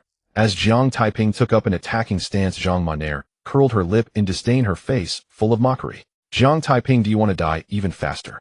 At this point she was almost upon him, and as soon as she reached him, she could smash Jiang Taiping with a punch. Ignoring my words will cost you dearly. Jiang Taiping sighed again. At the same time, a soft shout resonated in his heart. 2 Sleeves Green Snake. Accompanied by this command, Jiang Taiping swung his sword fiercely forward. A green ripple shot forward from the soft sword, hurtling towards Zhang Maner. This scene caused Zhang Maner's expression to change dramatically. It was common knowledge that only those at 6-star rank or above could release their power externally, yet Jiang Taiping was only at 5-star rank. How could he possibly release his power? However, this was not the time to ponder such matters. She had no time to think further. Drawing the long knife from her back, Zhang Maner slashed at the green ripple. Crack! In the next moment, a crisp cracking sound erupted. That was the sound of Zhang Maner's long knife being severed by the green ripple. Immediately after, the green ripple reached her in an instant, slicing through Zhang Maner's battle suit and leaving a bloody wound on her body. Ah! A scream escaped from Zhang Maner's mouth. Her face was filled with disbelief. How could Jiang Taiping at 5-star rank sever her long knife with a single strike and injure her? Not far away, Zhang Zhanfei was also stunned by this scene. Zhang Maner was his trump card. He had thought her attack would be a sure thing, but unexpectedly, as soon as they engaged, Zhang Maner's weapon was severed by Jiang Taiping, and she was injured. Indeed, it is the renowned skill of Li Chungan. Its power is incredible. Jiang Taiping exclaimed excitedly. Though his cultivation was 1 star lower than Zhang Maner's, he had managed to sever her weapon and injure her with the sword technique 2 Sleeves Green Snake, demonstrating its extraordinary power. You are not at 5-star rank. A voice of astonishment escaped from Zhang Maner's lips. Realizing this now is too late, Jiang Taiping smiled and walked towards Zhang Maner, holding the soft sword. Seeing this, Zhang Maner turned and ran without hesitation. She was no match for Jiang Taiping. If she stayed, she would die. As for Zhang Zhanfei, she was in no position to care about his fate. She was struggling to save herself. What would she do after fleeing? At this point she had no idea, but she knew she could not return to the demon hunting hall. Zhang Maner felt a deep sense of regret. She should not have provoked Jiang Taiping, this extremely cunning little silver coin, but it was too late for regrets now. Now she suddenly understood why Jiang Taiping had not run upon seeing her nor sought help, why he had said she would soon find out she had underestimated him again, and why he had warned that ignoring him would have consequences. This was confidence in his own strength. But realizing this now was equally too late. Not all who stand in the light are heroes. There are also traitors. A complex expression appeared on Jiang Taiping's face. Previously, Zhao Lijuan had insisted on blocking the beasts, even knowing she was no match, urging him to escape first. He had thought the people of the Demon Hunting Hall were all righteous individuals, but now he suddenly realized that traitors could be found everywhere. Even those known as night walkers who claimed to protect the people and guard the peace were no exception. Stay. Jiang Taiping let out a long sigh, then swung his sword again at Zhang Monair. A streak of cyan light detached from the soft blade hurtling toward Zhang Monair. In an instant the cyan streak caught up with Zhang Monair and struck her legs. It sliced through them like tofu, severing Zhang Maynard's legs cleanly. Ah! A piercing scream of agony escaped Zhang Maynard's lips. Then, deprived of her legs, she crashed heavily to the ground. Stay put or I'll kill you. Jiang Taiping shot a glare at Zhang Zhanfei and strode toward Zhang Monair. By now Zhang Zhanfei was frozen in terror. Was he seeing things? The formidable Zhang Monair, fleeing in panic from Jiang Taiping, had her legs severed by him. Gazing at the approaching Jiang Taiping, Zhang Maynard's face, twisted in agony, was etched with sheer dread. She longed to flee, but how could she without legs? All she could do was drag herself backward with her arms. Don't kill me. I know I was wrong, truly wrong. It wasn't me. It was Zhang Zhanfei who wanted to kill you. I came under his influence. Overwhelmed by terror, Zhang Monair begged incoherently, even shifting the blame onto Zhang Zhanfei. Jiang Taiping remained silent, a flicker of hesitation on his face. He wavered over whether to kill Zhang Monair. But soon the hesitation vanished, replaced by a resolute, everything is either zero or infinite. If he spared her, wouldn't she plot against him again? Though he feared no revenge from her, what about Su Qiqi? Su Qiqi lacked the observation haki to perceive Zhang Maynard's schemes in time. If Su Qiqi fell victim to her machinations and came to harm, regret would be futile. Moreover, someone like Zhang Monair who would stoop to any means for power was nothing but a menace. Be a better person in your next life. Jiang Taiping sighed and thrust his sword into Zhang Maynard's heart. You? Zhang Monair raised a finger at him as if to speak. But before the words could leave her lips, her eyes rolled back, and she went to drink tea with the king of hell. Having dispatched Zhang Monair with one stroke, Jiang Taiping turned toward Zhang Zhanfei. Since he had already killed Zhang Monair, there was no reason to spare Zhang Zhanfei's wretched life. By now Zhang Zhanfei had snapped out of his shock. Seeing Jiang Taiping approach, Zhang Zhanfei couldn't help but crawl backward. His face was a mask of terror, deathly pale, without a hint of color. Chick. No, Jiang Taiping. Brother Jiang. It was my sister. No, Zhang Monair, who ordered me to kill you. Don't listen to her lies. She manipulated me. It's true. I came under her influence. Please spare me, let me go like a fart. I swear I'll never do it again, and I'll follow your lead. Zhang Zhanfei begged, stammering. He had heard Zhang Maynard's accusations against him and witnessed Jiang Taiping run her through with a single thrust. Tsk tisk. She says she was manipulated by you, and you say you were manipulated by her. You two dogs biting each other, truly birds of a feather. Jiang Taiping sighed, then plunged his sword into Zhang Zhanfei's heart, ending his miserable life. Phew. Jiang Taiping exhaled deeply, a complex expression crossing his face. Since acquiring the lottery across realms system, he had slain many otherworldly beings and beasts without hesitation, never imagining he would one day stain his hands with human blood. But today, he had killed, and not just one, two people. Yet he felt no regret, for if he hadn't possessed some strength, he would have been the one dead today. And for the sake of future peace and Su Qiqi's safety, he had no choice but to harden his heart and send Zhang Monair and Zhang Zhanfei to drink tea with the king of hell. He stood silent for a moment. With a casual wave of his hand, a shadow serpent's corpse materialized out of thin air. Prying open the shadow serpent's jaws, Jiang Taiping dragged Zhang Zhanfei's body inside, then pressed the serpent's mouth shut, forcing its sharp fangs into the sword wounds on Zhang Zhanfei to mimic a mauling. He then repeated the process, disguising the sword wounds and severed legs on Zhang Maynard's body as if they were the work of the shadow serpent. He did this not to vent anger on the corpses, but to conceal the traces of the sword strikes and pin the deaths on the beast. Now Zhang Monair and Zhang Zhanfei were dead. Neither knew that Jiang Taiping planned to blame their deaths on the beast. If they had known, what would they have thought? After all, their own plan had been to attribute Jiang Taiping's death to the beast, plotting against others only to be caught in their own trap. Such is the retribution of karma. All grievances end with death. I won't hold it against you. I do this not only to hide my true strength, but also to preserve some dignity for you. After all, Zhang Monair, you once slew many otherworldly beings. That's an undeniable fact. But that's not the point. The point is, I don't want you to tarnish the reputation of the Night Walkers. Jiang Taiping sighed, a contemplative look on his face. He pondered how to explain to others that Zhang Monair and Zhang Zhanfei had been killed by the shadow serpent. But before he could devise a good plan, two figures appeared on the street ahead. Su Qiqi, Zhao Lijuan. Jiang Taiping blinked. Why were these two women here? F1, I heard screams from your direction. What's going on? Su Qiqi's voice reached him before she did. Hearing this, Jiang Taiping realized they had been drawn by the screams of Zhang Monair and and Zhang Zhanfei. Soon Su Qiqi and Zhao Lijuan arrived. Seeing the corpses of Zhang Monair, Zhang Zhanfei, and the shadow serpent on the ground, both women froze. What happened? Su Qiqi turned to Jiang Taiping and asked. Zhao Lijuan's gaze followed suit. Captain, when I returned I saw the shadow serpent mauling Zhang Monair, so I killed it. Jiang Taiping paused, then added regretfully, if I had come back a bit earlier, they wouldn't have been bitten to death by the serpent. Hearing this, a complex look crossed Su Qiqi's pretty face. Jiang Taiping had left to save her. If he hadn't left and stayed here, wouldn't Zhang Monair and Zhang Zhanfei still be alive? But then a sense of unease crept over her. The Demon Hunting Squad 8 was searching over 10 miles away from Jiang Taiping Street. Why were Zhang Monair and Zhang Zhanfei not on their assigned path, but on his? Could they have heard my distress call and come to save me? A thought flashed through Su Qiqi's mind, but as the saying goes, the ones who know you best are not your family or friends, but your enemies and competitors.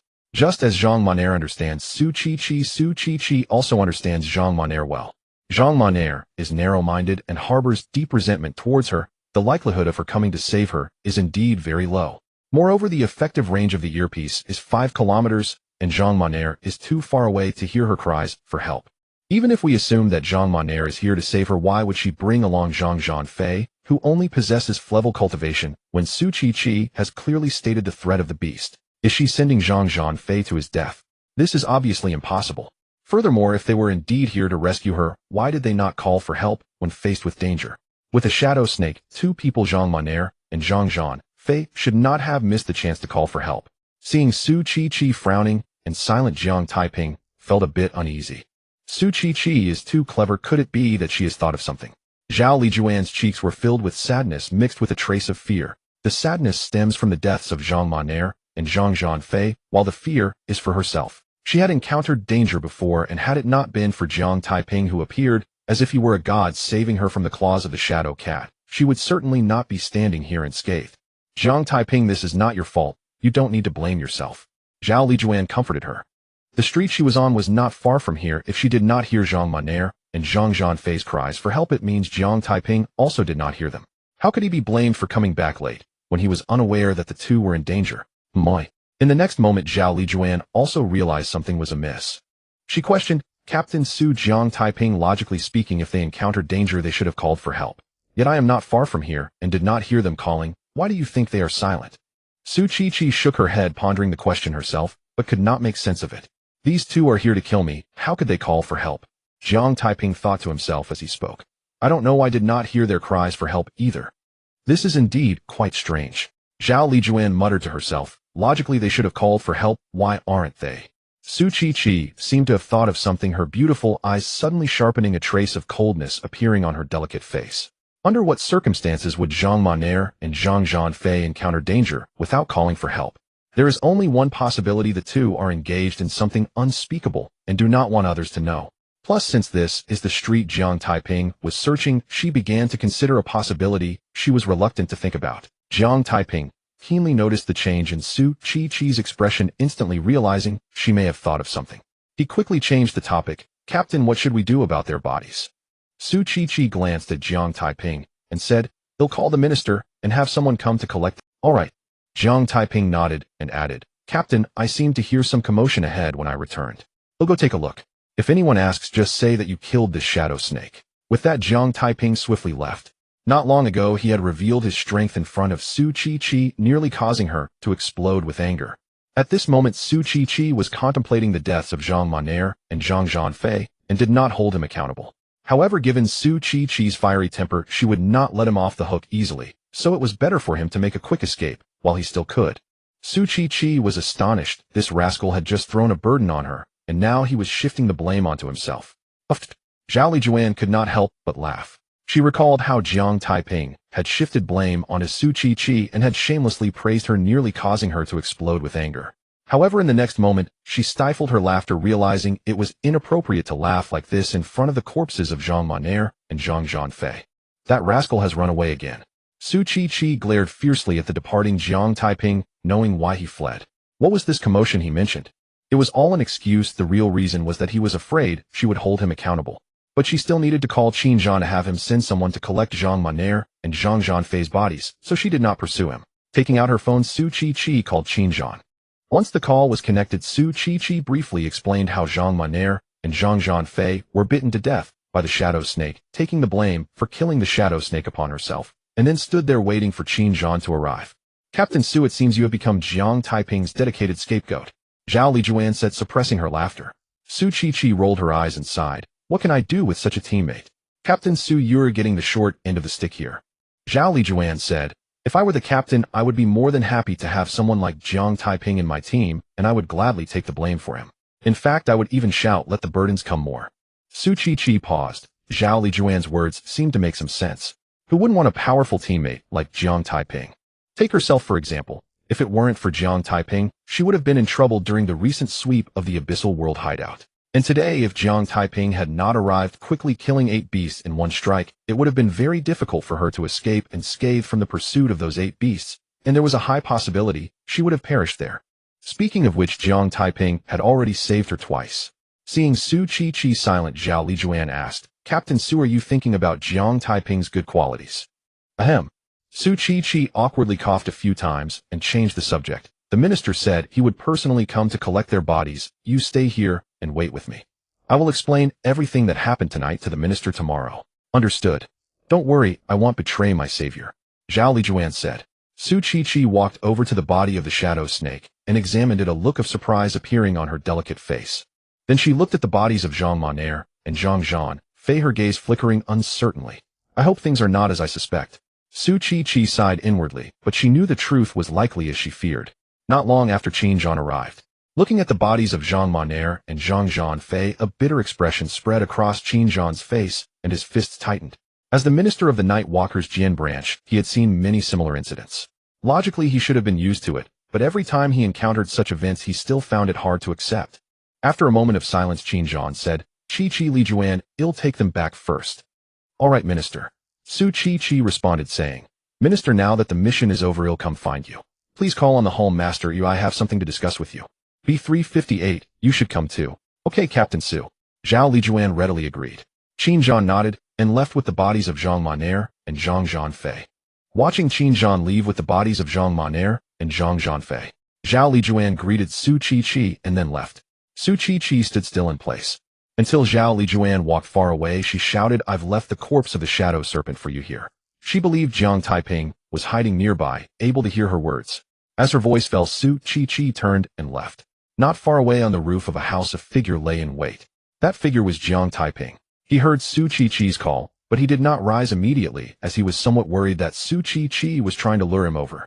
However, he quickly realized he was overthinking. Su Chi had indeed left and had no intention of deceiving him. Jumping down from the roof, Jiang Taiping approached the corpse of the shadow serpent and stored it in his system warehouse. That girl is not only clever, but also detail-oriented. Jiang Taiping patted his chest with some relief. Just now, Su Chi had come to the shadow serpent's corpse to take a look, clearly checking if it was the one they had just killed. Fortunately, he had retrieved the one he had killed earlier, otherwise he would have been exposed. He also knew that he had not been directly exposed. Su Chi had clearly begun to suspect him. However, Jiang Taiping was not worried at all. It was Zhang Monair and Zhang Zhanfei who came here to kill him, not him, who took the initiative to kill them.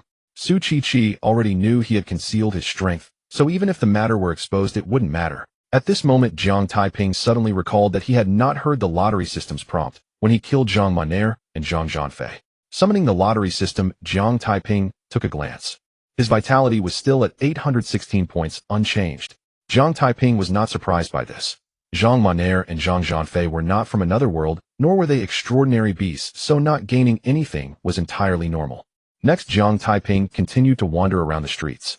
He didn't know if it was due to the chaos caused by extraordinary beasts being eliminated, but until dawn he did not encounter another extraordinary beast, nor did he hear cries for help from others. At 6 in the morning, Su Chi's voice echoed in his earpiece.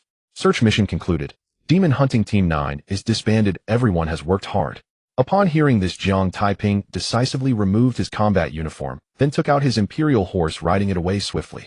He was somewhat worried that Su Chi would come to confront him, and since her Ferrari was parked at his doorstep, she would definitely come over. Thus he decided to follow the best strategy: to flee. It must be said that Jiang Taiping's worries were justified. After Su Chi announced the disbandment, she rushed to find Jiang Taiping. But by the time she arrived, Jiang Taiping had already run far away, as she circled the street, but couldn't find him. That bastard must have slipped away. Su Chi pulled out her phone to call Jiang Taiping. At that moment Jiang Taiping was in a shop picking out a helmet. The imperial horse was too eye-catching, attracting countless gazes along the way. To keep a low profile, he decided to buy a helmet to wear so no one would know who he was. Ding ding ding. Ding ding ding. Jiang Taiping's phone rang. He took it out and saw it was a call from Su Chi. Should I answer or not? Jiang Taiping felt conflicted. He believed that if he answered the call he would undoubtedly be subjected to Su Chi's interrogation, but not answering would also be inappropriate. After thinking for a moment, Jiang Taiping asked in his heart lottery system, can the system warehouse block mobile signals? Yes, it can block mobile signals. Jiang Taiping's eyes suddenly lit up, and then he answered the call. Immediately Su Chi's voice came through the phone. Jiang Taiping, where are you? Captain. Jiang Taiping, I'm asking where you are. Captain, why aren't you speaking? Why aren't I speaking? I'm asking where you are. Captain, you need to speak. Is the signal bad? Jiang Taiping, I'm asking where you are. No. You hurry back to the division. My phone is out of battery, it's going to shut down. Saying this, Jiang Taiping gently tapped the hang-up button, then tucked the phone into his pocket. Immediately the phone vanished from his pocket and appeared in the system warehouse. The shop owner stared at Jiang Taiping dumbfounded, as if he had seen a celestial being. Boss, I want this helmet. Jiang Taiping pointed to a helmet. The imperial horse was white and gold. That helmet was also white and gold, making them a perfect match. Hearing this, the shop owner snapped back to reality from his daze, took down the helmet Jiang Taiping pointed at, and handed it to him. Little brother, is your girlfriend too strict? The shop owner asked gossipingly. Jiang Taiping felt a bit speechless. You asked if your girlfriend called you captain. But he was too lazy to explain, and casually replied, yes, she is a bit strict. Little brother, you're clever. I've learned a trick today. The shop owner gave Jiang Taiping a thumbs up. Jiang Taiping was taken aback. Did this count as corrupting a child? No, corrupting a grown-up. You're too kind, boss. Jiang Taiping humbly replied, paid, then took the helmet and left. Beep beep beep. Listening to the hang-up sound from his phone, Su Chi was filled with black lines on her forehead. What do you mean the signal is bad? What do you mean the phone is out of battery? This bastard really thinks I don't know. He is pretending not to hear me. Jiang Taiping, you bastard, how dare you play this trick on me? Su Chi gritted her teeth and continued to dial Jiang Taiping's number. Soon a pleasant female voice rang out from the phone. Hello, the number you have dialed is not in the service area. Su Chi was instantly dumbfounded. This bastard actually blocked her. No, wait, it's not blocking. Blocking should mean the number you dialed cannot be connected, not that it's out of service. But how can it be out of service? I haven't heard this prompt in a long time. Su Chi was somewhat puzzled. But that wasn't the point. The point was she couldn't contact Jiang Taiping for the time being. Jiang Taiping, you bastard. I'm waiting for you at the division. I don't believe you won't come back. You better pray I don't catch you, or you're finished. Su Chi cursed as she walked towards her Ferrari, then drove it towards the Night Walker Jiang division. She had said she would find Qin Zhan after the mission ended. Jiang Taiping could slip away, but she could not break her promise. At this moment, Jiang Taiping was walking down the street. After a busy night, his stomach growled with hunger. He wanted to eat some hot food to fill his belly. He randomly found a breakfast shop, bought a cup of soybean milk and some soup dumplings to eat. After filling his stomach, Jiang Taiping bought another cup of soybean milk and some soup dumplings, storing them in the system warehouse. Today he planned to continue guerrilla warfare against the wolf demon in the demon hunting garden, preparing some food for emergencies. Leaving the breakfast shop, Jiang Taiping found an unoccupied place, took out his imperial horse, put on the helmet, and rode the imperial horse towards the demon hunting garden. On the 18th floor of the Night Walker branch in the minister's office sat two individuals, Qin Zhan and Chao Shan. Minister, you summoned me early in the morning. What is it about? Chao Shan asked curiously. It's not that I have something to discuss, but Chi does as she asked me to call you. Qin Zhan explained. Although she didn't specify what it was, I can sense that it's something significant. It's already past 6. The task has concluded, and considering the time, she should be arriving soon. Chao Shan nodded, not asking further. Moments later, a knock echoed through the door. Come in, Qin Zhan said. Following this, the office door was pushed open and Su Chi along with Zhao Lijuan entered. Minister Hall Master. Su Chi and Zhao Lijuan spoke in unison. Chi Lijuan, you're here. Please have a seat. Qin Zhan welcomed. Su Chi and Zhao Lijuan sat on the sofa. Chi, what's the matter? Speak up. Qin Zhan got straight to the point. Su Chi asked, Minister, do you remember the incident at the Demon Hunter Park a few days ago? It's only been a few days, how could I forget? You mentioned. Qin Zhan started to say, but suddenly paused. Minister, I understand that you don't want to embarrass me by not mentioning it, so let me explain. Su Chi said. That day I mentioned that the attire of the person who killed nearly 100 exotic beasts in the Demon Hunter Park was identical to Jiang Taiping's. You suspected I was saying this to regain face, claiming that face cannot be restored that easily. Qin Zhan felt somewhat confused. He didn't understand why Su Chi would bring this up herself. Wasn't this just putting herself in a difficult position? Minister, what I said then was the truth with no intention of regaining face whatsoever. Su Qiqi continued. Qiqi, it's not that I don't want to believe you, Qin Zhan said with a bitter smile. That kid only has great cultivation talent, and he wasn't even a cultivator the day before. I simply cannot accept that he could slay nearly 100 exotic beasts in a single day. Minister, I understand your skepticism. In fact, I was also somewhat doubtful back then. Su Qiqi's tone shifted abruptly. But what if he is not great in terms of cultivation talent? What if he is not great? That's impossible, Qin Zhan replied. You personally tested that kid's cultivation talent. You wouldn't joke about such matters. Moreover, his cultivation level is evident. He is indeed great. That's where my confusion lies. Su Qiqi sighed, looking at Zhao Lijuan. B358, why don't you explain what happened with Jiang Taiping saving you? All right, Captain Su. Zhao Lijuan replied, detailing how after encountering the shadow cat, she called for help, and Jiang Taiping rushed to her rescue. Qin Zhan and Chao Shan exchanged glances, arriving within mere seconds, suppressing a 7-star grade shadow cat, and the shadow cat couldn't even touch Jiang Taiping, piercing through the shadow cat's body with a single sword strike. Are you sure you're not just telling a story? Are you certain you're not referring to someone with great cultivation, but Jiang Taiping instead? Minister Hall Master, do you find it hard to believe? Su Qiqi asked. Qin Zhan and Chao Shan simultaneously nodded. Not only did they find it hard to believe, but no one would believe it regardless of who it was. But this is the truth, and it's not even the most unbelievable part. Su Qiqi continued, you should have heard about my slaying of 8 exotic beasts, right? We have heard. Qin Zhan and Chao Shan nodded again in unison. But I didn't kill those 8 exotic beasts, it was Jiang Taiping who did. Su Qiqi elaborated on how Jiang Taiping swiftly killed the 8 exotic beasts in one strike. Qin Zhan and Chao Shan were left astonished. Killing 8 exotic beasts in one strike, with one of them being the elusive shadow snake. How could this story become increasingly absurd? Minister Hall Master, although I didn't witness that scene, I believe what Captain Su said is the truth. Zhao Lijuan said. You all know Captain Su well, but she is very proud at heart. If it weren't for dire circumstances, she wouldn't have asked for help. Her request for assistance means that those 8 exotic beasts posed a significant threat to her. The street I was on is adjacent to the one Captain Su was on.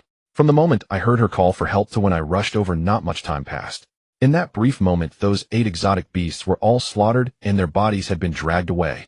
To say something a bit harsh, if Captain Su could accomplish this, why would she need to call for help? Qin Zhan and Chao Shan exchanged glances. Zhao Lijuan's reasoning was very sound. Yet they felt as if they were listening to a story, an exceedingly ridiculous one at that. Minister Hall Master, I swear on my reputation that everything I said is true. Su Qiqi stated solemnly. Minister Hall Master, I also swear on my reputation that what I said is true. Zhao Lijuan chimed in. Qin Zhan and Chao Shan exchanged glances again, with both Su Qiqi and Zhao Lijuan saying, so this matter probably wouldn't be false. After a moment's thought, Qin Zhan asked, Qiqi, I don't quite understand why that kid wants to hide. I'm not completely sure, but I have a guess. Su Qiqi said, Jiang Taiping is quite. That guy is very low-key and discreet. He likely doesn't want to attract the attention of otherworldly beings. We all know that otherworldly beings love to hunt geniuses. What you said makes some sense. Qin Zhan nodded, then asked, I have another question. According to what you said, that kid is definitely not great in cultivation talent, nor is he great in cultivation level. How is he managing to evade the detection of the 7-colored stone and our sensing? Minister, that's also where my doubts lie. Su Qiqi said, but it seems that he must have some special means. Moreover, that guy's martial skills are very exquisite and powerful. I suspect he might have obtained some kind of opportunity. Qin Zhan nodded again. Aside from opportunities, it seemed there was no other explanation. Qiqi, what about that kid? Why don't we call him over to ask? Chao Shan suggested. Hallmaster, that guy slipped away as soon as the mission ended. Su Qiqi said with a dark expression. I called him, but he pretended not to hear, claiming his phone was dead, and then somehow made his phone go out of service. I can't reach him now, and I have no idea where he is. Out of service? Qin Zhan was taken aback. He took out his phone, found Jiang Taiping's number, and called him. Soon a pleasant female voice rang through the phone. Hello, the number you have dialed is out of service. Qin Zhan, Chao Shan, and Zhao Lijuan were astonished it really was out of service. Qiqi, why did that kid run away? Qin Zhan asked, puzzled. He's probably afraid I'll interrogate him. Su Qiqi said awkwardly. That guy exposed his true abilities in front of me to save me, then blamed me several times, and even boasted about me in the earpiece, which nearly drove me nuts. Qin Zhan, Chao Shan, and Zhao Lijuan exchanged glances. Jiang Taiping had indeed been scared away. After a moment's thought, Qin Zhan asked, Qiqi, do you think we should investigate that kid? Investigation? Su Qiqi froze and asked, investigate what? Do you suspect he joined Liama Hall with ill intent? Qin Zhan wanted to speak, but before a word left his mouth, Su Qiqi spoke again. Director, that's impossible. Su Qiqi said firmly. Jiang Taiping shows no mercy to otherworldly cultists and beasts, and if not for him, the Liama 9th team would have been ruined days ago. Last night he saved B358 and me. How could he harbor ill intent? Qiqi, you misunderstood me. Qin Zhan explained. I am not accusing him of joining Liama Hall with sinister motives. I mean, should we investigate his background, trace his trajectory? Perhaps then we can clear our doubts. Phew. Su Qiqi exhaled in relief. She had just thought Qin Zhan suspected Jiang Taiping of ill intent in joining Liama Hall. After a moment she said, Director, I don't think it's necessary. I've checked his records. Before I invited him to join Liama Hall, his history was simple. One could even describe it as tragic. Tragic. Qin Zhan, Xiaoshan, and Zhao Lijuan all paused in surprise. Yes, tragic. Su Qiqi explained. That fellow lost both parents soon after he was born and grew up in an orphanage. At 16, the orphanage, citing lack of funds, and that he was grown, expelled him. After that he worked several jobs each day, toiling until 1 or 2 in the morning to barely earn enough for schooling and living expenses. He rented a basement in a slum. Given such circumstances, would you not call it tragic? Qin Zhan, Xiaoshan, and Zhao Lijuan exchanged looks. The account was indeed pitiful. As for whether he might have obtained some fortunate opportunity, I don't think an investigation is necessary, Su Qiqi continued. Everyone has secrets, us included. There's no need to pry into someone else's past.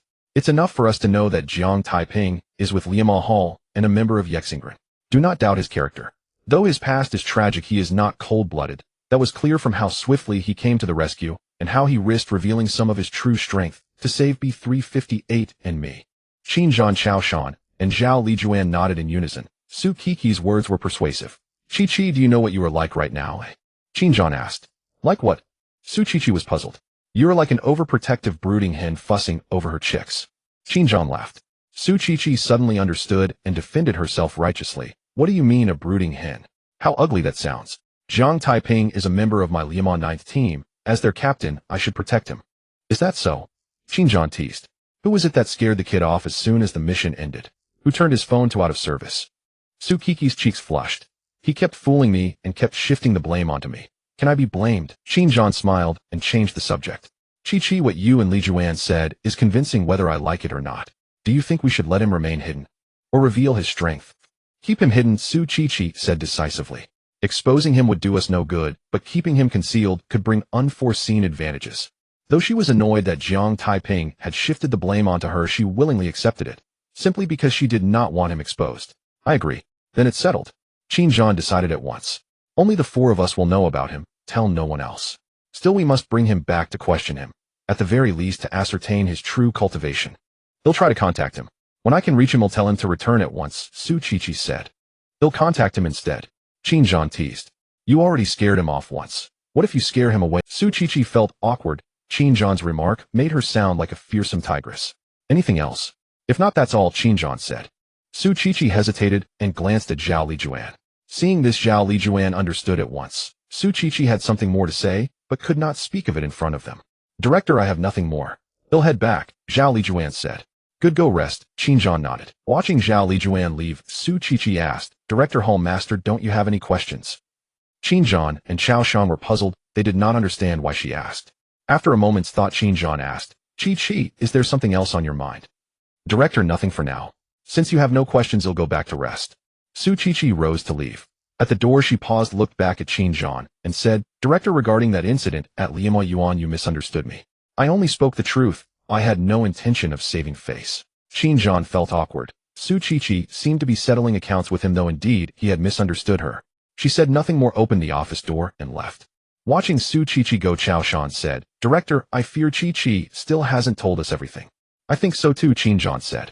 There's a reason the girl hasn't spoken. Oh, when she's ready she will. Leaving the office, Su Qiqi took the elevator up to the 9th floor. She had asked Qin Zhan and Xiaoshan earlier to see if they had discovered anything on the corpses of Zhang Monair and Zhang Zhanfei. But since they had no questions, it meant they had likely found nothing. On the 9th floor, Su Qiqi gathered the rested members of the Liama 9th team into her room. I called you here because I have something to ask. Su Qiqi said. Did any of you tell others about our search plan? No. The members of the Liama 9th team shook their heads. One member said, Captain, last night during the mission, I ran into Zhang Monair. She asked where we'd been searching, and since it seemed no big deal, I let it slip. Hearing this, Su Kiki's eyes flashed. The Liamen 9th team's search arrangements were known only to its members, as she had long wondered how Zhang Maner had been able to pinpoint the street where Jiang Taiping was. Now she understood. Yes, I see. You all go and get some rest, Su Qiqi said. The team members knew Su Qiqi had summoned them for a reason. Since she said no more, they did not press the matter, and one by one left to rest. Once everyone had departed, a sharp light suddenly ignited in Su Kiki's beautiful eyes. Zhang Maner's death was certainly suspicious. She would not let the matter rest. Entrance to the demon hunting garden. A figure dressed in a long black robe wearing a mask and sunglasses approached. This person was none other than Jiang Taiping. The two guards at the entrance of the demon hunting garden looked puzzled. This guy who loved to play the game of coming and going was back. Jiang Taiping ignored the guard's strange expressions and punched the massive black obsidian at the entrance. In the next moment, 4 orange pillars of light erupted from the obsidian. 4-star rank. One guard said, "You can only go in up to 1300 meters, otherwise your life could be in danger. Remember this." Jiang Taiping nodded and stepped into the black light curtain. Yesterday when he came to the demon hunting garden, he was at a 4-star rank cultivation level. If his true 8-star rank cultivation was revealed, it would be too frightening. So he had the lottery system disguise his cultivation as 4-star rank and did not exert himself during the test. He was watched as he entered the demon hunting garden. One guard asked, "How long do you think you will be inside?" "I guess within 5 minutes, replied the other guard. "Then I guess it will be more than 5 minutes. Let's bet a dime on it. Since we're idle, let's have a bet." At this moment, Jiang Taiping had already entered the demon hunting garden unaware of the dime bet placed on him by the two guards. If he knew, he would certainly be speechless, thinking, "Is my worth only a dime?" Glancing around and not seeing the pig demon from yesterday, Jiang Taiping quickly dashed into the dense forest. On his way, Jiang Taiping encountered several exotic beasts and swiftly dispatched them. Just as he had taken down 4 or 5 exotic beasts, a roar erupted from deep within the forest. "How that two-legged insect is back again. You stupid pig, I told you I was watching. Why did you come back? Hurry up and kill that two-legged insect for me." Jiang Taiping's face instantly darkened. He had just taken down 4 or 5 frank exotic beasts when that crafty wolf demon spotted him. At the same time, a sense of foreboding rose in Jiang Taiping's heart. Damn it, that pig must have come. He cursed inwardly and flew towards the safe zone on his sword. Not long after he returned to the safe zone, a blood-scarred pig demon burst out from the dense forest, charging towards him. "Let's see if I can take down this pig demon." Jiang Taiping's eyes flickered slightly. He had wanted to test this last night, but dismissed the thought. With his hands behind his back, Jiang Taiping focused, and an ancient-looking sword box suddenly appeared in his left hand. He formed a hand sign with his right hand, and the ancient sword box instantly opened, revealing 12 flying swords that floated behind him. "Go!" A soft command echoed in Jiang Taiping's mind. The 12 flying swords soared into the sky, shooting towards the charging pig demon. Whoosh! Whoosh! The 12 flying swords sliced through the air with a piercing sound, arriving beside the pig demon, in an instant piercing into its massive body, but failing to penetrate it. "Howl!" A wretched cry emerged from the pig demon's mouth. It stumbled and fell to the ground, struggling a few times before going still. Meanwhile, the somewhat mechanical voice of the lottery system echoed in Jiang Taiping's mind. "Host has killed an enemy and received 36 low-level lottery cards." Jiang Taiping felt a surge of joy. He had actually taken down the pig demon that had caused him such trouble. Finally, revenge has been served. Jiang Taiping sighed.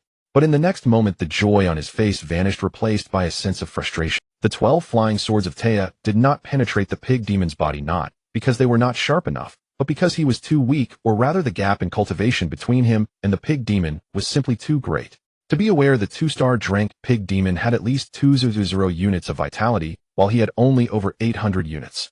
Given such a large disparity, he was able to kill the pig demon precisely because the 12 flying swords of Taya were sharp enough. "Come back." Jiang Taiping casually summoned the 12 flying swords back, which flew out from the pig demon's body and returned to the sword box. Putting away the sword box, Jiang Taiping flew towards the dense forest on his sword. He planned to quickly hunt exotic beasts and raise his cultivation while the wolf demon was still in shock.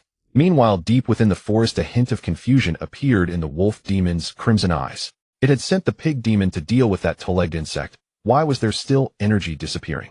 Could it be that stupid pig was killed? The wolf demon suddenly turned its head towards Jiang Taiping's direction. Moments later, an angry roar erupted from its mouth. That stupid pig must have been killed. "Stupid cat, your cultivation is higher than that stupid pig's, and your reflexes are quicker. Go check what happened." Meowed. A few hundred meters away, a dark cat let out a cry and darted towards the edge of the dense forest.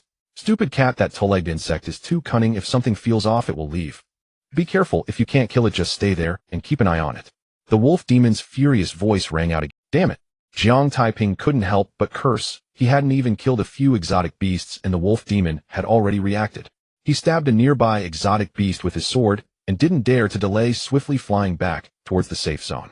Not long after he flew back to the safe zone, a dark cat dashed out from the dense forest. However, the dark cat did not approach. Instead, it stayed at the edge of the forest, watching him closely. 4-star rank. Jiang Taiping felt a headache coming on. He had found it somewhat challenging to kill the 2-star rank pig demon, and that was with the advantage of a sneak attack. This dark cat was at a higher cultivation level than the pig demon and was on guard, making it impossible for him to sneak attack. In this situation, crossing such a large gap in cultivation to kill the dark cat would not be easy. But if he just retreated like this, he felt somewhat unwilling. After several moments of contemplation, Jiang Taiping decided to give it a try. He took out the sword box and used his sword control technique, sending the 12 flying swords shooting towards the dark cat. Seeing this, the dark cat had no intention of taking it heed and immediately dodged. My sword control technique can turn corners. Jiang Taiping sneered and controlled the 12 flying swords to continue chasing the dark cat, causing it to leap around in evasion. After several attempts to flee, the dark cat seemed to realize that this escape was not the answer and retreated into the dense forest. Due to the obstruction of the trees in the forest, Jiang Taiping could not see the dark cat's figure. He could not continue to pursue with his sword and had to retract the 12 flying swords. Damn it, let's see if you dare to keep an eye on me again. Jiang Taiping cursed loudly, stepping out of the safe zone and walking into the dense forest. But before he could take a few steps, the dark cat emerged from the forest and lunged at him. Dare to come out. Jiang Taiping immediately retreated back to the safe zone and used his sword control technique to chase the dark cat again. But as soon as the 12 little swords flew out, the dark cat retreated back into the dense forest. This time, Jiang Taiping did not immediately leave the safe zone. After waiting a while, he saw the cat demon emerge from the forest again. However, because he stayed in the safe zone, the dark cat merely kept a distant watch on him without pouncing. This is really dragging it out with me. Jiang Taiping's mouth twitched violently. Stepping out of the safe zone, the dark cat lunged at Jiang Taiping. The dark cat held a 4-star class cultivation with vitality exceeding 4,000 calories, a full 5 times that of Jiang Taiping. Faced with such a vast disparity, Jiang Taiping dared not take risks. A mere swipe from the dark cat would be more than he could bear. However, without stepping out of the safe zone, he could do nothing but watch as the dark cat stood at the edge of the dense forest staring at him. Neither left nor right. Moreover, with the dark cat not engaging him directly, Jiang Taiping found himself in quite a dilemma. After some thought, he provocatively called out, "Foolish cat, I'm standing right here, come at me." Meow meow. The dark cat yelled at Jiang Taiping, yet remained motionless at the edge of the dense forest. Jiang Taiping was taken aback. It seemed he understood the dark cat's intent. The dark cat was saying, "Do you think this esteemed cat is foolish? That place has restrictions. Only that foolish pig would dare to go there. Damn it, am I being looked down upon by a cat?" Jiang Taiping's head was filled with dark lines. But that wasn't the most important thing. The most important was that the dark cat was smarter than that pig, and provoking it would be useless. After another moment of contemplation, Jiang Taiping suddenly raised his hand and tapped his forehead. He had actually forgotten about his most impressive ability, sword control technique. A crisp command slipped from Jiang Taiping's lips. At the same time, a soft sword materialized out of thin air, hovering in front of him. He leaped forward, stepped onto the soft sword, and flew out of the safe zone. "Foolish cat, I've stepped out of the safe zone, come bite me." Jiang Taiping was quite pleased. He had suddenly remembered that he could fly, while the dark cat could not. As long as he flew into the air, what did it matter how strong the dark cat was? It could only stare helplessly. Meow. The dark cat shouted at Jiang Taiping again. Jiang Taiping understood the dark cat's meaning once more. The dark cat was saying, "You two-legged insect, if you have the ability, come down, and this esteemed cat promises not to kill you." Foolish cat, provoking me is something I have already mastered. Don't show off in front of me. Ha. I'm going to slaughter your kind. Jiang Taiping laughed heartily as he flew toward the dense forest on his sword. Seeing this, the dark cat immediately became a bit anxious. But just as Jiang Taiping had thought, it could not fly and could only watch him with wide eyes. Soon Jiang Taiping soared over the treetops of the dense forest. He looked down at the ground, searching for traces of any exotic beasts. As mentioned before, the trees in the demon hunting garden were bare, not a single leaf in sight. It was precisely because of this that Jiang Taiping could see the situation within the dense forest from above. Soon a strange beast entered his line of sight. Swish! With a mental command, the 12 flying swords of Taya appeared in his hands out of thin air. Following that, the sword box opened, and a flying sword shot up into the air, hurtling toward the strange beast in the dense forest. The flying sword arrived in an instant, directly piercing a clear hole through the head of that strange beast. Ha ha! Jiang Taiping laughed out loud. He had found a way to slaughter exotic beasts and elevate his cultivation. But just then the dark cat's roar suddenly echoed. Meow meow, meow meow. The smile on Jiang Taiping's face abruptly froze. The dark cat was warning that the exotic beasts in the dense forest should hurry and hide. Damn it, this foolish cat is smarter than that stupid pig. Jiang Taiping cursed, continuing to wield the sword control technique to slay exotic beasts. However, before he could slay a few more exotic beasts, he could no longer find any traces of them. After some thought, Jiang Taiping lowered his flying altitude, wanting to use his observation hockey to sense the surroundings. But even after lowering to the treetops of the dense forest, the range of his observation hockey still could not reach the ground. The sensing distance of observation hockey is still too short. Jiang Taiping sighed. The sensing distance of observation hockey was 20 meters, while the trees in the dense forest were all dozens of meters tall, far exceeding the sensing distance of observation hockey. He had thought about descending further, but after consideration he decided against it. While flying in the air, the dark cat couldn't do anything to him. But if he descended into the dense forest, the dark cat could easily climb the trees and attack him. Foolish cat, what's going on? A furious roar came from deep within the dense forest from the wolf demon. Meow meow, meow meow. The dark cat responded. What?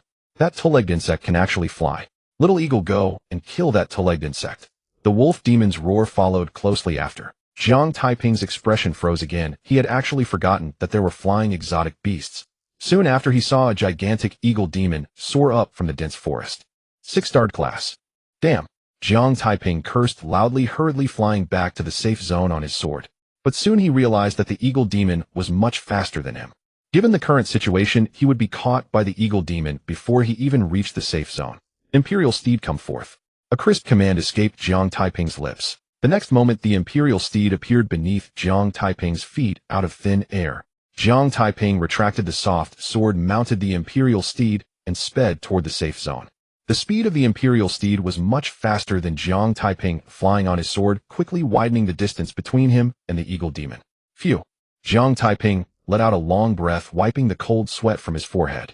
Fortunately, he had the imperial steed, or he would have been doomed today.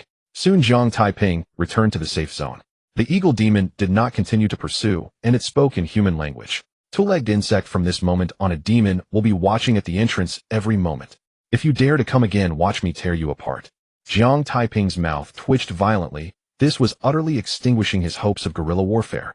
Just you wait, one day I will slaughter all of you. With a dark expression, Jiang Taiping left a harsh remark and turned to walk towards the black curtain of light. The ground was guarded by the dark cat, and the sky was patrolled by the eagle demon. It was no longer possible for him to hunt exotic beasts, and without the ability to hunt, there was no need to stay here any longer. Leaving the demon hunting garden, Jiang Taiping stepped forward. It's been over 5 minutes. I wouldn't give me a dime. One of the guards said. I don't have a dime. Just keep it as a debt, let's bet again. Another guard said, let's bet a dime on when he will re-enter the demon. Jiang Taiping was taken aback. You two are actually betting on me, and only a dime. Can't you two bet something bigger? A dime? Are you serious? I bet $1 that I won't come back to the demon hunting garden today. Are you betting or not? Jiang Taiping looked at the two guards with annoyance. The two guards rolled their eyes in unison. Do you know what it means to gamble small for pleasure, gamble big for injury, and gamble recklessly to turn to ashes? Also, whether you enter the demon hunting garden today isn't up to you. Only a fool would bet with you. Seeing that the two guards had no intention of betting with him, Jiang Taiping turned and left. At the same time, a look of contemplation appeared on his face. He was considering whether to return to the Night Wanderer Jiuan branch. Jiang Taiping was quite conflicted. Previously, he planned to hide for a few days to let Su Qiqi calm down. However, without going to the demon hunting garden, he had nowhere to improve his cultivation. He couldn't just wander around aimlessly, could he? Moreover, he couldn't keep his phone in the system warehouse indefinitely. What if there was a task from the demon hunting hall? Returning now wouldn't be ideal either, as not much time had passed, and Su Qiqi's anger likely hadn't dissipated. If he returned, he might be interrogated by Su Qiqi, or even face her wrath. Let's see the rewards of Jiang Taiping sighed, and summoned the lottery multiverse system. Host Jiang Taiping, age 18, realm a level Qi, and blood 936 cards. This morning it was 816 cards, an increase of 120 cards of Qi. I've only improved by 1 star.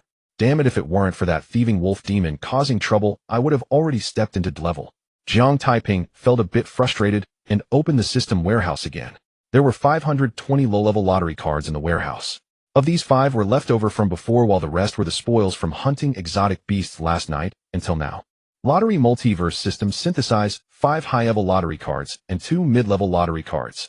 Jiang Taiping said, 5 high-level lottery cards and 2 mid-level lottery cards have been synthesized, consuming 520 low-level lottery cards. Lottery Multiverse System draw 2 mid-level lottery cards. Jiang Taiping continued, starting the draw consuming 2 mid-level lottery cards. Thank you for participating. Thank you for participating. Jiang Taiping maintained a calm expression. He had grown accustomed to hearing those 4 words. Lottery Multiverse System, 5 consecutive draws for high-level lottery cards. Starting the draw consuming 5 high-level lottery cards. Thank you for participating. Thank you for participating. Ding. Congratulations, host, you have won a divine talisman, which has been placed in the system warehouse and can be extracted with your thoughts. Ding. Congratulations, host, you have won the Xianyuan sword, which has been placed in the system warehouse and can be extracted with your thoughts. Thank you for participating. Jiang Taiping was stunned. He actually won twice today, and both were excellent items. His luck was simply overwhelming. He looked around, confirming that no one was nearby, and that he had walked out of the demon hunting garden's guard's line of sight. With a thought, a petite dagger appeared in his hand out of thin air. This dagger was the divine talisman. It was only slightly longer than his palm, but was short and sleek with a cold glint on its blade, clearly not an ordinary item. No wonder it's the treasure of the state of Chu, just its appearance is extraordinary. Having the divine talisman will undoubtedly enhance the lethality of my assassination techniques. If I had the divine talisman when I encountered the shadow snake yesterday, I could have certainly severed its head with a single strike. Jiang Taiping was extremely excited, his face beaming with joy. He had some understanding of the divine talisman. The divine talisman was the magical weapon of Jiang and I from the drama Snow in the City, and was also the treasure of the state of Chu. It was said that the divine talisman was made from the essence of meteorites capable of slicing through hair and severing iron. After playing with the divine talisman for a while, Jiang Taiping stored it in the system warehouse. Following that, a long sword appeared in his hand out of thin air. The long sword was over 3 feet long and entirely golden. One side of the blade was engraved with celestial bodies, while the other side depicted mountains and vegetation. One side of the hilt bore the techniques of agriculture and animal husbandry, while the other side detailed strategies for unifying the 4 seas. Is this the first divine sword of ancient times, the Xianyuan sword? With the Xianyuan sword, the power of my sword techniques, like the sword Immortal Kneels and 2 sleeves of green snakes, will surely increase. Jiang Taiping was practically drooling. It was said that the Xianyuan sword was forged by the Yellow Emperor, using the copper from the Mountain of the Immortals, and later passed to you, the Great, known as the Sword of the Holy Path. Ha ha ha. With the divine talisman and the Xianyuan sword, I will have no weaknesses, and defeating enemies of a higher level will no longer be a pipe dream. The lottery multiverse system is truly amazing. Jiang Taiping couldn't help but laugh out loud. Since he obtained the lottery multiverse system, only a few days had passed. However, in just these few days, his life had undergone a tremendous transformation. After being excited for quite a while, Jiang Taiping finally calmed down. He stored the Xianyuan sword in the system warehouse, and his expression sagged as he recalled whether or not to return to the Jiwan division. So you can run away from the monk, but you can't run away from the temple. Eventually, I will have to face it. Evasion is not the solution, so I might as well confront it head on. Jiang Taiping sighed and took his phone out from the system warehouse. Immediately, a series of notification sounds rang out one after another. Jiang Taiping glanced at it. There were at least dozens of messages. All these messages were notifications that someone had called him. Among them was a call from Su Qiqi and another from a somewhat unfamiliar number, which had called him more times than Su Qiqi. About 2/3 of the messages were related to this unknown number. Whose phone number is this? Jiang Taiping frowned. It was expected that Su Qiqi would call him. But besides Su Qiqi, who else would call him? Moreover, they called more frequently than Su Qiqi. Could it be the minister or the home master? A thought flashed through Jiang Taiping's mind. He had let Su Qiqi take the blame, and she wouldn't tell others, but whether or not she would inform Qin Zhan and Chao Shan was uncertain. If Su Qiqi told Qin Zhan and Chao Shan about taking the blame for him, the calls from the unknown number could be easily explained. Ding ding ding. Ding ding ding. At that moment, Jiang Taiping's phone rang. He looked at the phone, and the number displayed was the one that had called him many times. After a moment of thought, Jiang Taiping answered the call. Soon Qin Zhan's voice came through the phone. Little Jiang, it's Qin Zhan. After calling you so many times, I finally got through. Jiang Taiping's mouth twitched a few times. This unfamiliar number belonged to Qin Zhan. His judgment was correct. Su Qiqi had indeed informed Qin Zhan about taking the blame for him. Otherwise, Qin Zhan wouldn't have called him so many times. Minister, my phone ran out of battery, and it just turned back on after charging for a bit. Jiang Taiping said without any change in his expression. Oh, I see. Qin Zhan didn't expose Jiang Taiping. He asked, Little Jiang, where are you now? I'm at home. I didn't sleep all night last night. After the task ended, I went to eat something. I originally planned to return to the division, but since it's a bit far, I just went home to sleep. At home, huh? Qin Zhan said, I have something to discuss with you. Should I go to your home to find you, or should you come to the division? Minister will come to the division. Jiang Taiping said decisively. He wasn't at home right now. If he let Qin Zhan come to his house, wouldn't that expose him? Okay, then I'll wait for you at the division. Just come directly to find me when you arrive. Qin Zhan said. All right, Minister, I'm on my way now. At the Jiuxing division of the Night Walkers on the 18th floor, a figure burst out from the elevator quickly heading towards Qin Zhan's office. This figure was none other than Su Chi. Seeing that Qin Zhan's office door was open, she walked straight in looking for Jiang Taiping's presence. However, after scanning the entire office, she only saw Qin Zhan and Chao Shan without a trace of Jiang Taiping. Minister, didn't you say Jiang Taiping was coming soon? Where is he? Su Chi asked. Chi, I said he would be here soon, but I didn't say he had already arrived. Qin Zhan replied, speechless. Look at how anxious you are. He is on his way. Just sit down and wait. Su Chi awkwardly stuck out her little tongue and sat down on the sofa. Chi, when that kid arrives, don't scare him away. Qin Zhan urged. Oh. Su Chi replied. Qin Zhan said nothing more, waiting with Chao Shan and Su Chi for Jiang Taiping to arrive. After about 10 minutes, Jiang Taiping arrived in front of Qin Zhan's office. Seeing Su Chi was also there, Jiang Taiping felt a bit guilty, but since he was already there, he steeled himself and walked in. Minister Hall, Master Team Leader. Jiang Taiping greeted Qin Zhan, Chao Shan, and Su Chi. Xiao Jiang has arrived. Take a seat, Qin Zhan said with a smile. Jiang Taiping sat down on the sofa, deliberately keeping a distance from Su Chi. Seeing this, Su Chi said unhappily, Jiang Taiping, why are you sitting so far away? Are you feeling guilty? What a wasted warning. Qin Zhan said with a bit of a headache, Chi, have you forgotten what I told you? Su Chi shot Jiang Taiping a glare and said nothing further. Xiao Jiang, I heard from Chi that you saved her and killed 8 mutant beasts in one blow. Qin Zhan looked at Jiang Taiping and asked, Yes, Minister. Jiang Taiping did not deny it. Since Su Chi had already exposed him, there was no point in denying it. Xiao Jiang, can you tell us how you discovered that shadow snake? Qin Zhan inquired. Minister, I sensed danger in that area, and to be cautious, I threw a knife there only to hit the shadow snake's head right on blowing it up. Jiang Taiping explained. Qin Zhan nodded.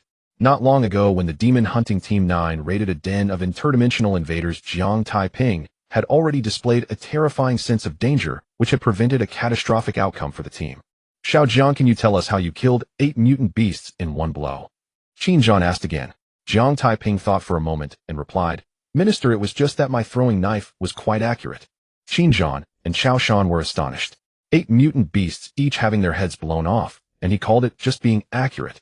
Moreover, the weakest among those beasts was at the 7-star level. Could mere accuracy achieve such a feat? Su Chi was no exception. Although she had long anticipated that Jiang Taiping would not speak the truth, hearing him say this still left her in disbelief. Cough, cough. Qin Zhan coughed a few times and said, Xiao Jiang, a level mutant beasts cannot simply be killed by throwing knives accurately. What the minister said makes a lot of sense. Jiang Taiping nodded and added, Also, I threw them quickly, they didn't have time to react. Qin Zhan and Chao Shan were once again astonished. Oh, was this just a matter of speed? Who could simply be accurate and fast enough to blow the heads off the level mutant beasts? At this moment, they realized that Jiang Taiping was just trying to brush them off. Su Chi looked up at the ceiling, desperately trying not to laugh. At that moment, she deeply understood what Zhao Lijuan meant. She had a partner with whom she could empathize. However, this time it was not due to shock, but because she was being fooled by Jiang Taiping. Though she wanted to laugh, deep down she really wanted to give Jiang Taiping a good beating. Cough, cough. Qin Zhan coughed a few more times, trying to suppress the urge to beat Jiang Taiping.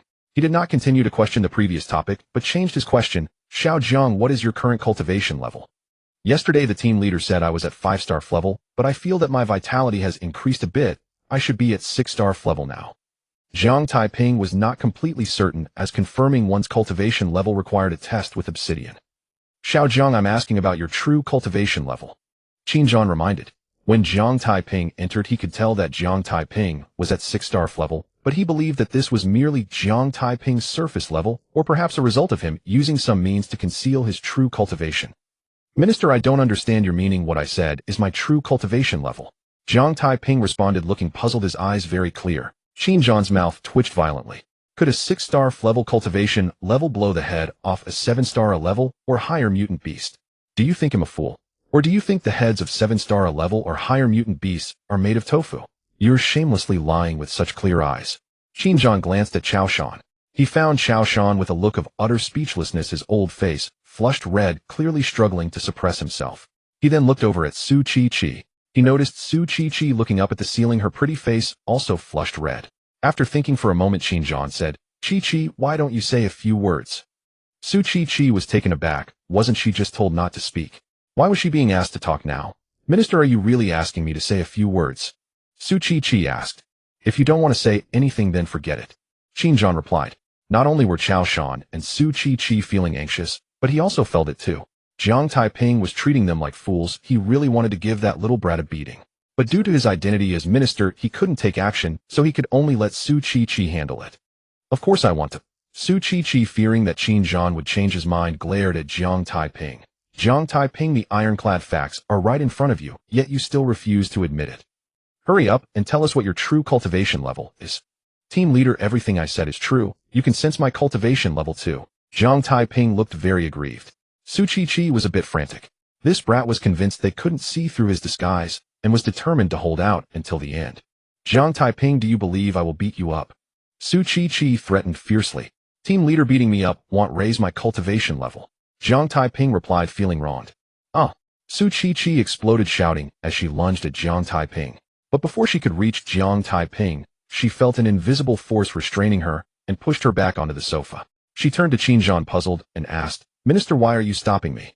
You can talk, but don't get physical. Xinjiang glared at Su Chi, then looked at Jiang Taiping and said, Xiao Jiang, aside from that you didn't sleep all night yesterday, you must be quite tired. Go back and rest. Jiang Taiping was taken aback. He had prepared himself for intense interrogation, but why was it over so soon? However, this was also a good thing for him, so he quickly excused himself and left. As he reached the door, Xinjiang's voice suddenly rang out, Xiao Jiang, wait a moment. Jiang Taiping stopped in his tracks and turned to look at Xinjiang. Xinjiang said, Little Jiang, I want to say a few words to you. Every person has their secrets, and the Night Walkers do not pry into the secrets of others. The Night Walkers are also your most solid support. As long as it isn't murder or arson, you can come to me anytime for anything. Jiang Taiping was taken aback, suddenly understanding why Xinjiang only asked a few simple questions, and then stopped. Chi, you should go rest too. Xinjiang continued. As he spoke, he released his control over Su Chi. Su Chi then stood up and swiftly dashed to Jiang Taiping's side, grabbing his ear. Come with me, Su Chi said fiercely, pulling on Jiang Taiping's ear as she walked toward the door. Watching Su Chi and Jiang Taiping leave, Xinjiang sighed. This girl, I've warned her for nothing. Minister, it's just you and me here, stop pretending. Qiao Shan said helplessly, isn't it what you wanted to see Chi taking care of that kid? Old Qiao, as long as you know why expose me. Xinjiang was not embarrassed despite being uncovered by Qiao Shan. Just now he had sent Su Chi back with the intent for her to give Jiang Taiping a lesson. That little brat Jiang Taiping treated him like a fool. He really wanted to give Jiang Taiping a beating, but as a minister, he couldn't act impulsively due to his position. He could only rely on Su Chi to teach Jiang Taiping a lesson. Qiao Shan did not respond and asked, Minister, is that kid's matter just going to be let go? Old Qiao, that kid has only joined the Night Walkers for a few days. He may not trust us. Xinjiang said. It could also be that he doesn't distrust us, but his life experiences have made him cautious and low profile. He clearly doesn't want to talk, and pressing further would be forcing him. Moreover, the Night Walkers never inquire about one's background, but look at one's character. That kid has no hesitation when it comes to killing beasts and otherworldly disciples, which proves his character is not in question. We don't need to cling to his secrets. Qiao Shan nodded, expressing concern. Minister, I worry that Chi might go too far.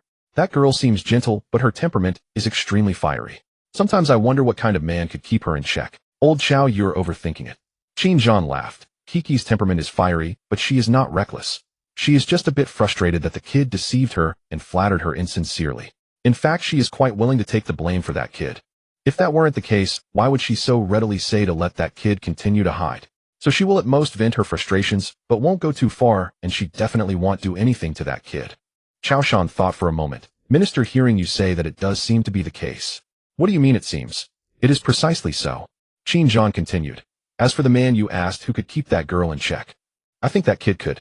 Minister, are you serious? Qiao Shan said, dumbfounded. That kid was just pulled away by Chi by the ear. Old Qiao, don't be blinded by appearances. Xinjiang said. I have personally witnessed that kid suppressing an otherworldly disciple with a level cultivation. The otherworldly disciple couldn't even touch the hem of his clothes. You also heard Zhao Lijuan say that the level nether cat couldn't touch that kid's clothes either. From this you can see how fast that kid's reaction speed is. Do you think such a fast reaction speed would allow him to be easily caught by Chi-Chi by the ear? Chao Shan was taken aback. Minister, are you saying that kid intentionally let Chi-Chi grab his ear? Yes. Qin Zhan sighed. That kid dares to be tough in front of us, showing his strong will. Moreover, he is quite clever. He knows that if he irritates Chi-Chi, he would intentionally let her catch him, allowing her to vent, thereby defusing the situation. If what you say is true, then that kid is like a little silver coin. Chao Shan sighed, then added. But even so, it doesn't mean that kid can keep Chi-Chi in check. This alone indeed cannot prove it, but what if Chi-Chi really cares about that kid? Qin Zhan asked. Chao Shan was momentarily stunned. Yes, cares. Qin Zhan asked. Did you not notice how Chi-Chi cares about that kid? It seems a bit. Chao Shan nodded. Hearing that Jiang Taiping was coming back, Su Chi-Chi rushed over and even willingly took the blame for Jiang Taiping protecting him at every turn. This cannot simply be explained as the captain protecting a team member. Since ancient times beauties love heroes, there are numerous tales of romance arising from being saved. Qin Zhan sighed. No one can keep her in check simply because they haven't met the right person. If they meet the right person, even steel can become soft, and even demons can turn back to the right path, let alone someone who is just a bit fiery. Take you for example, your temper isn't much better than Kiki's and you're somewhat stubborn, but when facing your significant other, aren't you still being called and led around, unable to go east or stand when told to sit? Chao Shan's face flushed. Minister, we're talking about Chi-Chi here. Can we not drag me into this? I'm just telling you the facts. You're overthinking it, Qin Zhan said.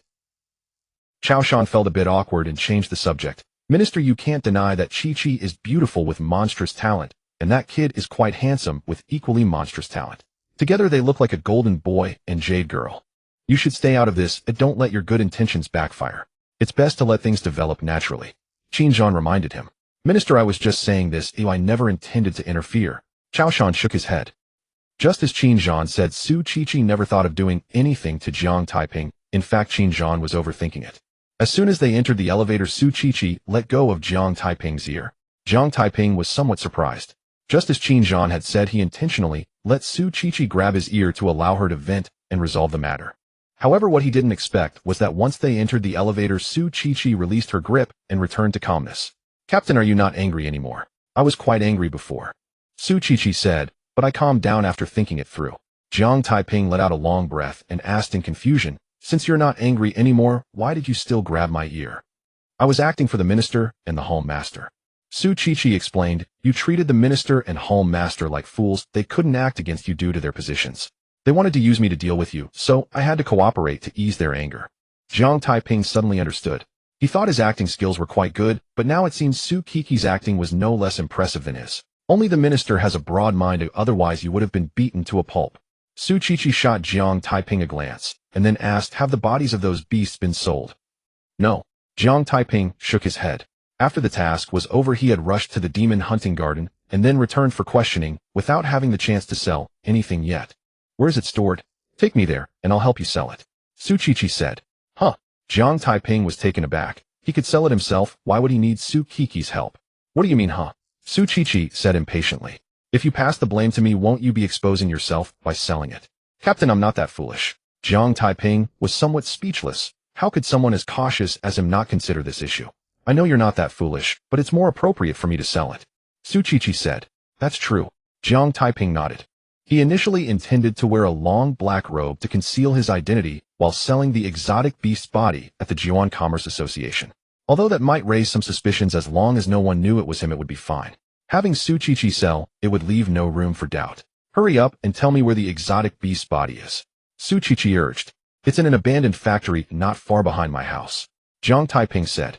He couldn't say the exotic beast's body was in the system warehouse, so he had to find a more suitable location. All right, let's go to the underground parking lot. Su Chi-Chi said. Jiang Taiping was taken aback again. He had not even realized the elevator did not stop at the 9th floor, and Su Chi-Chi took him directly to the underground parking lot, clearly having planned to help him sell those exotic beast bodies all along. Entering the underground parking lot, Su Chi-Chi stopped in front of a large truck. Get in the car. Su Chi-Chi called out to Jiang Taiping and climbed onto the truck. Jiang Taiping was somewhat surprised. Su Chi-Chi had even prepared the transportation tool. How considerate. Once on the truck, Su Qiqi drove out of the underground parking lot heading toward Jiang Taiping's house. Hey, there's something I need to tell you, Su Qiqi said. Only I, the minister, the hall master, and B358 know about your situation. We won't disclose it to anyone else. You can continue to hide. Don't argue with me, or it will make me feel like you're insulting my intelligence. Captain, I'm a bit tired. Let me sleep for a while. Wake me when we arrive. Jiang Taiping did not argue or respond, directly changing the subject. Su Qiqi was speechless. This guy is sleeping again. However, considering that Jiang Taiping didn't argue with her, she said nothing. Not long after, Su Qiqi arrived at the entrance of the abandoned factory, not far behind Jiang Taiping's house, in the large truck. Waking Jiang Taiping, Su Qiqi asked, "Where is it hidden? I'll help you carry it." "Captain, you wait here. I can handle it." Jiang Taiping decisively refused, then jumped off the truck and walked toward the abandoned factory, without waiting for Su Qiqi to speak. He still had to retrieve the exotic beast's body from the system warehouse. If Su Qiqi followed him, wouldn't that expose him? Su Qiqi didn't think much of it, and quietly sat in the large truck. However, after waiting for a long time, Su Qiqi became anxious when Jiang Taiping had not come out even after several minutes. What's going on? Feeling a bit impatient, Su Qiqi jumped out of the truck and walked into the abandoned factory. As soon as she entered the factory, she saw Jiang Taiping sneaking behind a window in one of the workshops. "Jiang." Su Qiqi opened her mouth to call out, but before she could finish, she saw Jiang Taiping making a shushing gesture at her. Seeing this, Su Qiqi quickly swallowed the words that were on her lips and cautiously approached Jiang Taiping. Once she reached him, Su Qiqi whispered, "What are you doing?" "Listen, it sounds like an otherworldly disciple seminar," Jiang Taiping said. Su Qiqi was a bit puzzled. "Oh, what kind of seminar for otherworldly disciples?" However, she immediately perked up her ears to listen. The soundproofing of the workshop was quite good, so she couldn't hear clearly, but she caught a few impassioned phrases. "Do you want to live a mundane life? Do you want to become food for exotic beasts? Do you want to become a cultivator? Join us. We can make you a cultivator. We can provide you with endless cultivation resources. We can even make you good friends with the exotic beasts." "Captain, doesn't this sound like an otherworldly disciple seminar?" Jiang Taiping asked in a low voice. "What otherworldly disciple seminar? This is clearly an otherworldly disciple trying to lure people to join." Su Qiqi rolled her eyes. The first few statements sounded normal, but the last one felt a bit off. After all, who in their right mind would want to be friends with exotic beasts? There's a generation gap. Jiang Taiping sighed quietly. Some of the pyramid schemes he encountered in his past life held various seminars to entice others to join. The otherworldly disciples also used these methods to lure others to join. Isn't that an otherworldly disciple seminar? Aren't you very sensitive to danger? Do you sense any danger inside? Su Qiqi asked. "I don't sense any danger." Jiang Taiping, with his observation hockey, he clearly saw dozens of people in the workshop, but only one had cultivation, and that was only at F level. That level of power was not enough for him, and Su Qiqi, to easily deal with. "Then what are we waiting for? Let's rush in and stop them," Su Qiqi said. "Aren't you going to listen a bit longer?" Jiang Taiping replied, "Maybe we can hear something useful." "You're thinking too much," Su Qiqi explained. "I've caught some of these people before. They are the lowest level of otherworldly disciples, knowing nothing at all. Even if they know something, capturing them and interrogating them won't yield much." "All right." Jiang Taiping sighed. It was his first time encountering something like this, and he had no experience. "Let's go and rush in together," Su Qiqi said as she walked toward the door of the workshop, and Jiang Taiping followed her. Arriving at the door, Su Qiqi raised her foot and kicked the large iron door of the workshop. Bang! A dull thud echoed as the large iron door of the workshop was kicked open by Su Qiqi with one kick. Immediately after, Su Qiqi rushed inside. So violent. Jiang Taiping's eyelids twitched as he stepped to follow Su Qiqi. "Night Stalkers are conducting an investigation. Everyone raise your hands and squat down with your heads held," Su Qiqi shouted loudly. Jiang Taiping was taken aback. Raising their hands and squatting down with their heads held, wasn't there something wrong with that command? The otherworldly disciple, who had been passionately inciting the crowd, was greatly startled. The audience was also shocked. They looked at each other, unsure of what to do. "Did you not hear what I said?" Su Qiqi shouted again in a low voice. "Night Stalkers are conducting an investigation. Everyone raise your hands and squat down with your heads held." Seeing Su Qiqi still not reacting, Jiang Taiping had no choice but to remind her, "Captain, there's a problem with what you said. If they're already raising their hands, how can they squat down with their heads held?" Su Qiqi's face flushed. As clever as she was, how could she utter such a contradictory statement? "What do you know?" Su Qiqi argued with a red face. "I said that on purpose, so they wouldn't know whether to raise their hands or squat down with their heads held. This way they'll forget to escape, understand?" Jiang Taiping was taken aback. "Your reasoning is so sound that if it weren't for your flushed face, I might have actually believed you."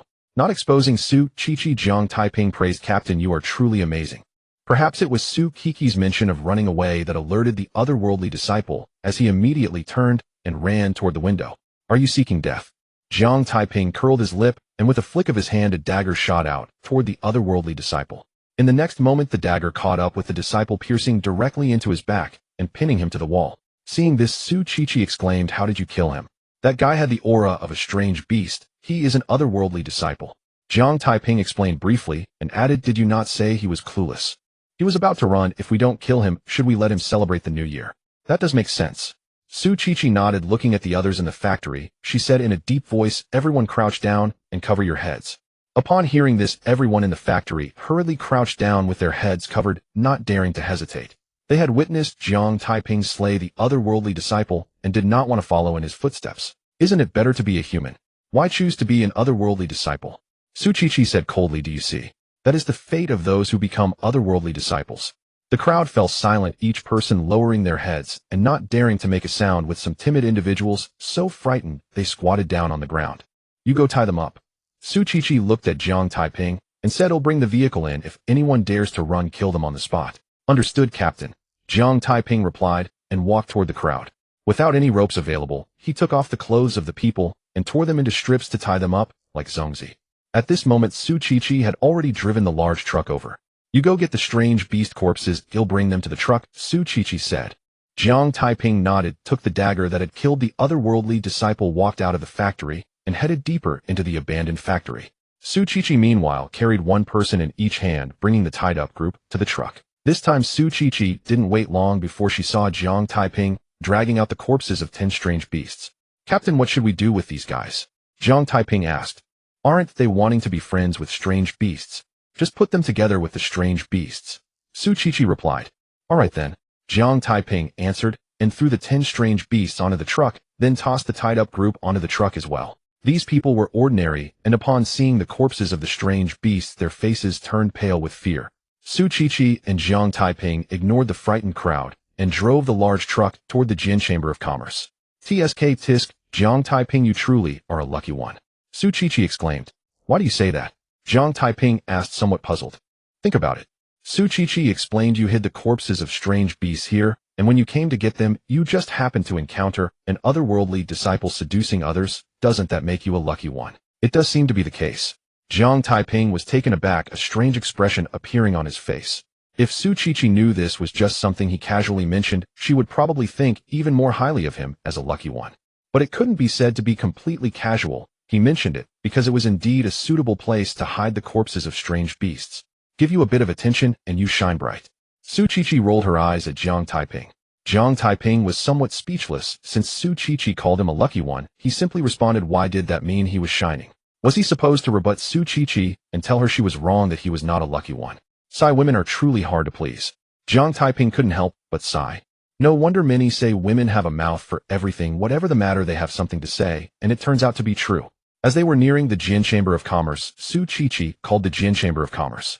By the time they arrived, the staff of the Jin Chamber of Commerce were already waiting at the square in front of the Jin Chamber of Commerce.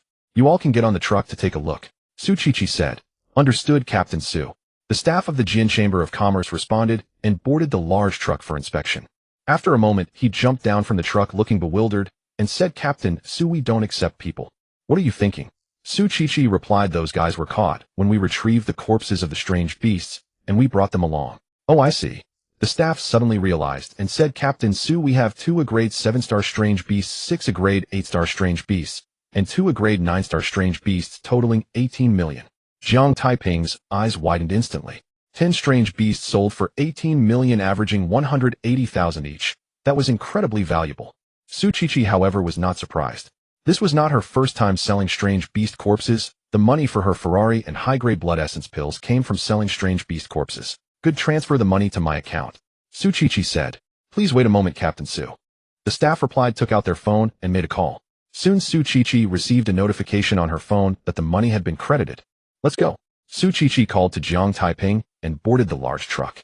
Jiang Taiping followed suit, and then Su Qiqi drove towards the nearby Nightwalker Jin branch. Upon returning to the Jin branch, Su Qiqi handed over the captured individuals to the intelligence hall before parking the truck in the underground garage. "They'll transfer the money from selling the strange beast corpses to you," Su Qiqi said, taking out her phone to transfer the money to Jiang Taiping.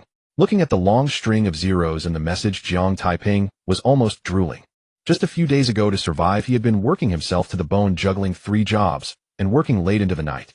In just a few days, he had gone from being a millionaire to a multimillionaire. Captain, are strange beasts really that valuable? Jiang Taiping asked in surprise. Previously, he had thought that selling the corpses of 10 strange beasts for a few $100,000 would be quite good. But he never expected they would sell for 18 million, a staggering multiple of his expectations. If it wasn't profitable, where would my money come from? Su Qiqi explained the corpses of a grade strange beast have a chance of yielding high-grade blood essence pills and can also yield some mid-grade and low-grade blood essence pills. The higher the cultivation level, the more mid-grade and low-grade blood essence pills can be extracted. If we don't extract high-grade blood essence pills, we can extract more mid-grade and low-grade blood essence pills. This is also the reason why high-grade blood essence pills are scarce, so the price for a grade strange beast corpses starts at $1 million. Jiang Taiping understood at last, and sighed. It wasn't in vain to work all night. We have become multimillionaires too. Su Qiqi rolled her eyes. At that moment, Jiang Taiping had the unmistakable demeanor of a nouveau riche. Jiang Taiping's gaze tightened slightly, but he quickly regained his composure. He had long sensed that Su Qiqi was suspicious, yet what caught him off guard was how directly she posed her question. Captain, what makes you think I was the one who killed them? Jiang Taiping countered. There are too many inconsistencies.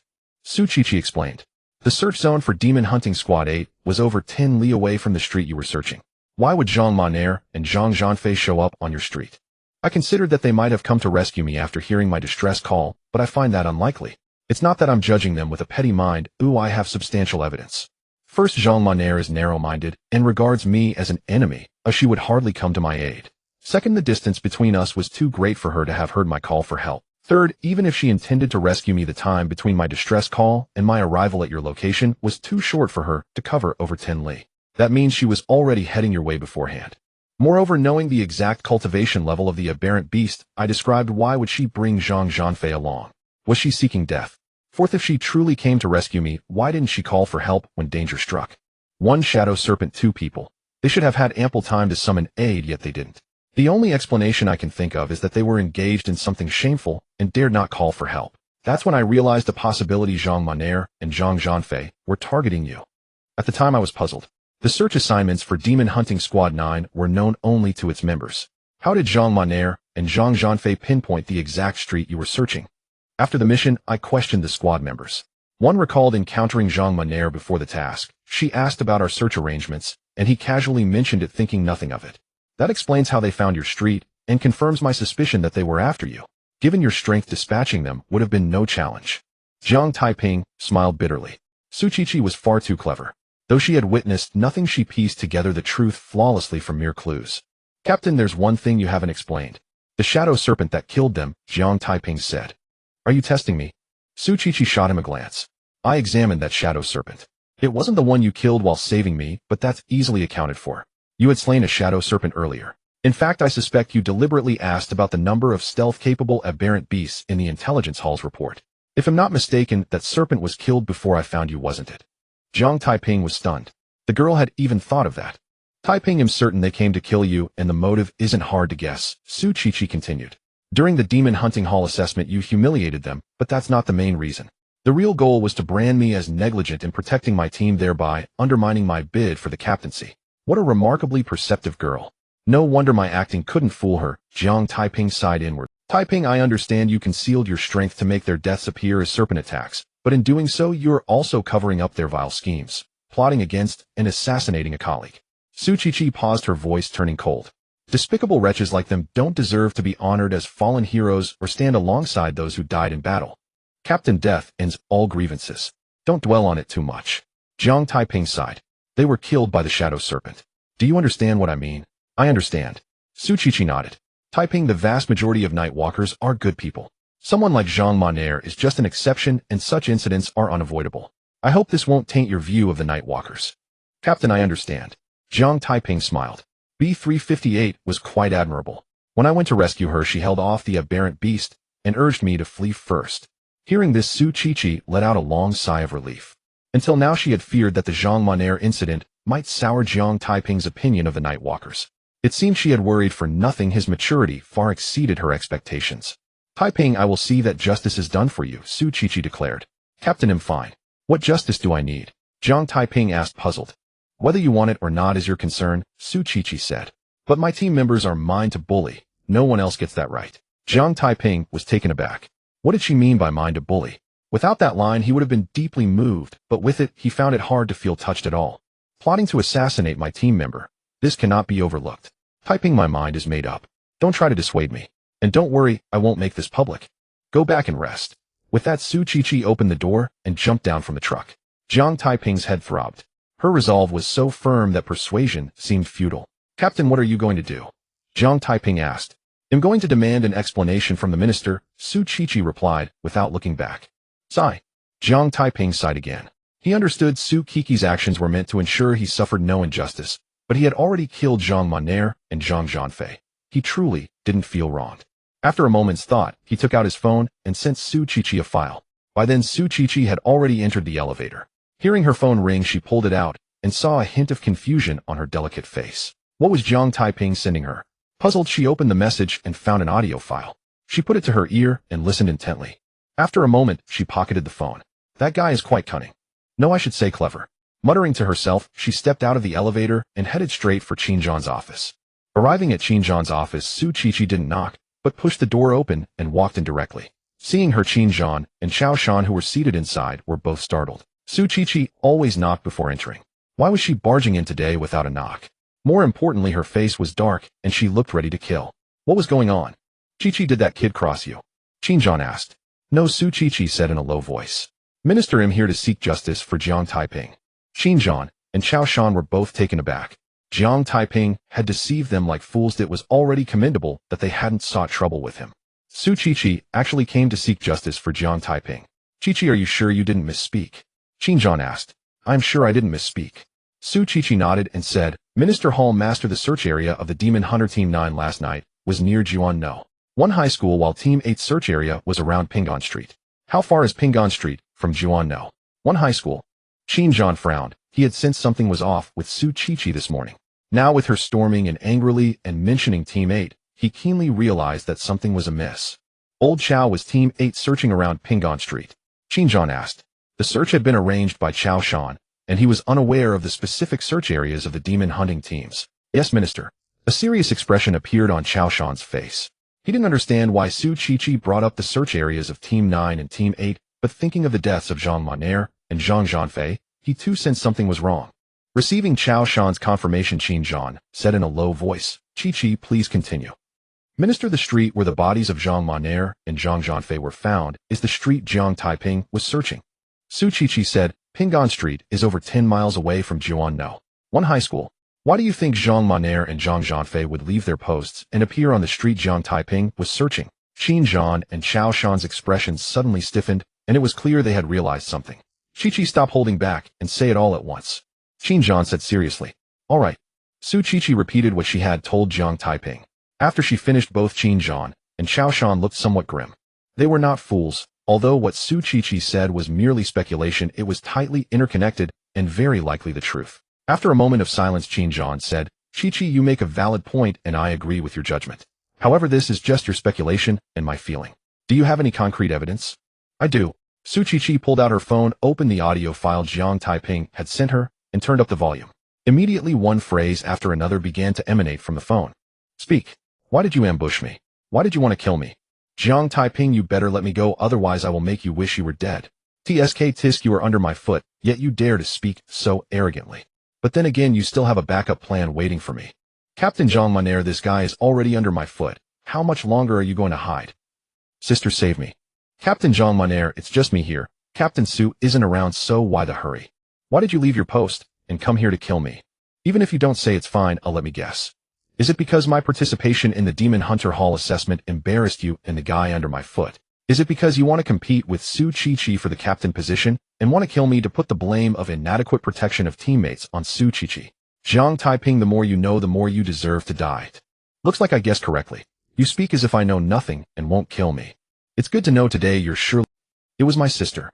No, it was Zhang Monair who instructed me to kill you. Don't listen to her nonsense. She manipulated me. Really? I only came because she manipulated me. Please. I beg you to spare my life, but I promise I will never dare again, and I will follow you from now on. A dead person is done with everything I want hold it against you. I'm not doing this just to hide my true strength, but also to leave you some dignity. After all, you Jiang Taiping have killed quite a few from other realms, which is an undeniable fact. But that's not the main point. The main point is I don't want you to tarnish the reputation of the Night Walkers. As the audio played, Qin Zhan and Xiao Shan's faces grew increasingly grim. Before this, they had all recognized Su Qiqi's judgment. But there was still a glimmer of hope in their hearts. Perhaps the truth was not as Su Qiqi speculated. However, the dialogue in the audio directly extinguished the last flicker of hope in their hearts and confirmed that Jiang Taiping and Zhang Zhanfei had left their posts to attempt to assassinate Jiang Taiping, aiming to pin the blame of inadequate protection of teammates on Su Qiqi. After a moment of silence, Qin Zhan asked, "Qiqi, what kind of justice do you seek?" "Minister, all 10 of the beasts last night were killed by Jiang Taiping. He also saved me, and B358. I say he has made a great contribution. Is that all right?" "No problem." Qin Zhan nodded. Jiang Taiping made a great contribution, yet was still schemed against. Su Qiqi said, "Fortunately, his strength is formidable, otherwise it would not have been Jiang Taiping and Zhang Zhanfei who died but him. He didn't want to tarnish the reputation of the Night Walkers and didn't hold it against Jiang Taiping and Zhang Zhanfei. But can we pretend we don't know?" "We cannot." Qin Zhan nodded again. "Indeed, we cannot let the hearts of those who have made contributions grow cold, so I want to seek 2 forms of justice for him." Su Qiqi said, "The first form of justice is that Jiang Taiping and Zhang Zhanfei cannot be buried under the name of those who died in battle, nor can they be buried in the Night Garden. They have no such qualifications, otherwise it would be an insult to the Night Garden." "All right." Qin Zhan agreed decisively. The Night Garden is specifically for burying the fallen knight. Originally, he intended to bury Jiang Taiping and Zhang Zhanfei in the Night Garden, but after confirming their attempt to assassinate Jiang Taiping, he changed his mind. Otherwise, as Su Qiqi said, it would be an insult to the Night Garden. The second form of justice. Su Qiqi continued, "Jiang Taiping made a contribution and has also suffered grievances. Shouldn't we give him some compensation?" "I understand." Qin Zhan suddenly realized, "Qiqi, you are asking for benefits for that kid." Su Qiqi's face flushed, and she corrected, "Minister, it's not benefits, it's compensation." "Aren't benefits and compensation the same?" Qin Zhan asked. "Can they be the same?" Su Qiqi argued, "Asking for benefits feels like I'm throwing a tantrum, but asking for compensation is different. Stop nitpicking my words." Qin Zhan shot Su Qiqi an annoyed glance and said, "Compensate that kid with 2 advanced Qi blood pills. Minister, Jiang Taiping made such a great contribution and almost got killed, yet you're only compensating him with 2 Qi blood pills." Su Qiqi questioned, "Is his life only worth 2 Qi blood pills? Or are you being too stingy?" Qin Zhan's head was filled with black lines as he darkened his face and said, "I misspoke earlier. You aren't here to ask for benefits for that kid. You're here to extort me. 5 advanced Qi blood pills and no more." "Deal." Su Qiqi thought for a moment. "Here you go, hurry and leave."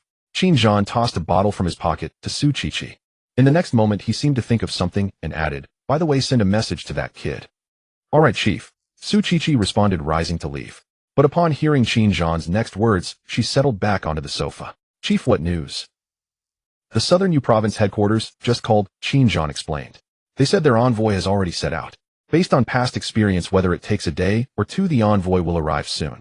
Tell that young man not to wander off and to await the assessment. Oh, and tell him this: don't hold back. Go all out, just don't kill anyone." "Understood, Chief." He'll pass. Su Qiqi smirked slyly, her delicate face brimming with anticipation. She understood Qin Zhan's meaning clearly. Jiang Taiping was someone she had recruited into the Demon Hunter Hall, and Qin Zhan himself had approved him through the assessment. If the Southern U Province headquarters intended to revoke Jiang Taiping's membership in the Demon Hunter Hall, wasn't that a direct slap to both Qin Zhan and her? Had it not been for the previous day's search for the aberrant beast, knowing that the envoy from Southern U Province was about to arrive would have filled her with worry. But now she felt no anxiety at all. In fact, she was eagerly looking forward to it. She couldn't wait to see the expression on the envoy's face when they witnessed Jiang Taiping's exceptional abilities. "By the way, Chief, did they mention who they're sending?" Su Qiqi asked. "No," Qin Zhan replied. "I asked, but they said they'd just send someone casually and we'd know when they arrive." "Just send someone casually?" Su Qiqi pursed her lips. "Chief, do you really believe that?" "Not entirely," Qin Zhan admitted. "Those old fossils at the Southern U Province headquarters are sticklers for tradition. They want tolerate and grade cultivation talent in the Demon Hunter Hall. They're unlikely to send just anyone." "Chief, maybe they think that kid is weak and really did just send someone random." Xiao Shan chimed in. "That's a fair point," Qin Zhan said, his tone shifting sharply. "But those old fossils are extremely cautious. They always say despise the enemy strategically, but take them seriously tactically. Given their nature, it's highly unlikely they'd send just anyone. Chao Shan nodded, acknowledging the logic in Qin Zhan's words. Let's stop dwelling on it, Qin Zhan said. We'll know who it is when they get here. Chief, is there anything else? If not, I'll take my leave, Su Qiqi asked. No, get lost. Qin Zhan snapped irritably, still brooding over how Su Qiqi had extorted him earlier. All right, Chief. Su Qiqi cheerfully stood up and left. The mission was accomplished perfectly. What did a scolding from Qin Zhan matter? Leaving Qin Zhan's office, Su Qiqi took the elevator to the 9th floor. Upon arriving, she walked straight to Jiang Taiping's door and raised her hand to knock. Soon the door opened, and Jiang Taiping stepped out. Captain, did you get the assurances? Hey. Of course. Who do you think went a bat for you? How could I fail? Su Qiqi said with a proud toss of her head. Captain, you're amazing. Jiang Taiping flattered her smoothly. Save the flattery, let's talk inside. Su Qiqi stepped into Jiang Taiping's room and sat down on the sofa. Jiang Taiping closed the door and took a seat as well. First assurance, Zhang Maner and Zhang Zhanfei will not be buried under the guise of died in battle, nor will they be laid to rest in Yi Garden. Second assurance, this is it. With that, Su Qiqi pulled a bottle from her pocket and handed it to Jiang Taiping. Taking the bottle, Jiang Taiping's face showed a flicker of surprise. Were these 5 high-grade blood chi pills? Are you satisfied with this assurance? Su Qiqi asked. Satisfied. More than satisfied. Jiang Taiping nodded decisively. 5 high-grade blood chi pills were worth 10 million. How could he not be satisfied? Seeing Jiang Taiping's greedy expression, Su Qiqi's face lit up with amusement. This guy was so pragmatic. She knew that asking for tangible benefits was far better than any other form of compensation. Captain will sell them to you for 10 million. Jiang Taiping offered. Su Qiqi was taken aback. Jiang Taiping, you already have over 20 million. You still want to sell? Captain, who in this world ever has too much money? Jiang Taiping countered. Su Qiqi frowned, her tone turning serious. Jiang Taiping, I understand you like money. If you really had great cultivation talent, I could understand you selling blood chi pills.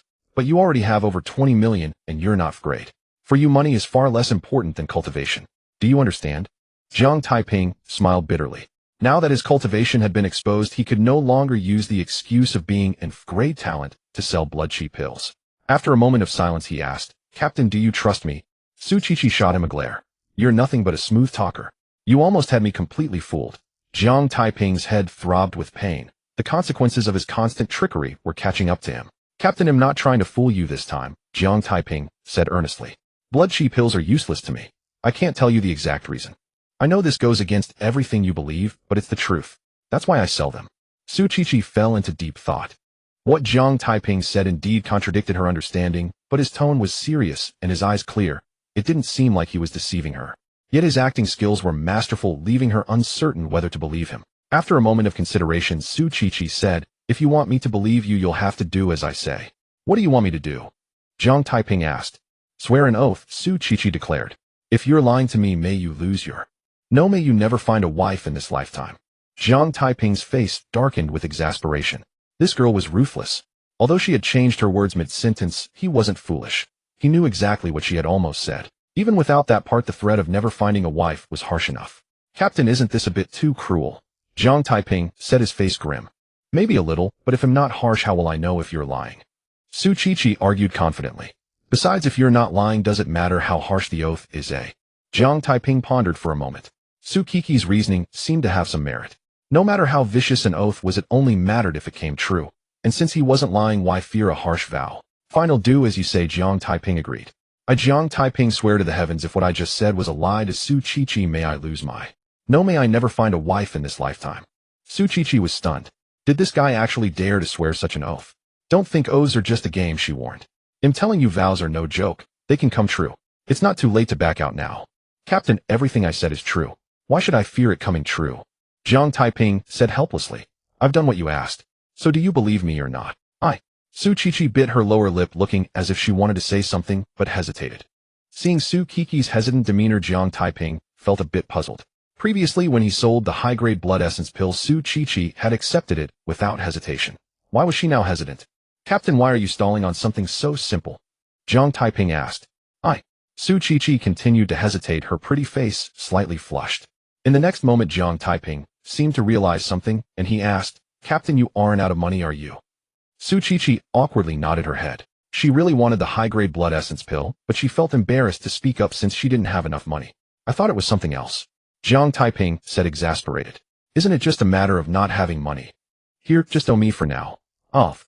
Su Qiqi was taken aback and exclaimed, "But that's 1 million. So what if it's 1 million? Jiang Taiping replied nonchalantly, "You even mentioned borrowing money from me before. Back then, you probably didn't think I could pass the assessment at the Nanyue provincial headquarters, and your situation is much better than it was then. What do I have to be afraid of letting you owe me?" Su Qiqi was stunned again. In her perception, Jiang Taiping was a money-loving person, but now she suddenly realized she was mistaken. Could a money-loving person casually let someone owe them 1 million? Moreover, Jiang Taiping was someone who knew how to be grateful and remembered every little kindness she showed. "Don't be dazed. Just take it." Jiang Taiping insisted, stuffing the vial into Su Qiqi's hands. Su Qiqi hesitated for a moment, but ultimately did not refuse. She wanted the high-grade blood essence pill and didn't want Jiang Taiping to sell it to someone else. "I will pay you back as soon as possible," Su Qiqi said, her face reddening. "No rush," Jiang Taiping replied. "I have over 20 million on me, and I won't need the money for a while." Su Qiqi didn't say anything further. Repaying wasn't just about words, but required actual action. "By the way, Taiping," Su Qiqi said, "when I just went to find the minister, he said the Nanyue provincial headquarters called saying their people would arrive in the next couple of days. He told you not to roam around and to wait at the branch for the assessment by the Nanyue provincial headquarters personnel. The minister also said you don't need to be polite with them, or just go all out as long as you don't kill anyone." Jiang Taiping rubbed his nose. It was clear that Qin Zhan was quite upset about the Nanyue provincial headquarters wanting to revoke his membership in the demon hunting hall. Otherwise, why would Qin Zhan say not to be polite and just not kill anyone? "Captain, what is the cultivation level of the people from the Nanyue provincial headquarters?" "I don't know, not even who is coming."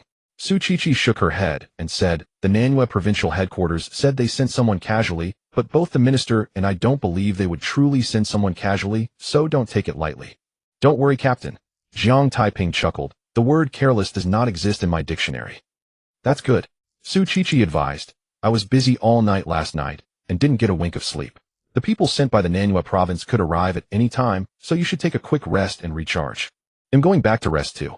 After sending Su Qiqi off, Jiang Taiping closed the door and returned to his bedroom. However, he didn't rest. Instead, he sat cross-legged on the bed to cultivate his Kinbunchika haki.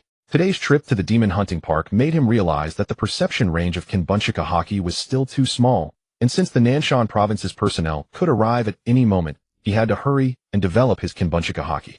If he could expand the perception range of Kinbunchika haki, he could handle both battles and the assessment from the Nanshan provincial headquarters personnel with more composure.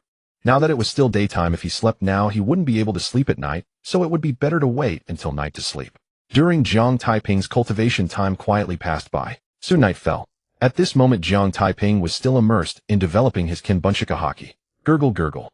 A sudden sound came from Jiang Taiping's stomach. Following that, Jiang Taiping slowly opened his tightly shut eyes. He took out his phone and glanced at it, muttering to himself, "It's already 8 o'clock at night. I didn't eat lunch, and I haven't eaten dinner either. No wonder my stomach is protesting." Rubbing his belly, a radiant smile appeared on Jiang Taiping's cheeks. After a day's cultivation, the perception range of his Kinbunchika haki had increased from 20 meters to 50 meters, which was quite a substantial gain. Now that it's dark, even if the personnel sent by Nanyue province arrive, they won't be assessing now. I should go eat something to fill my stomach, and then head to the demon hunting park.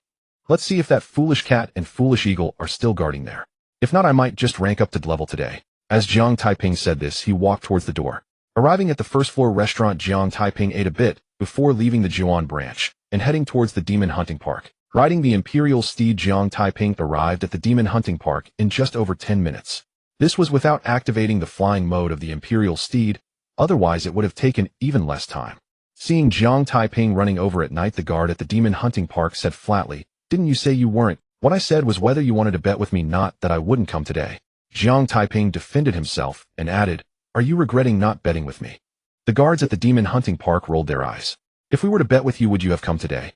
Even if we did bet, the stakes would only be $1. What is there to regret?" Jiang Taiping didn't waste any more words with the two guards. He raised his fist and slammed it against the obsidian at the entrance of the demon hunting park. Without waiting for the guards to say anything, he stepped into the black light curtain and disappeared. The guards of the demon hunting park had no intention of stopping him. They had already warned Jiang Taiping twice. There was no need to say more. In the next moment, Jiang Taiping walked out from behind the black light curtain, his face full of frustration. "Why are you back again?" the guard at the demon hunting park asked in surprise. "I suddenly wanted to go back to sleep."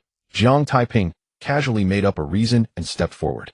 The guards at the demon hunting park stared in disbelief. Coming over at night, just going in, and then coming out again, are you bored out of your mind? However, they didn't know that Jiang Taiping didn't want to come out either. But as soon as he entered the demon hunting park, he saw the infernal cat and eagle demon guarding the exit. Unable to hunt beasts to improve his cultivation, how could he stay in the demon hunting park overnight? Damn it, they're really watching. This path to rapidly increase cultivation in the demon hunting park is probably blocked. One day, I will annihilate you. As Jiang Taiping walked, he cursed inwardly. Exiting the guard's line of sight, Jiang Taiping took out the imperial steed and headed towards the Jiuan branch. Returning to the Jiuan branch, Jiang Taiping fell asleep immediately and slept until dawn.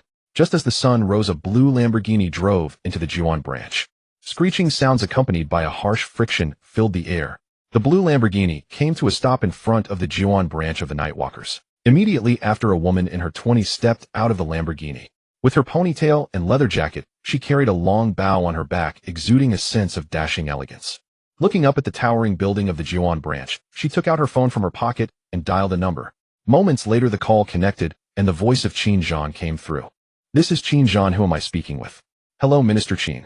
The woman said, "I am Yang Yuer, sent by the Nightwalkers' headquarters in Nanshan Province to assess F1. The phone was silent for a while before Qin Zhan's voice resumed. "Hold on, I'll send someone to bring you up." "No need, Minister Qin," Yang Yuer replied. "I believe the square in front of the Jiuan branch is a great place for the assessment. Please allow F1 to come over quickly for my evaluation so I can report back soon." On the other end of the line, Qin Zhan's expression turned a bit grim. Yang Yuer actually wanted to conduct the assessment of Jiang Taiping in front of the Jiuan branch, intending to publicly humiliate him and make things awkward for both him and Su Qiqi. After some thought, Qin Zhan said, "All right, I'll have someone contact F1 and send him over." After hanging up, Qin Zhan called Jiang Taiping. But just as he was about to dial, he seemed to think of something and called Su Qiqi instead. Soon the call connected, and Su Qiqi's voice came through. "Minister Qiqi, the person sent from the Nanshan Province headquarters is Yang Yuer. She is currently at the square in front of the branch, saying she wants to assess that kid there." Qin Zhan said, "From my judgment, that kid's cultivation should not have exceeded level. If my judgment is correct, this could be troublesome. You need to clearly explain things to that kid and take him over quickly." Yang Yuer. Su Qiqi was taken aback, her voice suddenly rising. "Minister, is this the so-called casual arrangement of personnel? How could they have the face to say that? They must be doing this on purpose." "I know," Qin Zhan said with a bitter smile, "but it's too late to change things now. Just tell that kid to be careful." Su Qiqi paused for a moment. "Minister, I understand." After hanging up, she left her room and walked to Jiang Taiping's door, knocking gently. Before long, the door opened, and Jiang Taiping, still half asleep, walked out. "Taiping, the person sent from the Nanshan Province headquarters, has arrived," Su Qiqi said with a wry smile. "This person is not ordinary. We might be in trouble." They came so quickly. Jiang Taiping instantly woke up. "Captain, come in first. I'll wash up, and then we can talk." Su Qiqi hesitated for a moment and said, "Taiping, the person is waiting downstairs. It's better to go down quickly." "No rush," Jiang Taiping replied. "The Nanshan Province headquarters is determined to strip me of my membership in the Demon Hunter Hall. No matter how fast I go, I can't change their decision, so why not let her wait a bit and dampen her spirits?" "That seems reasonable." Su Qiqi blinked. "What do you mean seems? It is reasonable. Come in first, I'll go wash up." Saying that, Jiang Taiping dashed into the bathroom without waiting for Su Qiqi's consent. Su Qiqi closed the door and sat down on the sofa in the living room. Before long, Jiang Taiping finished washing up and came out. "Captain, did you say that person is not ordinary and very impressive?" Jiang Taiping asked. "Not just impressive," Su Qiqi said with a bitter smile. "Her name is Yang Yuer, and she is known as the #1 young talent of the Nanshan Province." Jiang Taiping was taken aback. The person turned out to be the #1 young talent of the Nanshan Province. Is this what they call casually sending someone? What a deception. Seemingly sensing Jiang Taiping's shock, Su Qiqi added, "Taiping, don't be intimidated by her reputation. Her status is not universally acknowledged. For instance, I don't acknowledge her status." "Captain, why don't you acknowledge her status?" Jiang Taiping asked curiously. "I don't concede to her," Su Qiqi explained. "She started her training half a month earlier than me, and only a week earlier transitioned to the level. If both of us trained simultaneously, my cultivation would surely surpass hers. Does she deserve my respect?" "That makes sense," Jiang Taiping nodded. "Moreover, her talent in cultivation gives her an advantage at lower levels."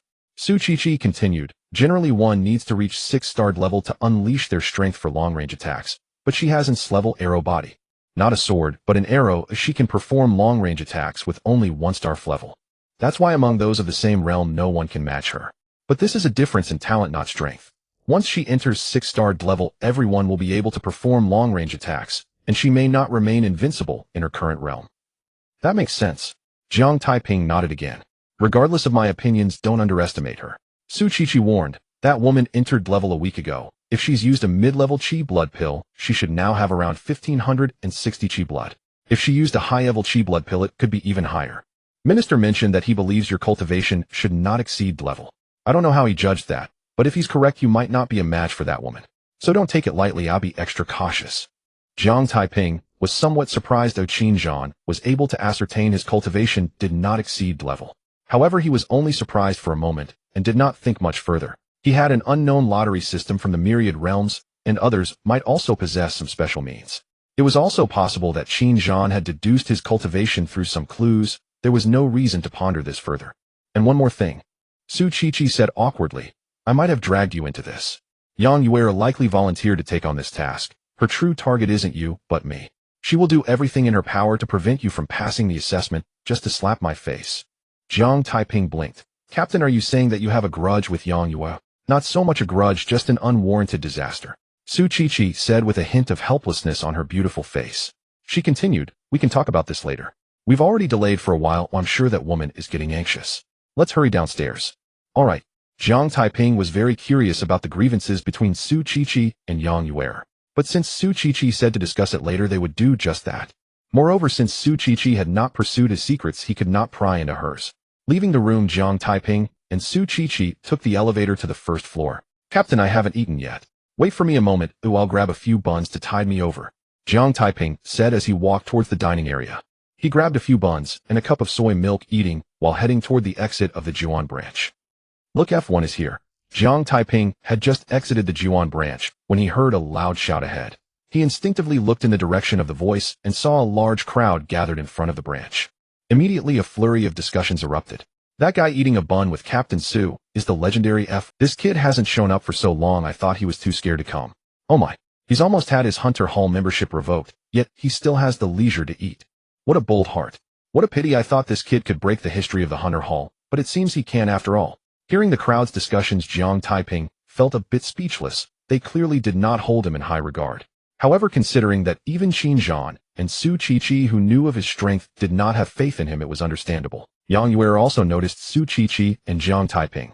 She stared at Su Qiqi for a moment, then shifted her gaze to Jiang Taiping, asking, Are you F1? That's right. Jiang Taiping, with a mouthful of buns, replied indistinctly. Hurry and accept my assessment. Yang Yuer urged. Not so fast. Jiang Taiping swallowed the food in his mouth. I just woke up and haven't eaten yet, let me finish my meal first. Otherwise, if I lose, people will say you won, unfairly bullying a hungry person. The crowd was momentarily stunned. It seemed as though he was genuinely concerned for Yang Yuer. Yang Yuer was utterly disgusted by this.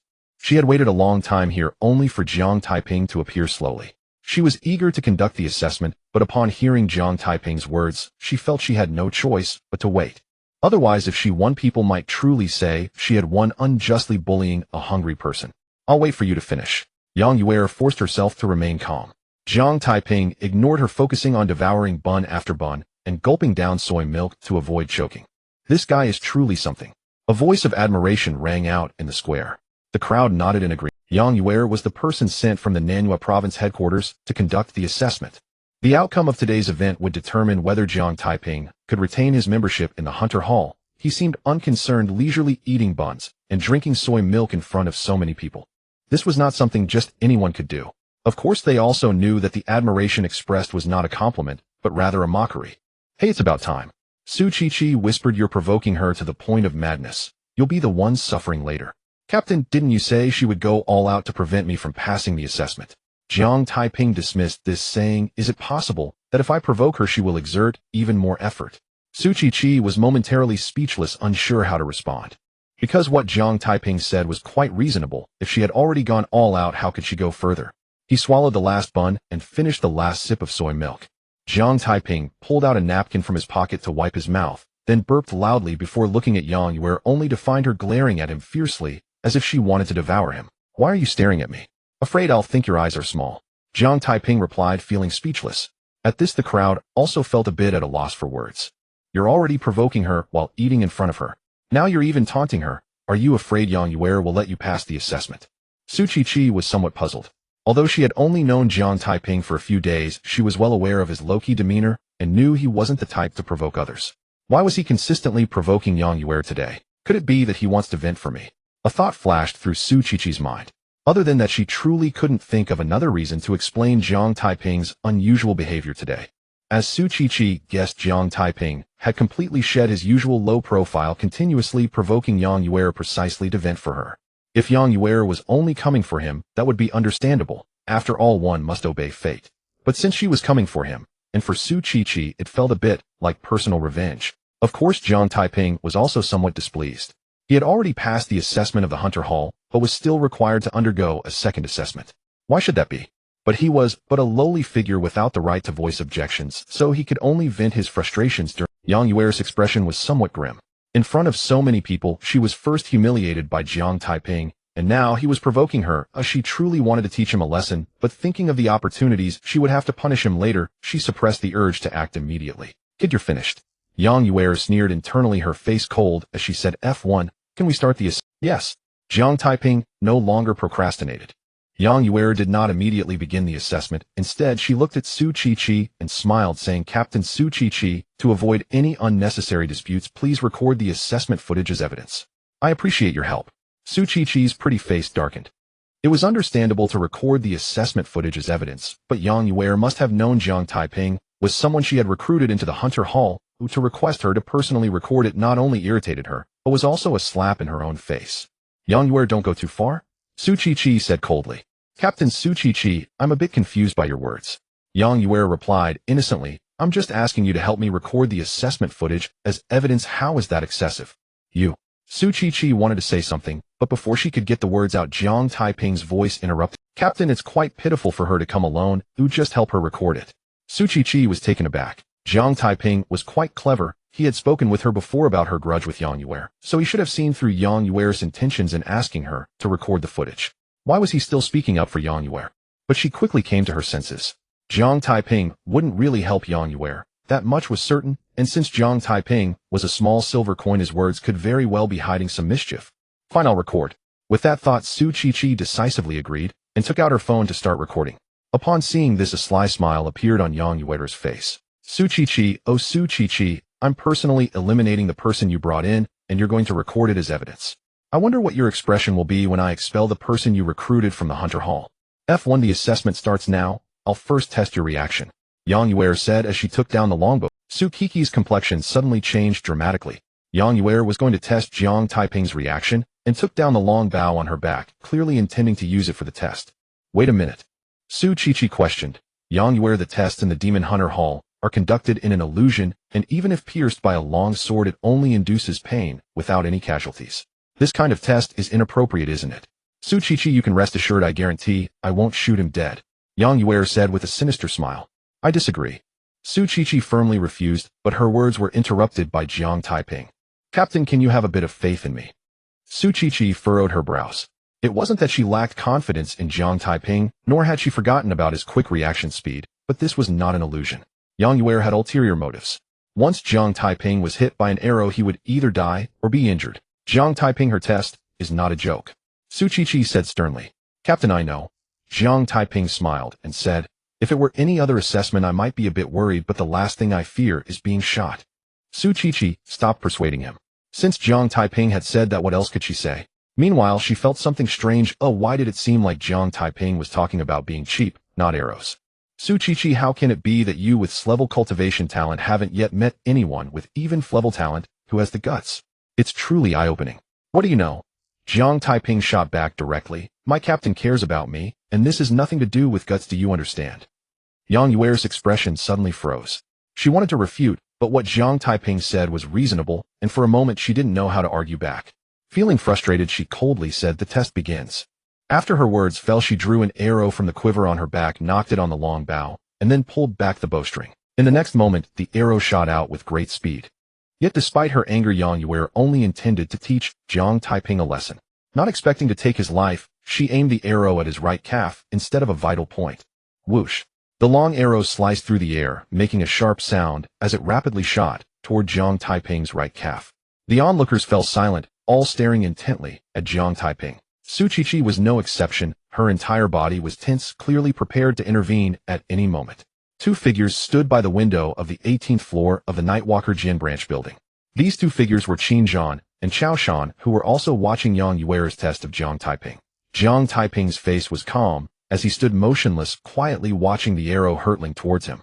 Seeing Jiang Taiping standing still, the onlookers, except for Su Qiqi, all had the same thought in their minds. Could it be that this guy was scared silly? Otherwise, why wasn't he moving? Yang Yuer's face showed a hint of confusion. To her knowledge, Jiang Taiping had recently been the first to pass the Demon Hunter Hall's assessment in the Jin branch, and he had passed all 3 stages with full marks. She thought that although Jiang Taiping's cultivation talent was poor, he should still have some capabilities. However, the result disappointed her greatly. This guy couldn't even dodge her first arrow, which she hadn't even put her full effort into. This also made her doubt how simple the assessments of the Jin branch's Demon Hunter Hall were, and how poor the abilities of the participants were. Otherwise, how could someone as incompetent as Jiang Taiping pass all 3 stages with full marks and be the first? At this moment, Yang Yuer felt a bit relieved. Fortunately, her arrow hadn't aimed at Jiang Taiping's vital points, otherwise it would have resulted in a fatal incident. Even if she had come on the orders of the headquarters in Nanyue province, it wouldn't have been easy to handle. However, before that relief could fully bloom in her heart, her gaze towards Jiang Taiping suddenly sharpened. Just as the arrow was about to hit Jiang Taiping's right calf, he lifted his right leg and stepped to the side. With this simple step, the arrow shot swiftly between his legs, not even grazing his pants. This scene left the onlookers in stunned silence. They had thought Jiang Taiping was scared silly, but it turned out he had simply lifted his leg to dodge Yang Yuer's arrow. Su Qiqi was completely unperturbed. Jiang Taiping's reaction speed was incredibly fast. If he had been hit by Yang Yuer's arrow, that would have been a rarity. A hint of surprise appeared on Yang Yuer's face. It seemed she had underestimated Jiang Taiping. Though she hadn't used her full strength for that last arrow, she had still exerted 50% of her power. Not just anyone could dodge that, let alone someone like Jiang Taiping, who did so effortlessly. This indicated that Jiang Taiping was not as incompetent as she previously thought. Whoosh! Yang Yuer shot another arrow targeting Jiang Taiping's right calf once again. However, this time she poured all her strength into it, and the speed was much faster than the previous arrow. But just like before, at the moment the arrow was about to hit Jiang Taiping's right calf, he lifted his leg and dodged once more.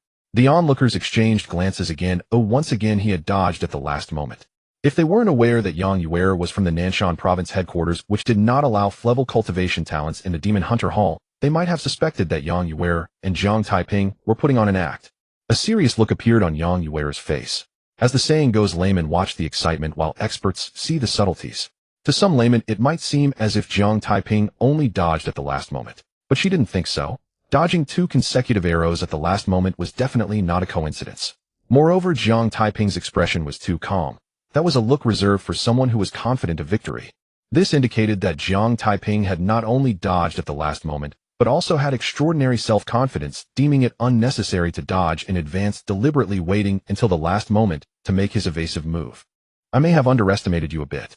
Next, let's increase the difficulty. Be careful. As she spoke, Yang Yuer drew 2 arrows from the quiver on her back, knocking them on the bowstring. Whoosh! Whoosh! The 2 arrows shot out, one to the left and one to the right, aiming for Jiang Taiping's left and right calves. Jiang Taiping smirked. He thought Yang Yuer was increasing the difficulty, but was this really it? Attention! Jiang Taiping shouted loudly, bringing his separated legs together. In the next moment, the 2 arrows zipped past him on either side. Seeing this, Yang Yuer drew 2 more arrows from her quiver and fired them simultaneously again. This time she changed her shooting angle, no longer aiming for Jiang Taiping's calves, but targeting his thighs. She wanted to see if he could still evade so easily and effortlessly. Right turn! Jiang Taiping shouted again, executing a 90-degree turn. Following that, the 2 arrows whizzed past him on either side. The onlookers exchanged glances once more. Could this really be done? Su Qiqi couldn't help but burst into laughter. This is an assessment, and you're shouting about standing at attention and turning right. She was certain that Jiang Taiping was doing this on purpose. He was simply too mischievous. But why did she not only not find Jiang Taiping bad, but actually felt happy? Hearing Su Qiqi's laughter, Jiang Taiping turned to her and smiled. Captain, am I handsome? Handsome? Happy? Su Qiqi gave Jiang Taiping a thumbs up, her delicate face radiating with a bright smile. At this moment, she was even more convinced that Jiang Taiping's unusual behavior today was to stand up for her. This made her heart feel warm and cozy. Although Jiang Taiping often teased her, those were trivial matters. When it really counted, he was reliable and treated her well, making it worthwhile for her to care for him in every way. Captain, there's more fun to come. Jiang Taiping winked at Su Qiqi. I can't wait. Su Qiqi nodded then cautioned, don't be careless, be careful. Don't worry, Captain. Jiang Taiping patted his chest and promised. Su Qiqi didn't say anything further. She turned to look at Yang Yuer only to find that Yang Yuer's expression was somewhat unsightly. This made her feel even better. You wanted to embarrass me by any means necessary. Now you are getting your comeuppance right. F1, I won't hold back anymore. Yang Yuer said with a dark expression. After Jiang Taiping dodged her 4 consecutive attacks, she felt somewhat embarrassed. Jiang Taiping was deliberately showing off, and Su Qiqi was laughing, making her feel even more displeased. As her voice fell, Yang Yuer swiftly drew arrows from her quiver, shooting one arrow after another at Jiang Taiping. In just a moment she had shot 6 arrows. With each arrow she put forth all her strength, holding nothing back. Moreover, this time she not only aimed at Jiang Taiping's legs, but also targeted his shoulders and arms. Jiang Taiping slightly curled his lip, but would not holding back really make a difference. With the perception and foresight granted by observation hockey, he was confident that even if there were 12 arrows instead of just 6, he could easily dodge them without being touched by a single arrow. However, merely dodging would seem somewhat lackluster. He needed a more impressive stance. After a moment of thought, Jiang Taiping's eyes suddenly brightened. Open and close jump. Jiang Taiping shouted loudly, simultaneously stepping outward with his legs and raising his arms. As he spread his legs wide, his shoulders dropped slightly. Whoosh, whoosh, whoosh. In the next moment, 6 arrows swiftly passed above his shoulders, under his arms, and between his legs. The onlookers were left stunned by this scene. 6 arrows just like that were dodged by Jiang Taiping. This time, even Su Qiqi showed a look of shock. Not only Su Qiqi, but Qin Zhan and Chao Shan, standing on the 18th floor of the Jiuan branch building, were also astonished. They knew Jiang Taiping's reaction speed was fast, but they never expected it to be this fast. To dodge 6 arrows aimed at different body parts, Jiang Taiping must have judged the trajectories of the arrows in an instant and adjusted his body accordingly. This wasn't just a matter of quick reflexes, it was more appropriate to describe it as terrifying. Yang Yuer was also stunned by this scene. She had used this move against magical beasts and otherworldly beings without failure before. When she executed this technique, she was confident that she could injure Jiang Taiping, but to her surprise, he once again dodged with an incredibly simple maneuver, even having the energy to mock her. At this moment, she finally realized that she hadn't underestimated Jiang Taiping, or rather, she had drastically underestimated him. She also realized that Jiang Taiping obtaining full marks in the reaction assessment did not mean that the Jiuan branch's demon hunting hall assessment was too simple, nor that the participants were too weak. It was that Jiang Taiping was truly capable of achieving full marks. Captain, am I handsome? Jiang Taiping asked. Absolutely handsome. Su Qiqi did not hesitate to shower her praise. You have good taste. Jiang Taiping gave Su Qiqi a thumbs up, then looked at Yang Yuer and said, is this really your best shot? Su Qiqi was left in a daze. Was he praising me or himself? But before she could think too much, Yang Yuer's voice suddenly rang out. Don't get too proud. Yang Yuer said with a dark expression, this is still not my strongest move. Su Qiqi's attention was instantly captured. She looked at Yang Yuer and said firmly, Yang Yuer, Jiang Taiping dodged your 6 consecutive arrows. Doesn't that mean he has already passed the reaction test? Yang Yuer did not answer immediately, as she was a bit conflicted. Logically speaking, since Jiang Taiping dodged her 6 consecutive arrows, he should have passed the reaction test. But how could she regain her lost face by just letting Jiang Taiping pass? Captain, it's fine. Jiang Taiping shook his head at Su Qiqi, then turned to Yang Yuer and said, hey, feel free to use any means it'll take it so that someone won't make a fuss later.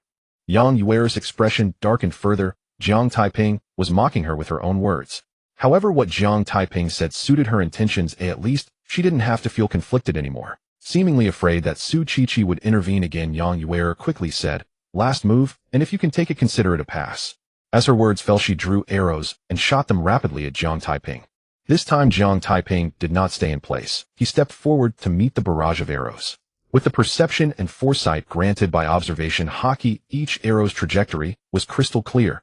Tilting his body, turning his head, twisting his waist, kicking his legs, stretching his arms. Jiang Taiping dodged each and every arrow with incredibly simple movements. Every arrow brushed past him, not injuring him in the slightest, and he moved with ease, a calm expression on his face, giving off an air of leisurely grace. Soon Jiang Taiping had dodged 9 arrows consecutively. Yang Yuer also stopped, panting heavily. It was clear that shooting 9 arrows was already her limit. Once again, the crowd in the square was left shocked and speechless. Yang Yuer shot 9 arrows in quick succession without any pauses, and their speed was incredibly fast. Yet Jiang Taiping effortlessly dodged them, with simple movements, as if strolling in a garden. Was this really a reaction speed a human could possess? You just said it was your last move, which should be your strongest move. Jiang Taiping's voice rang out. And you guaranteed you wouldn't kill me with it. With this level of skill, how could you possibly hit me? Yang Yuer's expression darkened further. She wanted to refute, but found herself at a loss for words. Hey, I've already passed your test. You won't go back on your word, right? Again with that remark. Jiang Taiping teased, who just said not to be complacent because she has even more powerful moves. Yet I still managed to dodge. Are you forgetful, or just a repeating machine? Yang Yuer's expression suddenly froze. This guy caught another chance to mock her. But what Jiang Taiping said was the truth. She couldn't even refute it. Feeling frustrated, she could only change the subject. Let's start the practical test. Wait a minute. Jiang Taiping questioned, isn't it unnecessary to have a practical test? How can it be unnecessary? Yang Yuer retorted. Think about it, all your skills rely on arrows.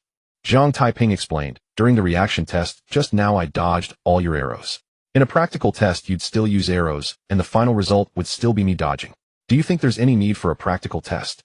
The others present nodded in agreement. Jiang Taiping's words made a lot of sense. Su Chi suddenly realized something.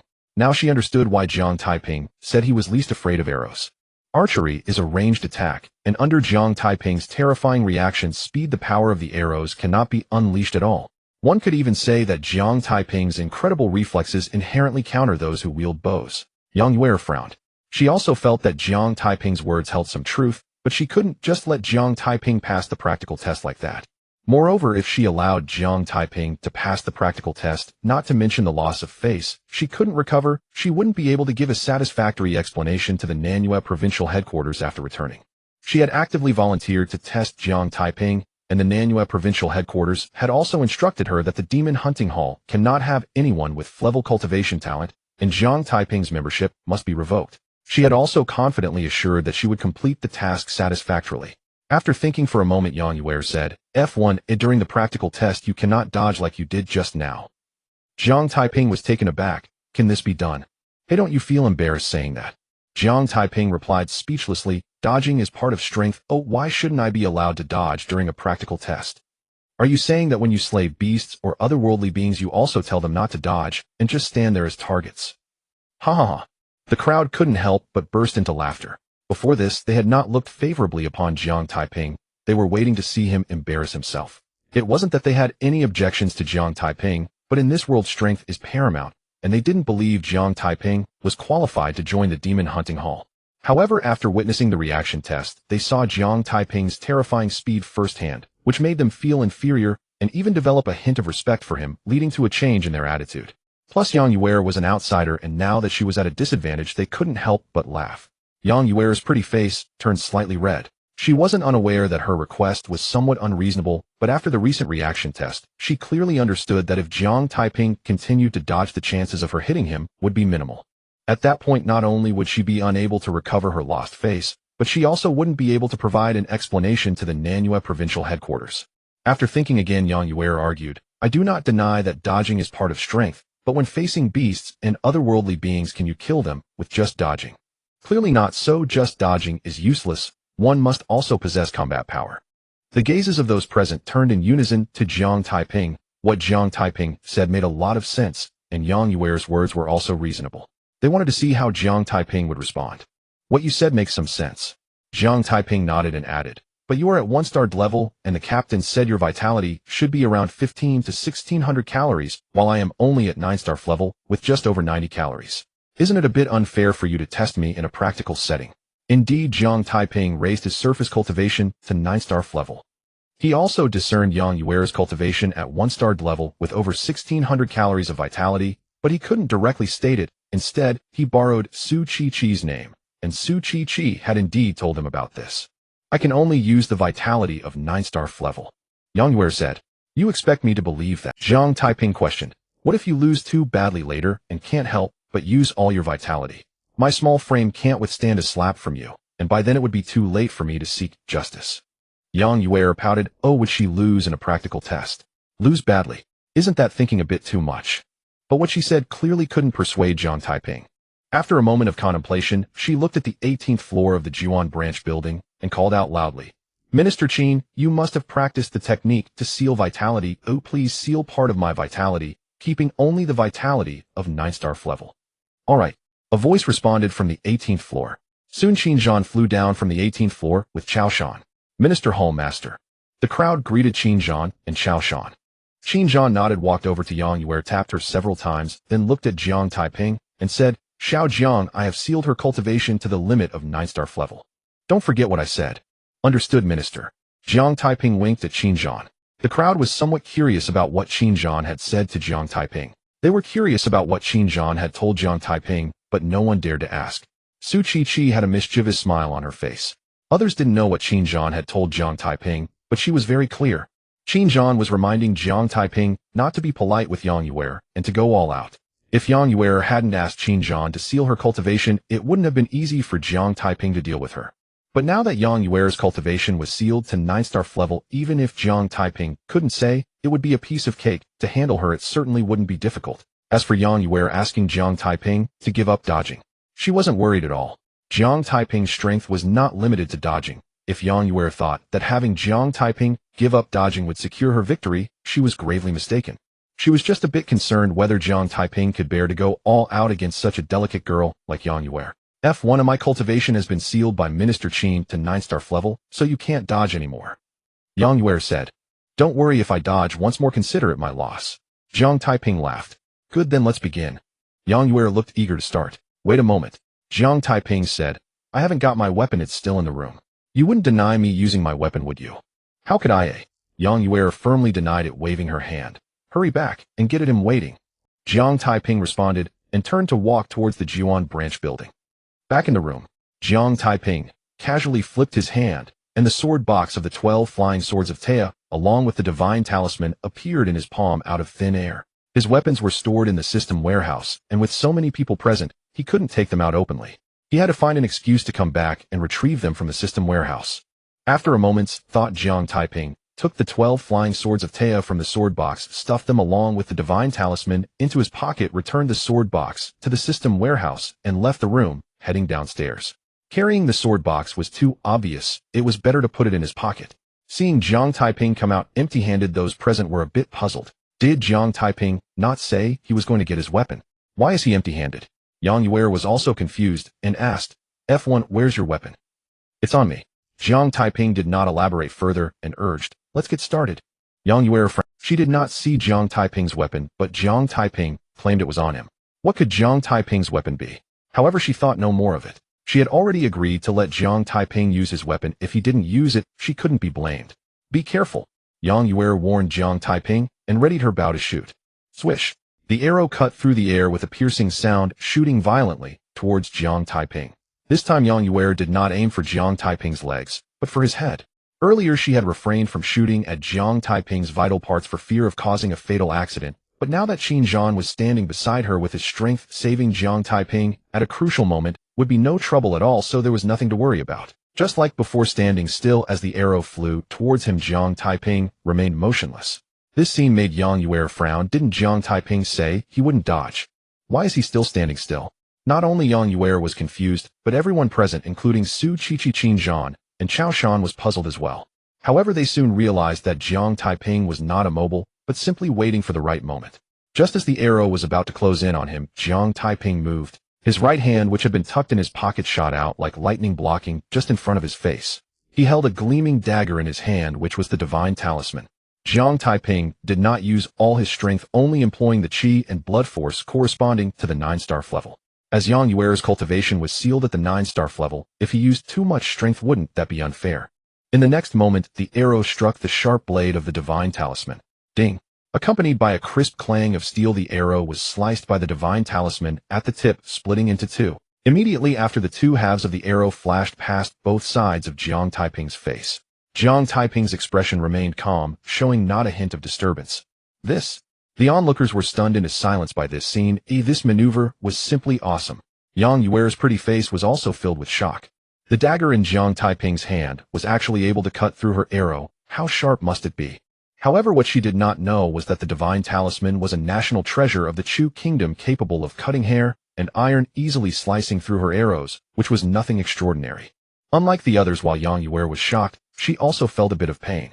Her arrows were specially crafted, each worth a considerable amount, yet Jiang Taiping had destroyed one. But this was clearly not the time to feel heartache and shock. She drew her bow again, firing another arrow towards Jiang Taiping. This time Yang Yuer aimed for Jiang Taiping's heart, not his head. Jiang Taiping did not wait until the arrow was a meter away before taking action. Like before, he moved early. He swung the divine talisman towards the arrow as it came shooting in. Ding! Another crisp clanging sound of steel rang out. The divine talisman accurately sliced through the arrow's tip again, splitting it in two. Immediately after, the two halves of the arrow flashed past both sides of Jiang Taiping's waist. Such precise vision and judgment. Why does this guy have microscopes for eyes? This maneuver is simply incredible. A series of exclamations rang out one after another. These exclamations came from the crowd of onlookers. The tip of the arrow was quite small. Jiang Taiping was able to slice it precisely while it was flying at high speed, demonstrating his exceptional eyesight and judgment. Yang Yuer's pretty face was filled with regret. She had changed her shooting angle, considering that the chest was much wider than the head. Aiming for Jiang Taiping's heart should avoid having her arrow cut by Jiang Taiping in the same way, but now she suddenly realized her thinking was a bit naive. Hey, can you stop just defending? Yang Yuer said with a dark face. Jiang Taiping was somewhat speechless. Just now she wouldn't let him dodge, and now she was telling him not to simply defend. Oh, why was she so troublesome? Am I the one being too much? Jiang Taiping replied helplessly. Isn't there a rule that says you can't defend during a battle? There isn't such a rule. Yang Yuer defended. But what good is it if you only defend? Can you kill the alien beasts and otherworldly disciples? Jiang Taiping felt a headache. Well, logically it made sense, but he had only defended twice and hadn't planned to keep defending. Taiping, she's heartbroken over her arrows. Su Qiqi giggled. I heard that her arrows are specially crafted, each one worth a lot. You've broken 2 of her arrows in a row, so she must be feeling heartbroken right now. I see. Jiang Taiping blinked. He felt that Su Qiqi's words were not just an explanation, but a reminder for him to do something. After a moment of thought, Jiang Taiping said, I understand, Captain. Su Qiqi gave Jiang Taiping a knowing glance, not saying anything more. Yang Yuer did not think much of it, as what Su Qiqi said was the truth. Hey, did you hear that? You can't just keep defending. Yang Yuer said. Jiang Taiping wanted to speak, but before he could finish, Su Qiqi's voice spoke up first. Jiang Taiping, stop trying to show off. That's really intimidating. Yes, Captain. Jiang Taiping decisively replied, and he had no intention of keeping on defending. Phew. Yang Yuer sighed with relief. Jiang Taiping was no longer defending, so her carefully crafted arrows wouldn't be destroyed anymore. However, she was a bit puzzled as she and Su Qiqi weren't on good terms. Why was Su Qiqi speaking up for her? Could it be that she is worried about that guy's safety? Yeah, it must be. After all, if that guy makes a mistake while operating like that, he could be seriously injured. Yang Yuer pondered silently. However, what she did not know was that Su Qiqi was not speaking up for her, but was actually scheming against her. Let's go again. Yang Yuer shouted once more, drawing her bow to shoot an arrow. At that moment, she saw Jiang Taiping put the dagger hand back into his pocket. What's going on? Yang Yuer was somewhat puzzled. She didn't understand why Jiang Taiping had put the dagger into his pocket. However, she didn't dwell on it, and pulled back the bowstring, shooting an arrow towards Jiang Taiping. Jiang Taiping moved in response. His right hand, which was tucked in his pocket, shot out like lightning, and with a casual swing, a short sword shot forth. In the next moment, the tip of the short sword collided with the tip of the arrow. In a contest of equal strength, it was no longer a matter of power, but rather the sharpness of the weapons. Although Yang Yuer's arrow was meticulously crafted, how could it compare to the Taya 12 flying swords? Therefore, the moment they collided, the outcome was already sealed. Ding! With a crisp sound of steel clashing, the short sword sliced through the arrow, as if it were tofu, splitting it cleanly in half. Was it over? Of course not. The short sword, undeterred, continued flying towards Yang Yuer, while the split arrow shot off to the sides. Yang Yuer did not expect Jiang Taiping to break her arrow once again, leaving her unprepared. By the time she reacted, the short sword was already inches away, and she had no time to dodge. It's over. A thought flashed through Yang Yuer's mind. The fact that the short sword could even break her arrow showed just how sharp it was, and she certainly didn't believe her head could be harder than the arrow tip. If the short sword pierced her, there would definitely be a transparent hole in her skull. Standing aside, Qin Zhan raised his hand to grab the short sword. No matter what Yang Yuer was from the Nanshan province headquarters, he could allow Jiang Taiping to teach her a lesson, but he couldn't let it escalate to a life-threatening incident, or otherwise things would get out of hand. But at that moment, the short sword flying towards Yang Yuer suddenly changed direction and zipped past her ear. Following closely, a strand of her hair fell severed by the short sword. Qin Zhan was taken aback. He turned to look at Jiang Taiping, a hint of confusion appearing on his face. The short sword would not change direction on its own, so there was only one explanation: Jiang Taiping had directed the short sword to change its course. But he couldn't understand how Jiang Taiping managed to make the rapidly flying short sword change direction. However, the next moment, he suddenly realized. During the assessment at the Demon Hunter Hall, Jiang Taiping had demonstrated the ability to control a long sword. It must have been Jiang Taiping who used his sword control technique at the critical moment to alter the short sword's trajectory, thus avoiding the terrifying outcome of Yang Yuer's head being pierced. As Qin Zhan thought, it was indeed Jiang Taiping who had changed the flying trajectory of the short sword at a crucial moment using his sword control technique. Previously during the reaction test, Yang Yuer hadn't aimed at his vital points. Moreover, Yang Yuer was not an enemy. She was merely someone sent by the Nanshan province headquarters for assessment. How could he possibly take her life? The onlookers were all dumbfounded. When Jiang Taiping agreed to give up defense, they thought he could no longer break Yang Yuer's arrows, but to their surprise, he casually threw a flying knife, which accurately broke Yang Yuer's arrow again. Was this accuracy too perfect? Phew. Yang Yuer let out a long sigh of relief, her delicate face filled with lingering fear. Just a moment ago, she felt as though one of her feet had already stepped into the gates of hell with the king of hell waving at her. Amidst the astonishment of the crowd, Jiang Taiping casually summoned the short sword that was still in flight, returning it to his hand. During the assessment at the Demon Hunter Hall, he had already exposed his ability to control long swords, so he was not afraid of revealing it again. Hey, this time I'm not in defense. Jiang Taiping smiled and looked at Yang Yuer, saying, if it weren't for the fact that this is an assessment, you would already be reporting to the king of hell. Would you want to come back again? Don't be so. Yang Yuer started to say, but suddenly stopped, remembering how she had been mocked by Jiang Taiping when she said something similar earlier. She then changed her words. I was careless just now. I won't be careless next time. Then shall we do it again?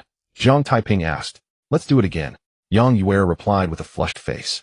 She didn't shoot one arrow at a time, but shot 2 arrows simultaneously. She wanted to see if Jiang Taiping could break her arrows when they were shot together. Then, she saw it.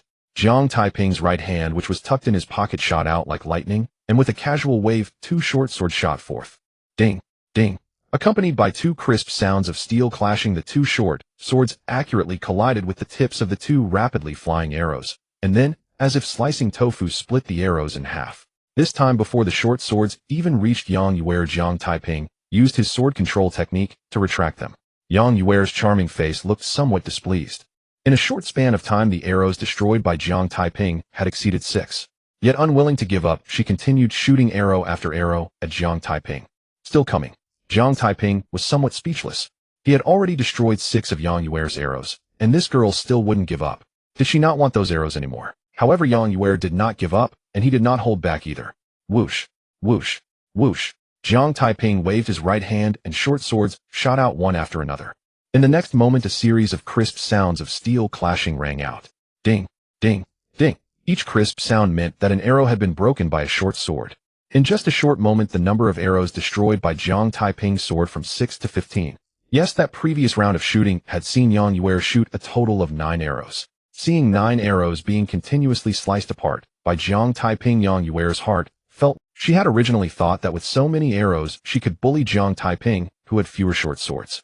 Little did she expect that Jiang Taiping had quite a few short swords as well, resulting in her losing 9 arrows. How did you do it? Yang Yuer couldn't help but ask.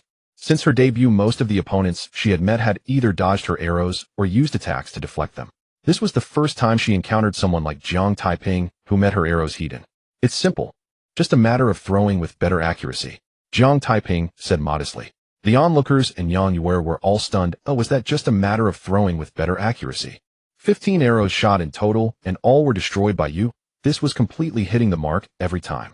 Su Qiqi looked up at the sky. This guy was starting to be humble again. Shall we continue? Jiang Taiping changed the subject. Having destroyed 15 of Yang Yuer's arrows, he felt a bit awkward to continue doing so. Continue. Yang Yuer gritted her teeth, slinging her longbow onto her back, and marching boldly towards Jiang Taiping. Jiang Taiping had plenty of short swords, and even those he had retracted could be reused, but her arrows could not be retracted in time. Moreover, each arrow destroyed meant 1 less, and if this continued, she would run out of arrows. But that wasn't the most important thing. The most important realization after having 15 arrows destroyed by Jiang Taiping was that her bow and arrows were useless against him. Thus, she decisively abandoned her bow and arrow, intending to engage Jiang Taiping in close combat. Is this going to be close combat? Watching the rushing Yang Yuer, Jiang Taiping instantly discerned her intentions. This made him somewhat emotional, having lost 15 arrows. This girl finally reacted. However, to be fair, he could understand Yang Yuer's slowness. Relying on her archery skills to dominate, she must have developed a habit of fighting using bows. In such circumstances, how could Yang Yuer easily change her fighting style without complete despair? Taiping, Yang Yuer wants to engage in close combat with you. Tsukiki's reminder suddenly rang out. Captain, she can't just engage in close combat without my permission, Jiang Taiping replied. Tsuchichi was taken aback. How could someone want to engage in close combat without your consent? She was genuinely puzzled. But in the next moment, she understood it wasn't that she figured it out, but that Jiang Taiping had made a move. She saw Jiang Taiping casually wave his hand, and a short sword shot towards Yang Yuer. Yang Yuer immediately dodged, trying to avoid the incoming short sword. But the short sword seemed to have eyes changing direction at the moment she dodged, heading towards her path of escape. What is going on?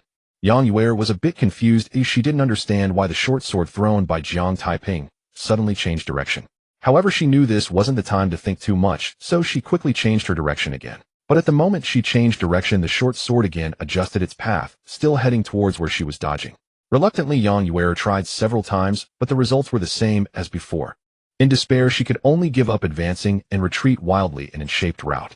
This was to slow down the short sword's speed and buy her time to escape, hoping to shake off its pursuit. Only after the distance between Yang Yuer and Jiang Pingon exceeded 50 meters did she narrowly escape the short sword's chase. The onlookers were once again left speechless in shock. What the hell is going on? Why does it feel like the short sword has eyes? If they didn't already know that the short sword was an inanimate object and couldn't possibly have eyes, they might really suspect that it did have eyes, as it turned with Yang Yuer's movements indeed appearing to have sight.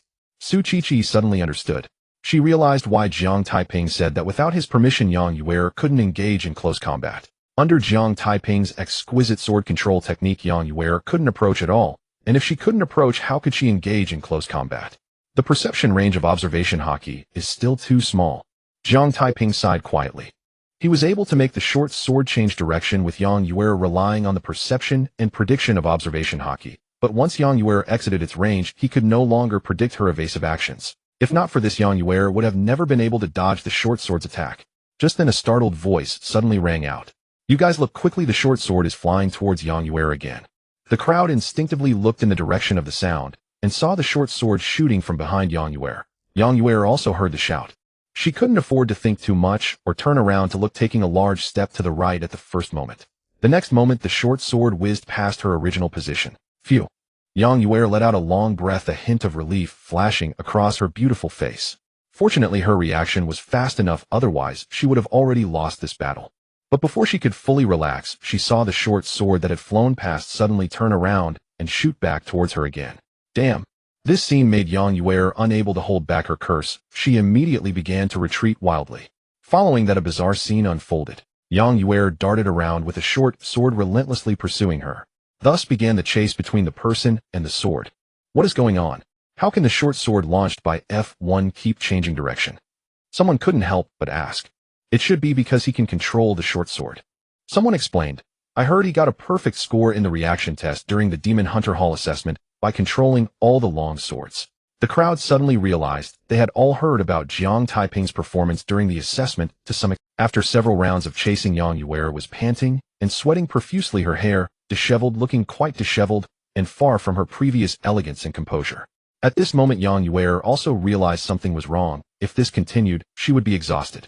Thinking of this, she shouted, F1, is it fun for you to have the short sword chase me? I think it's quite interesting. Jiang Taiping replied, then looked at Tsuchichi and asked, Captain, do you find it interesting? I also think it's quite interesting. Tsuchichi nodded decisively. She couldn't undermine Jiang Taiping's reputation in front of so many people. Moreover, seeing Yang Yuer in such a predicament due to the short sword was indeed quite amusing to her. Yang Yuer's face suddenly turned stiff as she said darkly, What's so interesting about it? It can't hurt me. That may not be the case. Jiang Taiping said with a sly smile. If this continues and you get exhausted, do you think it can hurt you? And when you are exhausted and unable to run, do you think it can hurt you? Yang Yuer's expression suddenly stiffened again. Did this question need to be asked? Obviously not. She provoked, F1, what's so impressive about exhausting me? Why not fight me fair? You make it sound like I'm not fighting you fair and square right now. Jiang Taiping scoffed, then abruptly changed the subject. But you do have a point. Winning by exhausting you does seem a bit unskillful. Taiping, she's trying to provoke you. I don't fall for it. Tsuchichi quickly chimed in. Being able to exhaust her is also a skill, If you can't exhaust her, how come it's her, and not you? Captain, I know what you mean, but I want to leave her speechless. Jiang Taiping smiled as he raised his hand and waved. A short swords shot out in droves. The next moment, the short swords chasing Yang Yuer were no longer one, but as many as nine. 9 short swords surrounded Yang Yuer, trapping her in place and daring her to move. At this moment, a short sword was hovering beside Yang Yuer in every direction. East, southwest, north, southeast, northeast, southwest, northwest, and even one was floating above her head. In this situation, Yang Yuer truly found herself with no way out, no escape. Run, keep running, Jiang Taiping said with a mischievous grin. This girl actually dared to provoke him. Did she really think he couldn't trap her? Yang Yuer felt like crying without tears. The 9 short swords sealed off all her retreat paths. How could she escape? I don't even need weapons yet you're still using them. Oh, what kind of skill is that? Yang Yuer said darkly. If you have the ability, don't use weapons. Oh, let's fight fair and square. The crowd in the square looked at Yang Yuer with speechless expressions. How could you say such a thing, allowing Jiang Taiping to not use weapons while you don't use any yourself? Su Qiqi was grinning mischievously. Yang Yuer must be pushed to her limits, otherwise how could she utter such unreasonable words? Yet no one among her peers could force Yang Yuer into such a position. At least in Nanshan province this was the case. Otherwise, she wouldn't have earned the reputation as the leading figure of the younger generation in Nanshan province. Hey, aren't your demands too much? Jiang Taiping replied speechlessly. You previously didn't allow me to dodge, then you didn't allow me to defend, and now you won't even let me use a weapon. Are you going to make me stand there and let you hit me? Yang Yuer felt quite embarrassed. She didn't want things to be this way, as she knew it was a bit too much. But she had assured the Nanshan province headquarters that she would cancel Jiang Taiping's membership in the Demon Hunter Hall. However, now she was at a disadvantage everywhere, and there was no reason to cancel Jiang Taiping's membership. She could only think of ways to limit him, then defeat him, to find an appropriate reason. I don't even use weapons and you still do. Aren't you ashamed? Yang Yuer argued stubbornly. You not using a weapon is your choice, not that I stopped you from using it. Jiang Taiping countered. Furthermore, does using a weapon even help you? Do you still dare to use it? Yang Yuer wanted to argue further, but didn't know how. Because what Jiang Taiping said was the truth, she realized that weapons were useless against him, and she didn't want him to destroy her arrows, which was why she gave up using weapons. You can continue using weapons. Jiang Taiping continued. I promise not to destroy all your arrows. Yang Yuer's mouth twitched several times. Oh, what kind of guarantee is that? Could she believe him? She could even guarantee that if she continued using her weapons, Jiang Taiping would definitely destroy all her arrows. Are you afraid? Not knowing how to counter, Yang Yuer goaded him. You're trying to provoke me again. Jiang Taiping sighed, suddenly shifting his tone. But since you've said that if I disagree, wouldn't it make others think I'm afraid of you? With these words, Jiang Taiping waved his hand, and the 9 short swords that trapped Yang Yuer flew back to him. Taiping, she is looking for a reason to cancel your membership in the Demon Hunter Hall. Su Qiqi reminded him. Captain, I know. Jiang Taiping put the 9 short swords into his pocket and continued. At this point in the assessment, as long as the people from the Nanshan province headquarters aren't blind, they won't be shouting to cancel my membership in the Demon Hunter Hall anymore. The crowd in the square nodded in agreement. Yang Yuer held the title of the leading figure of the younger generation in Nanshan province. If even she was pushed to such unreasonable behavior by Jiang Taiping, how could the headquarters in Nanshan province continue to shout about canceling his membership? Of course, we cannot rule out that some stubborn old fossils will insist on pretending to be blind. Jiang Taiping continued. So I have to completely shut their mouths, not giving them any excuse to shout about canceling my membership, making it impossible for them to pretend to be blind. F1, well said. F1, I support you. F1, you speak so boldly that it makes my blood boil. The onlookers cheered for Jiang Taiping. Though he only had level cultivation talent, his performance today, Su Qiqi didn't persuade him any further. 1, because what Jiang Taiping said made a lot of sense. 2, because Jiang Taiping spoke with such confidence that she felt there was no need to continue persuading him. Captain, the recording is done. That is evidence to prevent certain people from causing trouble. Jiang Taiping, don't worry, it's all recorded. Su Qiqi nodded and said, but wasn't that last segment edited out pretty well? No need to edit. Jiang Taiping shook his head, looking at Yang Yuer. I want use weapons, come on. He knew that Su Qiqi was worried that his words would provoke the displeasure of those stubborn old fossils at the Nanshan province headquarters, but he dared to say it, so he wasn't afraid of them knowing. Yang Yuer's pretty face turned red and pale. Previously, she had Su Qiqi record to annoy her and to avoid any trouble with Qin Zhan and Su Qiqi when it came to canceling Jiang Taiping's membership.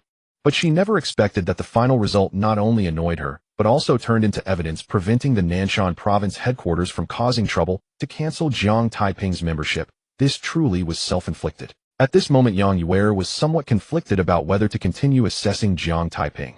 As Jiang Taiping had said at this point in the assessment, as long as the people from the Nanshan province headquarters weren't pretending to be blind or causing trouble, they could no longer shout about canceling Jiang Taiping's membership. However, if it just ended like this, she felt somewhat unwilling.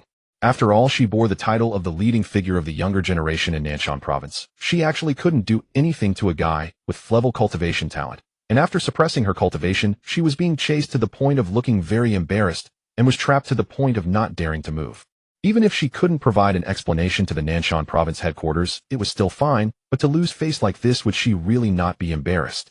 Moreover, Jiang Taiping had destroyed a total of 15 of her arrows, causing her huge losses, but she simply couldn't swallow down that anger without hitting Jiang Taiping. But that wasn't the main point. The main point was that she had already said for Jiang Taiping not to use weapons, and he had agreed. If she were to backtrack now, wouldn't that seem somewhat untrustworthy? Wouldn't it even make people think she was afraid of Jiang Taiping? Seeing that Yang Yuer was silent and still standing still, Jiang Taiping urged, "Hey, I already promised not to use weapons. What are you stalling for?" Upon hearing this, Yang Yuer immediately stopped hesitating. She wanted to hit Jiang Taiping to vent her anger, and by hitting him, she could also explain things better when she returned, so her face wouldn't be so lacking in luster. As for whether she would lose to Jiang Taiping, she had never considered that. Jiang Taiping had only joined the Night Walkers for a short while. How much combat experience could he possibly have? In contrast, she had been with the Night Walkers for several months, experiencing many battles against otherworldly disciples and beasts, including close combat. After running out of arrows, it was not an exaggeration to say her combat experience was rich. She did not believe that Jiang Taiping could defeat her in close combat. Determined, Yang Yuer no longer hesitated. Thud! Yang Yuer stomped her foot heavily on the ground and charged towards Jiang Taiping. Jiang Taiping didn't hesitate either. He strode forward to meet Yang Yuer. F1, go for it. The onlookers cheered for Jiang Taiping. Su Qiqi was somewhat worried. Yang Yuer was a delicate girl. Could Jiang Taiping really go easy on her? Amidst the cheers of the crowd, Jiang Taiping and Yang Yuer quickly encountered each other. Yang Yuer swung her fist towards Jiang Taiping. Jiang Taiping, undeterred, met her punch head-in, clearly intending to clash with Yang Yuer. Had Yang Yuer not had her cultivation sealed to the 9-star grade by Qinzhan, Jiang Taiping would not have dared to fight her head-in. Otherwise, with his current cultivation, he wouldn't stand a chance against a single punch from Yang Yuer. But with Yang Yuer's cultivation sealed at 9-star grade, what was there to fear in a direct confrontation? Moreover, he had not utilized any energy beyond the 9-star grade, so it wouldn't be a fair fight. Bang! In the next moment, a heavy thud echoed suddenly. That was the sound of Jiang Taiping and Yang Yuer's fists colliding. Immediately, both retreated a step simultaneously, then threw their fists at each other again. Following that, a series of dull thuds rang out. In a short span of time, Jiang Taiping and Yang Yuer had exchanged dozens of punches. Each time they clashed, they were evenly matched, with neither gaining an advantage. However, Jiang Taiping's face remained calm, while a hint of anxiety appeared on Yang Yuer's pretty face. She had underestimated Jiang Taiping. His close combat experience was far richer than she had anticipated. Yet that was not the most important aspect. The key was that she had changed her attack angles multiple times, aiming to hit Jiang Taiping and tip the scales of victory in her favor. However, it was as if Jiang Taiping knew exactly what she was planning, always managing to respond one step ahead. This led to her attacks despite her changing angles being in vain. And were it not for her quick reflexes, she would have almost fallen into Jiang Taiping's trap. Bang! Another dull thud sounded as Jiang Taiping and Yang Yuer again retreated a step involuntarily. At this moment, Jiang Taiping suddenly said, "I'm done playing with you." Yang Yuer was puzzled. She did not understand why Jiang Taiping said that. But this was clearly not the time to ponder it, so she did not think much further and swung her fist again towards Jiang Taiping. Jiang Taiping also raised his fist to meet hers as before. But just as their fists were about to collide, Jiang Taiping's fist suddenly changed direction, evading Yang Yuer's punch, then transforming into a claw, swiftly grabbing hold of Yang Yuer's wrist. Following that, Jiang Taiping stepped forward with his right foot, then suddenly spun around, executing a shoulder throw, causing Yang Yuer to lose control and fly over his head, crashing towards the ground. Bang! With a heavy thud, Yang Yuer crashed down onto the ground. A cry of pain escaped Yang Yuer's lips immediately after. The onlookers couldn't help but flinch. They weren't Yang Yuer, so they didn't know how much it hurt to fall, but just watching it made them feel pain.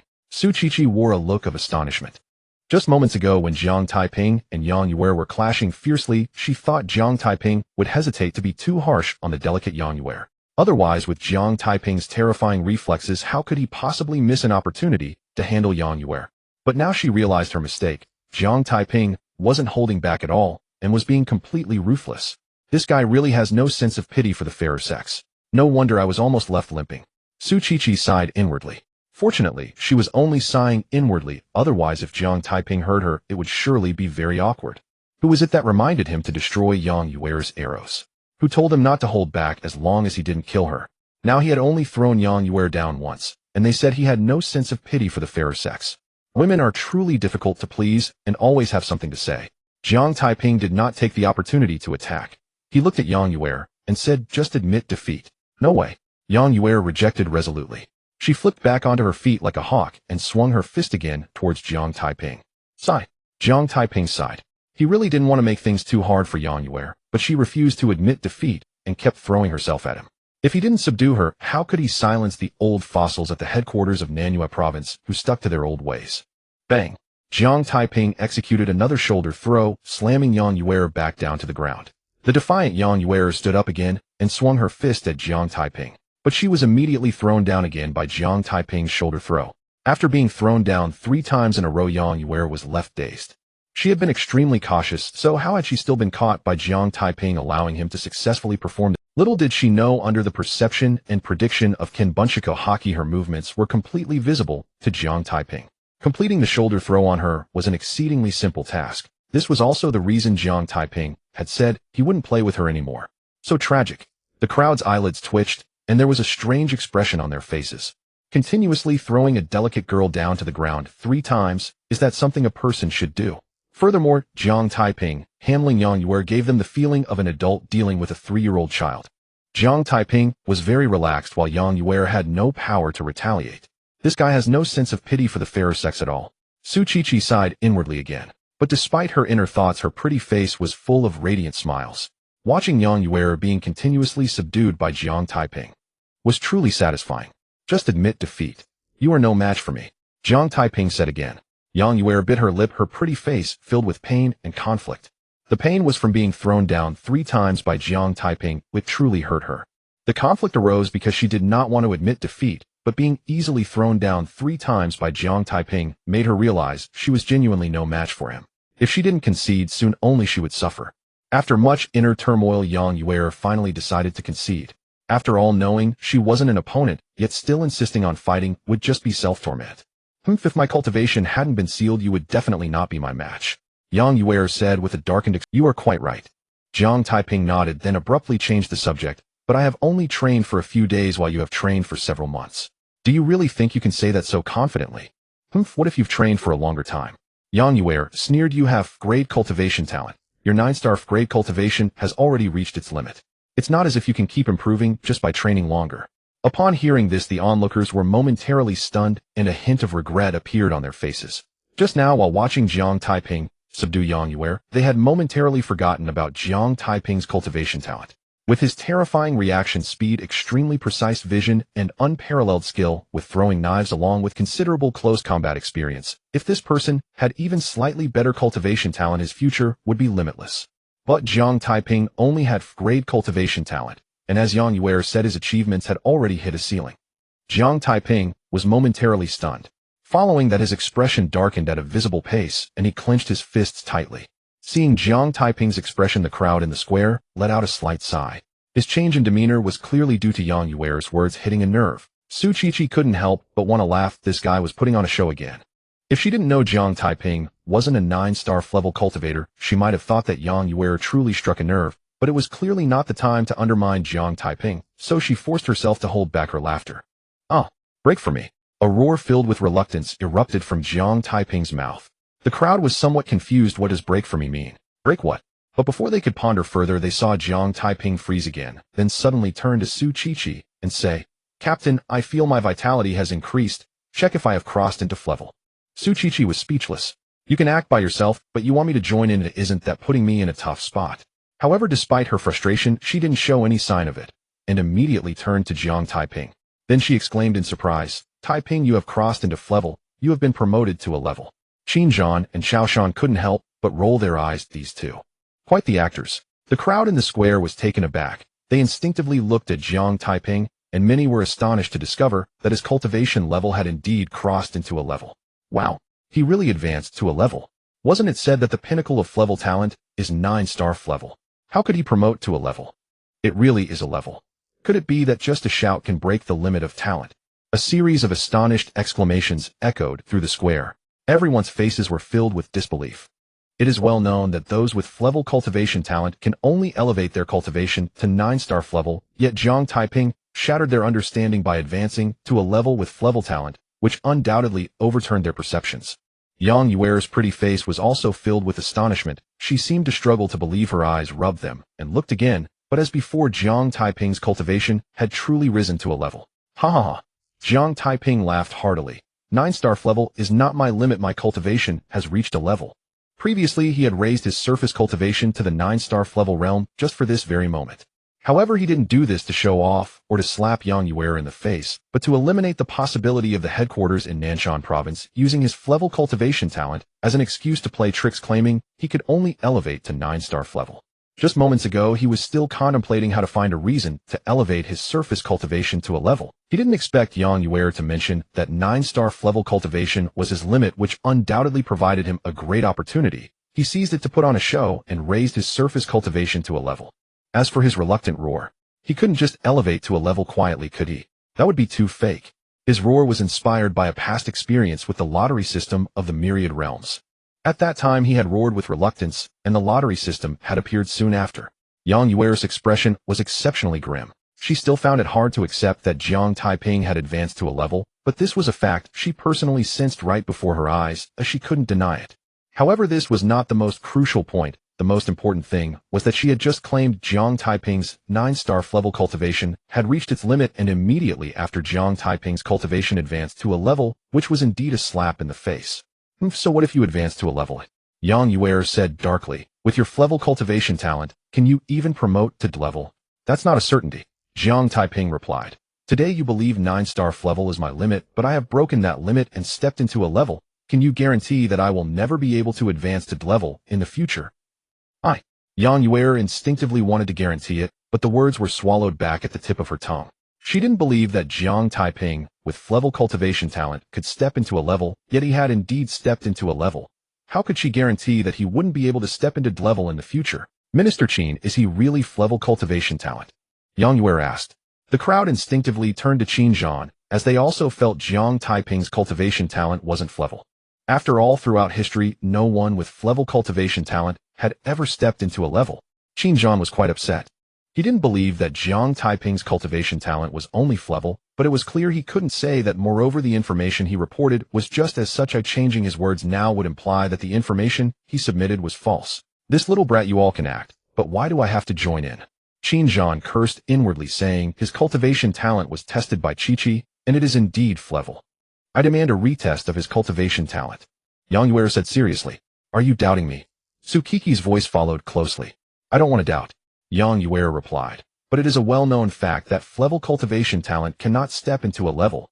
How could he possibly break this fact and advance to a level with level cultivation talent?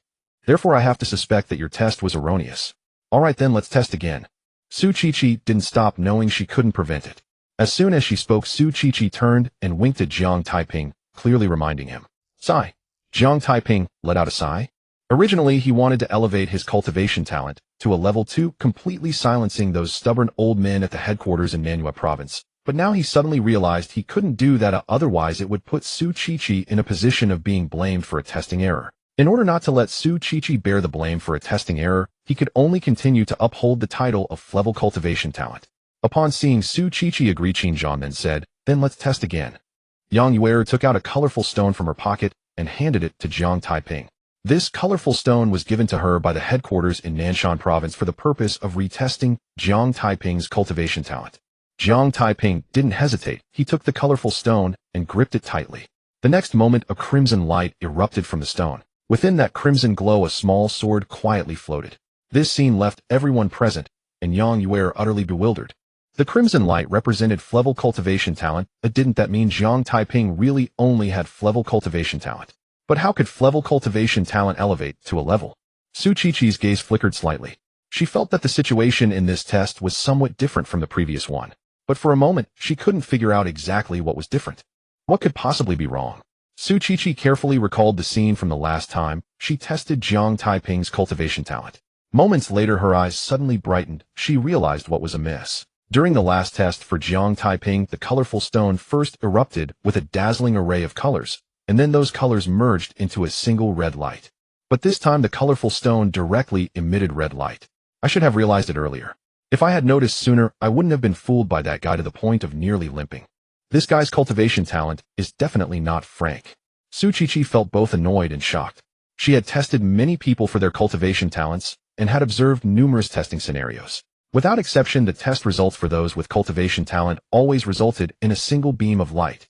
The situation where Jiang Taiping erupted with colorful light during his first test had never occurred before. She didn't know what it meant for the colorful stone to emit a rainbow of colors, but she was certain Jiang Taiping had used some means to deceive the detection of the colorful stone, and she was also sure that his cultivation talent was not frank. Having confirmed this, Su Qiqi shot Jiang Taiping a fierce glare. That bastard had fooled her terribly. Noticing Su Qiqi's glare, Jiang Taiping felt somewhat speechless. You were winking at me, weren't you, trying to get me to continue bearing the title of frank cultivation talent? Now that I've done as you said, why are you glaring at me? However, what he didn't realize was that Su Qiqi was glaring at him because she had discovered something was wrong. How is this possible? Yang Yuer murmured to herself, still unable to accept that Jiang Taiping had advanced from frank to a rank cultivation talent. What's impossible?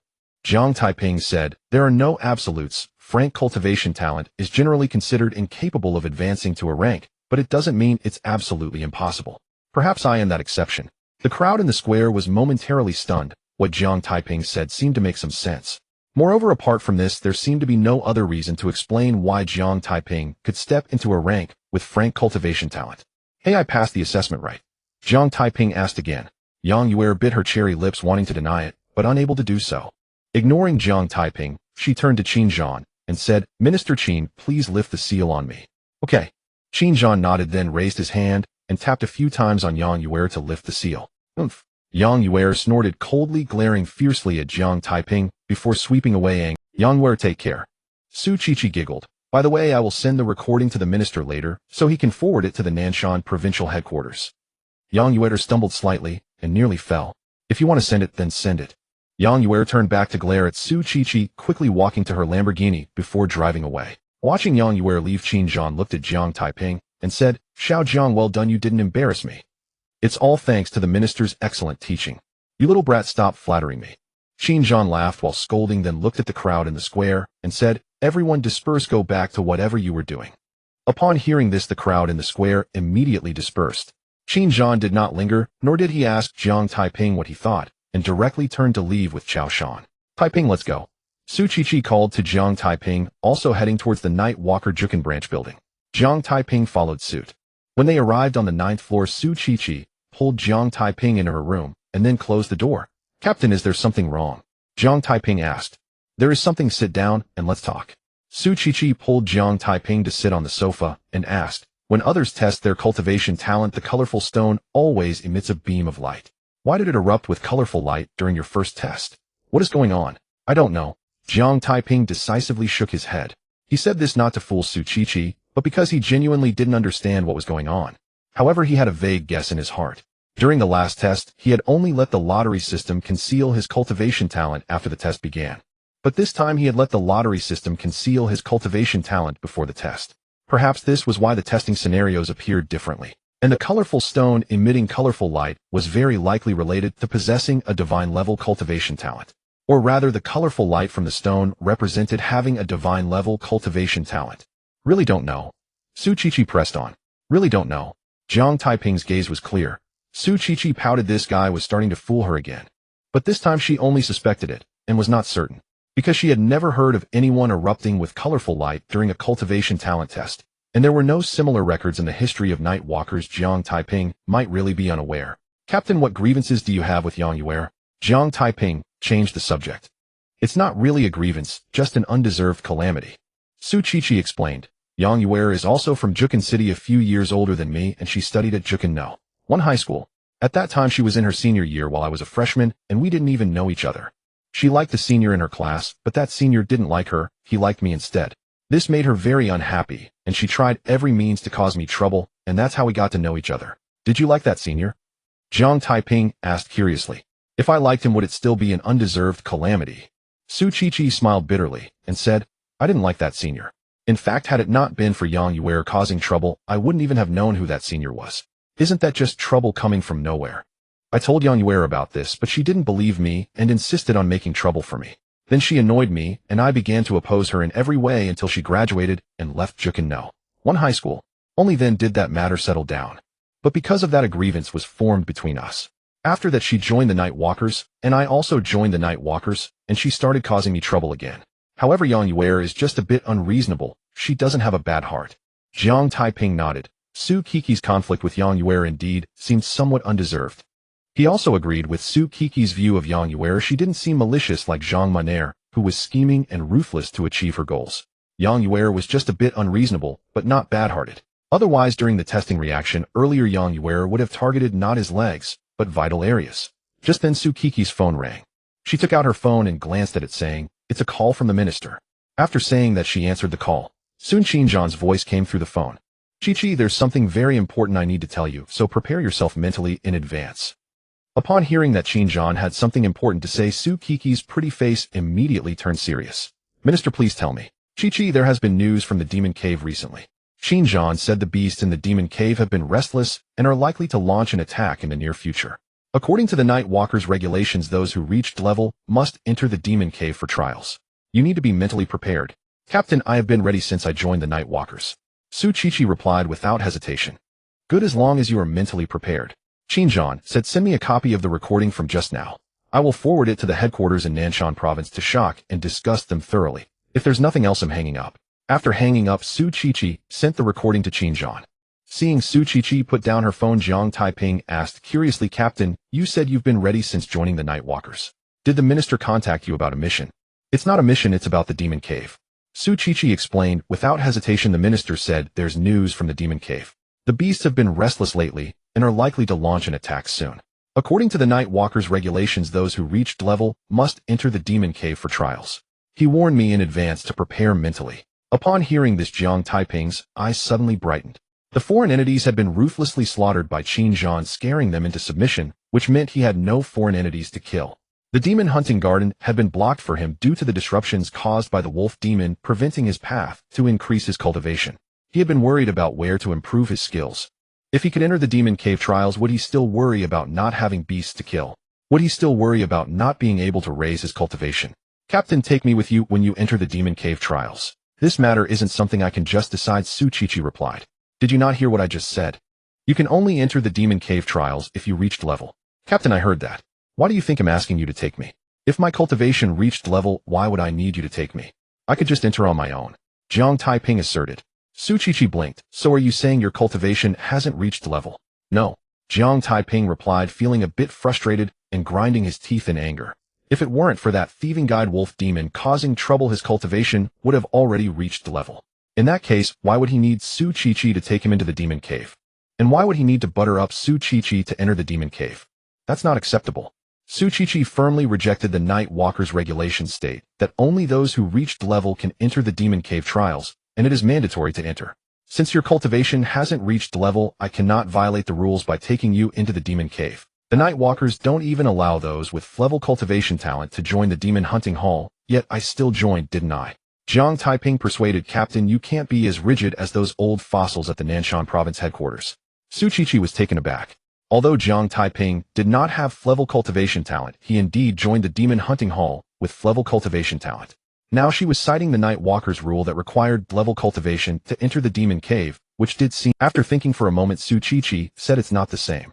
Joining the Demon Hunting Hall carries risks, but they are manageable. The risks of entering the Demon Cave, however, are much greater.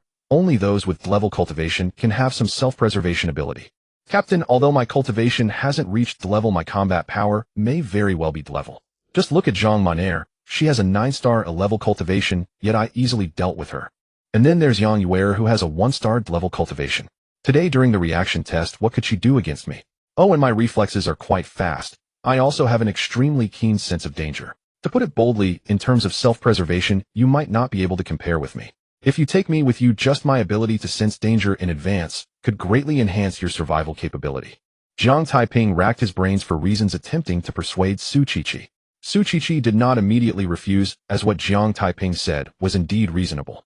After further thought, Su Qiqi said, Taiping, what you said makes a lot of sense, but whether I can take you into the demon cave trials isn't up to me. It requires the minister's approval. How about we go find the minister and discuss this matter? Jiang Taiping was somewhat tempted, but after thinking it over he dismissed the idea. Captain, there are only signs of the beasts preparing to attack. They haven't actually attacked yet. When they do attack, we can enter the demon cave trials, and then inform the minister. Why is that? Isn't it better to mention it in advance? Su Qiqi asked, puzzled. Jiang Taiping hesitated for a moment, and said, Captain, what I am about to say you must not tell anyone. Okay, I promise not to tell anyone. Su Qiqi assured without hesitation. She felt a bit smug inside. Jiang Taiping's words clearly indicated he wanted to share some secrets with her, and Jiang Taiping's willingness to confide in her was a sign of his trust. Captain, I am at 9-star level cultivation, and I am not far from level. Jiang Taiping said, perhaps I can advance to level before entering the demon cave. In that case, there would be no need for further discussion, and neither you nor the minister would have to bear the risk of violating the regulations by allowing me to enter the demon cave. That's true. Let's wait for the beasts to launch an attack before discussing it. Su Qiqi nodded, feeling cool. When Jiang Taiping was fiercely attacking the foreign entities with a brick, she sensed the fluctuations of blood energy within Jiang Taiping. At that time, she did not sense any blood energy on him, and the fact that the foreign entities were unprepared for Jiang Taiping confirmed that her perception was accurate. This meant that Jiang Taiping was still an ordinary person at that time. And that was only a few days ago. Jiang Taiping's cultivation had actually risen to 9-star level. To raise his cultivation to 9-star level in just a few days. What a terrifying speed of cultivation. Despite being shocked, Su Qiqi did not take the opportunity to ask Jiang Taiping why his cultivation speed was so fast, nor did she inquire about the level of his cultivation talent. It wasn't that she wasn't curious, she just didn't want to put Jiang Taiping in a difficult position. Moreover, Jiang Taiping had already revealed part of his secret to her. With this opening, Jiang Taiping would eventually share more secrets. There was no need for her to press further, she just needed to wait patiently. Captain, do you have any plans today? Jiang Taiping changed the subject. Nothing much. Do you have something on your mind? Su Qiqi asked. Well, I have a few things to take care of. Jiang Taiping said, I've been wanting to buy a house for a while, and now that the issue of the Nanshan province headquarters wanting to cancel my membership in the demon hunting hall has been resolved, I have some money. It's time to buy a house. Will you accompany me? Let's go. Su Qiqi responded without hesitation, agreeing decisively. She was well aware of Jiang Taiping's obsession with buying a house. After seeing the environment of Jiang Taiping's home, she also understood his fixation on purchasing a property. Coupled with the fact that Jiang Taiping had passed Yang Yuer's assessment today and successfully retained his status as a member of the demon hunting hall, she had anticipated that what he mentioned was likely related to buying a house. Her judgment proved absolutely correct. With those words, Su Qiqi stood up and walked toward the door with Jiang Taiping, following closely behind. Taking the elevator to the underground garage, Su Qiqi drove the car and left the Jiuan branch with Jiang Taiping. Taiping, what kind of house do you want to buy? Su Qiqi asked. Captain, to be honest, I've never really thought about it. Jiang Taiping smiled bitterly.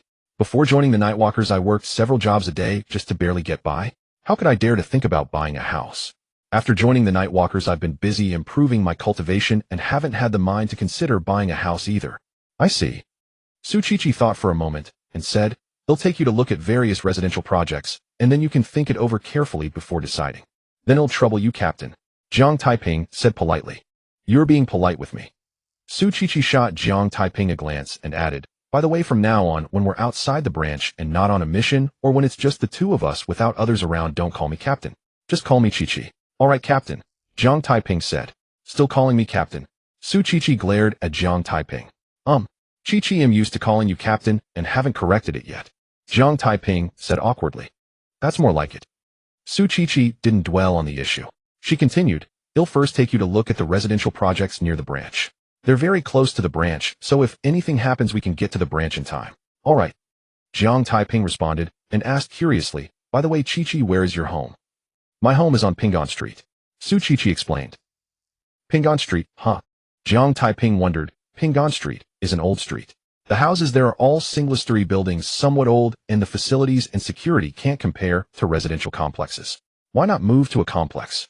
I'm reluctant to leave. Su Qiqi explained, my parents have lived there for decades, surrounded by neighbors they've known for years. They enjoy visiting, chatting, and playing chess.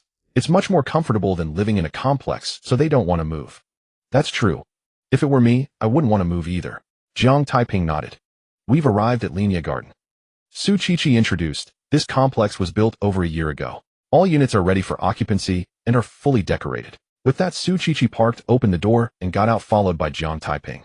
Arriving at the Linia Garden sales office, a woman dressed in a professional suit approached them. "Welcome to the Linia Garden sales office." The woman said warmly, "Sir, miss, what type of layout are you in? Let me introduce you. What types of layouts do you have?" Jiang Taiping asked. "We have layouts with 2 bedrooms, 2 living rooms, and 1 bathroom. 3 bedrooms, 2 living rooms, and 1 bathroom. 3 bedrooms, 2 living rooms, and 2 bathrooms, and 4 bedrooms, 2 living rooms, and 2 bathrooms. Regardless of the layout, all units are north-south transparent with excellent lighting and ventilation." The woman introduced. Jiang Taiping thought for a moment and said, "Please show us the layout with 2 bedrooms, 2 living rooms, and 1 bathroom." "Alright, since Linia Garden has re-added Tukipi units, it'll take you to see an actual unit." With that, the woman walked ahead, and Jiang Taiping and Su Qiqi followed. Soon, under the woman's guidance, they arrived inside a unit. "Sir, miss," the woman introduced, "our units are all fully decorated with excellent lighting and ventilation. They come fully furnished with appliances and furniture ready for immediate move-in. If you're not satisfied with the appliances or furniture, you can exchange them. But most importantly, Linia Garden is very close to the Nightwalker Jiuan branch. If any issues arise, members of the Nightwalker Jiuan branch can arrive in no time, so safety is absolutely guaranteed." Jiang Taiping suddenly understood. He had been wondering why the complex was called Linia Garden. It turned out it was because it was close to the Nightwalker Jiuan branch. "Are you two buying a house for marriage?" the woman asked. Jiang Taiping and Su Qiqi blushed bright red. They were only 18 and still in school. "What marriage?" Jiang Taiping wanted to explain, but seeing that Su Qiqi didn't intend to clarify, he swallowed the words that had reached his lips. "How big is this unit? What's the price per square meter?" Jiang Taiping asked. "Sir, the layout with 2 bedrooms, 2 living rooms, and 1 bathroom is 88 square meters." The woman explained. "The price per square meter ranges from 5,000 to 5,500 yuan, depending on the floor. For a full payment, the total cost for all procedures would be between 4.5 million and 5 million yuan." Jiang Taiping was stunned. At least 5,000 per square meter and at least 4.5 million for a unit. That was too expensive. As if knowing what Jiang Taiping was thinking, the woman said, "Sir, the prices at Linia Garden are a bit higher than other complexes, but Linia Garden is the safest complex in Jiuan City, and safety is priceless." Jiang Taiping subtly curled his lips. The safety the woman mentioned might be appealing to others, but it held no appeal for him. Because he was a member of the Nightwalkers. If something happened in the complex, he would be the first to rush to the front. Protecting himself while paying for that protection, wasn't that just being a fool? The complex environment is quite nice and the layout is good, but the price is too high. Jiang Taiping side looked at Su Qiqi and said, "Qiqi, let's go check out other places." "Alright." Su Qiqi nodded, and the two walked toward the door. Leaving Linia Garden, Su Qiqi took Jiang Taiping to look at other residential projects. They spent the whole day visiting over a dozen residential projects around the Jiuan branch. Each time Jiang Taiping asked to see the smallest layout.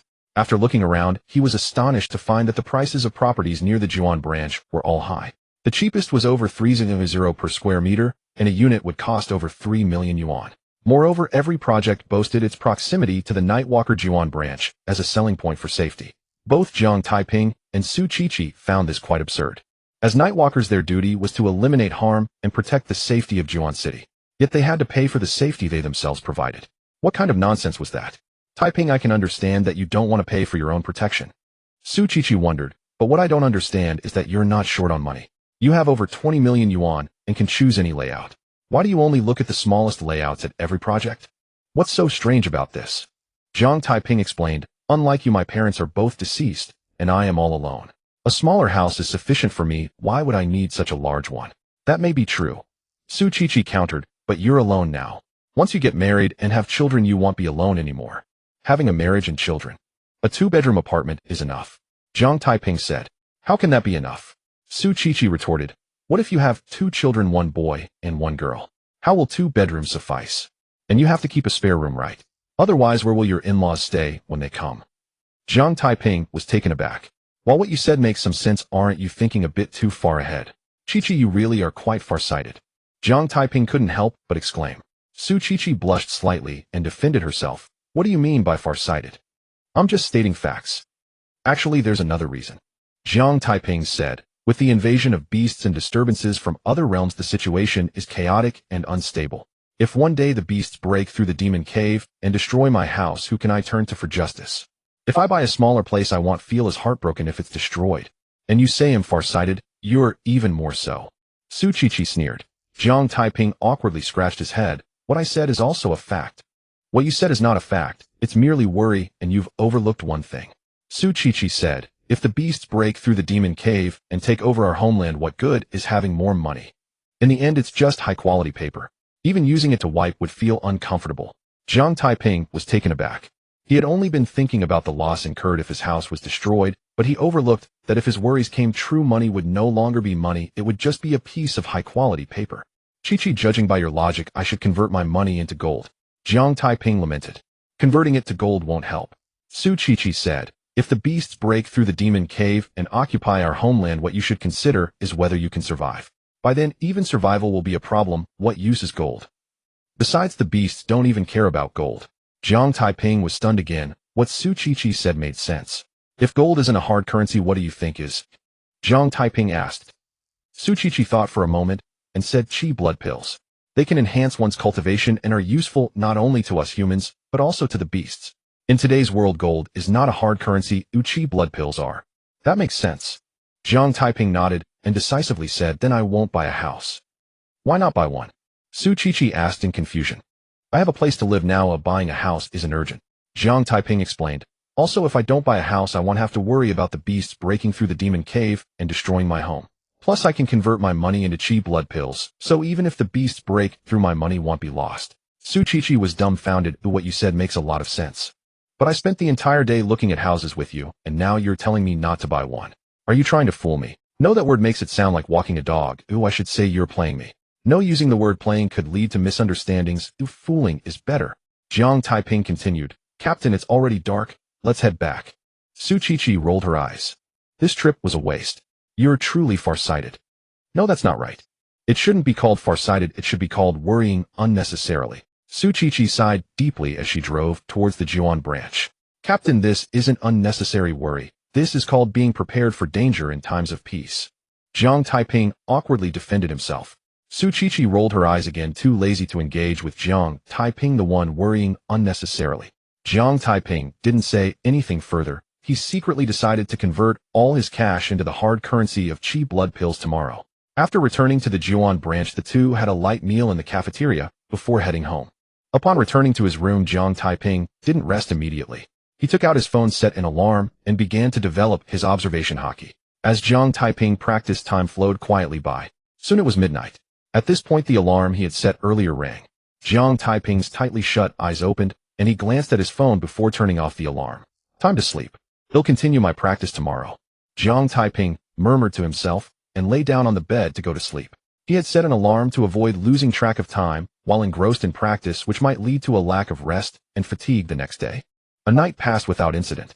The next morning, Jiang Taiping was awakened by the ringing of his phone. Who is it? Calling so early and disturbing my sweet dreams. Jiang Taiping mumbled as he picked up his phone from the bedside and glanced at it. The call was from his desk mate Chen Xian, and he answered it. Immediately, a sad voice came through the phone. Jiang Taiping, my idol is gone. Jiang Taiping was a bit confused. What do you mean your idol is gone? Why are you telling me this? He said impatiently. You have so many idols and you add a few every day. If one is gone, it's just gone. Out with the old, in with the new. By tomorrow, you'll have a new idol. Don't be sad. No, that's not it. Chen Xian said, my only idol right now is Spider-Man, but my idol is gone. Jiang Taiping was even more confused. Isn't Spider-Man him? He's perfectly fine. How could he be gone? You must be cursing me. Jiang Taiping instinctively cursed, but before he finished his sentence, he realized something was wrong and quickly changed his tone. Chen Xian, you need to clarify what you mean by your idol is gone. He'll send you a video and you'll know. Chen Xian replied. After hanging up, it wasn't long before Jiang Taiping received a video on his phone. He clicked on the video and sat up in shock. In the video, a person dressed as Spider-Man was wildly attacking someone with a large knife, leaving the person, who appeared to be a student from Jiuan High School, bloodied and battered. Soon the call was connected. Jiang Taiping asked in a deep voice, Chen Xian, when did this happen? This morning in a small alley east of the school. Chen Xian said sadly, in my heart Spider-Man embodies justice, but now he has turned into the embodiment of a demon. Chen Xian, I said you're usually quite clever, how come you're blind this time? Jiang Taiping said irritably, open your eyes and take a good look, isn't that person Spider-Man? Ah! Chen Xian exclaimed, nervous. Jiang Taiping, are you saying that person is not Spider-Man? No. Jiang Taiping reminded, don't you have a photo of Spider-Man? Compare yourself with the person in the video. Have you ever seen Spider-Man wielding a big knife? Also, Spider-Man's suit doesn't have a zipper. You can't even spot this, and you still have the audacity to say Spider-Man is your idol. I really feel sorry for Spider-Man. Beep beep beep. Before Jiang Taiping could finish his words, the call was hung up. Clearly Chen Xian was in a hurry to compare. Damn it. I finally praised myself with a guilty conscience, and you actually hung up on me. Jiang Taiping was fuming. He rolled out of bed, quickly washed up, and rushed out the door. Just as he burst out, he ran into Su Qiqi. Taiping. Su Qiqi wanted to say something, but before she could say a word, Jiang Taiping's voice interrupted her. Captain, I need to step out for a moment. As Jiang Taiping spoke, he was running towards the elevator at an incredible speed. Su Qiqi was taken aback. She had urgent matters too. In the next moment, she seemed to think of something, looked down at the video of Spider-Man committing murder on her phone, and then suddenly turned to look at the elevator, but at that moment Jiang Taiping had already entered the elevator, and it had begun to descend. Could he be in such a rush because of Spider-Man's murder? A thought flashed through Su Qiqi's mind, and then she rushed towards the elevator. At the same time, she called Jiang Taiping, but the call went unanswered. Arriving at the first floor, Jiang Taiping quickly exited the Jiuan branch, then found a deserted spot, took out the Emperor's steed and helmet, and rode at full speed towards Jiuan No. 1 High School. In just a few minutes, Jiang Taiping arrived near Jiuan No. 1 High School. He found an unoccupied place, stored the Emperor's steed back in the system warehouse, then took out a set of Jiuan No. 1 High School uniform from the warehouse, and started wandering around the alley east of Jiuan No. 1 High School. Lottery universe system conceal all the fluctuations of my chi and blood. Jiang Taiping was very angry, but he did not let his anger cloud his judgment. He hurried here and changed into the school uniform to find the person impersonating Spider-Man or to bait them out, so he had to disguise himself as an ordinary person lest the impersonator detect the fluctuations of his chi and blood and dare not appear. At the same time, he fully unleashed his observation haki, conducting a carpet search for the aura of otherworldly beasts in the vicinity. The person impersonating Spider-Man must be an otherworldly traveler, and all otherworldly travelers exude the aura of otherworldly beasts. After last night's training, the range of perception of his observation haki had increased to 70 meters, a distance sufficient to determine whether there are otherworldly beast auras nearby as he walked through the alley. Damn it, how dare you impersonate me to commit evil? How dare you dump the blame on me? You better pray that I don't find you, otherwise I will beat you to a pulp. Jiang Taiping was very angry. At this moment, he was not thinking about killing the impersonator to enhance his cultivation and obtain a lottery card, but rather to vindicate Spider-Man, who otherwise, with Spider-Man's reputation tarnished, how could he continue to act in the name of Spider-Man? Having passed through several alleys, Jiang Taiping found no signs of otherworldly beasts around. Jiang Taiping was not discouraged at all. Today, even if he doesn't eat, drink, or sleep, he must drag out the impersonator. As he passed through another alley, Jiang Taiping saw a bloodstain in the alley. Jiang Taiping instinctively wanted to take out his phone to compare and see if this was the crime scene in the video. But he searched all over his body and couldn't find his phone. Then he remembered that in his haste, he had left it on the bed. After thinking carefully, Jiang Taiping looked around. He remembered that there were several big characters written on the walls around the alley in the video. Soon he found several big characters on the surrounding walls and confirmed that this was indeed the crime scene in the video. Just then a sharp voice suddenly rang out from behind him. Stop right there, the person in front, squat down and cover your head. Jiang Taiping was taken aback. The tone sounded like that of a night walker. It should be noted that when he encountered the otherworldly traveler in the abandoned factory, Su Qiqi had shouted like this to lure people to join. Moreover, this voice sounded somewhat familiar, as if he had heard it somewhere before. Jiang Taiping instinctively turned around and saw a person in a night walker combat suit rushing over. B358. Jiang Taiping suddenly realized why he found the voice somewhat familiar. F1. Zhao Lijuan was also startled. She wondered, F1, what are you doing here? I heard something happened here, so I came to take a look. Jiang Taiping casually explained, and asked B358, what are you doing here? I was ordered to come here to investigate. Zhao Lijuan explained. I see. Jiang Taiping asked again, have you found anything? Nothing, I just arrived here. Zhao Lijuan asked in return, have you found anything? No, I just got here too.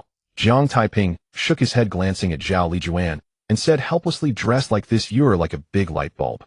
That scoundrel will definitely hide when he sees you. How can we investigate? Zhao Lijuan was taken aback. What Jiang Taiping said seemed very reasonable. I was careless. Zhao Lijuan said awkwardly, you'll go back to the car and change my clothes. As soon as she finished speaking, Zhao Lijuan turned to leave. Watching Zhao Lijuan leave, Jiang Taiping continued to search in the alley. When he reached the end of the alley, he suddenly froze, then abruptly turned to look at the nearby house. Just now, an otherworldly beast's aura appeared in the perception of his observation haki, and that aura was in the house next to him. Moreover, through his observation hockey, he sensed that the owner of that aura was wearing a fake Spider-Man suit. Finally found you. A fierce look appeared on Jiang Taiping's face. How dare you impersonate me to commit evil today? I will definitely beat you to a pulp. However, he did not rush into the house immediately, but stood at the door appearing to ponder. In the perception of his observation hockey, there was not only the otherworldly traveler impersonating him in the house, but also a middle-aged couple. If he rushed in like that, it could very likely cause the otherworldly traveler to act in desperation and kill them. Damn it! To kill someone and not run away, but instead to take hostages and make someone else's wife cook for you. What a bold heart. But this is good, but if you had run away, how would I find you? Jiang Taiping cursed silently. With the perception of observation hockey, he could clearly see the otherworldly intruder impersonating Spider-Man, holding a middle-aged man hostage, while the man's wife trembled in the kitchen cooking. How could she have the mood to cook when she was being held hostage? So there was only one explanation: the otherworldly intruder forced the middle-aged man's wife to cook. Standing at the door, Jiang Taiping thought for a moment, and suddenly his eyes brightened. He had come up with a plan. Bang! Bang! Bang! Jiang Taiping knocked on the door, shouting loudly, "Uncle, and we have no eggs at home. My mom sent me here to borrow a few eggs, and he'll return them as soon as we buy more." Inside the house, the otherworldly intruder dressed as Spider-Man froze momentarily and muttered, "What's going on? We have no eggs, I came to borrow some." The middle-aged man stuttered. The otherworldly intruder frowned, pushing the middle-aged man towards the door. At this moment, Jiang Taiping's voice rang out again. "Uncle, hurry and open the door. I'm in a rush to go to school. Shut up, or I'll kill you." The intruder threatened the middle-aged man as they reached the door. He looked through the peephole and saw that the person outside looked to be around 17 or 18 years old, wearing the uniform of Juan No. 1 middle school, and he sensed no fluctuation of chi from the person outside. Phew. The otherworldly intruder let out a sigh of relief. He had been overly cautious. He pushed the middle-aged man back into the living room and looked at the middle-aged woman cooking in the kitchen, whispering, "Get a few eggs for him and let him get lost quickly. I warn you, don't speak or try to run, or I'll kill your husband." The middle-aged woman nodded in fear, trembling as she walked toward the door with a few eggs. When she opened the door, she was stunned to see yet another Spider-Man. Indeed, Jiang Taiping had already donned the Spider-Man costume. With the perception of observation hockey, he had everything under control. As the otherworldly intruder retreated to the living room, Jiang Taiping put on the Spider-Man outfit, while the middle-aged woman approached with the eggs. "And thank you. I'll return them as soon as my mom buys more," Jiang Taiping said with a smile. As he spoke, he waved his hand, and the divine talisman shot out from his palm. At the same time, he squeezed past the middle-aged woman and dashed toward the living room. In an instant, the divine talisman flew into the living room.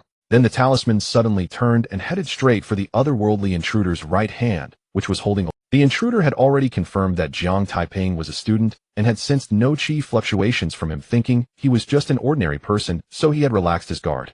Moreover, to avoid being seen by Jiang Taiping, he hid in the living room and had not noticed Jiang Taiping's small movements.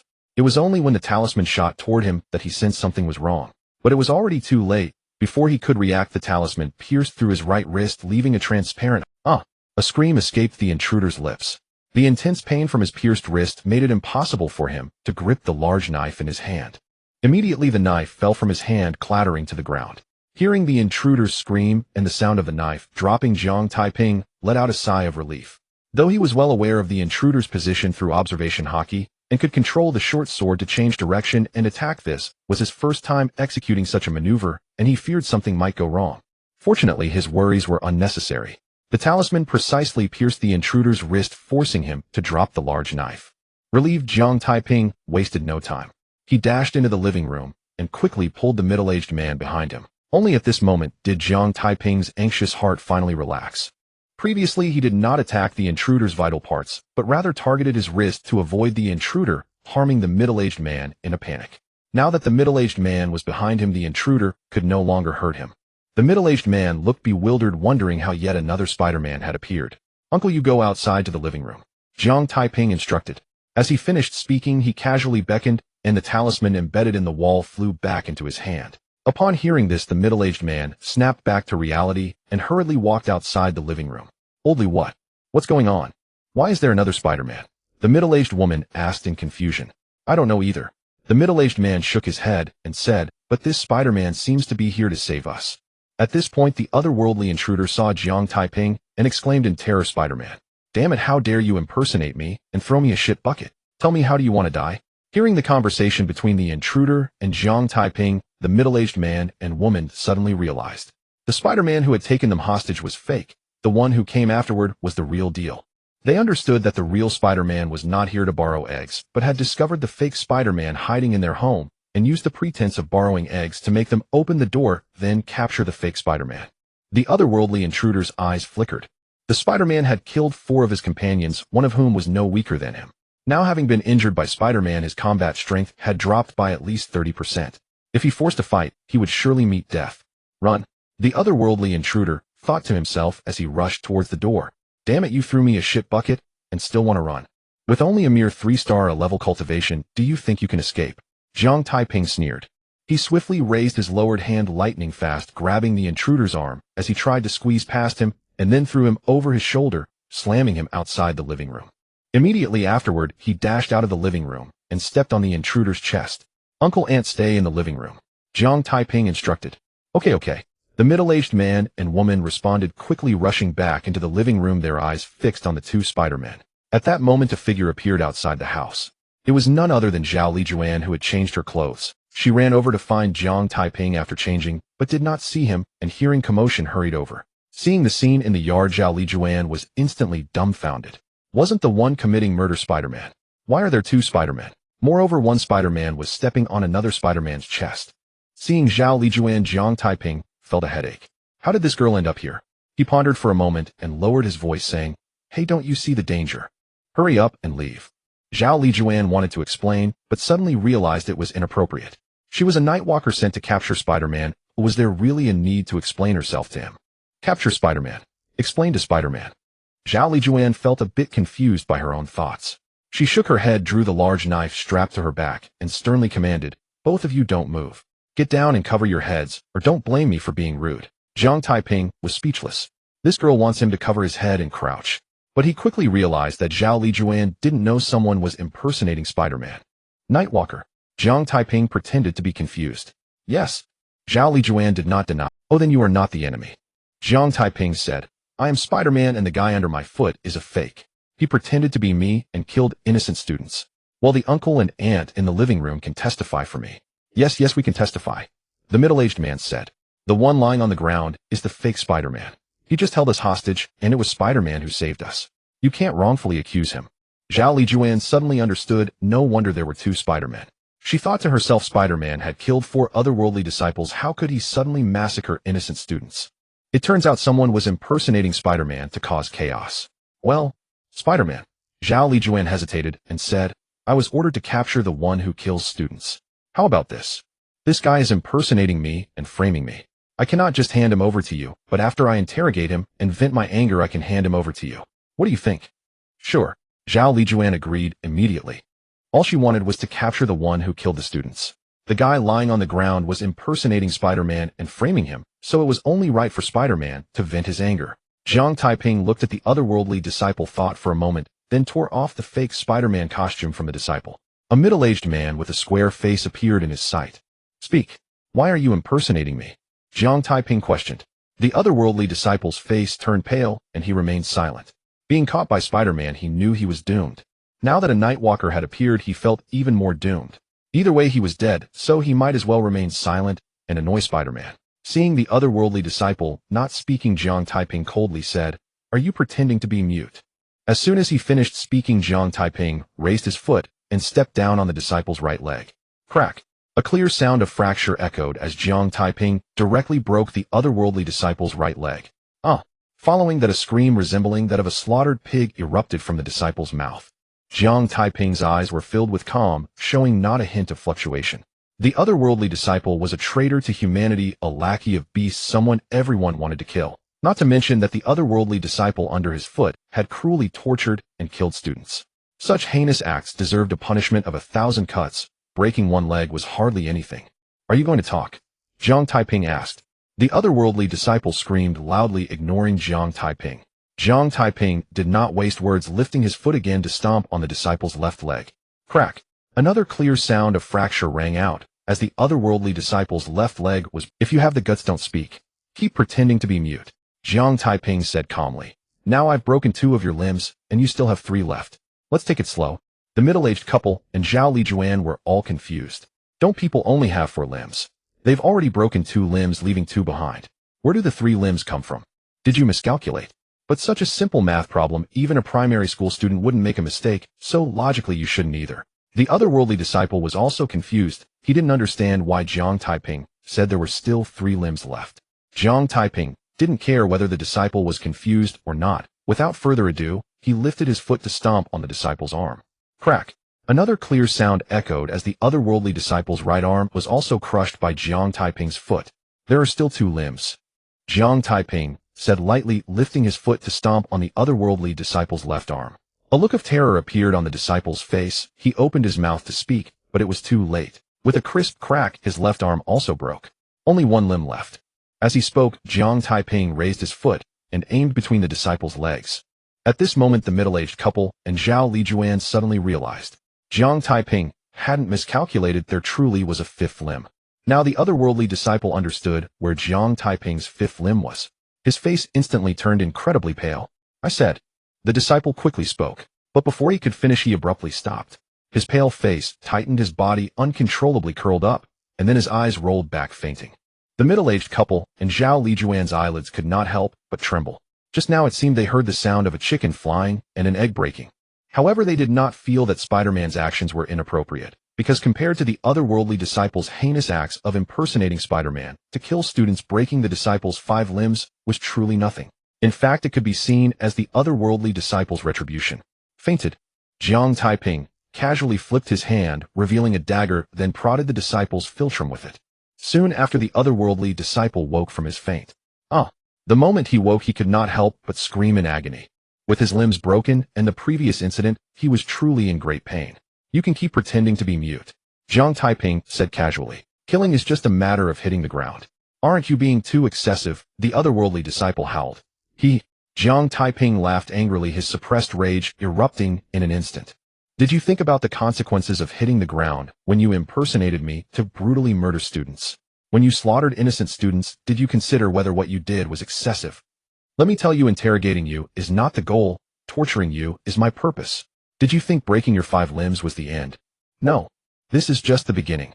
Next, I will make you experience what it means to suffer 1,000 cuts. I will return 100-fold for the injuries inflicted on that student.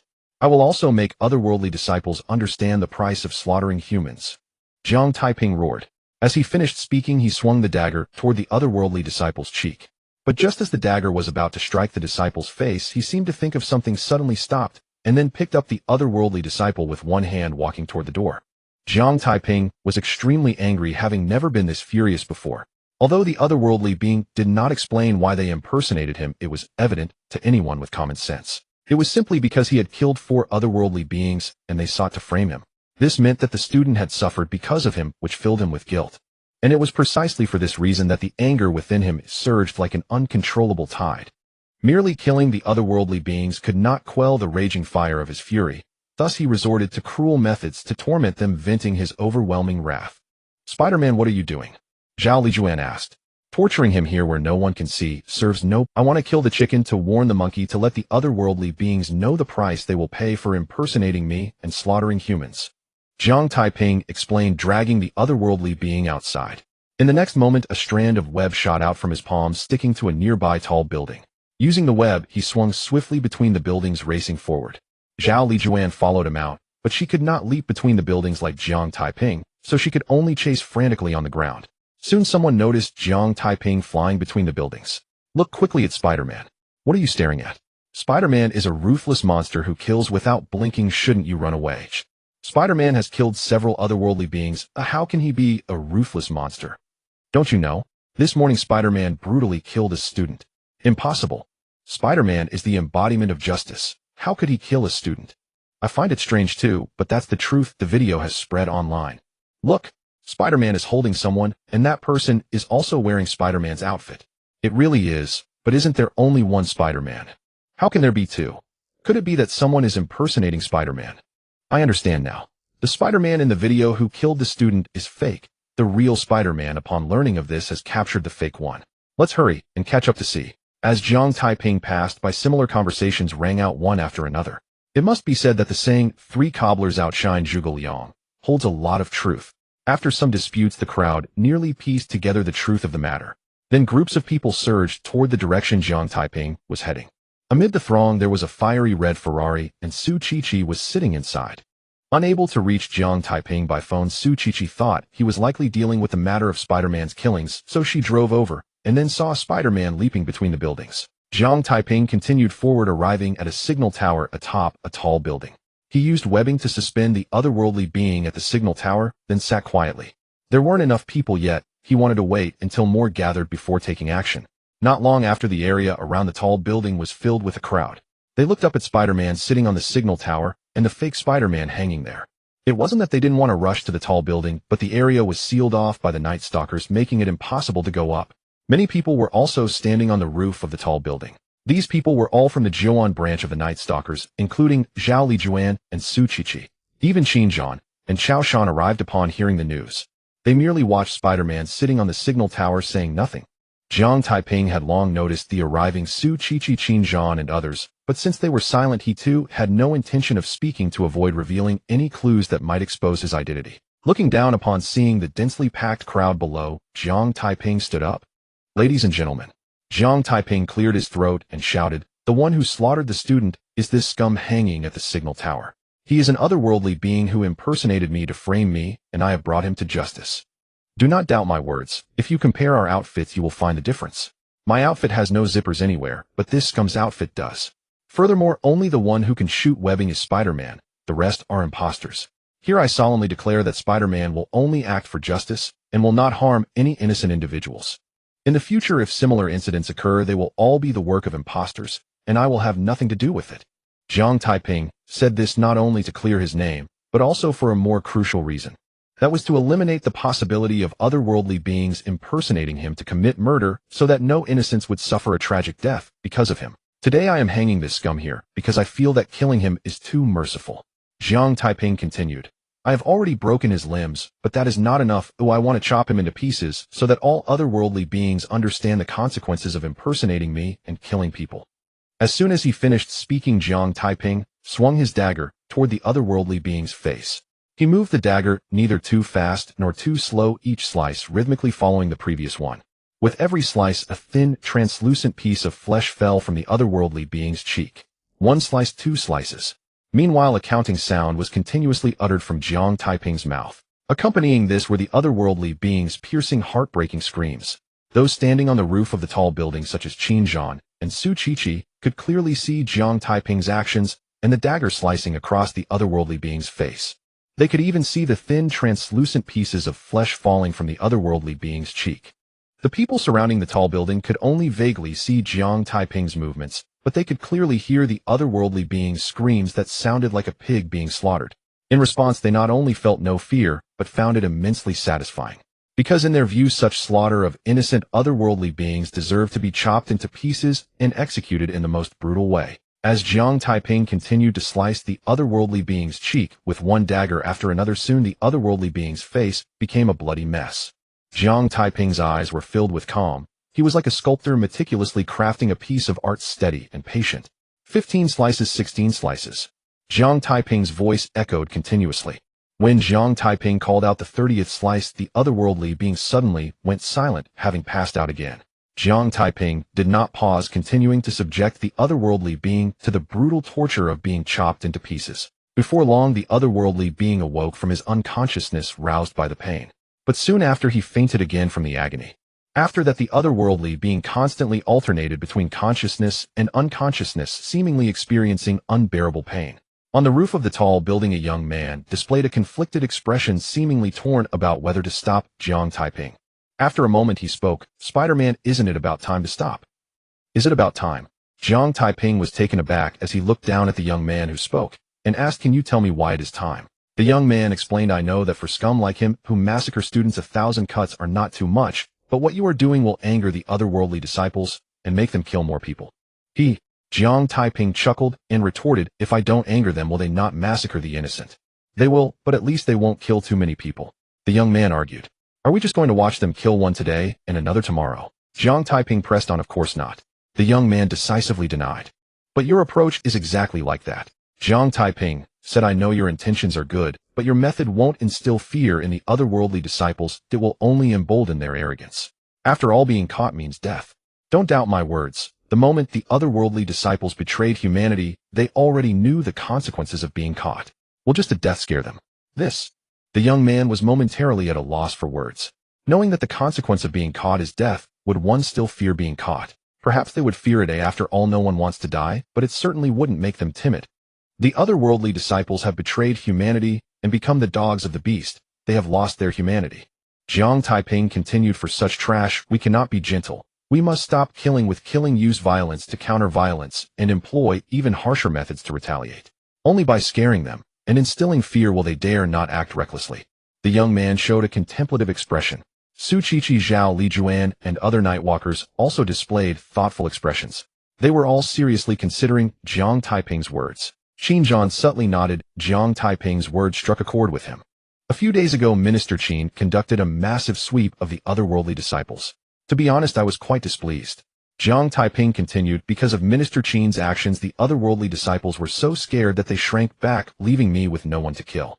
But I have to admit that with Minister Qin's actions, the otherworldly disciples have been much quieter these days. This is the result of stopping killing with killing and countering violence with violence, making the otherworldly disciples fear death and become timid. Qin Zhan was left speechless. Can you finish your sentence in one breath? He almost thought he had made a mistake. Su Qiqi, Zhao Lijuan, and others all nodded in deep agreement, clearly acknowledging what Jiang Taiping said. The young man showed a look of shame and awkwardly said, I'm sorry, I misspoke. No worries. After all, your intentions were good, but you just thought incorrectly. Jiang Taiping shook his head dismissively. However, what he didn't know was that his words today would later create an unknown number of killing gods that would strike fear into the otherworldly disciples and beasts, and even his words would become a famous saying among the Nightwalkers. Jiang Taiping didn't say much more and continued to inflict the cruel torture of 1,000 cuts on the otherworldly disciple. The otherworldly disciple once again writhed in pain, but eventually fell completely silent. He could not withstand the torment and died. Jiang Taiping was well aware that the otherworldly disciple was dead, for at the moment of his death he received a notification from the lottery system of the Myriad realms, but he had no intention of stopping and continued to inflict the cruel torture of 1,000 cuts on the otherworldly disciple. He wanted the otherworldly disciple to understand that falling into his hands death was the simplest outcome, and even in death they would still be tormented. After spending more than an hour, Jiang Taiping delivered the final cut among 1,000. At this moment, the otherworldly disciple had become a bloody mess. Not just on his face, but also on his body, arms, and legs. Cruel, isn't it? Very cruel. Jiang Taiping was fully aware of this. But to prevent the otherworldly disciples from disguising as him to harm more people, he had no choice but to do this. Tormenting the otherworldly disciple was not his goal. His goal was to kill the chicken, to warn the monkey, and to caution the otherworldly disciples. 1,000 cuts, not one more, not one less. Jiang Taiping shouted, you scum of the otherworldly disciples, if you want revenge, come at me. If you dare to harm others, you better pray that I don't find you, or I will make you wish for death. This scum is your cautionary tale. As his voice fell, Jiang Taiping did not linger and used spider silk to swing away into the distance. Spider-Man, can you join the Nightwalkers? Qin Zhan invited. Spider-Man's treatment of the otherworldly disciples resonated with him. He really wanted to recruit Spider-Man into the Nightwalkers. However, he did not know that Spider-Man had already joined the Nightwalkers and was even under his command. I appreciate Minister Qin's kind offer, but I'm used to being free and prefer to act independently. Jiang Taiping's voice came from afar. In an instant, he vanished from everyone's sight. Spider-Man! Spider-Man! Spider-Man! Cheers erupted around the high-rise. These cheers came from the mouths of the onlookers. They did not feel that Spider-Man's 1,000 cuts on the otherworldly disciples were too cruel. In fact, they found it quite satisfying.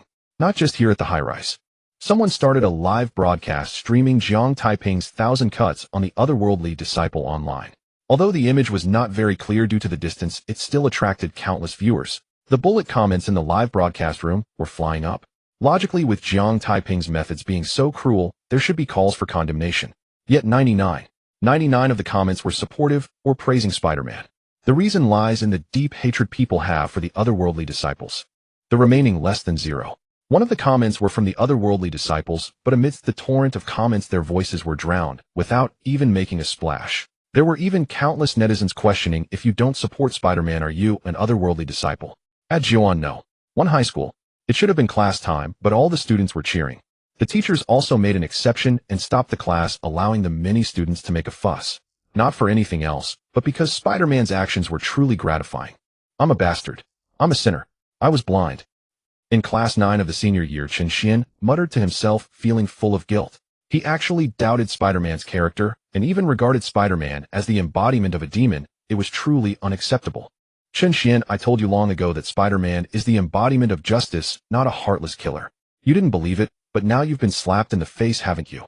Someone mocked. You are absolutely right, I have indeed been slapped in the face. Chen Xian said, but I'm happy about being slapped. I'm delighted. From today on I am Spider-Man's diehard fan. Whoever dares to speak ill of Spider-Man in front of me, I will definitely not let it go.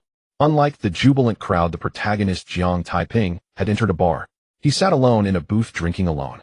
Thud, thud, thud. Jiang Taiping gulped down beer in large swigs. In no time, several empty bottles accumulated on the table. Although he had found and tortured to death the interdimensional disciple who impersonated him and killed a student avenging the tragically deceased student, he still felt a lingering remorse since that student died because of him, which led him to the bar to drink away his sorrows. This was also his first time at a bar. Jiang Taiping was young, but exceptionally handsome, possessing quite a bit. Sitting alone here soon drew the attention of several older women. A woman in her 30s with large wavy hair and fiery red lips, dressed in somewhat revealing attire, stared at Jiang Taiping for a while before approaching him with a drink in hand. Hey little brother, are you alone? The woman asked. A hint of vigilance flashed in Jiang Taiping's eyes as he glanced at her before quickly averting his gaze. The woman emitted no aura of blood or any beastly presence. She was just an ordinary person. Yes, I'm alone, Jiang Taiping replied. Little brother, it must be lonely being alone. Why not let me keep you company for a drink? The woman asked again. Not interested. Jiang Taiping firmly rejected her. The woman was taken aback, seemingly not expecting Jiang Taiping to decline so decisively. Once she regained her composure, she said, Little brother, coming to a bar alone and drinking away your sorrows must mean you have something on your mind. I'm very understanding. Why don't you tell me about it? Not interested. Jiang Taiping once again resolutely refused. The woman frowned as she frequented bars often, but had never encountered such an unromantic young man. However, this young man intrigued her, and giving up like this felt quite unsatisfactory. Little brother, bottling things up can make you sick. Just tell me, and I'll help you relieve your burden. Then we can have some fun together, and it will surely lighten your mood, the woman coaxed. Don't you understand what I'm saying? Jiang Taiping turned to look at the woman, his dark eyes filled with he was already annoyed. This woman persisted even after his clear rejection, escalating his already feeling the gaze Jiang Taiping directed at her. The woman couldn't help but shiver. His glare was genuinely unsettling, making her feel as if she were being watched by a fierce tiger. If you don't want to say anything, then don't. No need to be so fierce, the woman murmured, turning away with a look of disappointment. Following that, several other women set their sights on Jiang Taiping, but all were met with firm rejections. Whether it was Jiang Taiping's hard-to-get nature that sparked the interest of some women in the bar, they seemed to have conspired together, approaching him one after another, yet all met with consistent refusals. Jiang Taiping was annoyed by their persistence and was thinking of leaving. But just then a teasing voice came from Tsk, quite charming, but a bit clueless about romance. Jiang Taiping was startled. The voice sounded like Su Qiqi. He instinctively looked in the direction of the voice and saw Su Qiqi smiling at him from a nearby booth. Jiang Taiping felt a bit awkward and surprised, wondering why she was here. Seeing that Jiang Taiping noticed her, Su Qiqi walked over. Care for a drink? She raised her glass. Upon seeing this, the women who were just rejected by Jiang Taiping wore expressions of schadenfreude. That little puppy was just a clueless blockhead. Did they think being young and handsome would suffice? But the next moment, they saw Jiang Taiping nodding. This froze the triumphant expressions on their faces. Wasn't that little puppy a clueless blockhead? What suddenly made him come to his senses? Qiqi, when did you arrive? Jiang Taiping asked in confusion.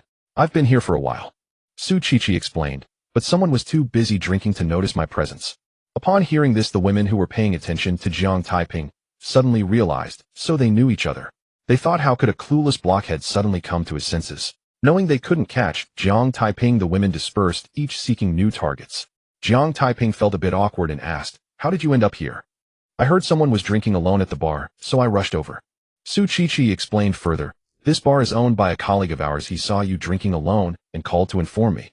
Realizing this, Jiang Taiping suddenly understood why Su Qiqi found him here. Hey, I called you so many times. Why didn't you answer? Su Qiqi asked. I left in a hurry this morning and left my phone in my room. Jiang Taiping, I thought so. I called you so many times without an answer. Su Qiqi nodded and added, Taiping, that incident isn't your fault. You don't need to blame yourself. Jiang Taiping was taken aback. Oh, did she know he was Spider-Man? But he changed his voice. If Qin Zhan didn't recognize him, Su Qiqi shouldn't be able to either. Qiqi, what are you talking about? What do you mean by blame myself?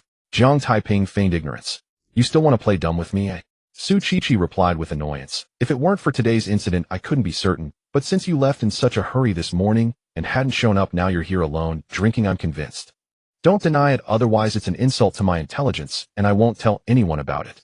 Jiang Taiping felt bothered. Su Qiqi was too sharp. Even the slightest clue could become a trigger for exposure. Su Qiqi glanced around, and when she saw no one paying attention to them, she whispered, Taiping, if you hadn't dealt with those interdimensional disciples, more people would have died, so this isn't your fault.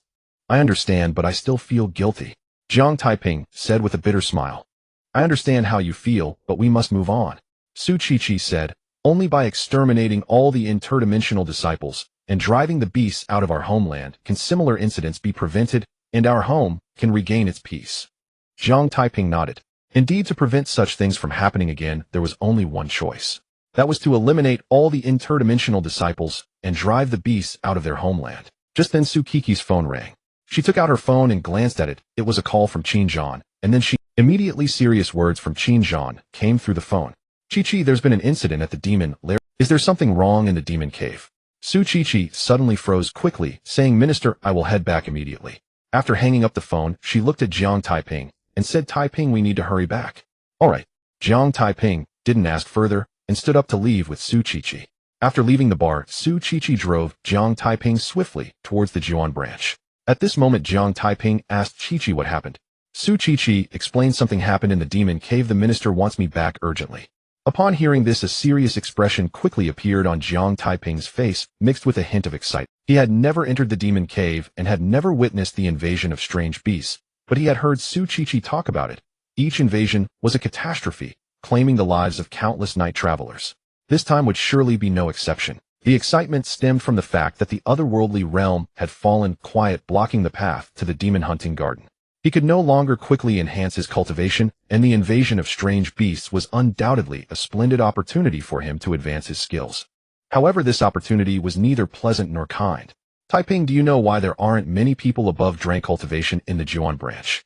Su Qiqi suddenly asked.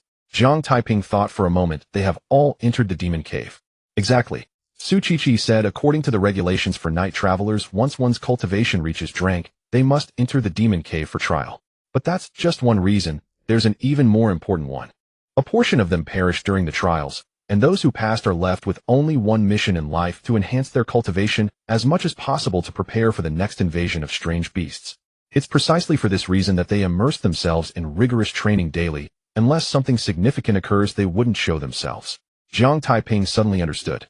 No wonder there were so few above drank cultivation in the Jiuan branch. Taiping, I'm telling you this to make you aware of the responsibilities that come with advancing to drank, and to let you know how dangerous entering the demon cave can be. Are you sure you want to enter this time? Su Qiqi asked. I'm sure. Jiang Taiping replied without hesitation. The invasion of strange beasts was a great opportunity for him to quickly enhance his cultivation, and he could not afford to miss it. All right then, I won't persuade you otherwise. Su Qiqi then asked, have you advanced to drank? Jiang Taiping's mind stirred as he summoned the lottery system of the 10,000 realms. Host Jiang Taiping. Age 18. Realm rank. Vitality 970 points. 970 points of vitality. Jiang Taiping felt somewhat gloomy. He just needed 30 more points of vitality to step into drank. For him, 30 points of vitality were equivalent to defeating 2 rank otherworldly beings or 4 or 5 rank strange beasts. While that number didn't seem large, the lack of otherworldly beings to kill and the inability to enter the demon hunting garden to slay strange beasts made this seemingly manageable number feel like an insurmountable chasm for him. This situation truly left him feeling helpless. Without receiving a response from Jiang Taiping, Su Qiqi turned to look at him, saying, Taiping, I'm asking you a question. I haven't stepped into drank yet, but I'm close. Jiang Taiping said with a wry smile. Su Qiqi nodded, saying nothing further. Jiang Taiping also didn't say much more and opened the system warehouse again. There were 66 low-level lottery cards in the warehouse. These lottery cards were the spoils from defeating an frank otherworldly being in an abandoned factory and from today's battle against another otherworldly being who impersonated him. Lottery system of the 10,000 realms combined 6 low-level lottery cards into mid-level ones. Jiang Taiping thought. Having lottery cards means they need to be used. Who knows what good things he might get. 6 mid-level lottery cards have been successfully combined, consuming 60 low-level lottery cards. Lottery system of the 10,000 realms used the mid-level lottery cards for a 6-ticket draw. Jiang Taiping said again, starting the lottery consuming 6 mid-level lottery cards. Thank you for participating. Thank you for participating. Ding. Congratulations, host wins a sword technique. One sword opens the heavenly gate. A stream of information flooded into Jiang Taiping's mind, detailing the training methods for the sword technique. One sword opens the heavenly gate. Jiang Taiping was overjoyed. His instincts were correct. With the sword techniques of one sword immortal kneels and two sleeves green serpent, how could he be far from mastering one sword opens the heavenly gate? See, he just won the sword technique. One sword opens the heavenly gate through the lottery. However, before the joy in his heart could fully bloom, he was doused with cold water by the lottery system of the 10,000 realms. The next 3 draws yielded only the phrase "thank you for participating." However, Jiang Taiping was not disappointed. 6 mid-level lottery cards could not compare to a single high-level lottery card, and winning one sword opens the heavenly gate was already quite good. As they had not yet arrived at the Jiuan branch, and he didn't have to drive, Jiang Taiping took the opportunity to ponder the sword technique. One sword opens the heavenly gate. By the time he understood the technique, they had just arrived at the Jiuan branch. Taiping, we've arrived, Su Qiqi said as she opened the door to get out, and Jiang Taiping followed suit. Upon entering the first-floor lobby, Jiang Taiping saw a dense crowd gathered in the lobby. Among them were some familiar faces. These were all from the Jiuan branch. There were also some unfamiliar faces that he was certain he had never seen before. Each of these individuals emanated an aura of coldness, clearly having battled through mountains of corpses and seas of blood. This was not the main point. The key was that each of these individuals possessed drank cultivation or higher, likely the ones Su Qiqi mentioned, who had entered the demon cave and closed themselves off to train after experiencing the baptism of strange beast invasions. Qin Zhan Chao Shan and other high-ranking members of the Jiuan branch were also present, their faces displaying seriousness. After Su Qiqi and Jiang Taiping arrived, more people continued to come in one after another. Qin Zhan raised his hand to check his watch and addressed the crowd, saying, "The time is about right. You are all individuals who have experienced the baptism of the demon cave, so I won't waste words. Depart and enter the demon cave in batches." "Yes, Minister," many replied in unison. As soon as he finished speaking, those who had just responded began to walk towards the elevator in succession. "For the strength of our humanity," a loud voice erupted from Qin Zhan's mouth. "For the strength of our humanity. For the strength of our humanity. For the strength of our humanity." The crowd in the lobby raised their arms and shouted one after another continuously. Listening to the fervent cries of the crowd, Jiang Taiping couldn't help but feel a surge of excitement. He looked at Qin Zhan and said solemnly, "Minister, I request to join the battle." Qin Zhan was momentarily taken aback, seemingly not expecting Jiang Taiping to say this. However, he did not immediately refuse, instead saying, "Give me a reason. My reaction speed is very fast, and more importantly, I have a keen sense of danger." Jiang Taiping replied. Qin Zhan pondered for a moment and turned to Su Qiqi, asking, "Qiqi, what do you think?" "It's fine," Su Qiqi answered succinctly. Having already agreed to Jiang Taiping, she naturally wouldn't undermine him at this moment. But just then the ground suddenly began to shake violently. "What is happening?" The people in the hall exchanged glances, confused as to why the ground suddenly began to shake violently. A thought arose in Jiang Taiping's mind: is this an earthquake? But then he saw Qin Zhan's expression change drastically as he rushed out of the hall. Seeing this, Jiang Taiping immediately followed along with Su Qiqi and the others. Upon reaching outside, Jiang Taiping spotted a black tornado in the eastern sky. The tornado was some distance from the Jiuan branch, but its wailing sound was clearly audible. "Minister, what is going on?" Jiang Taiping couldn't help but ask. "The demonic energy is soaring. That is a sign that a new demon lair is about to appear," Qin Zhan explained gravely. Upon hearing this, Jiang Taiping, Su Qiqi, and the others present turned. The emergence of every new demon lair signifies a catastrophe for living beings. Right now, as the strange beasts invade the Jiuan demon lair, 2 troublesome matters are unfolding simultaneously, truly a case of trouble coming in twos. "Minister, what should we do?" Chao Shan asked. "We have no choice. We can only allocate some personnel and fight on 2 fronts," Qin Zhan replied solemnly. Chao Shan frowned tightly. The personnel at the Jiuan branch are already stretched thin dealing with the invasion of strange beasts. If we allocate more personnel to fight on 2 fronts, we might end up neglecting one side, leading to disaster for Jiuan City. But just as Qin Zhan said, they had no choice but to proceed in this way, because they could not afford to ignore either the invasion of strange beasts or the impending new demon lair. Old Chao sent those scheduled to enter the demon lair in as per the original plan. "Gather all remaining personnel at the branch and head to the site of the new demon lair immediately." Notify the headquarters in Nanshan province to send reinforcements as soon as possible. Jiang Taiping, you two do not enter the demon lair. Focus on dealing with the new demon lair. I will go ahead and see if I can stop the new demon lair from appearing. Qin said quickly. As soon as he finished speaking, he soared into the air heading towards the black tornado. Cao Shan immediately set about gathering the remaining personnel at the Jiuan branch and notifying the headquarters in Nanshan province. Jiang Taiping wanted to follow Qin, but found Su Qiqi dumbfounded standing in place. Captain, why are you dazed? Jiang Taiping shouted. Taiping. Su Qiqi said nervously. The location of the tornado seems to be on Pingan Street. What? Jiang Taiping's face changed drastically again. Su Qiqi's house is on Pingan Street. Captain, what are you waiting for? Hurry up. Upon hearing this, Su Qiqi immediately reacted and rushed toward the Ferrari parked not far away. Jiang Taiping followed suit, but instead of running towards Su Qiqi's Ferrari, he headed for another car nearby. Taiping, where are you going?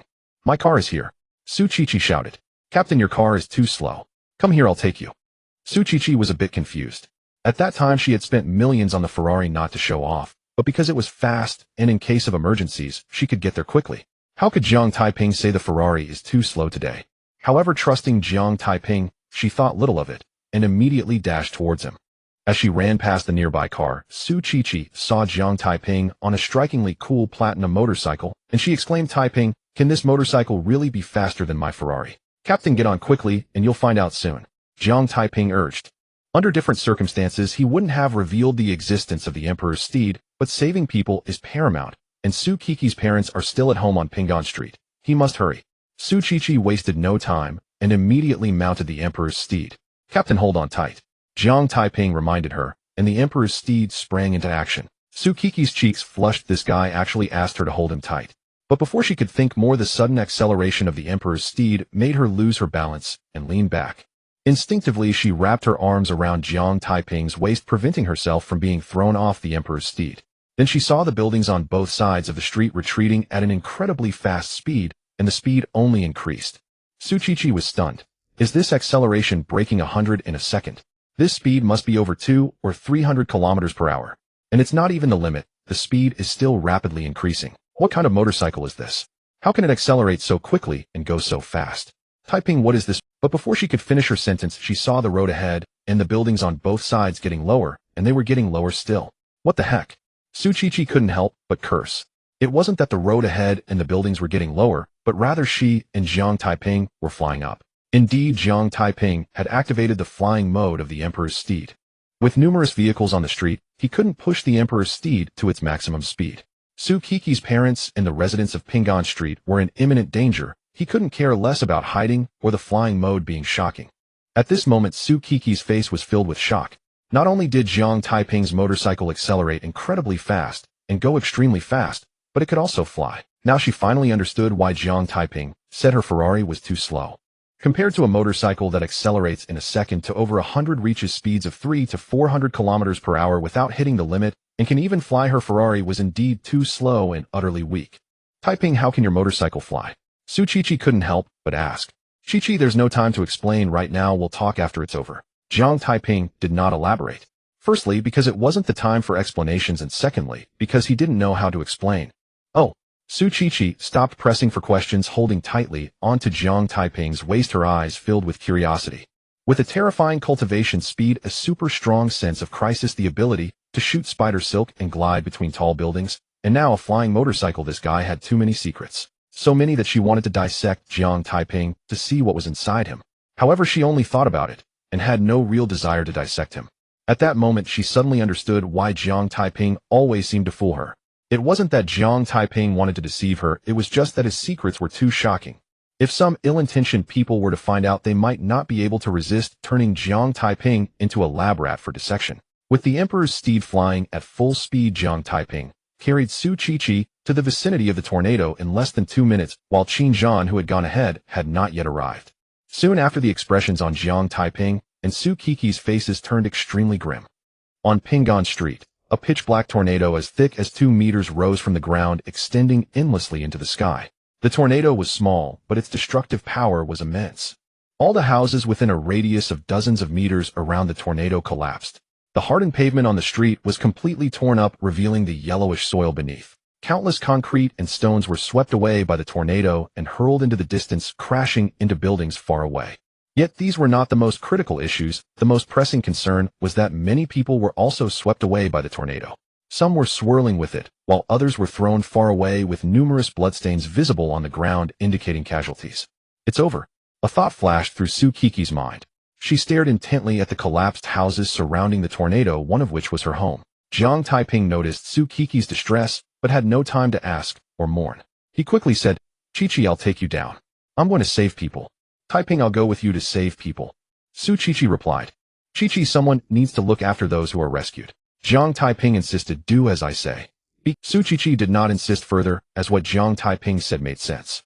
Then, as the imperial horse flew to the ground, she decisively jumped down. "Taiping, the suction around the tornado is very strong. Be careful." "I will." Jiang Taiping responded, then piloted the imperial horse, soaring into the sky, charging towards those thrown by the tornado. He did not concern himself with those swirling with the tornado. Although they were in danger, those being thrown were in greater peril. If they fell from the sky, the chances of survival would be minimal. At the same time, he fully unleashed his observation haki, constantly monitoring the flying stones and concrete around him. The imperial horse moved swiftly, darting through the air like a streak of golden light amidst the flying debris. Moments later, the imperial horse flew back to Su Qiqi. At this time, Jiang Taiping held two middle-aged men, both badly injured and unconscious. Su Qiqi immediately took the two men and laid them on the ground. "This won't do. Going back and forth is too time-consuming." Jiang Taiping sighed inwardly, and with a thought, the Spider-Man suit instantly appeared on him. This scene stunned Su Qiqi. Was this some kind of instant clothing change? Jiang Taiping did not care about Su Qiqi's shock. He piloted the imperial horse and charged back into the sky. This time, the golden light formed by the imperial horse flew back and forth in the sky several times before returning to Su Qiqi. At this moment, Jiang Taiping held strands of webbing in his hands, binding at least 10 people. After tossing the 10 or more people in front of Su Qiqi, Jiang Taiping turned his gaze towards the pitch-black tornado. He had already rescued everyone who had been thrown, leaving only those swirling with the tornado. "Damn it, I'm going for it." Jiang Taiping gritted his teeth and once again piloted the imperial horse towards the tornado. "Taiping, be careful." Su Qiqi shouted anxiously. Her delicate face was filled with tension and worry. The area around the tornado was not like other places. It had a strong suction force. She didn't know if Jiang Taiping could withstand it. If he couldn't, he would also be sucked in. Moreover, there was another reason. The people Jiang Taiping rescued were all neighbors around her home, but her parents were not among them. She had no idea where her parents were or if they were still alive. Soon, Jiang Taiping piloted the imperial horse to fly around the tornado and began to spiral around it. He dared not get too close to avoid being sucked in. Meanwhile, he avoided the chaotic stones and concrete around him, while tightly watching those swirling with the tornado, searching for opportunities to save them. Fortunately, with his observation haki, he was aware of everything happening around him. Otherwise, just appearing around the tornado would make it impossible to dodge the chaotic debris. In that case, he would not be there to save people, but rather to seek his own death. Whoosh, whoosh, whoosh. Strands of webbing shot out from Jiang Taiping's hand, wrapping around those swept away by the tornado with pinpoint accuracy. To counteract the tornado's suction and avoid injuring those people in the process, Jiang Taiping wrapped them in dozens of loops of webbing, and then using the strength of the web forcibly pulled them out of the tornado's range. As one after another person was rescued by Jiang Taiping, the number of people swirling with the tornado grew. However, as the number of rescued individuals increased, the suction force exerted on the imperial horse by the tornado also grew stronger. As the increase in the number of rescued people expanded the area the imperial horse had to withstand.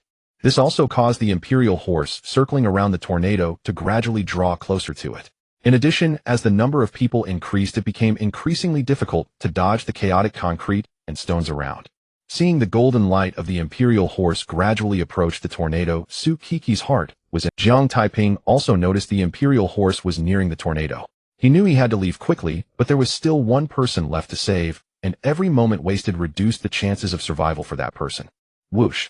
A strand of webbing shot from Jiang Taiping's palm, wrapping tightly around that person's body. "Come here."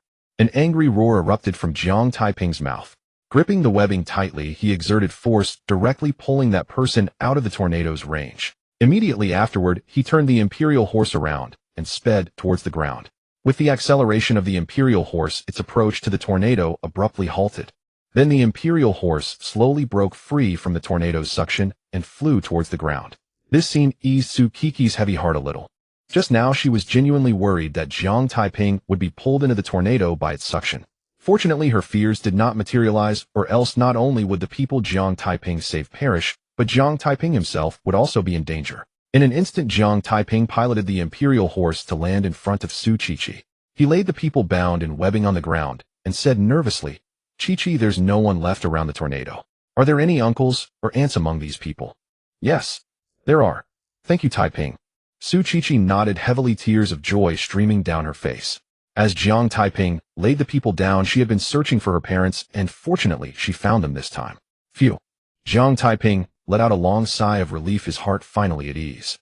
Just now, he was genuinely worried that something might have happened to Su Qiqi's parents. If that were the case, it would undoubtedly bring her serious distress. Fortunately, his worries did not come to pass. At that moment, Jiang Taiping saw a figure shooting towards him from afar. Swish! Jiang Taiping's mind stirred, and Spider-Man's costume vanished into thin air.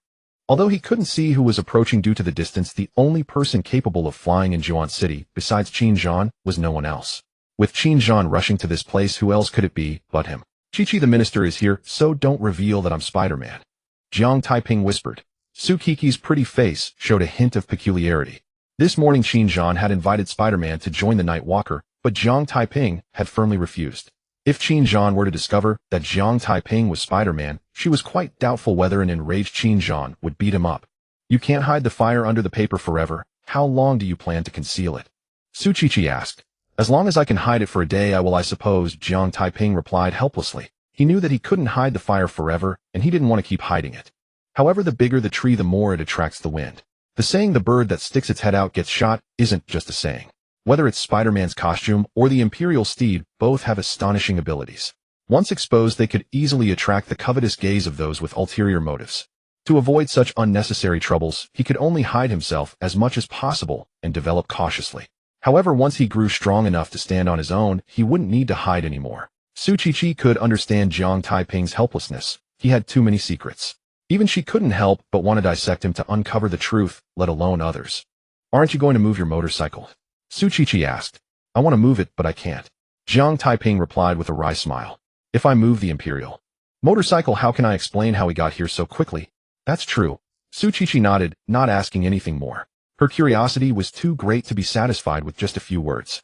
Moreover, even if she asked, Jiang Taiping might not answer, so it was better not to make things uncomfortable for herself and wait for Jiang Taiping to confess on his own. Soon the figure that had rushed over arrived. Just as Jiang Taiping said, it was indeed Qin Zhan. Seeing Jiang Taiping and Su Qiqi, Qin Zhan was momentarily stunned. How had these two gotten here before him? "Minister." Jiang Taiping and Su Qiqi greeted Qin Zhan. Qin Zhan asked in surprise, "How did you two get here?" "We rode a motorcycle here." Jiang Taiping pointed to the Imperial steed parked aside. Qin Zhan turned to look at the Imperial steed, his face filled with confusion. "Which company produced this motorcycle? It's way too cool." "But that's not the point. The main issue is how can you ride a motorcycle faster than I can fly?" After staring at the Imperial steed for a while, Qin Zhan looked back at Jiang Taiping, suspicion written all over his face.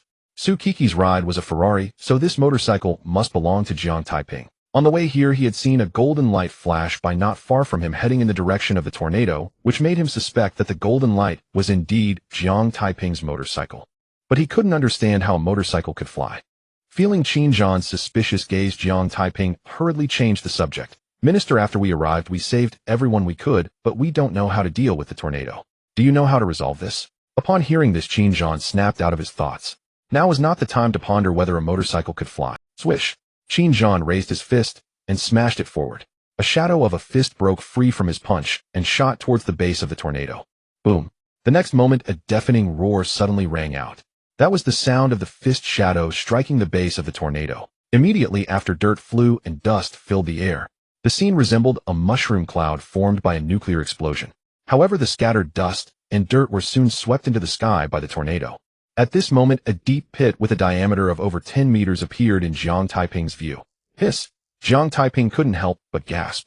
A single punch had created a pit over 10 meters wide in the ground. The power of a class powerhouse was indeed terrifying. Qin Zhan furrowed his brow, raising his fist to strike the base of the tornado again and again. Boom! Boom! Boom! Meanwhile, a series of deafening roars rang out continuously. After striking dozens of punches, Qin Zhan finally stopped. "This is troublesome." Qin Zhan sighed, his face filled with gravity. Minister, can't we stop it? Su Qiqi asked. There are only two possibilities to stop the emergence of the new magic cave. Qin Zhan said with a bitter smile. The first possibility is to discover the beast heart beforehand and destroy it, preventing it from drawing energy from our world to open a space. The second possibility is to destroy the space it opens while it is unstable as it opens the space. The current situation is the second one. The beast heart is opening space, forming a new magic cave, but I can't destroy the space it's opening. Soon Jiang City will see the emergence of a second magic cave, and a catastrophe is about to come. Jiang Taiping and Su Qiqi's faces also showed a trace of seriousness. One magic cave had already constrained all personnel from the Jiang branch. How could they deal with a second magic cave? Minister, what is the beast heart? Jiang Taiping asked. The beast heart is the foundation of the beasts, and it has two functions. Qin Zhan explained. The first function is to open space, and the second function is that as long as the beast heart exists, it can continuously produce new beasts. That's why we call it the beast heart. Jiang Taiping nodded and asked again. Minister, the book History of the Night Walkers states that the beasts are not creatures of our world. Why would the beast heart appear in our world, and why underground? Qin Zhan explained. We still don't know why the first beast heart appeared. The other beast hearts were placed underground by the beasts or otherworldly travelers, which we can prove from the underground passages or excavated traces we discovered around the magic caves. Qin Zhan continued. As for why the beast hearts are placed underground, because the beast heart would produce anomalies above ground and emit the aura of beasts, while the ground can block the anomalies and the emitted aura from the beast heart, preventing it from being discovered and destroyed by us. A few days ago, many-headed beasts appeared in Jiang City, and I felt something was off. I even conducted a thorough search of Jiang City, but found nothing. If I had discovered it, then this impending catastrophe could have been averted. Minister, this isn't your fault. Su Qiqi comforted. The ground blocked the anomalies and emitted aura from the beast heart. It's difficult to discover it before the beast heart opens the space unless we dig 3 feet into the ground of Jiang City. Yes, Minister, this isn't your fault. Jiang Taiping added, comforting him. He then asked, Minister, why can the beast heart continuously produce new beasts? This point is still not very clear, but there is a conjecture. Qin Zhan explained the heart of the exotic beast should contain some kind of energy that we do not know about, and that energy is the source of the exotic beast's birth. Otherwise, if the heart of the exotic beast were destroyed, there would be no new exotic beasts born. Minister, what you mentioned is just conjecture. Do you have any evidence to support it? Jiang Taiping pressed. It's not just conjecture, there is some evidence. Qin Zhan explained. In the demon hunting garden, there is a heart of the exotic beast. We have conducted experiments, and if the heart is removed, the number of exotic beasts in the garden decreases.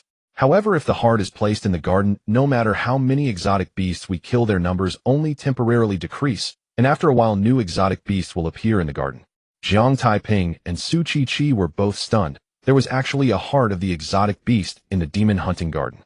Minister, aren't you worried that placing the heart of the exotic beast in the garden will open up a space? Su Qiqi asked.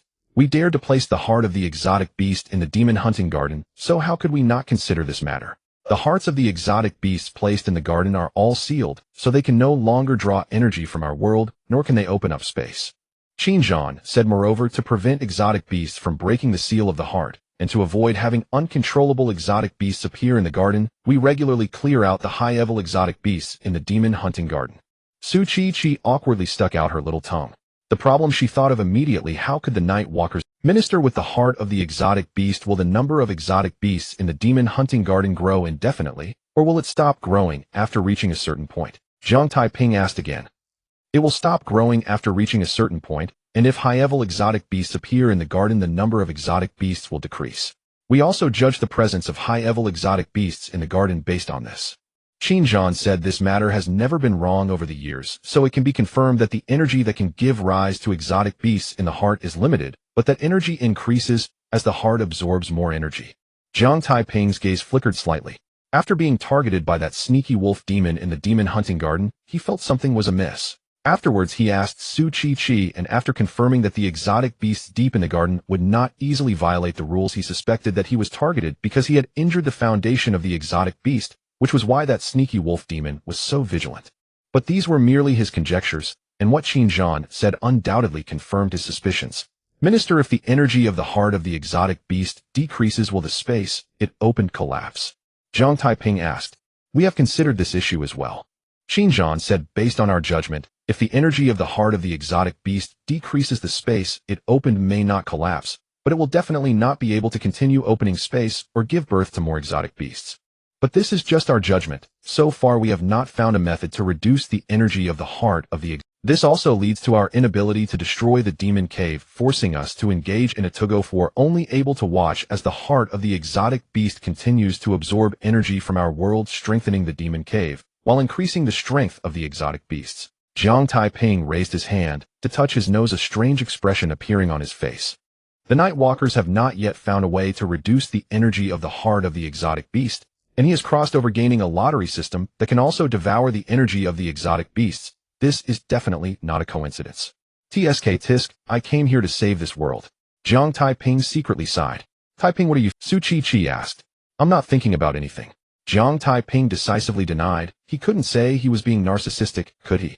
Su Chi looked at Jiang Taiping with a face full of suspicion. How could this guy who had just looked so strange not be thinking about anything?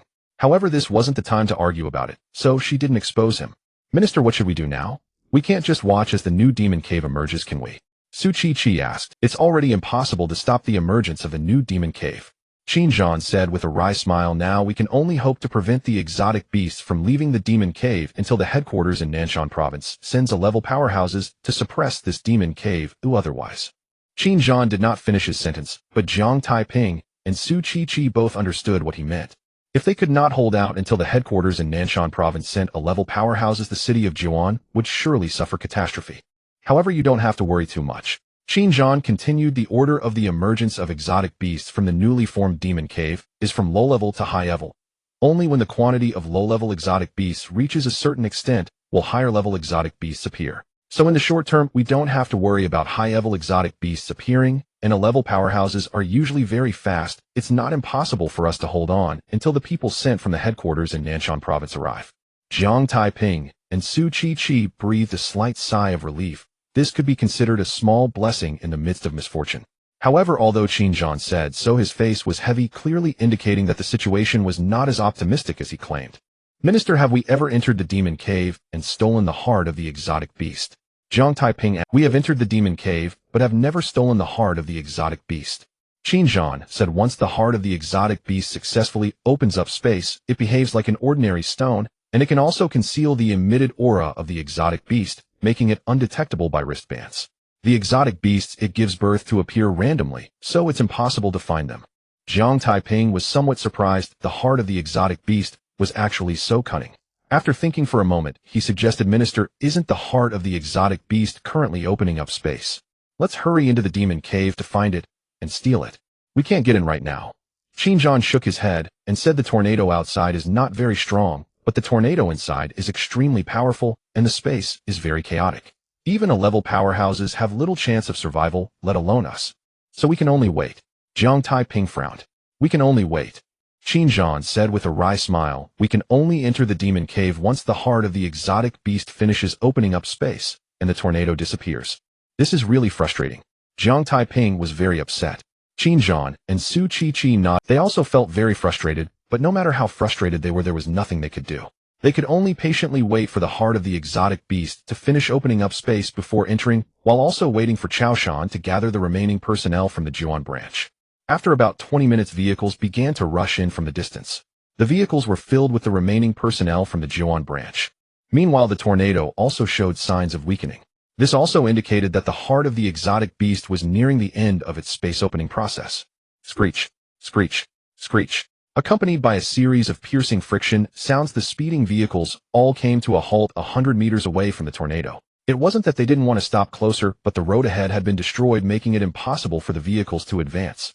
Following that, Chao Shan and others from the Jiuan branch quickly exited their vehicles and ran towards the location of the tornado. Minister, I led a part of the team here first, the rest are on their way. Chao Shan said the headquarters in Nanshan province has also received the news.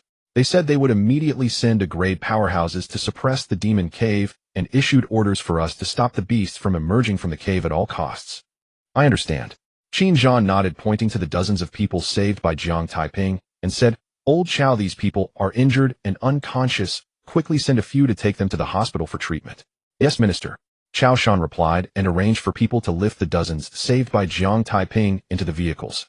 Su Qiqi's lovely face was full of worry, but she only watched as her parents were loaded into the car and showed no intention of leaving. Qiqi, your parents are also injured. Go to the hospital and stay with them. Xinjiang said. Minister, I want to stay here.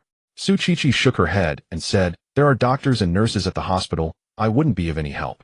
The branch is short-handed, and if I stay here I can still kill a few beasts and do my bit. Xinjiang did not continue to persuade her. Su Qiqi's tone was very firm, and a few words from him would not change her mind. Moreover, as Su Qiqi had said, the Jiang branch was short-handed, an extra person could kill a few more beasts, and killing a few more beasts would increase the chances of holding out until the reinforcements from Nanshan province arrived. Watching as a few people drove away with Su Qiqi's parents, Cao Shan asked, Minister, is it impossible to stop the new demon cave from appearing? I have already tried, but it's impossible to stop it. Xinjiang shook his head and said, the tornado will disappear soon. Everyone should be prepared to fight to the death. Always ready. Cao Shan, Jiang Taiping, and the others replied in unison. Xinjiang looked at the tornado, which had weakened significantly, and commanded, Old Chao, later you take people to guard the entrance of the demon cave. We must not let a single beast escape from the cave. The rest will follow me deeper into the cave to slay the beasts. Yes, Minister. Cao Shan, Jiang Taiping, and the others responded in unison again. Everyone, the time has come for us to be tested. Whether we can protect Jiuan City depends on us. Xinjiang continued. In Jiuan City, we have our family and friends, as well as countless residents. We must do everything we can to prevent the beast from stepping out of the cave, and we must do everything we can to hold out until the reinforcements from Nanshan province arrive. So I ask you all for your help. We will give it our all and not let you down. Cao Shan was the first to speak. We will give it our all and not let you down. Jiang Taiping, Su Qiqi, and others from the Jiuan branch followed suit. Xinjiang said no more. He fixed his gaze on the gradually weakening tornado, his face full of seriousness. Cao Shan, Jiang Taiping, and the others also looked at the dwindling tornado, their faces equally serious. Unlike everyone else, Jiang Taiping's face showed not only seriousness, but also a hint of excitement, or a rare opportunity to rapidly increase his cultivation had arrived. He wondered how much his cultivation would improve this time. Under everyone's watch, the tornado gradually weakened until it disappeared completely. At the moment the tornado vanished, Xinjiang's roar rang out. Everyone follow me into the demon cave. With that, Xinjiang leaped first into the large hole formed by the tornado. Jiang Taiping, Cao Shan, Su Qiqi, and others followed closely. The large hole created by the tornado was at least 100 meters deep. At such a height, jumping directly down would result in serious injury for those with lower cultivation. Even if they didn't die from the fall, they would end up severely injured. However, Xinjiang's encouragement to jump was not meant to lead them to their deaths. As he was at the bottom, his body shook and an invisible force spread out. This force supported Jiang Taiping, Su Qiqi, and the others, giving them a feeling as if they were riding an elevator down. Soon Xinjiang, Jiang Taiping, and others reached the bottom of the large hole. The bottom was vast, with a diameter of over 1,000 meters. On one side of the bottom was a huge black light screen, the entrance to the space that led to the heart of the beasts. Go! Xinjiang waved his hand and rushed towards the black light screen. Jiang Taiping, Cao Shan, and Su Qiqi followed closely. However, before they could reach the black light screen, one beast after another jumped out from it. Seeing this, Xinjiang and Cao Shan wasted no time. They threw their fists at the beasts that had just rushed out of the black light screen. Su Qiqi and the others, unable to unleash their strength, could only rush towards the black light screen with Xinjiang. Jiang Taiping casually flipped his hand, and the sword box of the 12 flying swords of Taya appeared out of thin air in his grasp. Faced with a formidable enemy, he could no longer afford to hide his capabilities. In the next moment, the sword box opened, and the 12 flying swords of Taya soared into the air, shooting towards the beasts that had burst out of the black light screen. At the same time, the sword box disappeared in his hand. Boom, boom. Two thunderous bangs rang out consecutively. That was the sound made by the attacks of Xinjiang and Cao Shan hitting the beasts. The newly spawned beasts were all at grade cultivation. How could they withstand the attacks of Xinjiang? And any beast hit by their attacks was reduced to dust, with dark green blood splattering everywhere, instantly dyeing the ground in front of the black light screen a dark green. Whoosh, whoosh, whoosh. In the next moment, the 12 flying swords of Taya arrived. As if controlled by an invisible hand, the 12 flying swords of Taya darted back and forth in front of the black light screen, taking down one beast after another, as if they were slicing through vegetables, ruthlessly slaughtering the beasts that had just emerged. At the same time, the notification sound of the lottery system kept ringing in Jiang Taiping's mind.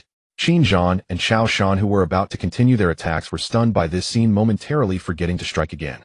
The members of the Jiuan branch were also utterly dumbfounded. Immediately they all turned to look at Jiang Taiping. Although just moments ago their attention was on the black light screen, and no one noticed Jiang Taiping's actions, they all knew that Jiang Taiping had a remarkable skill in controlling flying knives, so they instantly thought of him. But could this truly be called a flying knife skill? Which flying knife skill could simultaneously control so many knives from a distance, and with such precision? Su Qiqi looked at Jiang Taiping in surprise. This guy actually wasn't being low-key. However, she quickly realized that while Jiang Taiping preferred to be low-key, he had never hesitated to act when needed, just like when he saved Zhao Lijuan and her during the beast search. Sensing the gazes from Qin Zhan and the others, Jiang Taiping awkwardly said, "Why are you all looking at me? Hurry up and charge." Qin Zhan, Xiao Shan, Su Qiqi, and the others simultaneously rolled their eyes.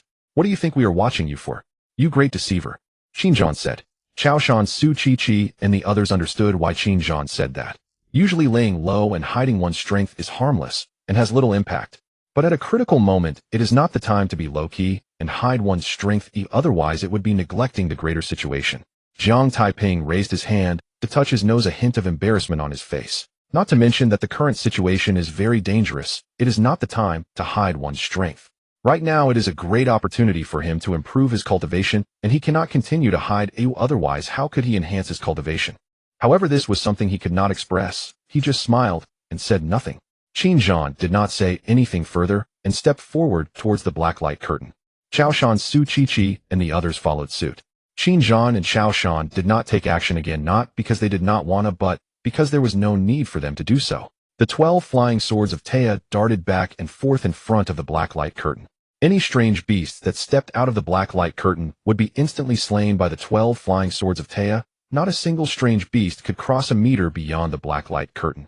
Soon Qin Zhan, Jiang Taiping, Xiao Shan, Su Qiqi, and the others rushed to the front of the black light curtain. "You all wait here," Qin Zhan instructed.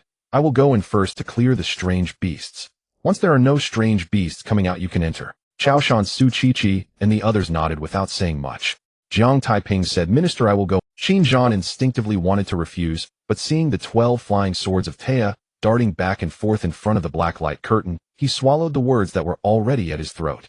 Jiang Taiping's speed in slaying strange beasts was extremely fast. If he had Jiang Taiping's help, they could clear the strange beasts at the exit of the demon cave more quickly, thus allowing Xiao Shan and the others to enter the demon cave sooner. "All right, stay behind me. Be careful. There are many strange beasts in the demon cave," Qin Zhan reminded. "Minister, I will. Let's go." Qin Zhan did not delay any longer and stepped into the black light curtain.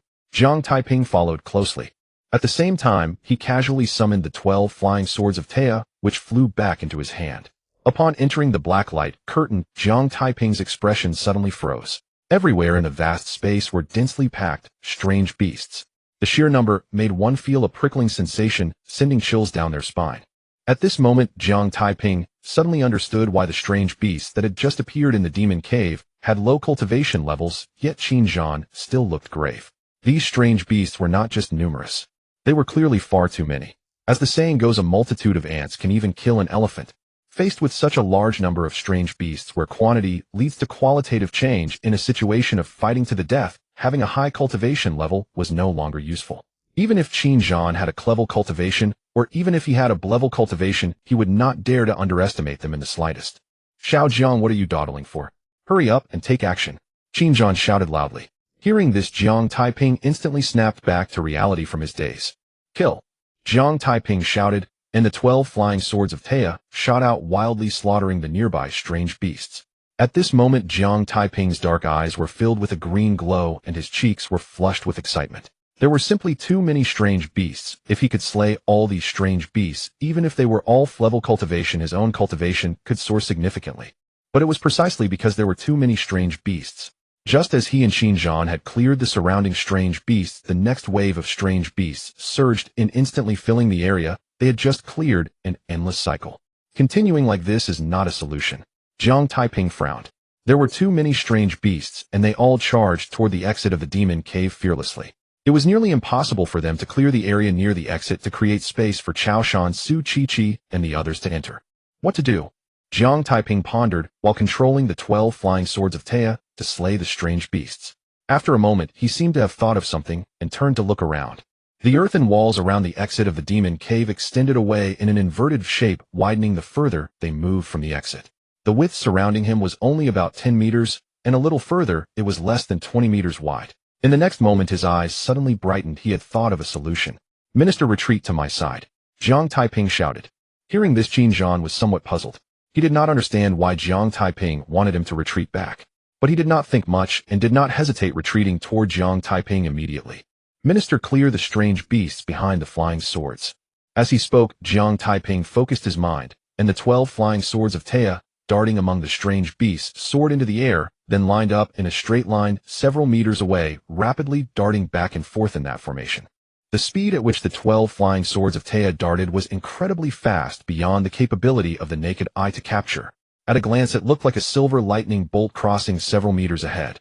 In an instant, a vacuum zone in the shape of a line was cleared several meters ahead by the 12 flying swords. Any strange beast that came close was slain by the 12 flying swords of Taya. Not a single strange beast could cross the sword formation made by the 12 flying swords of Taya, which effectively kept the more distant strange beasts firmly at bay several meters away.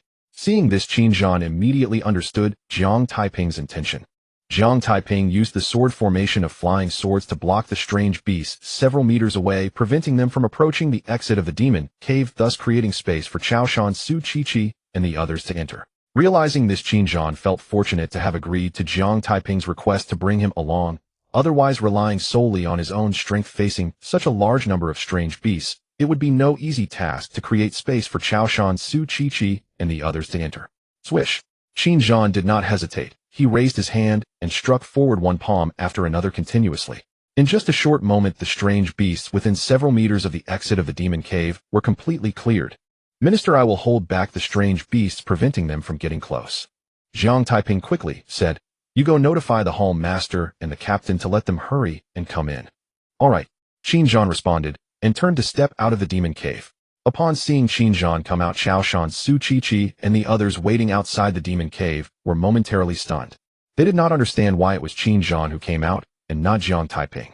"Minister, where is Jiang Taiping?" Su Qiqi asked. "He is holding back the strange beasts, and has already created a landing space for you. Let's hurry in." Qin Zhan explained somewhat awkwardly. As the minister, he had not been the one to hold back the strange beasts, but had let Jiang Taiping do it. This left him feeling a bit embarrassed. Chaoshan, Su Qiqi, and the others were all astonished. Why was it Jiang Taiping who was holding back the strange beasts, and not Qin Zhan? Seeing Chaoshan, Su Qiqi, and the others all utterly dumbfounded, Qin Zhan realized what they were thinking, but now was not the time for explanations. He quickly said, "I know what you're wondering about. Just go in and see for yourselves. Stop dawdling and follow me into the demon lair." With these words, Qin Zhan turned and stepped into the black light barrier. Chaoshan, Su Qiqi, and the others, still thoroughly bewildered, followed him. Entering the demon lair, Chaoshan, Su Qiqi, and the others were instantly stunned into speechlessness. They saw Jiang Taiping standing alone at the exit of the demon lair. Not far before him, a silver lightning bolt was frantically slaughtering the beasts that tried to charge forward, firmly holding them back more than 10 meters away. This scene suddenly made them understand why it was Qin Zhan who had come to notify them, and not Jiang Taiping. "Don't just stand there. Start killing the beasts quickly," Qin Zhan reminded them. "Once enough low-level beasts gather, higher-level ones will emerge. We must slay them as fast as possible and deny the beast heart the chance to spawn stronger monsters." With that, Qin Zhan raised his hand and struck forward repeatedly. Massive palm silhouettes detached from his palm and crashed into the horde of beasts trapped by the one-word sword formation. Each palm strike reduced a large swath of beasts to dust. Hearing this, Su Qiqi and the others snapped out of their shock and charged toward the beasts. Chaoshan, however, remained at the demon lair's exit to guard against any escapes. But he wasn't idle. Like Qin Zhan, he struck out palm after palm at the beasts held back by the sword formation. Su Qiqi and the others rushed forward a few steps before stopping in unison, exchanging bewildered glances, looking utterly at a loss. Seeing this, Qin Zhan urged, "What are you waiting for? Hurry up and kill the beasts." "Minister, we want to kill them, but we can't," Su Qiqi said with a wry smile. "All the beasts are trapped over there, and we can't attack from a distance. How are we supposed to fight?" Qin Zhan suddenly understood. He could attack from afar, but he had momentarily forgotten that Su Qiqi and the others hadn't yet reached 6-star rank, so they couldn't project their force externally. And without that ability, with Jiang Taiping's sword formation blocking the beasts, they had no way to engage. Line up in front of the sword formation, kill the beasts, and then advance step by step. Jiang Taiping's voice followed. "Once you're in position, it'll dispel the formation. Oh, and it's best if you split into 2 teams and take turns so you can get some rest." If he could, Jiang Taiping would have killed all the beasts himself to boost his cultivation. But now was clearly not the time for that. As Qin Zhan had said, they had to hurry and kill the beasts as quickly as possible, denying the beast heart the chance to spawn higher-level monsters. Otherwise, dealing with stronger beasts would be far more difficult. Hearing this, Su Qiqi and the others' eyes lit up. They quickly ran to the side of the one-word sword formation, and as Jiang Taiping had instructed, spontaneously split into 2 teams to take turns killing the beasts. Seeing them in formation, Jiang Taiping recalled the 12 Tay flying swords. Minister Hall, Master, be careful not to hit me. After warning Qin Zhan and Qiao Shan, Jiang Taiping dashed toward the lined-up Su Qiqi and the others. Qin Zhan and Qiao Shan were puzzled. How could they possibly hit him while they were busy killing beasts? But the next moment they understood. As Jiang Taiping reached Su Qiqi and the others, he leaped into the air, vaulting over their heads. At the same time, the 12 Tay flying swords shot out, instantly clearing a vast area of beasts ahead. The next instant, Jiang Taiping landed in the space the swords had cleared. Immediately, the 12 Tay flying swords whirled around him at high speed, slaying any beast that tried to approach. Under their rapid rotation, not a single beast could get close to Jiang Taiping. Taiping, that's too dangerous. Su Qiqi shouted. Captain, it's fine. Jiang Taiping said. Don't forget, I'm extremely sensitive to danger. If I sense any threat, I'll retreat immediately. Su Qiqi didn't argue further. She just warned, then be careful. Don't worry, Captain, nothing will happen. Jiang Taiping then looked at Qin Zhan and Qiao Shan. Minister Hall, Master, my frail body can't withstand one of your palm strikes. It would be a tragedy if I died not by the beast's claws, but by your hands. Qin Zhan and Qiao Shan were speechless. They weren't blind. Why would they attack him? Just go kill your beasts. Qin Zhan said irritably. Huh. Su Qiqi and the others couldn't help but laugh. You already warned them once. Did you really need to say it again? The originally tense atmosphere, lightened by Jiang Taiping's antics, suddenly became much more relaxed. Jiang Taiping said no more and strode forward. The 12 Tay flying swords moved with him, tightly encircling him and reaping the lives of any beast that dared to approach. As Jiang Taiping advanced, the rotation radius of the swords steadily expanded. A larger radius meant more beasts slain per unit time. However, the sword's rotation didn't increase indefinitely. It stopped when it reached a diameter of 10 meters. This wasn't because Jiang Taiping didn't want to expand it further, but because at his current strength, any larger radius would prevent him from killing approaching beasts in time. If a beast broke through the barrier of the 12 Tay flying swords, he would have to divert his attention to deal with it, wasting time, disrupting his rhythm, and reducing his efficiency in slaying beasts. Meanwhile, he fully exerted his observation haki, constantly monitoring his surroundings. When Jiang Taiping said nothing would happen, it wasn't just to comfort Su Qiqi. He was confident. With his observation haki, he could clearly sense the cultivation levels of the beasts around him. If any beast beyond his ability appeared, he would detect it immediately and retreat in time to avoid danger. Wherever Jiang Taiping passed, the surrounding beasts were all slain by the rapidly spinning 12 Tay flying swords. This left a trail of beast carcasses in his wake. Watching Jiang Taiping charge through the dense horde of beasts, as if it were empty ground, Qin Zhan and Qiao Shan were both deeply shocked. They had entered demon lairs before, but this was the first time they had seen someone plunge into a sea of beasts and slaughter them so ferociously. This kid gives me the feeling he was born to slay beasts. He's practically a walking killing machine. Qin Zhan couldn't help but exclaim. Born to slay the beasts. A walking killing machine. Upon hearing Qin Zhan's exclamations, Qiao Shan, Su Qiqi, and the others all nodded in deep agreement. Qin Zhan's words were indeed spot on. If they weren't aware that this was a demon lair, they might have thought Jiang Taiping was here for leisure. Because Jiang Taiping found it incredibly easy to slay the beasts. Everyone with F1 being so valiant, we cannot fall behind. Let's kill. Qin Zhan shouted loudly. The corners of Su Qiqi and the others' mouths twitched violently. Previously, he referred to Jiang Taiping as either Xiao Jiang Taiping or by his full name, but now he called him by the serial number F1, which was definitely not a slip of the tongue, but a deliberate provocation to stimulate them. They knew that their serial numbers all started with the letter E. This old fellow was truly wicked. As expected, Qin Zhan, mentioning Jiang Taiping's serial number, was precisely to provoke Su Qiqi and the others, and it was indeed very effective. One by one, they all became more fervent in their killing. After all, their cultivation talents were all superior to Jiang Taiping's, at least on the surface. Although they couldn't charge forward like Jiang Taiping, they couldn't lag too far behind, or they would be the laughingstock. With Su Qiqi and the others exerting their strength, the beasts ahead were instantly slaughtered, and they seized the opportunity to advance further, allowing more people to join in the beast slaying. Before long, Su Qiqi and the others had advanced more than 10 meters. At this point, the width of their position had reached 50 meters. Su Qiqi and the others did not advance further, not because they couldn't, but because they had limited manpower. If they pushed forward any further, they wouldn't be able to form two teams taking turns to attack, which would lead to beasts breaking through their blockade. Jiang Taiping, on the other hand, continued to charge through the crowd of beasts, crazily slaughtering the surrounding beasts. In his spare time, he summoned the lottery system of the Myriad realms, enjoying the view. Host Jiang Taiping, age 18, realm a level, vitality 1,568 cards.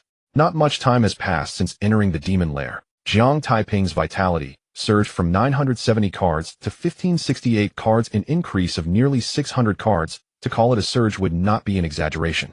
This was because the beasts were all of low-star level cultivation. Each time he slayed a beast, he could only forcibly absorb one card of vitality. Otherwise, Jiang Taiping's vitality would have increased even more. However, 1,568 cards was just the current value. As more and more beasts were slain by Jiang Taiping, his vitality was changing constantly. Watching the continuously fluctuating vitality values, a radiant smile spread across Jiang Taiping's face. So exhilarating, truly exhilarating. I used to think that leveling up in the demon hunting garden was already fast enough. It seems now that I was quite naive. A leveling up in the demon lair is indeed faster. Jiang Taiping couldn't help but smack his lips.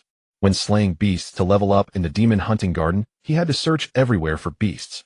But here, looking all around, there were beasts everywhere. He didn't need to search at all.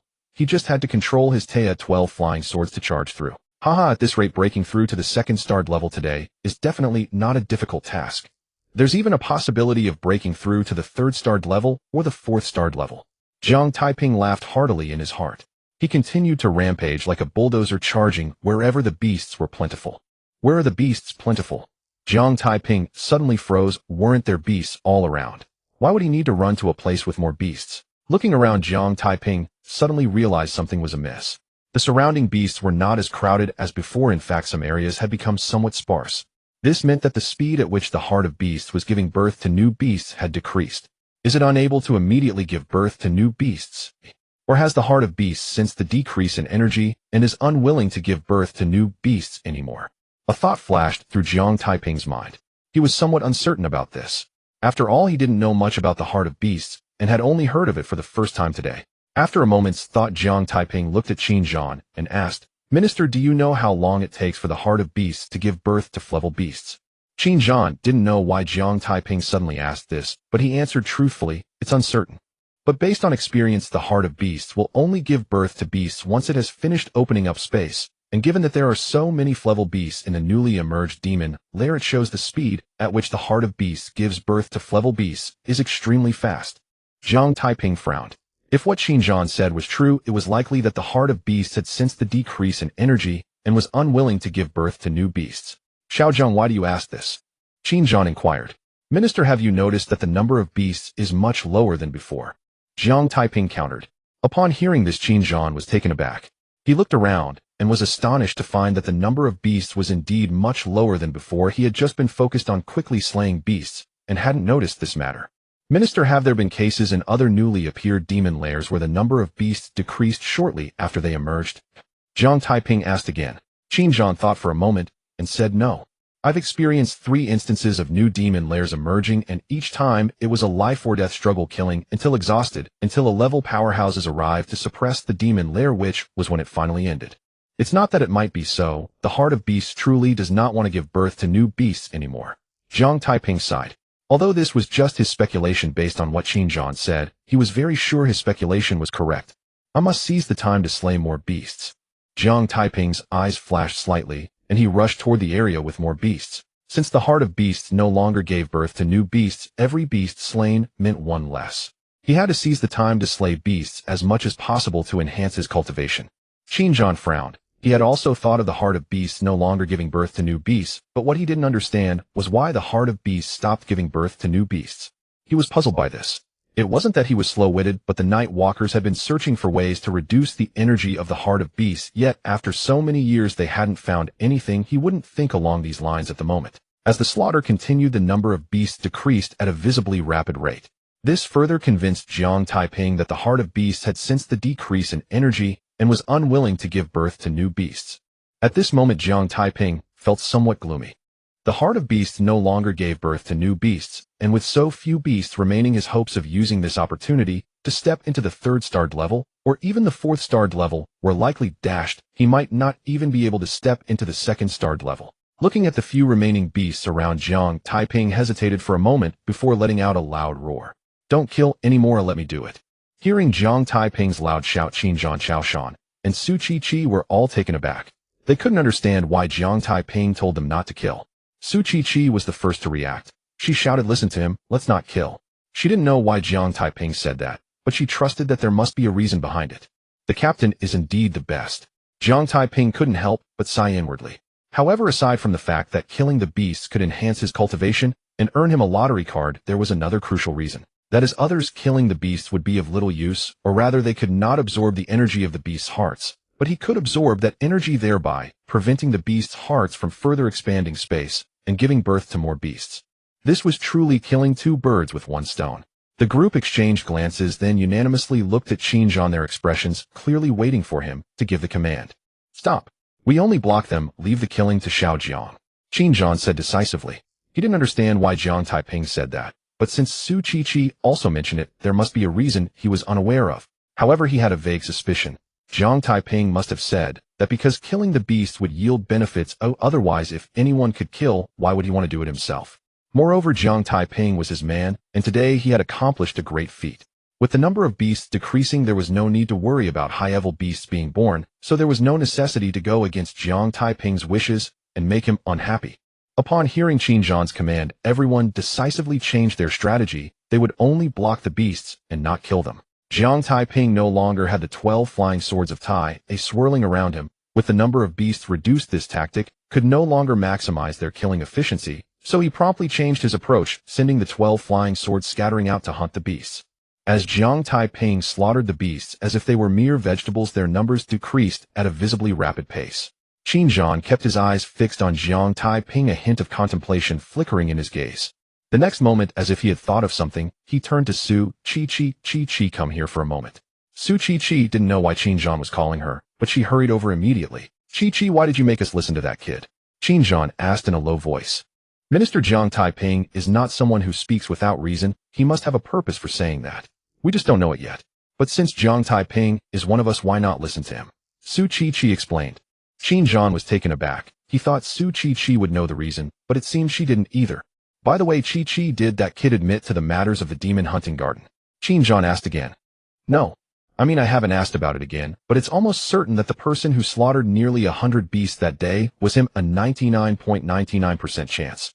Su Qiqi didn't say it too definitively, leaving herself a tiny margin of error. But at 99.99%, it was practically the same as being certain. Qinzhan nodded, a hint of excitement in his eyes that he couldn't conceal. Just now he thought of the wolf demon from the demon hunting garden violating the rules by leaving its activity range, and at that moment, he felt something was off, but he couldn't figure out exactly what was wrong. Today, with the peculiar situation of the newly manifested magic cave, he thought of a possibility. Perhaps what he had just said was entirely correct. Jiang Taiping was indeed born to hunt beasts. Or rather, Jiang Taiping had the ability to reduce the energy of the beasts' hearts. Only in this way could it explain why the wolf demon of the demon hunting garden would risk breaking the rules to leave its activity range, and also explain the unusual situation of the newly manifested magic cave. Minister, have you discovered something? Su Qiqi asked. No, I just suddenly thought of this matter and wanted to ask. Qinzhan quickly denied. He said this not because he didn't trust Su Qiqi, but because this matter was too important. The fewer people who knew, the better. Otherwise, if the news leaked, the beasts and the other world would definitely spare no effort to target Jiang Taiping. Su Qiqi looked at Qinzhan with suspicion. She felt that he was hiding something from her, but since Qinzhan wouldn't say, she had no way to find out, and she didn't have the intention to press further, as asking would be futile if he didn't want to tell her. At this moment, Qinzhan's heart was filled with excitement and relief. He was excited because for so many years of fighting against the beasts, the Night Walkers had been seeking ways to reduce the energy of the beasts' hearts, yet they had never found a solution, leaving them in despair. After all, without being able to reduce the energy of the beasts' hearts, they couldn't stop them from continuing to expand space, or from giving birth to more beasts, making the destruction of the magic caves increasingly difficult. Now he finally saw the dawn of victory in destroying the magic caves and wiping out the beasts. He was relieved because he had allowed Jiang Taiping to participate in the Demon Hunting Hall assessment for Su Qiqi's sake, disregarding the unspoken rules of the hall. Otherwise, he would have turned away a potential game changer. At that time, he would surely become a sinner of the Night Walker's long kingdom and even the entire world. However, what he didn't know was that he was overthinking. Even if he had rejected Jiang Taiping from the assessment, due to his Flevel cultivation talent, Jiang Taiping would still improve his talent and continue participating in the evaluation. Before long, Jiang Taiping had slaughtered all the remaining beasts. Thus, the vast space once filled with beasts became empty. Jiang Taiping summoned the lottery system. Host Jiang Taiping, age 18, realmed level vitality, 2066 cards, 2066 cards. Barely reaching 2-star level. The big goal hasn't been achieved, but at least a small goal has been completed. Jiang Taiping sighed deeply. Qinzhan, Xiaoshan, Su Qi and the others let out a long sigh of relief, their faces filled with intense excitement. Upon learning of the emergence of a new magic cave, they all believed a catastrophe was imminent, and they had even prepared for battle to the death. However, they never expected that this disaster would be resolved effortlessly without losing a single soldier. Yet among everyone, only Qinzhan knew that the reason for this easy resolution of the disaster was entirely due to Jiang Taiping's efforts. Otherwise, even if they fought to the death exhausted and worn out, they might not have been able to hold on until the reinforcements from the headquarters in Nanshan province arrived. Everyone, the crisis is temporarily resolved, but it is only a temporary solution. Qinzhan said, with the beast's hearts present, new magic caves will eventually form here. To prevent this from happening, we must continue searching for the beast's hearts and strive to destroy this magic cave. He said this, but inwardly he was bitterly smiling, because finding the beast's hearts in an already formed magic cave was nearly impossible. Otherwise, after so many years, the Night Walkers would not have failed to destroy a fully formed magic cave. Yes, Minister. Xiaoshan, Jiang Taiping, Su Qi and others responded in unison. Excitement filled everyone's faces. Today they had already averted a catastrophe. If they could find the heart of the exotic beast, they could destroy another demon lair, a thought that thrilled them. Unlike everyone else, Xiaoshan, Jiang Taiping, and Su Qi were not so optimistic. They understood the heart of the exotic beast and knew that finding it was not an easy task. Minister, what is the heart of the exotic beast? How do we find it? Someone asked. The heart of the exotic beast is the source of energy from which the exotic beast is born. The heart of the exotic beast is similar to an ordinary stone, indistinguishable to the naked eye, but there may be exceptions. Pay attention to the ground beneath your feet for any abnormalities and use your wristwatch to sense if there is any aura of the exotic beast. If there's anything unusual, or if your watch detects the aura, it is likely the heart of the exotic beast. Search separately and be cautious of your surroundings to avoid any sudden appearances of exotic beasts. Qinzhan did not elaborate further to avoid dampening everyone's enthusiasm. Yes, Minister. The crowd answered and dispersed to search for the heart of the exotic beast. Old Chow, you take a few people to guard the exit to prevent any exotic beasts from suddenly appearing and breaking out of the demon lair. Qinzhan instructed. Yes, Minister. Xiaoshan replied, looking at Jiang Taiping, saying, Little Jiang, come with me to guard the exit of the demon lair. Master, I prefer to search for the heart of the exotic beast. Jiang Taiping decisively shook his head. He understood why Xiaoshan wanted him to join. It was simply because he was adept at swiftly eliminating exotic beasts. However, with his observation, Haki, searching for the heart of the exotic beast would be more efficient than staying at the exit with Xiaoshan.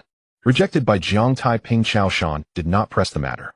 He took a few people and headed towards the exit of the demon lair. Qinzhan looked at Jiang Taiping. He opened his mouth as if to say something, but ultimately said nothing.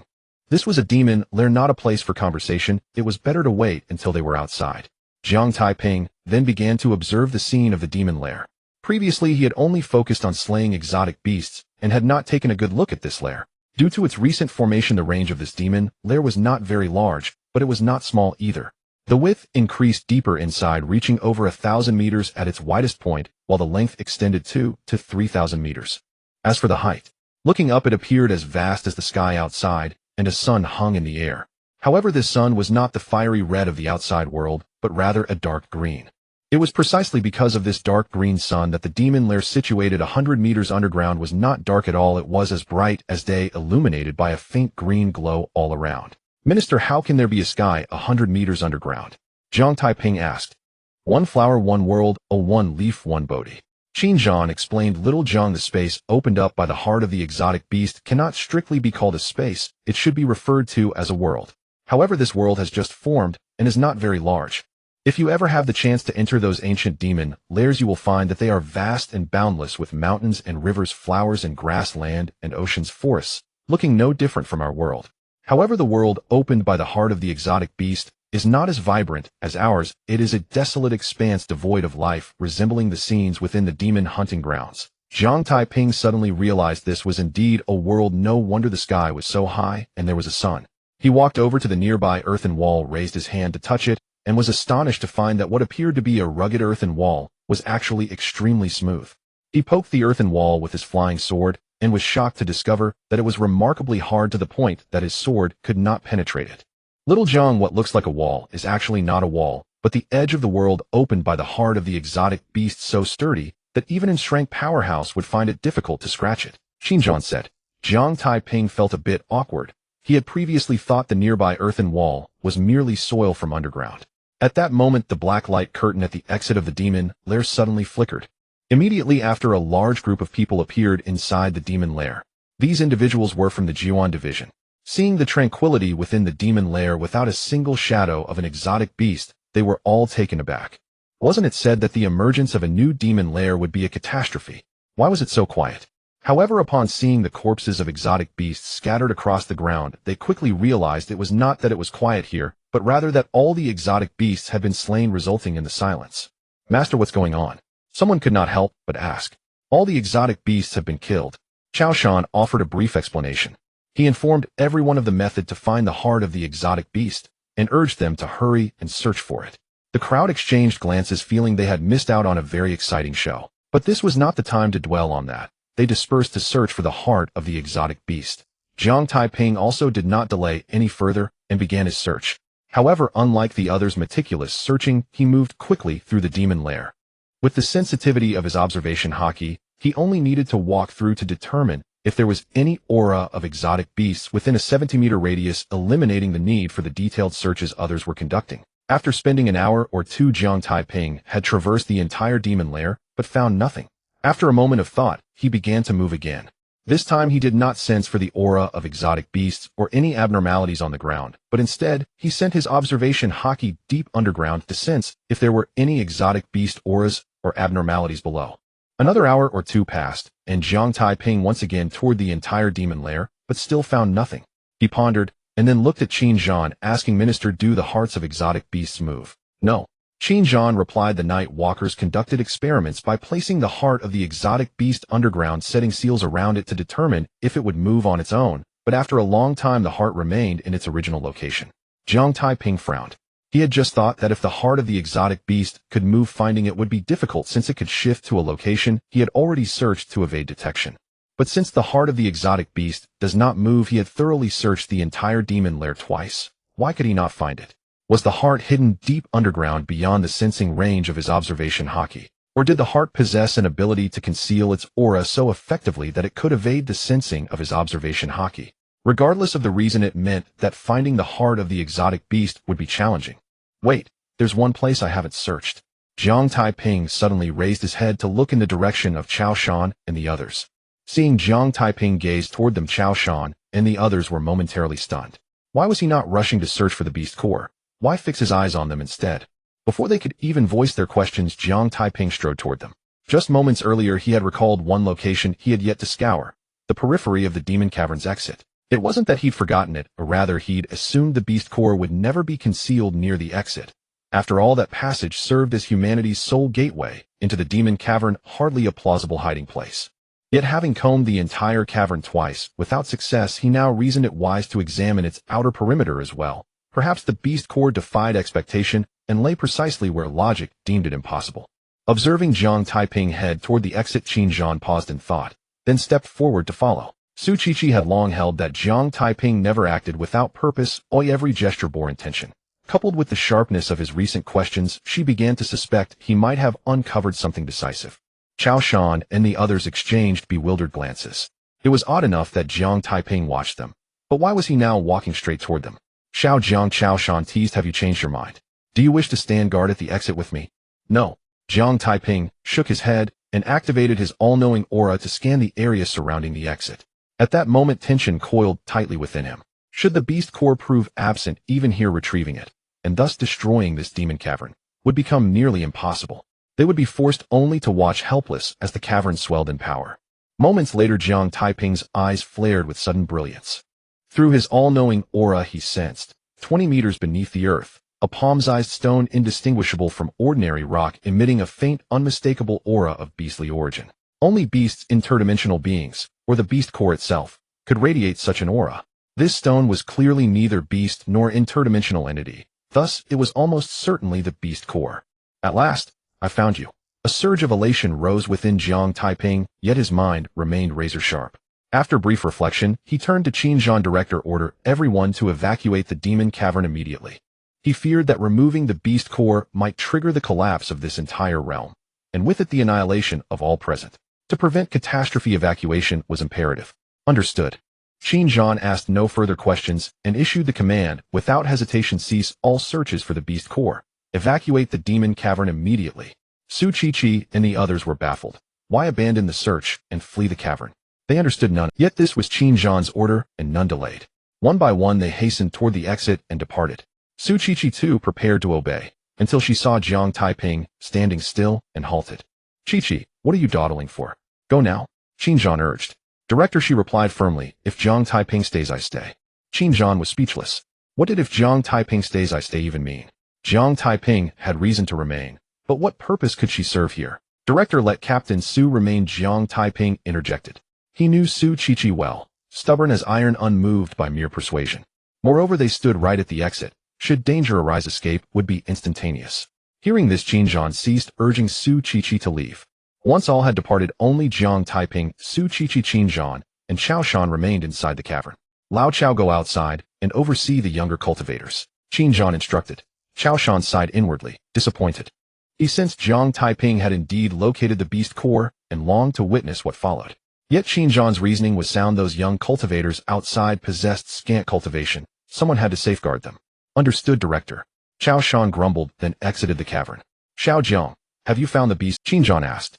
Likely so, Jiang Taiping replied, deliberately tentative. Should the stone prove otherwise, overconfidence would only invite humiliation. A flush of exhilaration rose across Qinzhan's cheeks. The moment Jiang Taiping ordered the evacuation, he'd suspected the breakthrough. Why else would Jiang Taiping halt the search and demand retreat? Unless he'd found it.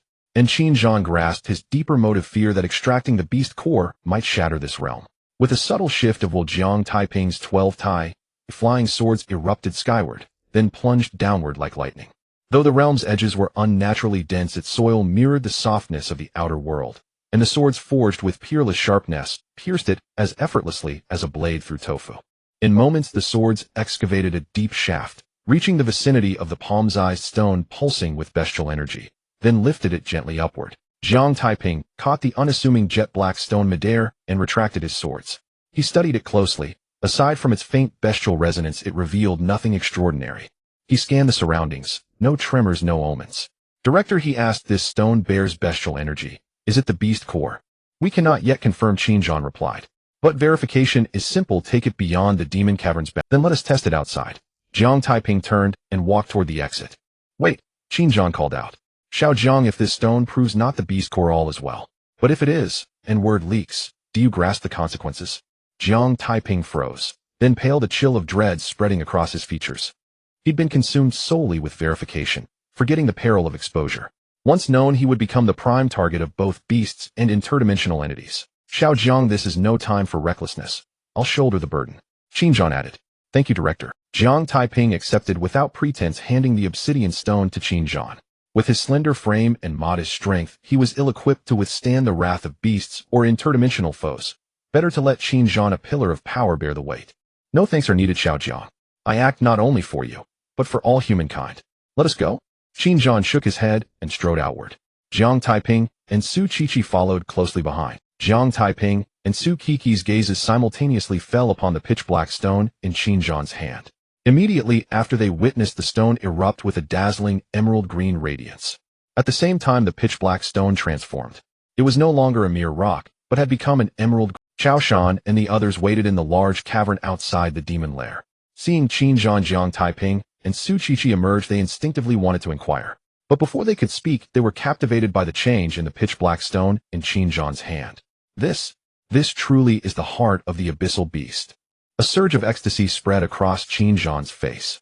Su Qiqi, Chao Shan, and the others also showed expressions of wild joy. They had actually found the heart of the abyssal beast, and its loss meant this newly formed demon lair was rendered useless. Jiang Taiping was not as excited, for he had anticipated that what he found was the heart of the abyssal beast.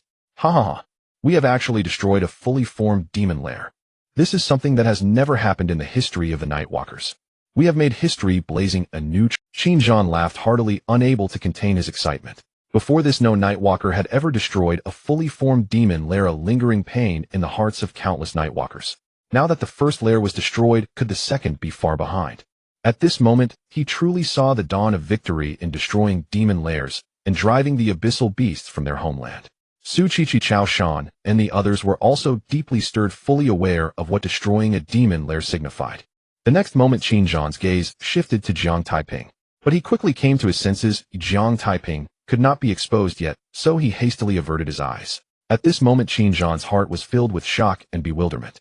Earlier, he had detected nothing unusual from the pitch-black stone, and his wristband had given no response. Moreover, the heart of the abyssal beast was buried deep underground. How had Jiang Taiping discovered it? But that was not the main point. The key was that Jiang Taiping's status in his heart had skyrocketed, surpassing everyone else instantly. Yes, everyone, including himself. At that moment, he silently vowed to protect Jiang Taiping's safety at all costs.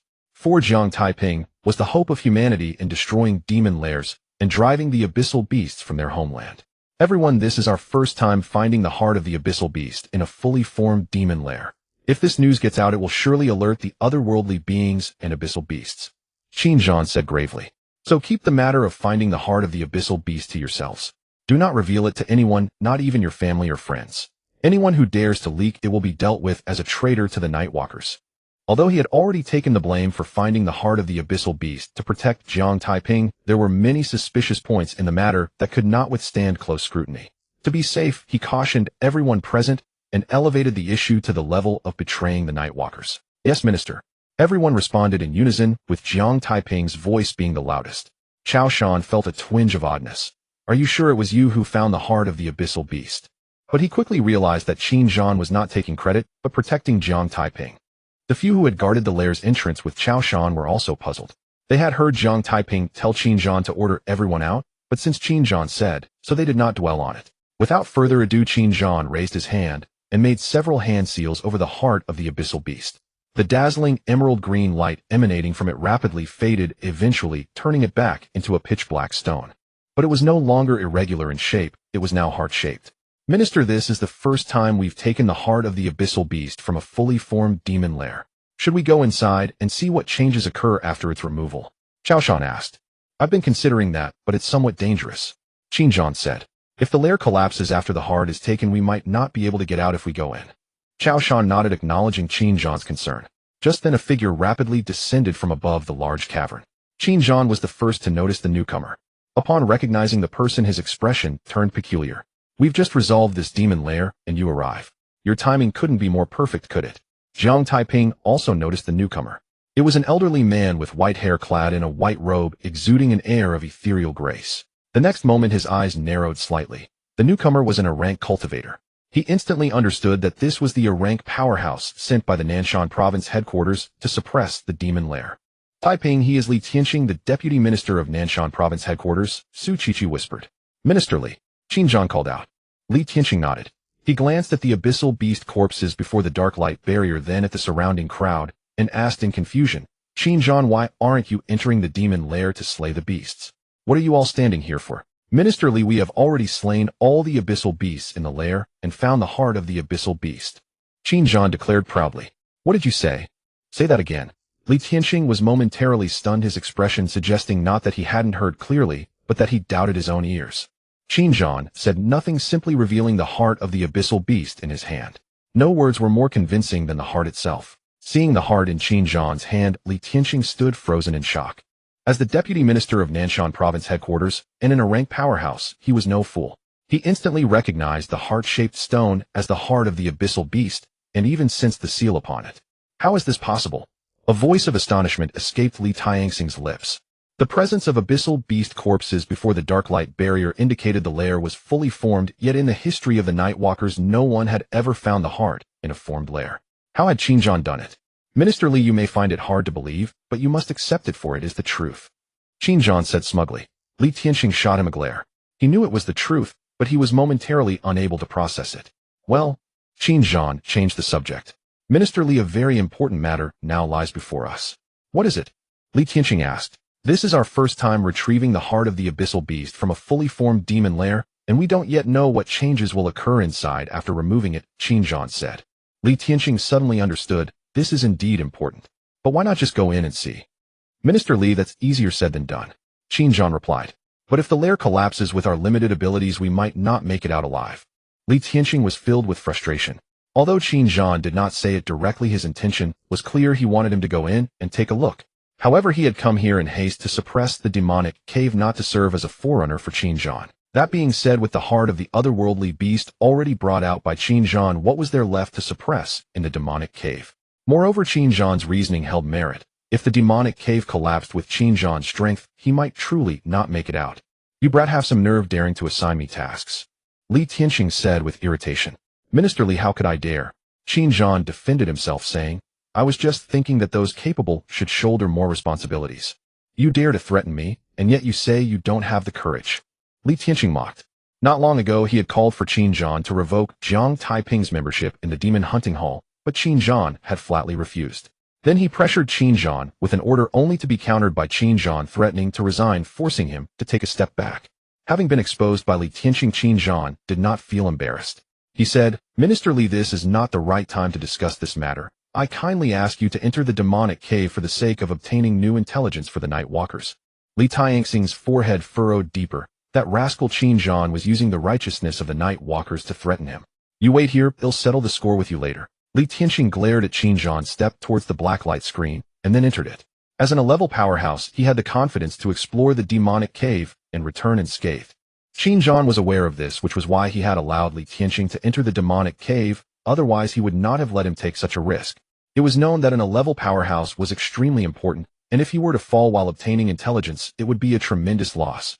Watching Li Tianqing enter the demonic cave, Qin Zhan, Jiang Taiping, and the others waited quietly. Moments later, Li Tianqing emerged from the demonic cave. Minister Li, how was it inside? Qin Zhan asked. Your concerns are quite justified. Li Tianqing said, the demonic cave is collapsing and it feels as though the heavens are falling and the earth is sinking. The space is extremely unstable. At this rate, the cave will be completely destroyed soon. That's wonderful. Qin Zhan, Xiaoshan, Jiang Taiping, Su Qiqi, and the others were all quite excited.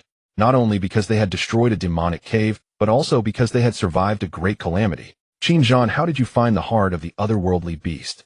Li Tianqing asked. Minister Li, this may just be a coincidence. Qin Zhan said, this heart of the otherworldly beast might be a bit timid. Seeing us kill quickly, it dared not give birth to any otherworldly beasts. Moreover, this heart was somewhat careless, not hiding well enough, which allowed me to find it. Jiang Taiping wore a calm expression. Su Qiqi blinked. Qin Zhan was quite the con artist, telling blatant lies, without even a hint of embarrassment. Timid. Careless. Li Tianqing was filled with frustration. This rascal was treating him like a fool. When he first entered the demonic cave, he saw a very deep hole at the cave's exit. It looked as though it had been dug out by a sharp blade, certainly not formed naturally. This meant that the deep hole was likely excavated while searching for the heart of the otherworldly beast. He had noted the depth of that hole, which was at least 10 meters deep. With the heart of the otherworldly beast hidden so deeply, how could he claim it was careless? What nonsense. Minister Li, do you think the black light screen will disappear after the demonic cave collapses? Qin Zhan changed the subject. There hasn't been a precedent for this before. If you ask me, who should I ask? He continued, besides, it won't be long before this demonic cave collapses. Oh, let's just wait and see. Li Tianqing shot a glare at Qin Zhan. He did not expose Qin Zhan's lies on the spot.